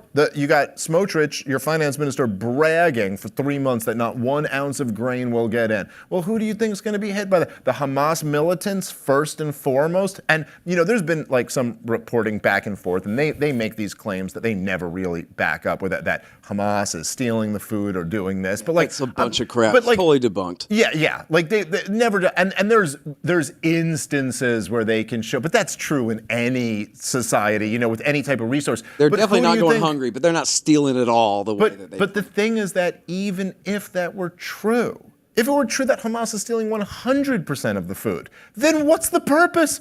Then the purpose of the blockade is just against the civilian population. Like, so what the fuck is that? Okay, so you're saying, hey, we can cut off all of this food, but Hamas will still steal all of it and mark it up. Like, okay. Well, so then it's pure evil to cut it off. Well, and to Darryl Cooper's point, the estimates for German civilian deaths in the First World War, which is the blockade he's referring to, when Churchill was First Lord of the Admiralty from 1911 to 1918. Martin Gilbert, the Churchill historian who had exclusive access to the archives, says 760,000 deaths took place in Germany as a causal result between 1914 and 1919, when the blockade was fully lifted. Even though Armistice Day was 11/11/1918, they still held it until the Germans signed the Treaty of Versailles. That's what Darryl Cooper's talking about. Darryl Cooper is not sympathizing with Kaiser Wilhelm, who lived his life in the Netherlands till 1941. He's not sympathizing with Adolf Hitler. It is the German civilian population, because Darryl Cooper looks at them and sees himself in the innocent people. That's why I love Darryl. Although you're right, but not about what he was talking about, because he was talking about the hunger blockade during World War II, where Britain put another blockade on all trade. I think he's talked about both at different points, but yeah. But on Tucker, he was talking about the World War II. He was talking about World War II and how much more difficult that made it. And just like you were saying, where of course the fighters are the ones who get the food, and the civilians starve, and they wouldn't even let the Quakers in. They had, like he said, the Swedes had a plan to distribute the food, and Churchill would never allow any of it. He wouldn't allow any refugees out of the continent either. I'm sorry if I mistook that, but I know that Martin Gilbert was referring to the First World War, and that's what Darryl Cooper has originally referenced. Yeah, he has referenced that at certain points too. And the whole thing is that when Churchill's atrocities are justified, it's because he's fighting the evil Nazis. Darryl Cooper says, well, let's look at Churchill's actions when he was not fighting the Nazis. Right. What else did he do? I don't know where I heard that originally. What got him in trouble on Tucker was people thought that he was saying that was all the Holocaust amounted to, was they didn't feed their prisoners well. Nothing else happened beyond that, which he never said. Which he never said, yeah. That's what people thought that he was saying. And so that was no, that's right. No, but I would just say one You see the clock there? Yeah. Okay, I'll wrap up. I'm sorry. I got to go because I got to introduce Tom. Okay. We'll wrap up on this, but I will just, the final thought before this is that it is one through line I've been thinking about a lot lately, and Darryl covers in his Fear and Loathing in the New Jerusalem, how there was the mass starvation in Syria, and then how that's just like in the backdrop of like the Israel, like creation in the Palestinian conflict. And you think about like the worst of the Holocaust happening in Ukraine. It's 10 years after the Holodomor. It's right after there's mass starvation there. You think about in Germany, like the starvation that you were just talking about in World War. Like you starve a population, like they may start acting crazy and doing really evil, crazy things. And like, it's amazing that no one even thinks about like the implications of that. Just like what, Hey, why are there Nazis in Ukraine to this day? They're all the sons of the Holodomor. Exactly. You starved their family and they side with who's against you. All right, Scott Horton, Keith Knight, Libertarian Institute. Thank you guys so much. You're the best. What a great day. Thank you guys for everything. Donate to the Ron Paul Institute. Ron Paul, donate. Come on, more. All right, good job, Garrett. Thanks, Snoop Dogg. Oh, look at all the names coming in. Hey, Karen Katowski just gave $50. American hero right there. I'm starting to think that wasn't the real Snoop Dogg. That might have been. $50? Step it up, Snoop Dogg. Okay. Thanks, guys.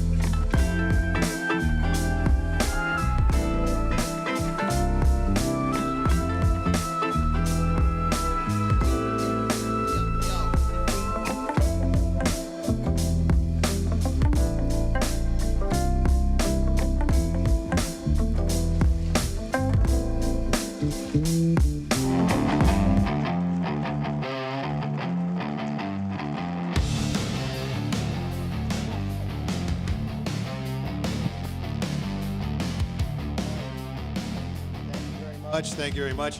Where are we at on the money bomb? Anyone know? What's our number? 185. I said I'd match anything over 177, so that's $8,000, right? All right, let me log into my crypto wallet here. A little accountability. Send a transaction for, oh, it just jumped. 13,000. 13,000. So here we go. I got 15,532 USDC in this wallet. Let's send it all to a great cause. Thank you so much.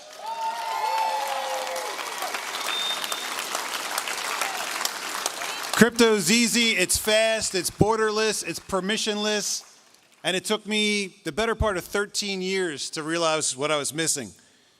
And it's really great, and I encourage everybody here to check it out as well. So there you go, another 15,000 on top. I don't know if that will update anytime soon, but let's dig deep, guys. Come on, we have an opportunity to finance the next chapters of freedom and liberty, all the seeds that were planted by Dr. Paul in the hearts of me and my friends here. You know, this thing has gotten legs. It's gone in 1,000 different directions. And now this is our opportunity to keep it moving forward into our bright future. So real quick origin story for me with Dr. Paul. 2008, like so many of you, my friend Gary over there, I first had the opportunity to virtually meet Ron Paul through the movie America, Freedom to Fascism. And it was just mind-blowing for me to see in this film a congressman that's got a sign on his desk that says, "Don't steal, the government hates competition," right? And I said, that's a man that I can get behind and really admire. And the integrity that he showed was really what gave me the passion to get started with my mission, which is, of course, honest money. I saw the problems that we were facing in our country, and I set out to do something about the root cause of all of that, which I believe is dishonest money. And I started the American Open Currency Standard in 2008 so that communities all across the country could barter with gold and silver and copper medallions. And it was very successful. I made my first Ron Paul coin and gave it to him at Freedom Fest in 2009. And that was my first opportunity to actually meet him there in person. I made millions of coins over the years. I had a lot of fun making them for all kinds of causes, from political candidates, Adam Kokesh and Mises Institute. Had my little run-in with G. Edward Griffin there at Jekyll Island one time, stealing a flag, if you guys remember that story. And so I've had a lot of fun, but I thought that this was largely going unnoticed by Dr. Paul, right? I'm really kicking butt for our cause, and I'm just not getting the phone call. And then finally, all of a sudden, after I was ready to consider he forgot all about me, Dr. Paul invited me to come out and testify at his very last U.S. Domestic Monetary Policy Subcommittee hearing regarding parallel currencies, the roadmap to monetary freedom. And I was the last person to speak and testify at that event. And it was my opportunity to tell the people in government really what I thought about them and encourage them to leave our money alone. Back then, we were thinking about legalizing gold and silver. And I said, leave it alone. It doesn't belong to you, and it never will. And so that was my 5 minutes of fame back in the day. And since then, I've had a lot of fun as well. Went on to realize the error of my ways with gold and silver. Not that they're not incredibly valuable, not that they're great money, but that they don't work as a currency in today's digital economy. And so it took me, like I said, 13 years to figure out what I had missed out on the Bitcoin and crypto conversation. And, some of you know that in 2012, I created that original Bitcoin coin, the one with the B in the middle of it, that's become maybe the most famous coin in the world today. So fast forward, I finally saw the writing on the wall, realized that young people weren't buying gold and silver coins, and I decided to take all of my knowledge and passion for honest money and start Texit Coin, which I believe to be the future of money here in Texas and, of course, around the world as well. And the project's been an incredible success. By show of hands, who's seen a billboard or an advertisement in an airport? Take a look around. Look at all the hands going up. I think we have the most exciting thing today in the cryptocurrency space because it's real, And this is what happens when you take a great financial technology like crypto and pair it up with something as important as honest money. People see that, it's magnetic, it's attractive, and it's been driving our success for the last year and a half. And we'd love you to reach into the gift bag that you got here today. You'll find a little Texacoin in there. By the time you wake up tomorrow, we'll have 5 TXC loaded on each one of those coins. Laugh about it all you want, but if somebody gave you 5 Bitcoin 10, 12 years ago, you'd be looking through landfills for that coin today, right? And so when I heard about the barbecue, I said, this is my opportunity to say thank you. This is my opportunity to give back. And I'm absolutely certain that I would not be on this stage in front of you here today if it wasn't for that one moment in time back in 2012 when Dr. Paul acknowledged me and the work that I was doing and invited me to come out and speak my words of truth to power in Congress back then. And so I will forever be grateful. I owe so much of a debt of gratitude to Dr. Paul for that moment in time that has allowed me to take that mission of honest money all the way into the digital future and lead the way in the cryptocurrency conversation. So thank you to everybody for coming out today. Thank you very much for allowing me to be up here and share my story with you. And happy birthday, Dr. Paul.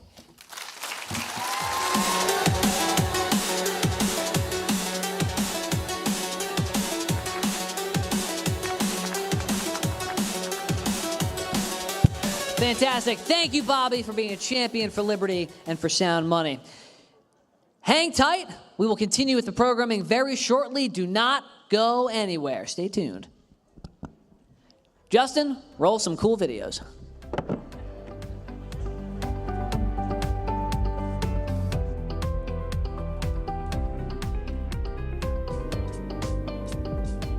How can you call for something that I think is un-American, the legalization? Unbelievable. From then on, the kids would hear about the campaign on the internet and look at the videos and get their parents involved.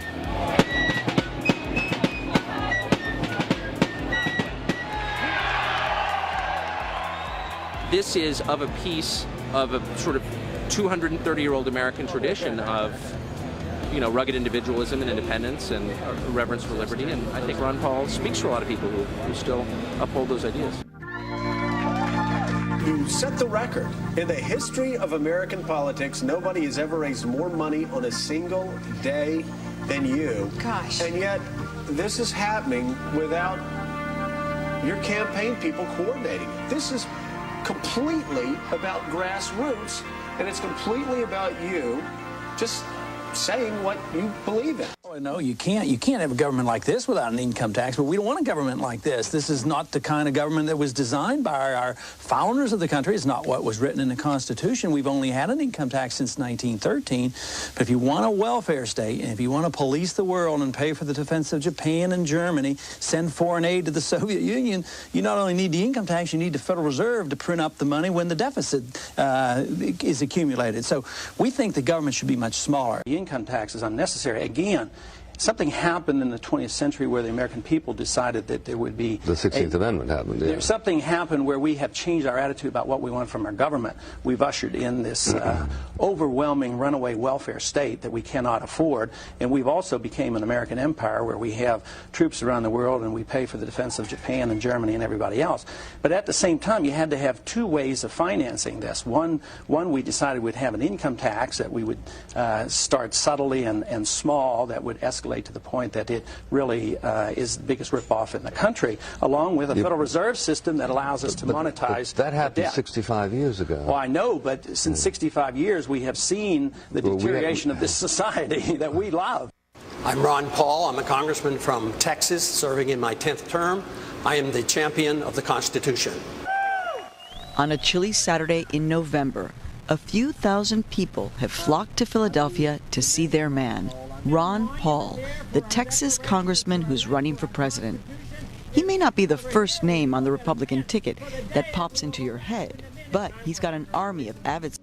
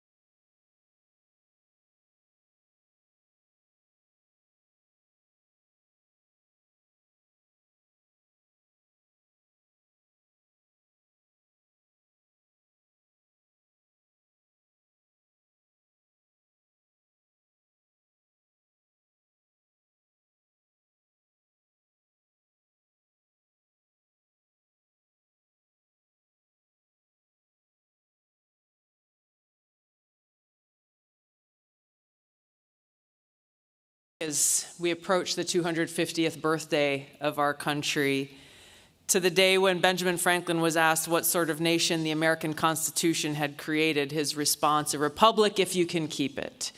And it's that response that I think of when I think about the cause that Ron Paul has dedicated his life to, and how he has inspired an entire movement that continues to grow all across this country, focused on those foundational principles that are in our Constitution, our Bill of Rights, and the Declaration of Independence. He has experienced firsthand on the front lines fighting for our democratic republic. As I look back and was watching some of these videos, and his demeanor is always one of a joyful warrior, whether he's talking about the Fed or he's talking about ending these disastrous regime change wars and standing up for peace and prosperity and freedom for all people. No matter how hard he is attacked, he carries what we in Hawaii call is the aloha spirit with him wherever he goes. And what that really means, what that aloha spirit really is that genuine love and care and respect for everyone. Our republic continues to be under assault. Over and over again, we see examples and are confronted. The truth is being exposed of those who believe that they are not, those in our government, those in positions of power who don't believe that they must follow the Constitution, the one that they all swear an oath to support and defend. And so the decisions that they make are more about defending their own power or their own interests, and are in direct defiance of the Constitution and therefore undermining our republic. So the work that Ron Paul has done and continues to do is more critical now, as it always has been, because I believe we are at a turning point where the voices of the people must continue to be heard, always looking back to the objectives and the intentions behind our nation's founders, the vision that they had for us. A republic, if you can keep it, speaking to every single one of us as Americans and to the responsibility that we have to defend it.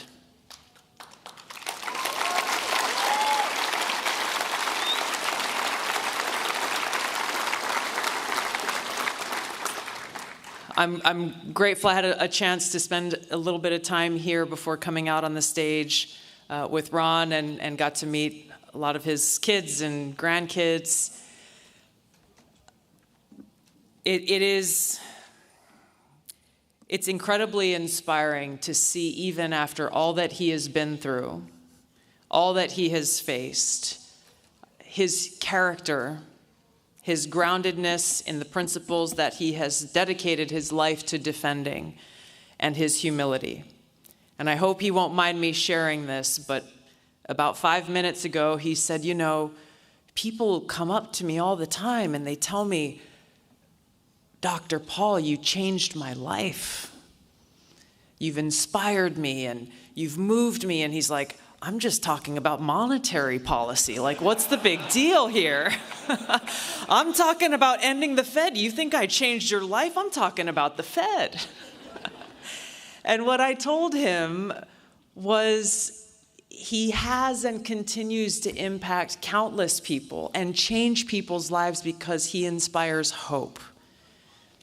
He inspires hope in a country that has increasingly over time become so distrustful of those in government who are supposed to be working for them but are working for other interests. People have lost hope that those in government, that we have a government of, by, and for the people, and that they're speaking for them, distrustful of the decisions that are being made. And so I shared this with him knowing that, you know, I've experienced it, I've felt it, I've seen it.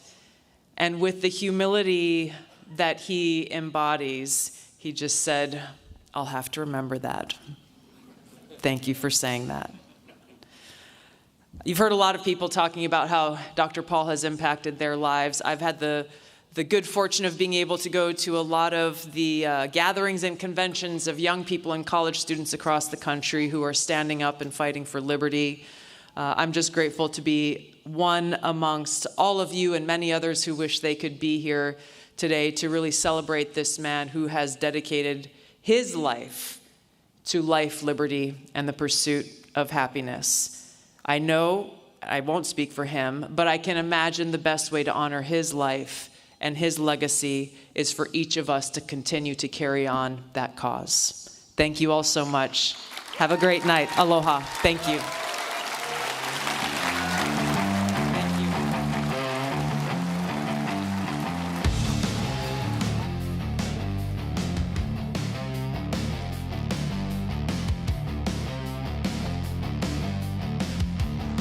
Keep it going for Tulsi Gabbard, everybody. Thank you, Director. Appreciate you. Up next is the person who will be introducing our next speaker. You know him, you love him. It's Scott Horton back to the stage, everybody. Come on, Scott.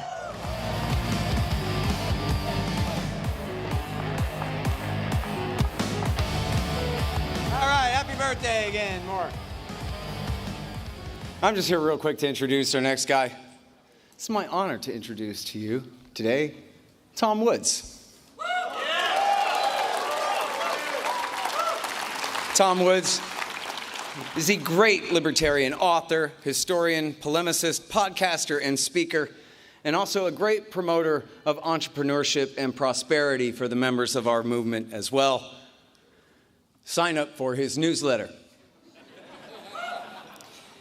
And I am very grateful for Tom because you're all familiar with the Liberty Classroom. It's a great example of him working hard to help make the rest of us prosperous. He's built me my own Liberty Classroom.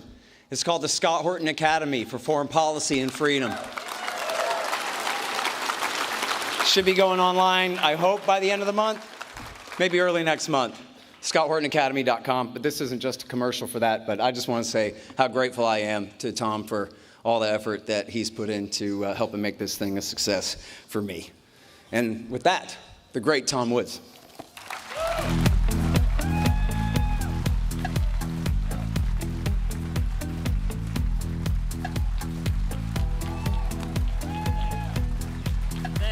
Thank you. That is a very nice welcome. Thank you. All right. Well, thank you all very much. To contextualize my very brief remarks, it is important for me to point out that I am joined tonight by my wife and by two of the 5 Woods daughters. We have Veronica, who's 20, and Sarah, who's only 11. Woohoo! Now, I point this out to you because Sarah, being born in 2014, was not around when the name of Ron Paul was being bandied about the household during the presidential campaigns. So she didn't hear this name as often as the other Woods children did. So when we made our way here, I wanted to explain to her, why does this man matter? Like, why did we fly all the way from Florida to wish him a happy birthday? So Sarah, here is my answer. And it comes in a number of parts. Now, I hope you will all indulge me, because today has been a series of tributes to Dr. Paul, but allow the old man here to take a crack at it also. And one of the points that a lot of people have made is that he told the truth when it would have been a lot easier to just repeat the lies everyone else was telling. That's the first thing. And that's very important. If I'm explaining to my 11-year-old why this man matters, that's right at the top of the list. Secondly, on matters of principle, you could not twist his arm. If he didn't believe in something, you could not twist his arm to change his mind. Ronald Reagan himself could not twist Ron Paul's arm.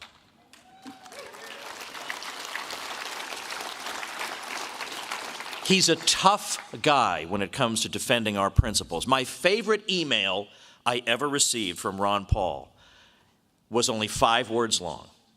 He forwarded me an especially nasty article about homeschooling with the note, "This needs to be smashed." then also because he stood up for causes and ideas that had rarely, if ever, had a true champion in public life. And by the way, you could tell he was onto something by the way the media attempted to conceal him from you. It was especially bad in 2008, but they still tried doing it again in 2012. When I was down here just a few months ago speaking for the Ron Paul Institute, I had a slide up on the screen. This was a screenshot taken in 2012, or it may have been, it was a 2012 campaign, may have been taken in 2011, from MSNBC.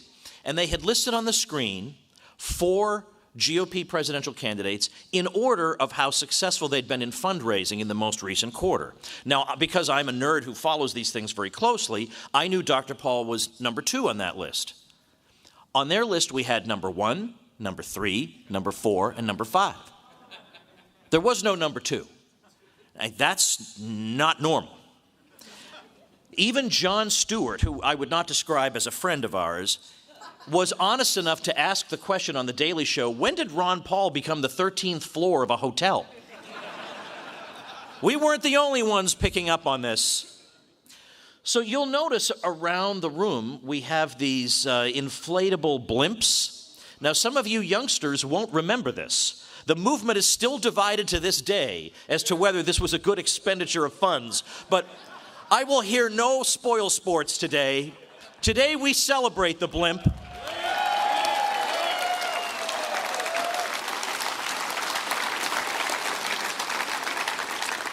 We came to the conclusion the media is going to conceal this man from everyone. So what if we fly a blimp over the country that says, Google Ron Paul? You got to admire the gumption. You just have to. And they didn't like that he blasted through the stupid non-debates we have. Now, we've heard today about the Giuliani moment in that 2007 debate, but I want to remind you about a debate we've probably all forgotten, and for good reason. In January 2008, the last of the GOP presidential debates, it was down to 4 candidates, McCain, Romney, Huckabee, and Ron Paul. And most of the debate was McCain and Romney inanely arguing about whether there should be a timetable on withdrawing troops from Iraq, and who would withdraw how many troops when. And finally, Ron Paul pointed out, this whole debate is mind-numbingly ridiculous, because the problem is not how many, when, and under what conditions. It's the whole thing was stupid and evil, and we should take all the troops out now.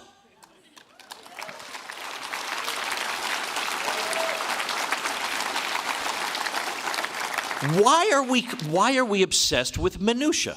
Well, just this morning in my hotel room, I looked up, how did Politico cover that debate?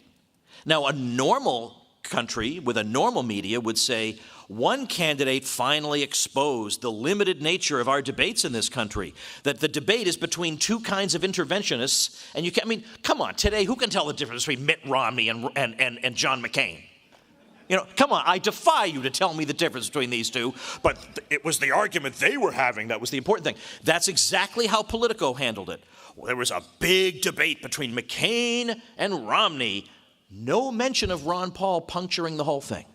Not even there. He could predict the future. You know, I almost hate to make fun of poor Bill Kristol because it's so easy to do, you know? The poor guy has been beaten senseless by our friend Scott Horton. You can see that online. That was his own fault. Why would you agree to debate Scott Horton on anything? And boy, did he get kicked around by Scott on that debate stage. Oh my goodness, terrible. But life and death is at stake here, so I am going to make a little fun of Bill Kristol. Bill Kristol said things that you think now nobody really said, that these must be caricatures of what people said. But he did say that the war in Iraq would last 2 months. He did say that we would be vindicated when we discovered huge stockpiles of weapons of mass destruction. He did say American forces would be greeted as liberators. And he did say that the whole region would be transformed in our image. Now, that's all false fantasy world stuff. Dr. Paul predicted exactly what wound up happening, which was something like the opposite of everything I just said. So I was a little lazy this morning, so I asked Grok. I said, Grok, I'm on a first-name basis with old Grok. Tell me a little bit about the differences between Bill Kristol and Ron Paul in their predictions about the war in Iraq. But I want to take these two passages and share them with you. Quote, Kristol faced criticism for his inaccurate predictions, but maintained influence in media and policy circles with no significant professional repercussions. Paul's opposition, while prescient, marginalized him in mainstream media as no major U.S. outlet hired prominent war opponents like him. And then this, Bill Kristol's predictions for the 2003 Iraq War were overly optimistic, envisioning a quick victory, WMD discovery, and regional transformation that never materialized. Ron Paul's warnings of prolonged conflict, economic costs, and blowback proved more accurate, reflecting the war's actual outcomes. Yeah, how about that? And yet, for some reason, the guy who's living in fantasy world is still on TV, and he still keeps getting invited, and he keeps showing up at the cocktail parties. That's not normal. But we had a guy who started to chip away at that foundation. In 2007, he started to chip away at it because he wouldn't play by the rules. You're either McCain or you're Romney. You know, I think the world is a little bit broader than just the 2 millimeters separating John McCain and Mitt Romney.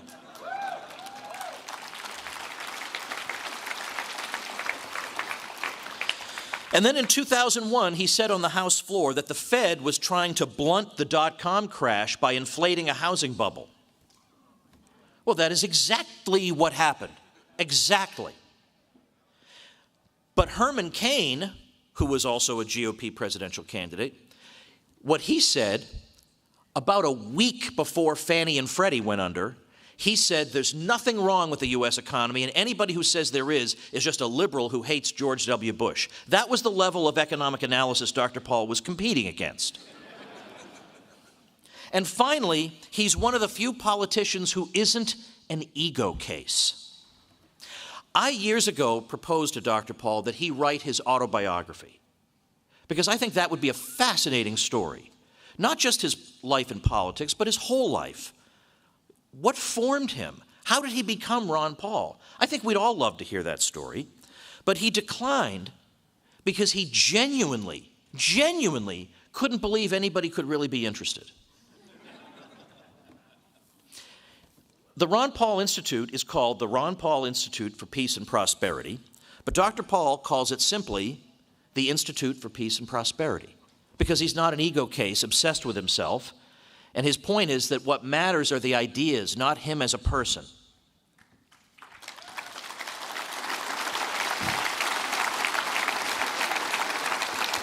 I remember one time I asked his wife, Carol, I said, now we all remember Dr. Paul had a stroke one day during the recording of the Liberty Report. Oh, I beg your pardon. Even I did it just there. The Ron Paul Liberty Report, excuse me. And he got a picture taken of himself in the hospital with his thumbs up. I'm sure did not want to do this, but the world wants to know if you're okay, Dr. Paul. You know, let us know.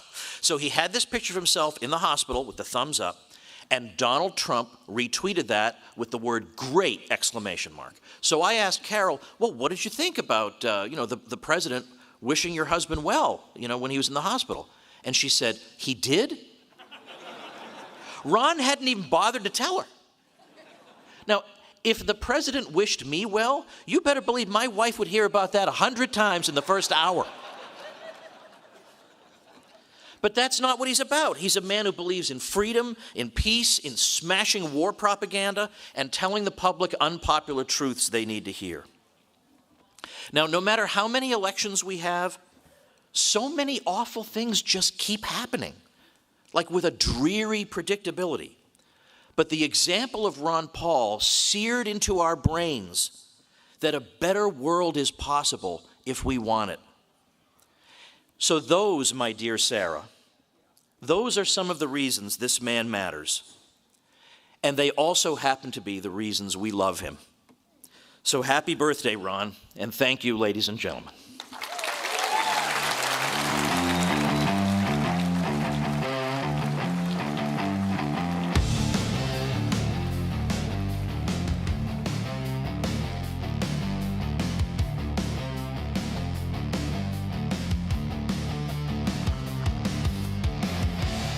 Thank you, Tom Woods. Keep it going for the great Tom Woods, everybody.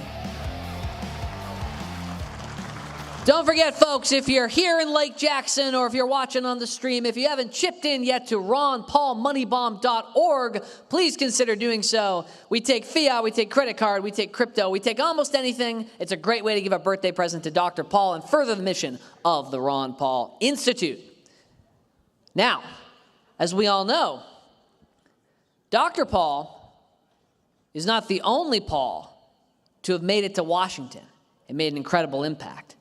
In fact, there's another Dr. Paul who's in Washington right now, fighting the Uniparty and for fiscal sanity every chance he can get. Now, he is not here tonight, but I would like to announce the video address from the great Senator Rand Paul to our audience tonight. Justin, let's roll the clip. Hey, everybody. Glad y'all came to Texas for my dad's 90th birthday. I'll be there in a few weeks for our family birthday party. When I think back about my father's amazing career, it's also the story of my childhood and really my whole life. He first ran in 1974 and I was only 11. It was a terrible year for the Republicans. Nixon had resigned because of Watergate and Republicans were crushed at the ballot box. It was actually opposition to Nixon's wage and price controls and Nixon's closing of the gold window that motivated my father to run.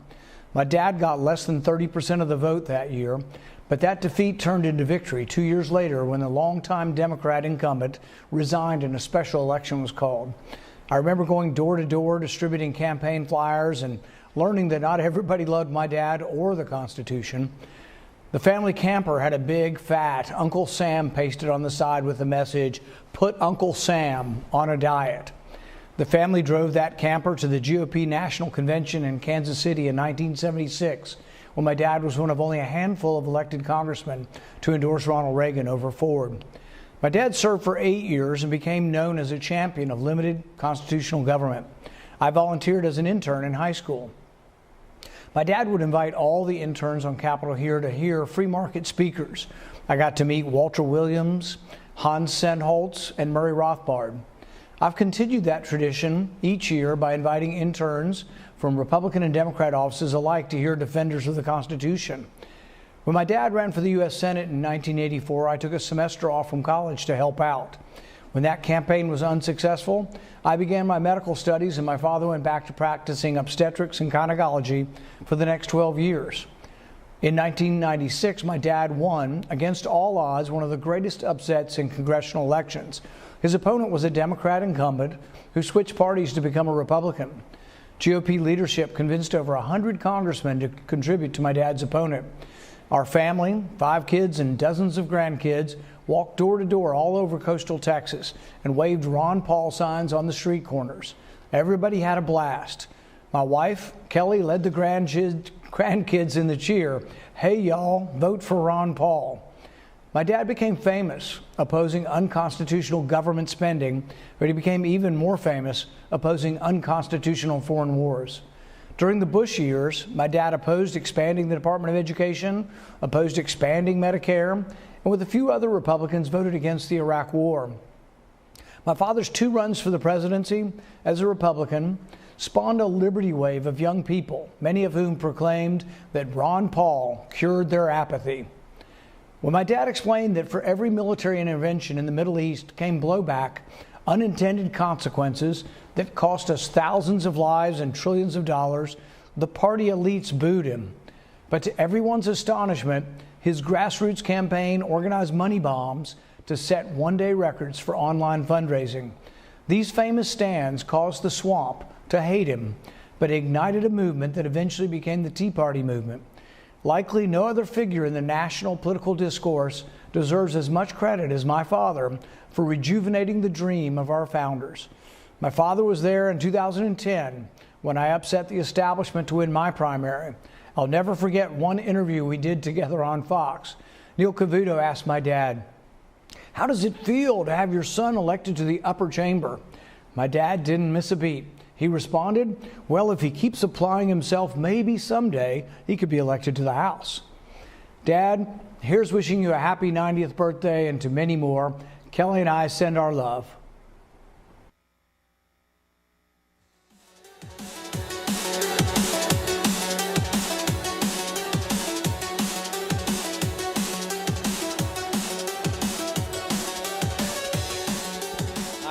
Thank you, Senator Paul, for the video address.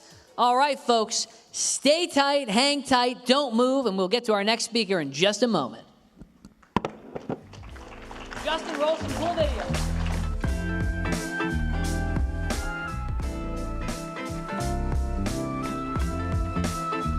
Unbelievable from then on. The kids would hear about the campaign on the internet and look at the videos and get their parents involved.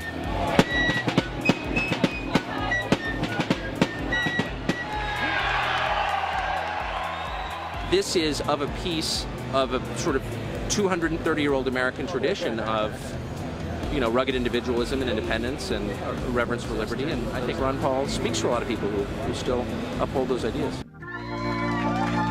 You set the record. In the history of American politics, nobody has ever raised more money on a single day than you. Gosh. And yet, this is happening without your campaign people coordinating it. This is completely about grassroots, and it's completely about you just saying what you believe in. Oh, no, you can't have a government like this without an income tax, but we don't want a government like this. This is not the kind of government that was designed by our founders of the country. It's not what was written in the Constitution. We've only had an income tax since 1913. But if you want a welfare state, and if you want to police the world and pay for the defense of Japan and Germany, send foreign aid to the Soviet Union, you not only need the income tax, you need the Federal Reserve to print up the money when the deficit is accumulated. So we think the government should be much smaller. The income tax is unnecessary. Again, something happened in the 20th century where the American people decided that there would be... The 16th Amendment happened, yeah. Something happened where we... My dad's going to have a mic on his shirt. Somebody told me he was going to have a mic on his shirt. Has he not been lapelled yet? I don't know. No, he has not. Okay, then we'll get him lapelled. But you can just hand me that when you're done. Yeah, you okay. bet. Sure thing. All right, folks. I want to call up the next speaker of the stage, someone who has been instrumental for putting this event together. Without him, there is no Ron Paul 90th birthday barbecue. Please welcome to the stage, Mr. Ronnie Paul.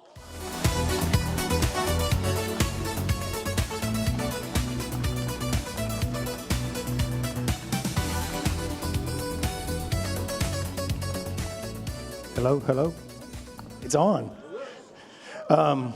Thank you all. It's really, my dad's been thoroughly impressed all day watching all this, and it just can't thank you all enough for coming. I'll talk about some other things for a second. One of the questions I've gotten through the years is, what is it like to grow up in a house with Ron Paul? So I got 2 points. So you know when I get done with the second point, I'm done. The first point is, our household was a constitutional republic. We had a constitution written by my mother. She was the judge. The amendment process was controlled by my mother. And she had the final say. But you know, it was simple. We had rules. And if you broke the rules, you got in trouble. You get in trouble at school, you got in twice as much trouble at home. It was a pretty simple process. But without it, our family would not have made it. So I want everybody to give my mother a big hand. She is sitting over here tonight, and thank her for our family.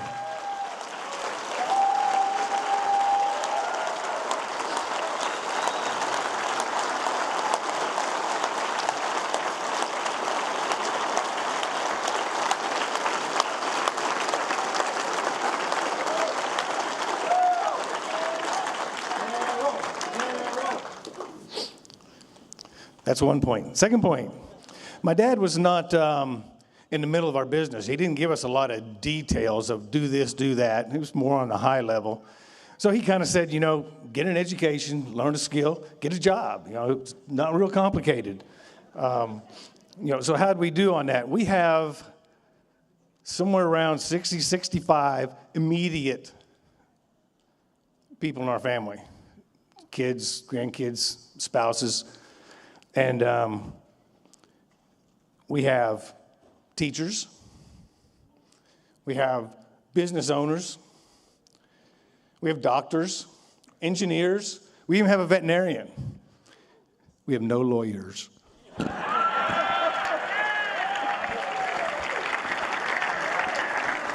So I think we listened to his advice, get a job, produce something. But anyway, y'all didn't come here to listen to me talk. And, he's our father, statesman to y'all, but he's everybody's hero, Ron Paul.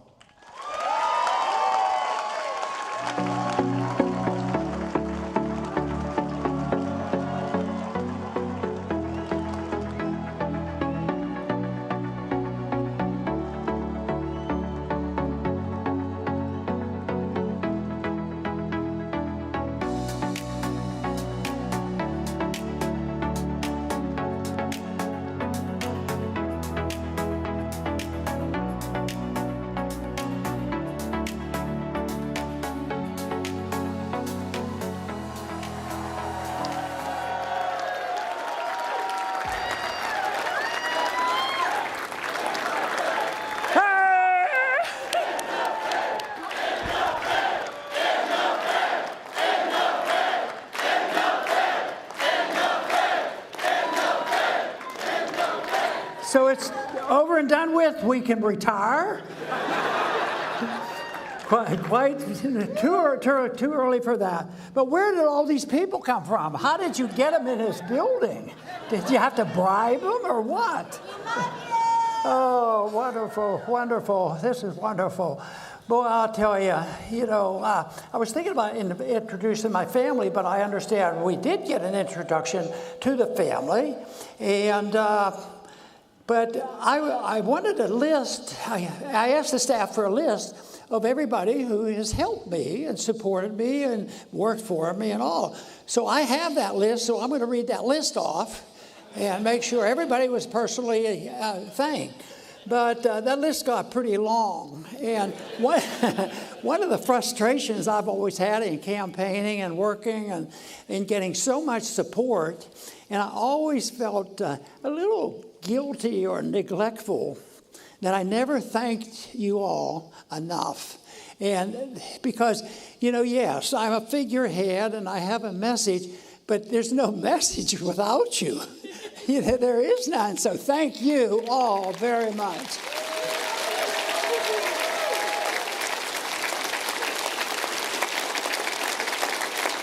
So this has been a wonderful day here today. And to see so many people.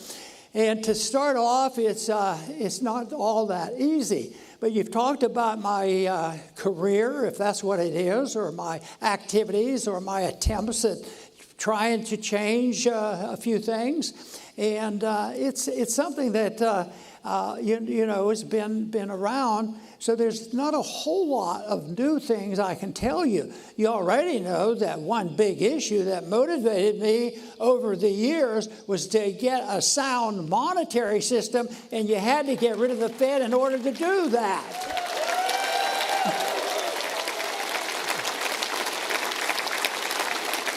So I was thinking about the first time I heard that slogan, and I didn't invent it. I mean, I talk like we ought to end the Fed, but I remember being on a liberal college campus, and I was giving a speech, and all of a sudden, I guess I could name the school. I think it was up in Michigan someplace, and we considered it liberal. But all of a sudden, there was a crowd. Maybe there were only a dozen Ron Paul supporters, but we heard from them. They got up, and when we started talking about money, they started burning Federal Reserve notes. That's against the law, Just sit back. Somebody else is going to burn the value of it, and that's where our real problem is. So they did that. But then they started chanting, and the Fed, it turned out that when I wrote the book on the Fed, I used that term. I thought it was pretty elite, and it was sharp, and you can't get confused with. You know what we stand for? We stand for sound money. You can't have sound money unless you investigate, understand, and realize the power that is wielded by a system of government where you have fiat money. Well, can't you audit them and find out what's going on and participate in it? Oh, sure. It's when they talk about independence, no, we can't let anybody audit and know about what's going on because the Fed wants independence. There's one word that you can use. Anybody ever tells you that, well, don't you think they ought to be independent? The word they use for independent is secrecy. That's what they want.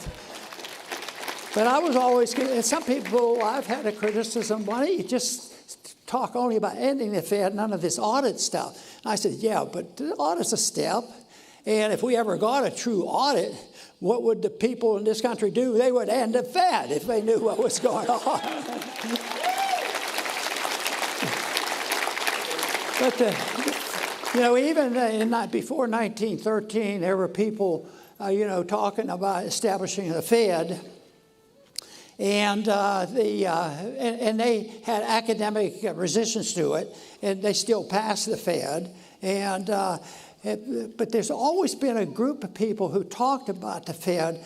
But, in recent decades, I think prior to the 1970s, when the Fed really messed up our money, and we had our first step toward ultimate bankruptcy, and that was August 15th, 1971, when we reneged, we cheated.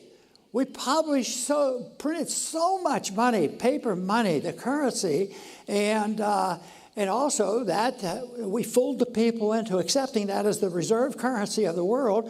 And there was some logic to it. We were very wealthy. We had natural wealth, and we benefited tremendously by not suffering, as other countries did, from the war. And so we were able to do that and end it. But August 15th changed a lot. And I remember the day very, very clearly. It was Sunday night, and our president was going to give a special speech, and I think his name was Nixon. and he gave a speech, and I really was startled, and I thought, wow, this is a big deal. And it turned out a big deal. And if you were trying to measure how big a deal it was, one of the best measurement of the purchasing power of the dollar, gold gives you an idea. If the price of gold goes up, it's an indication there's some problem. What was the initial reaction to the closing of the gold window? I remember I was a member of the Chamber of Commerce at the time, and on Monday mornings we always had a meeting, and we talked about legislation. It was pretty boring, and we talked about that. But I was even startled more because the Chamber of Commerce, they're free enterprise, aren't they? They're for all this. They're not crony capitalists. So they came out strongly in favor of that monstrous bill that changed the world on monetary policy. There were tariffs on it, all kinds of stuff. And I said, this is ushering in a bad situation. The decade, many here probably remembers the 70s, but the 70s were very, very tough economically. And to end it, Volcker got there, and interest rates had to go to 21%. And what do we have today? We have two people, thinking they know what interest rates ought to be. And they're arguing, and that's the big argument over fiat money. What should the interest be? Should it be 1% or 3.5%? As if they know. They don't know, and it's just this distraction. They're not talking about monetary policy, but they have their reasons, because some people benefit from lower interest rates. Some people benefit from higher interest rates. So it was all a game they play, but it serves the interests of the people who believe in big government. And who are those people? Well, there are some people who believe in pure democracy. The founders hated it, but pure democracy and interventionism is what we have today. And that means that it encourages everybody to have a PAC, and be lobbyists to go to Congress and, get up 51%. So you get a bunch of people in different PACs and put them together, then go to the government. And then they respond by, just spending more money. But that really feeds into it, especially, you can think about that as individuals or families. They might be very, very wealthy and they might spoil their kids or something. Well, we were a spoiled nation because we had a gold standard prior, for a while. We had a lot of natural wealth, and we survived some terrible wars. And that was, gave us this position where we were able to do whatever the people wanted. And they were true Democrats in the negative sense. Democracy. I happen to be annoyed by the word democracy. That is just nothing more than a dictatorship of the majority. You get the majority together and demand. So you can expect what would happen. Well, adjusting was a tremendous thing in the 70s because gold was theoretically $35 an ounce. Before the decade was over, it was over $800 for a while. It was just this tremendous adjustment. And there were times when I anticipated, that this is going to get bad if they don't correct it, and they haven't corrected it. But where are we now? I thought, even though I prepared myself psychologically and academically that things are going to get bad, it's still hard for me to say, what was the price of gold this morning? $3,600, going up. And the tragedy for us, the tragedy for the peace and prosperity is it hasn't gone very far yet. It is just, if it doubled, tripled, quadrupled in the 70s, it could do that again. I mean, I can remember when it did hit $500 in the 70s. And I thought, wow, this is unreal. And there was a period where the people were lulled to sleep, and the gold indicator, went to sleep. And at the beginning of this century, gold was $270 an ounce, and that's the way markets work. But the believers in inflation by printing too much money and special interests getting control, and to do this, they have to undermine our liberties. They don't enhance our liberties with a system like this. They encourage, the people to just become, much more attuned to manipulating the government. So what does it do to our system?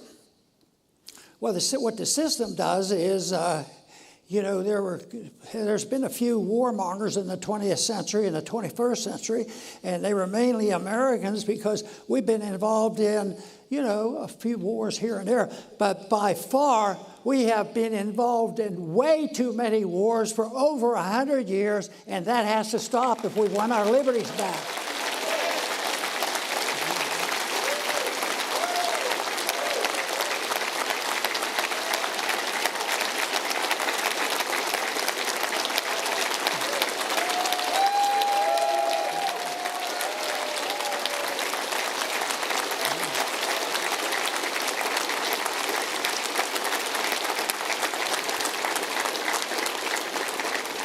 Our slogan for the organization we have now is for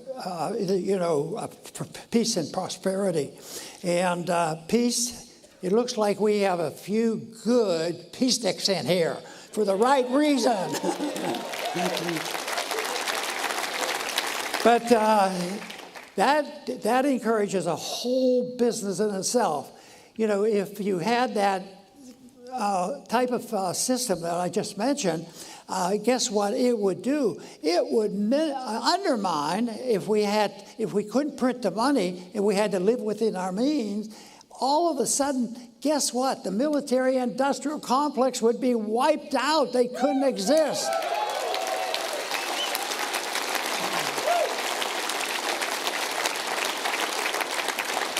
And I think the world would be a lot more peaceful. I know there's been some good words said in the last, year or two. Maybe people are getting serious about cutting back. But so far, the promises that we heard about in the last 6 months, I can't come and say, well, good news are here. They said they were going to cut, and they cut the budget this year by $10 trillion or 10 million or 10 cents. Not 1 cent has been cut. And so things are in a momentum. There's no way under today's circumstances that we can break the spending. Well, first, look at the interest on the payments. It's just out of control. Now, Donald Trump wants lower interest rates to help the government, but they're not going to go down. They're more likely to end up where they did in 1970 and 79 and 80. They hit 21%. So the conditions we have will force interest rates up, and as soon as the Congress made a good effort and would like to have cut, and there were some good people trying to do that, but they didn't get anything cut. The people, really rebelled. There was too much, and the Congress backed down. So we're on autopilot, whether it's interest rates or the spending or the warmongering. So what we have to have is a change of attitude about the role of government and our responsibilities. Because I don't believe in pure democracy and the dictatorship of the majority, but I really strongly believe in the concept of a prevailing attitude.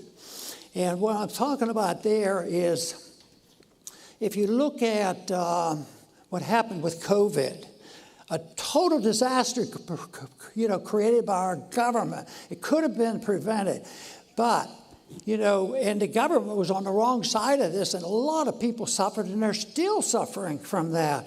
And it could have been solved and prevented by just saying, where in thunder did the government get the authority to manage our health care, and they're not doing a good job?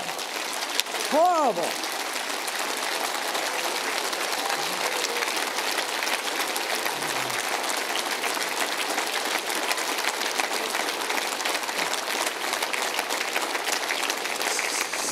So the spending will continue, and we have to be prepared, and the prevailing attitudes have to change. The prevailing attitudes right now have been cooked up by a conspiracy of bad education in our universities that we paid for, So if you look at the economic policies they taught in most of the universities, the bigger they were, the better they were known, and the richer they were, the more they were in cahoots with big government. So that is the big problem is changing that result, because the result is there. I think one example of the pervasive result of that type of education is in our judicial system. The judicial system has one thing for sure, it has very little to do with justice. So, but I think in the judicial system and those ideas with Tulsi around, we might get a break and get some help up there one of these days.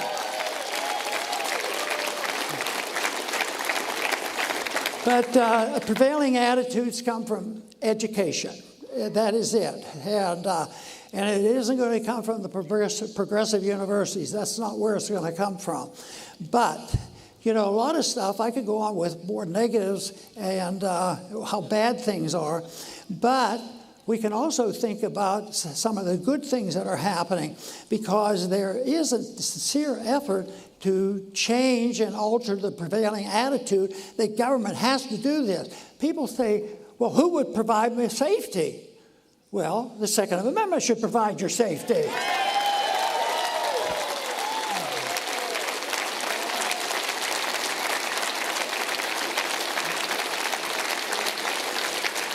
But the prevailing attitude will come, and I think the COVID was a good example. The universities didn't change the attitude of the parent-teachers associations when the parents finally finally woke up to what was going on, and they started attending these meetings and firing some of those people that were doing these terrible things. And I think people, their attitude changed not with the help of the government. It was in spite of the government that people will wake up. And I think it was parental control over their children that was really a blessing to this. And guess what? Maybe in a free society, who has the ultimate responsibility for their children? That's the parents. That's why we have a breaking out and more all the time. During COVID, I have a little homeschooling program. The number of people wanting homeschooling went way up, and that is good. So, and the attitudes changed when necessary. We still have enough freedom to do this. We don't have enough freedom to do all the things we'd like to do because we're still asking our government for too much permission. And the other one thing, I think we've been enslaved, and the thing that I use to defend that position is the fact that they keep the registration for the military draft on the books. That shouldn't even be there. Now, the big argument is, should we draft the women too? Or what are we going to do? How are we going to solve these problems? Well, you just don't draft people. Their lives don't belong to you.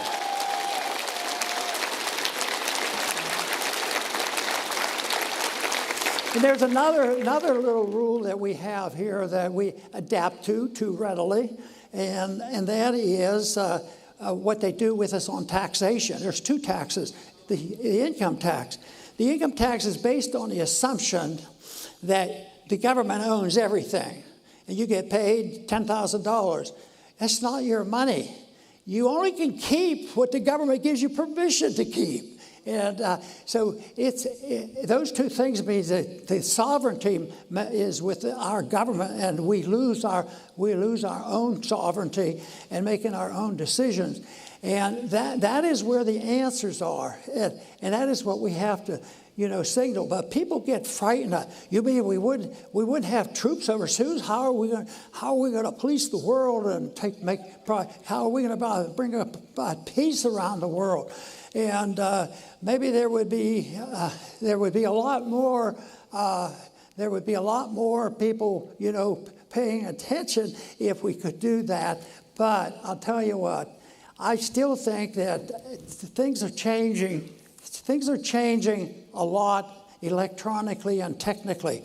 I'm not real good on the technology, some of the computers and all, but I do recognize the good part of it.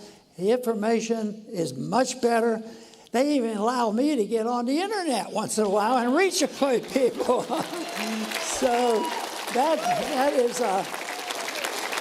So the technology, I think, gives us danger. Because you could use the comparison of nuclear energy. Nuclear energy can destroy the world, and nuclear energy can provide probably the cheapest, cleanest energy ever, but that's prohibited from it. So that needs education, and we should allow the people to make these decisions, and there would be a far safer world. The word that I use for that on trying to decide what you could do is voluntarism as compared to authoritarianism. And there are too many authoritarians because they just delight in telling other people what to do. They don't know what to do with their own lives, but they think they're smart enough to tell you what you could do with your life. So authoritarianism. But voluntarism, just think if everything you did, whether it was personal, whether it's religious, whether it's sexual, how about buying and selling? Well, there's still some voluntarism there, but less and less because there's all kinds of regulations and everything.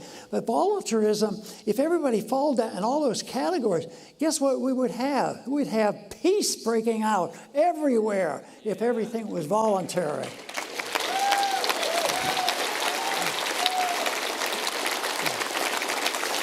But this argument about the authoritarians and the voluntarist has been around for a long time.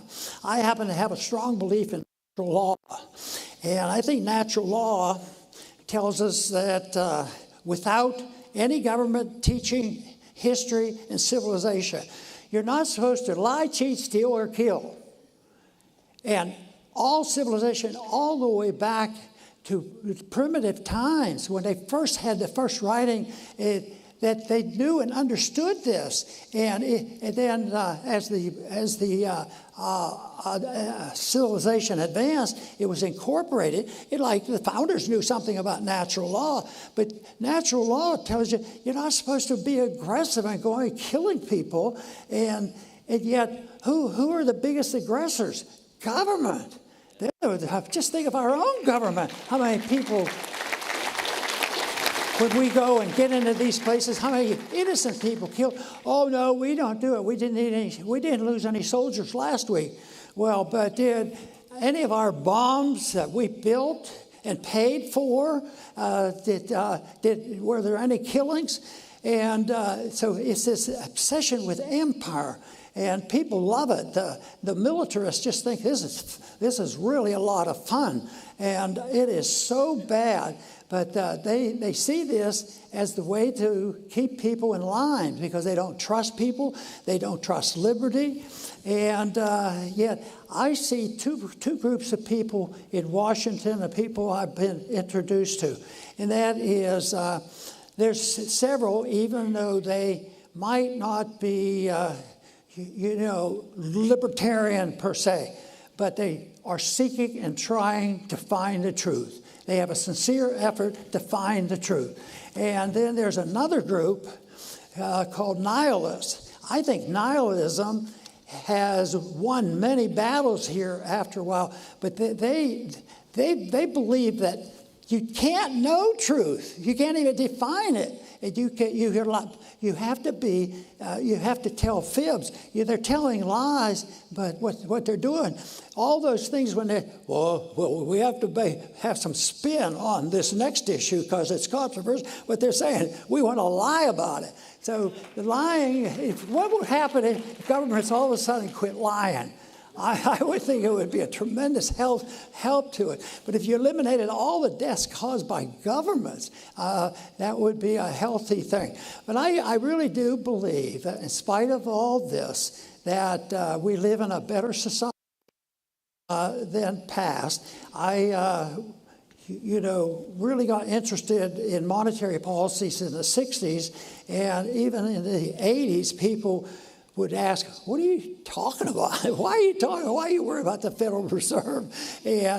But a lot of people now, one of the biggest arguments right now is a silly argument, but the argument there is over monetary policy. What should the interest rates be?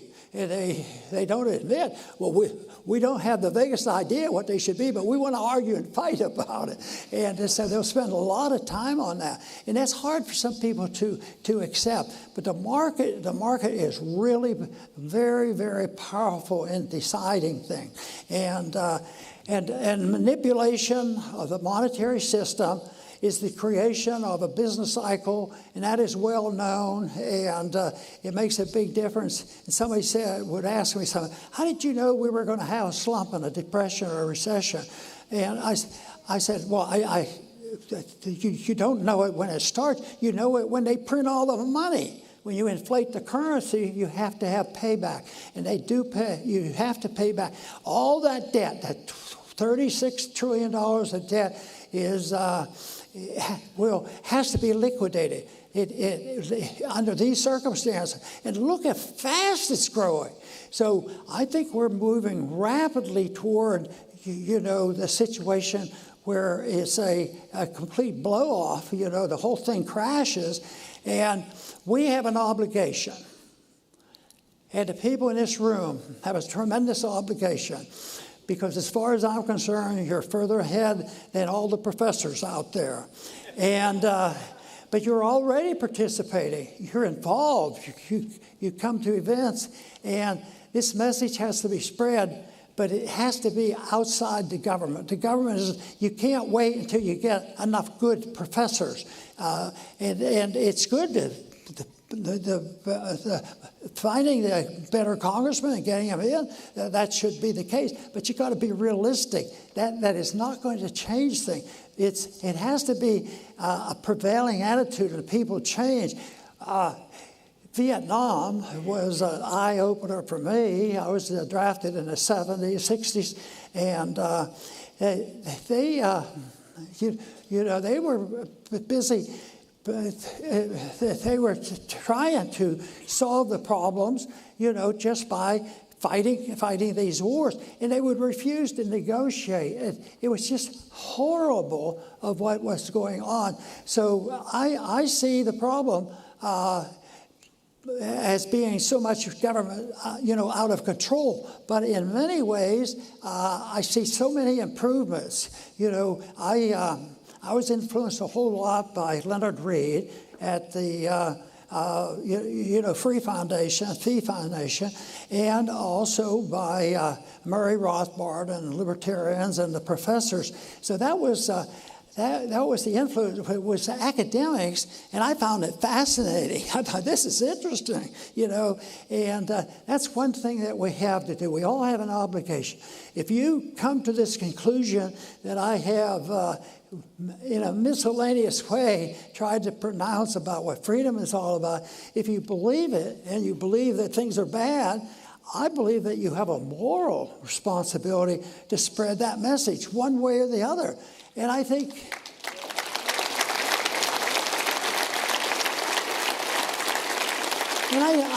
a lot of people do that all the time, but everybody has different talents. And my daydream, my nightmare is, I'd like to spread the message if I was a great singer and I could sing this song, but I'm not. So I have to do what I do. It's just express myself. But I think that.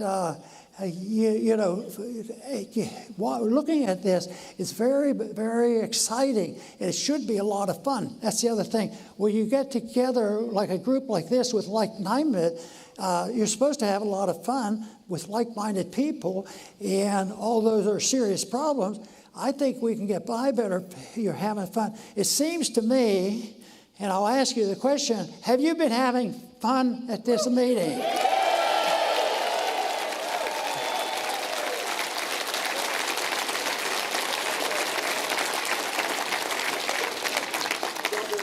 Well, anyway, I don't consider things complex. When they talked about bringing troops home and how many troops could you bring home at a time and like this, and they were agitating over the details that made no sense to me. And I tried to simplify. I said, this was probably in the Middle East. I said, we just marched in, we can just march out.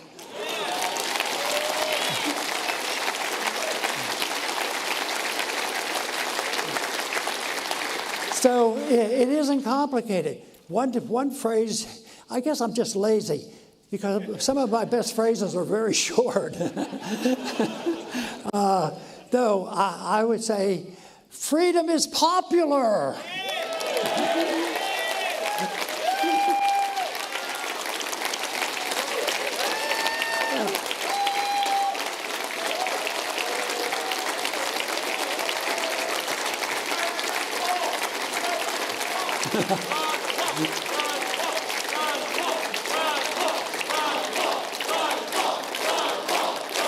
Okay.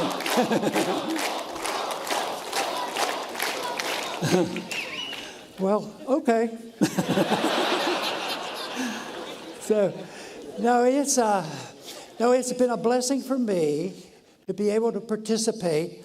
And some people would ask me, why did you get frustrated? How could you live with those people up there? They're a bunch of creeps. I said, it never bothered me. My attitude was to make the best of it and talk to people and get along with them. And I left Congress 3 different times. After the second time, I wrote a little booklet, about leaving Congress. And that was back when we had, they still do it. They have a Republican Democratic baseball game. And I was always a frustrated baseball player, and I got to put a uniform on. I never did as a kid. So I wrote in my book I said the one thing was in this sports that the Democrats and the other side and the Republicans, we never talked politics out there, and you remember the friendship. Oh, you were a baseball player back there. So I'm a strong believer that countries ought to do more of that too, because in a way that's what Nixon did with China, and yet people turn that around too. But I do think sports are just great for individuals and communities and everything. But it's wonderful. But I think it's to hone in on the one issue is give people their liberty, and they will take good care of themselves, and they will take good care of protecting liberty. And we can do that, and we are doing it. And I think I'm just convinced when I look at a crowd like this, I say, and they're even clapping for what I'm saying? Wow. I think there's a lot.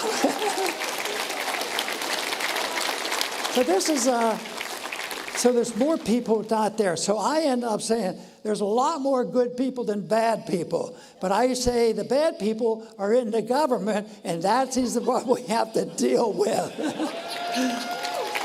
But I want to close by saying I really appreciate very much your willingness to support our efforts and what we do.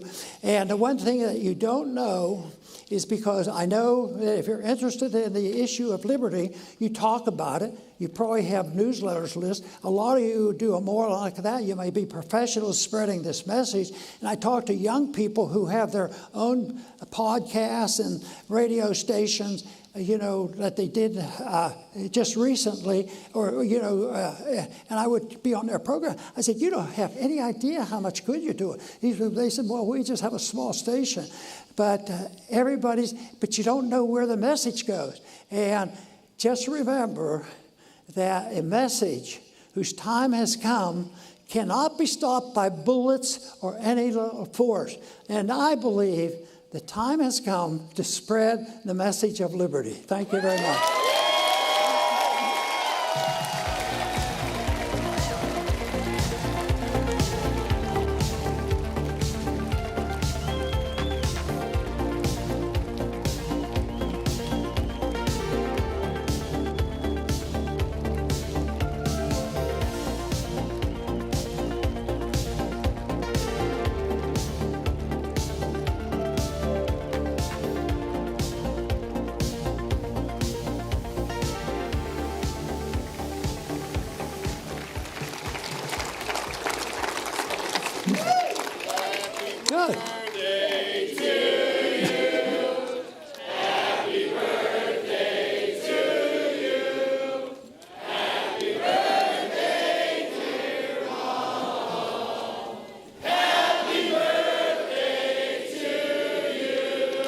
Thank you very much.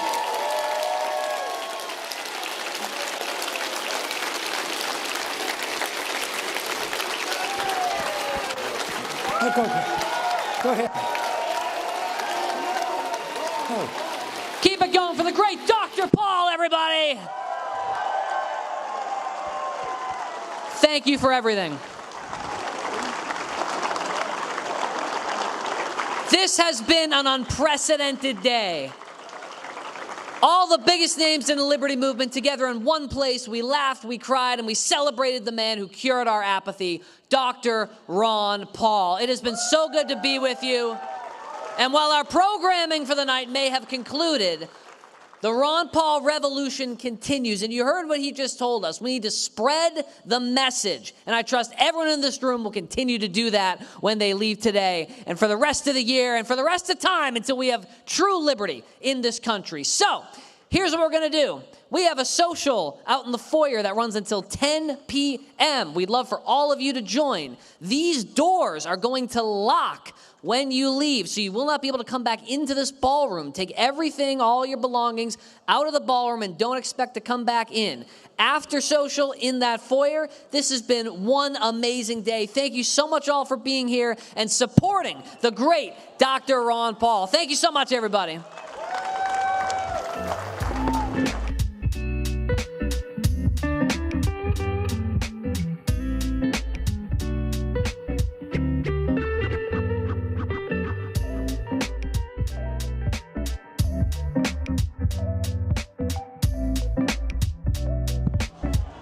Give me this back. There we go.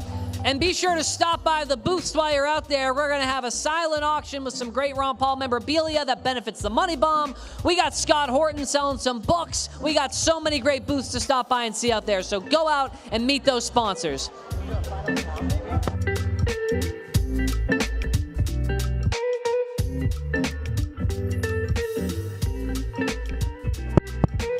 And we are at $210,000 for the Money Bomb, everybody. Let's get that up to $250. Chip in.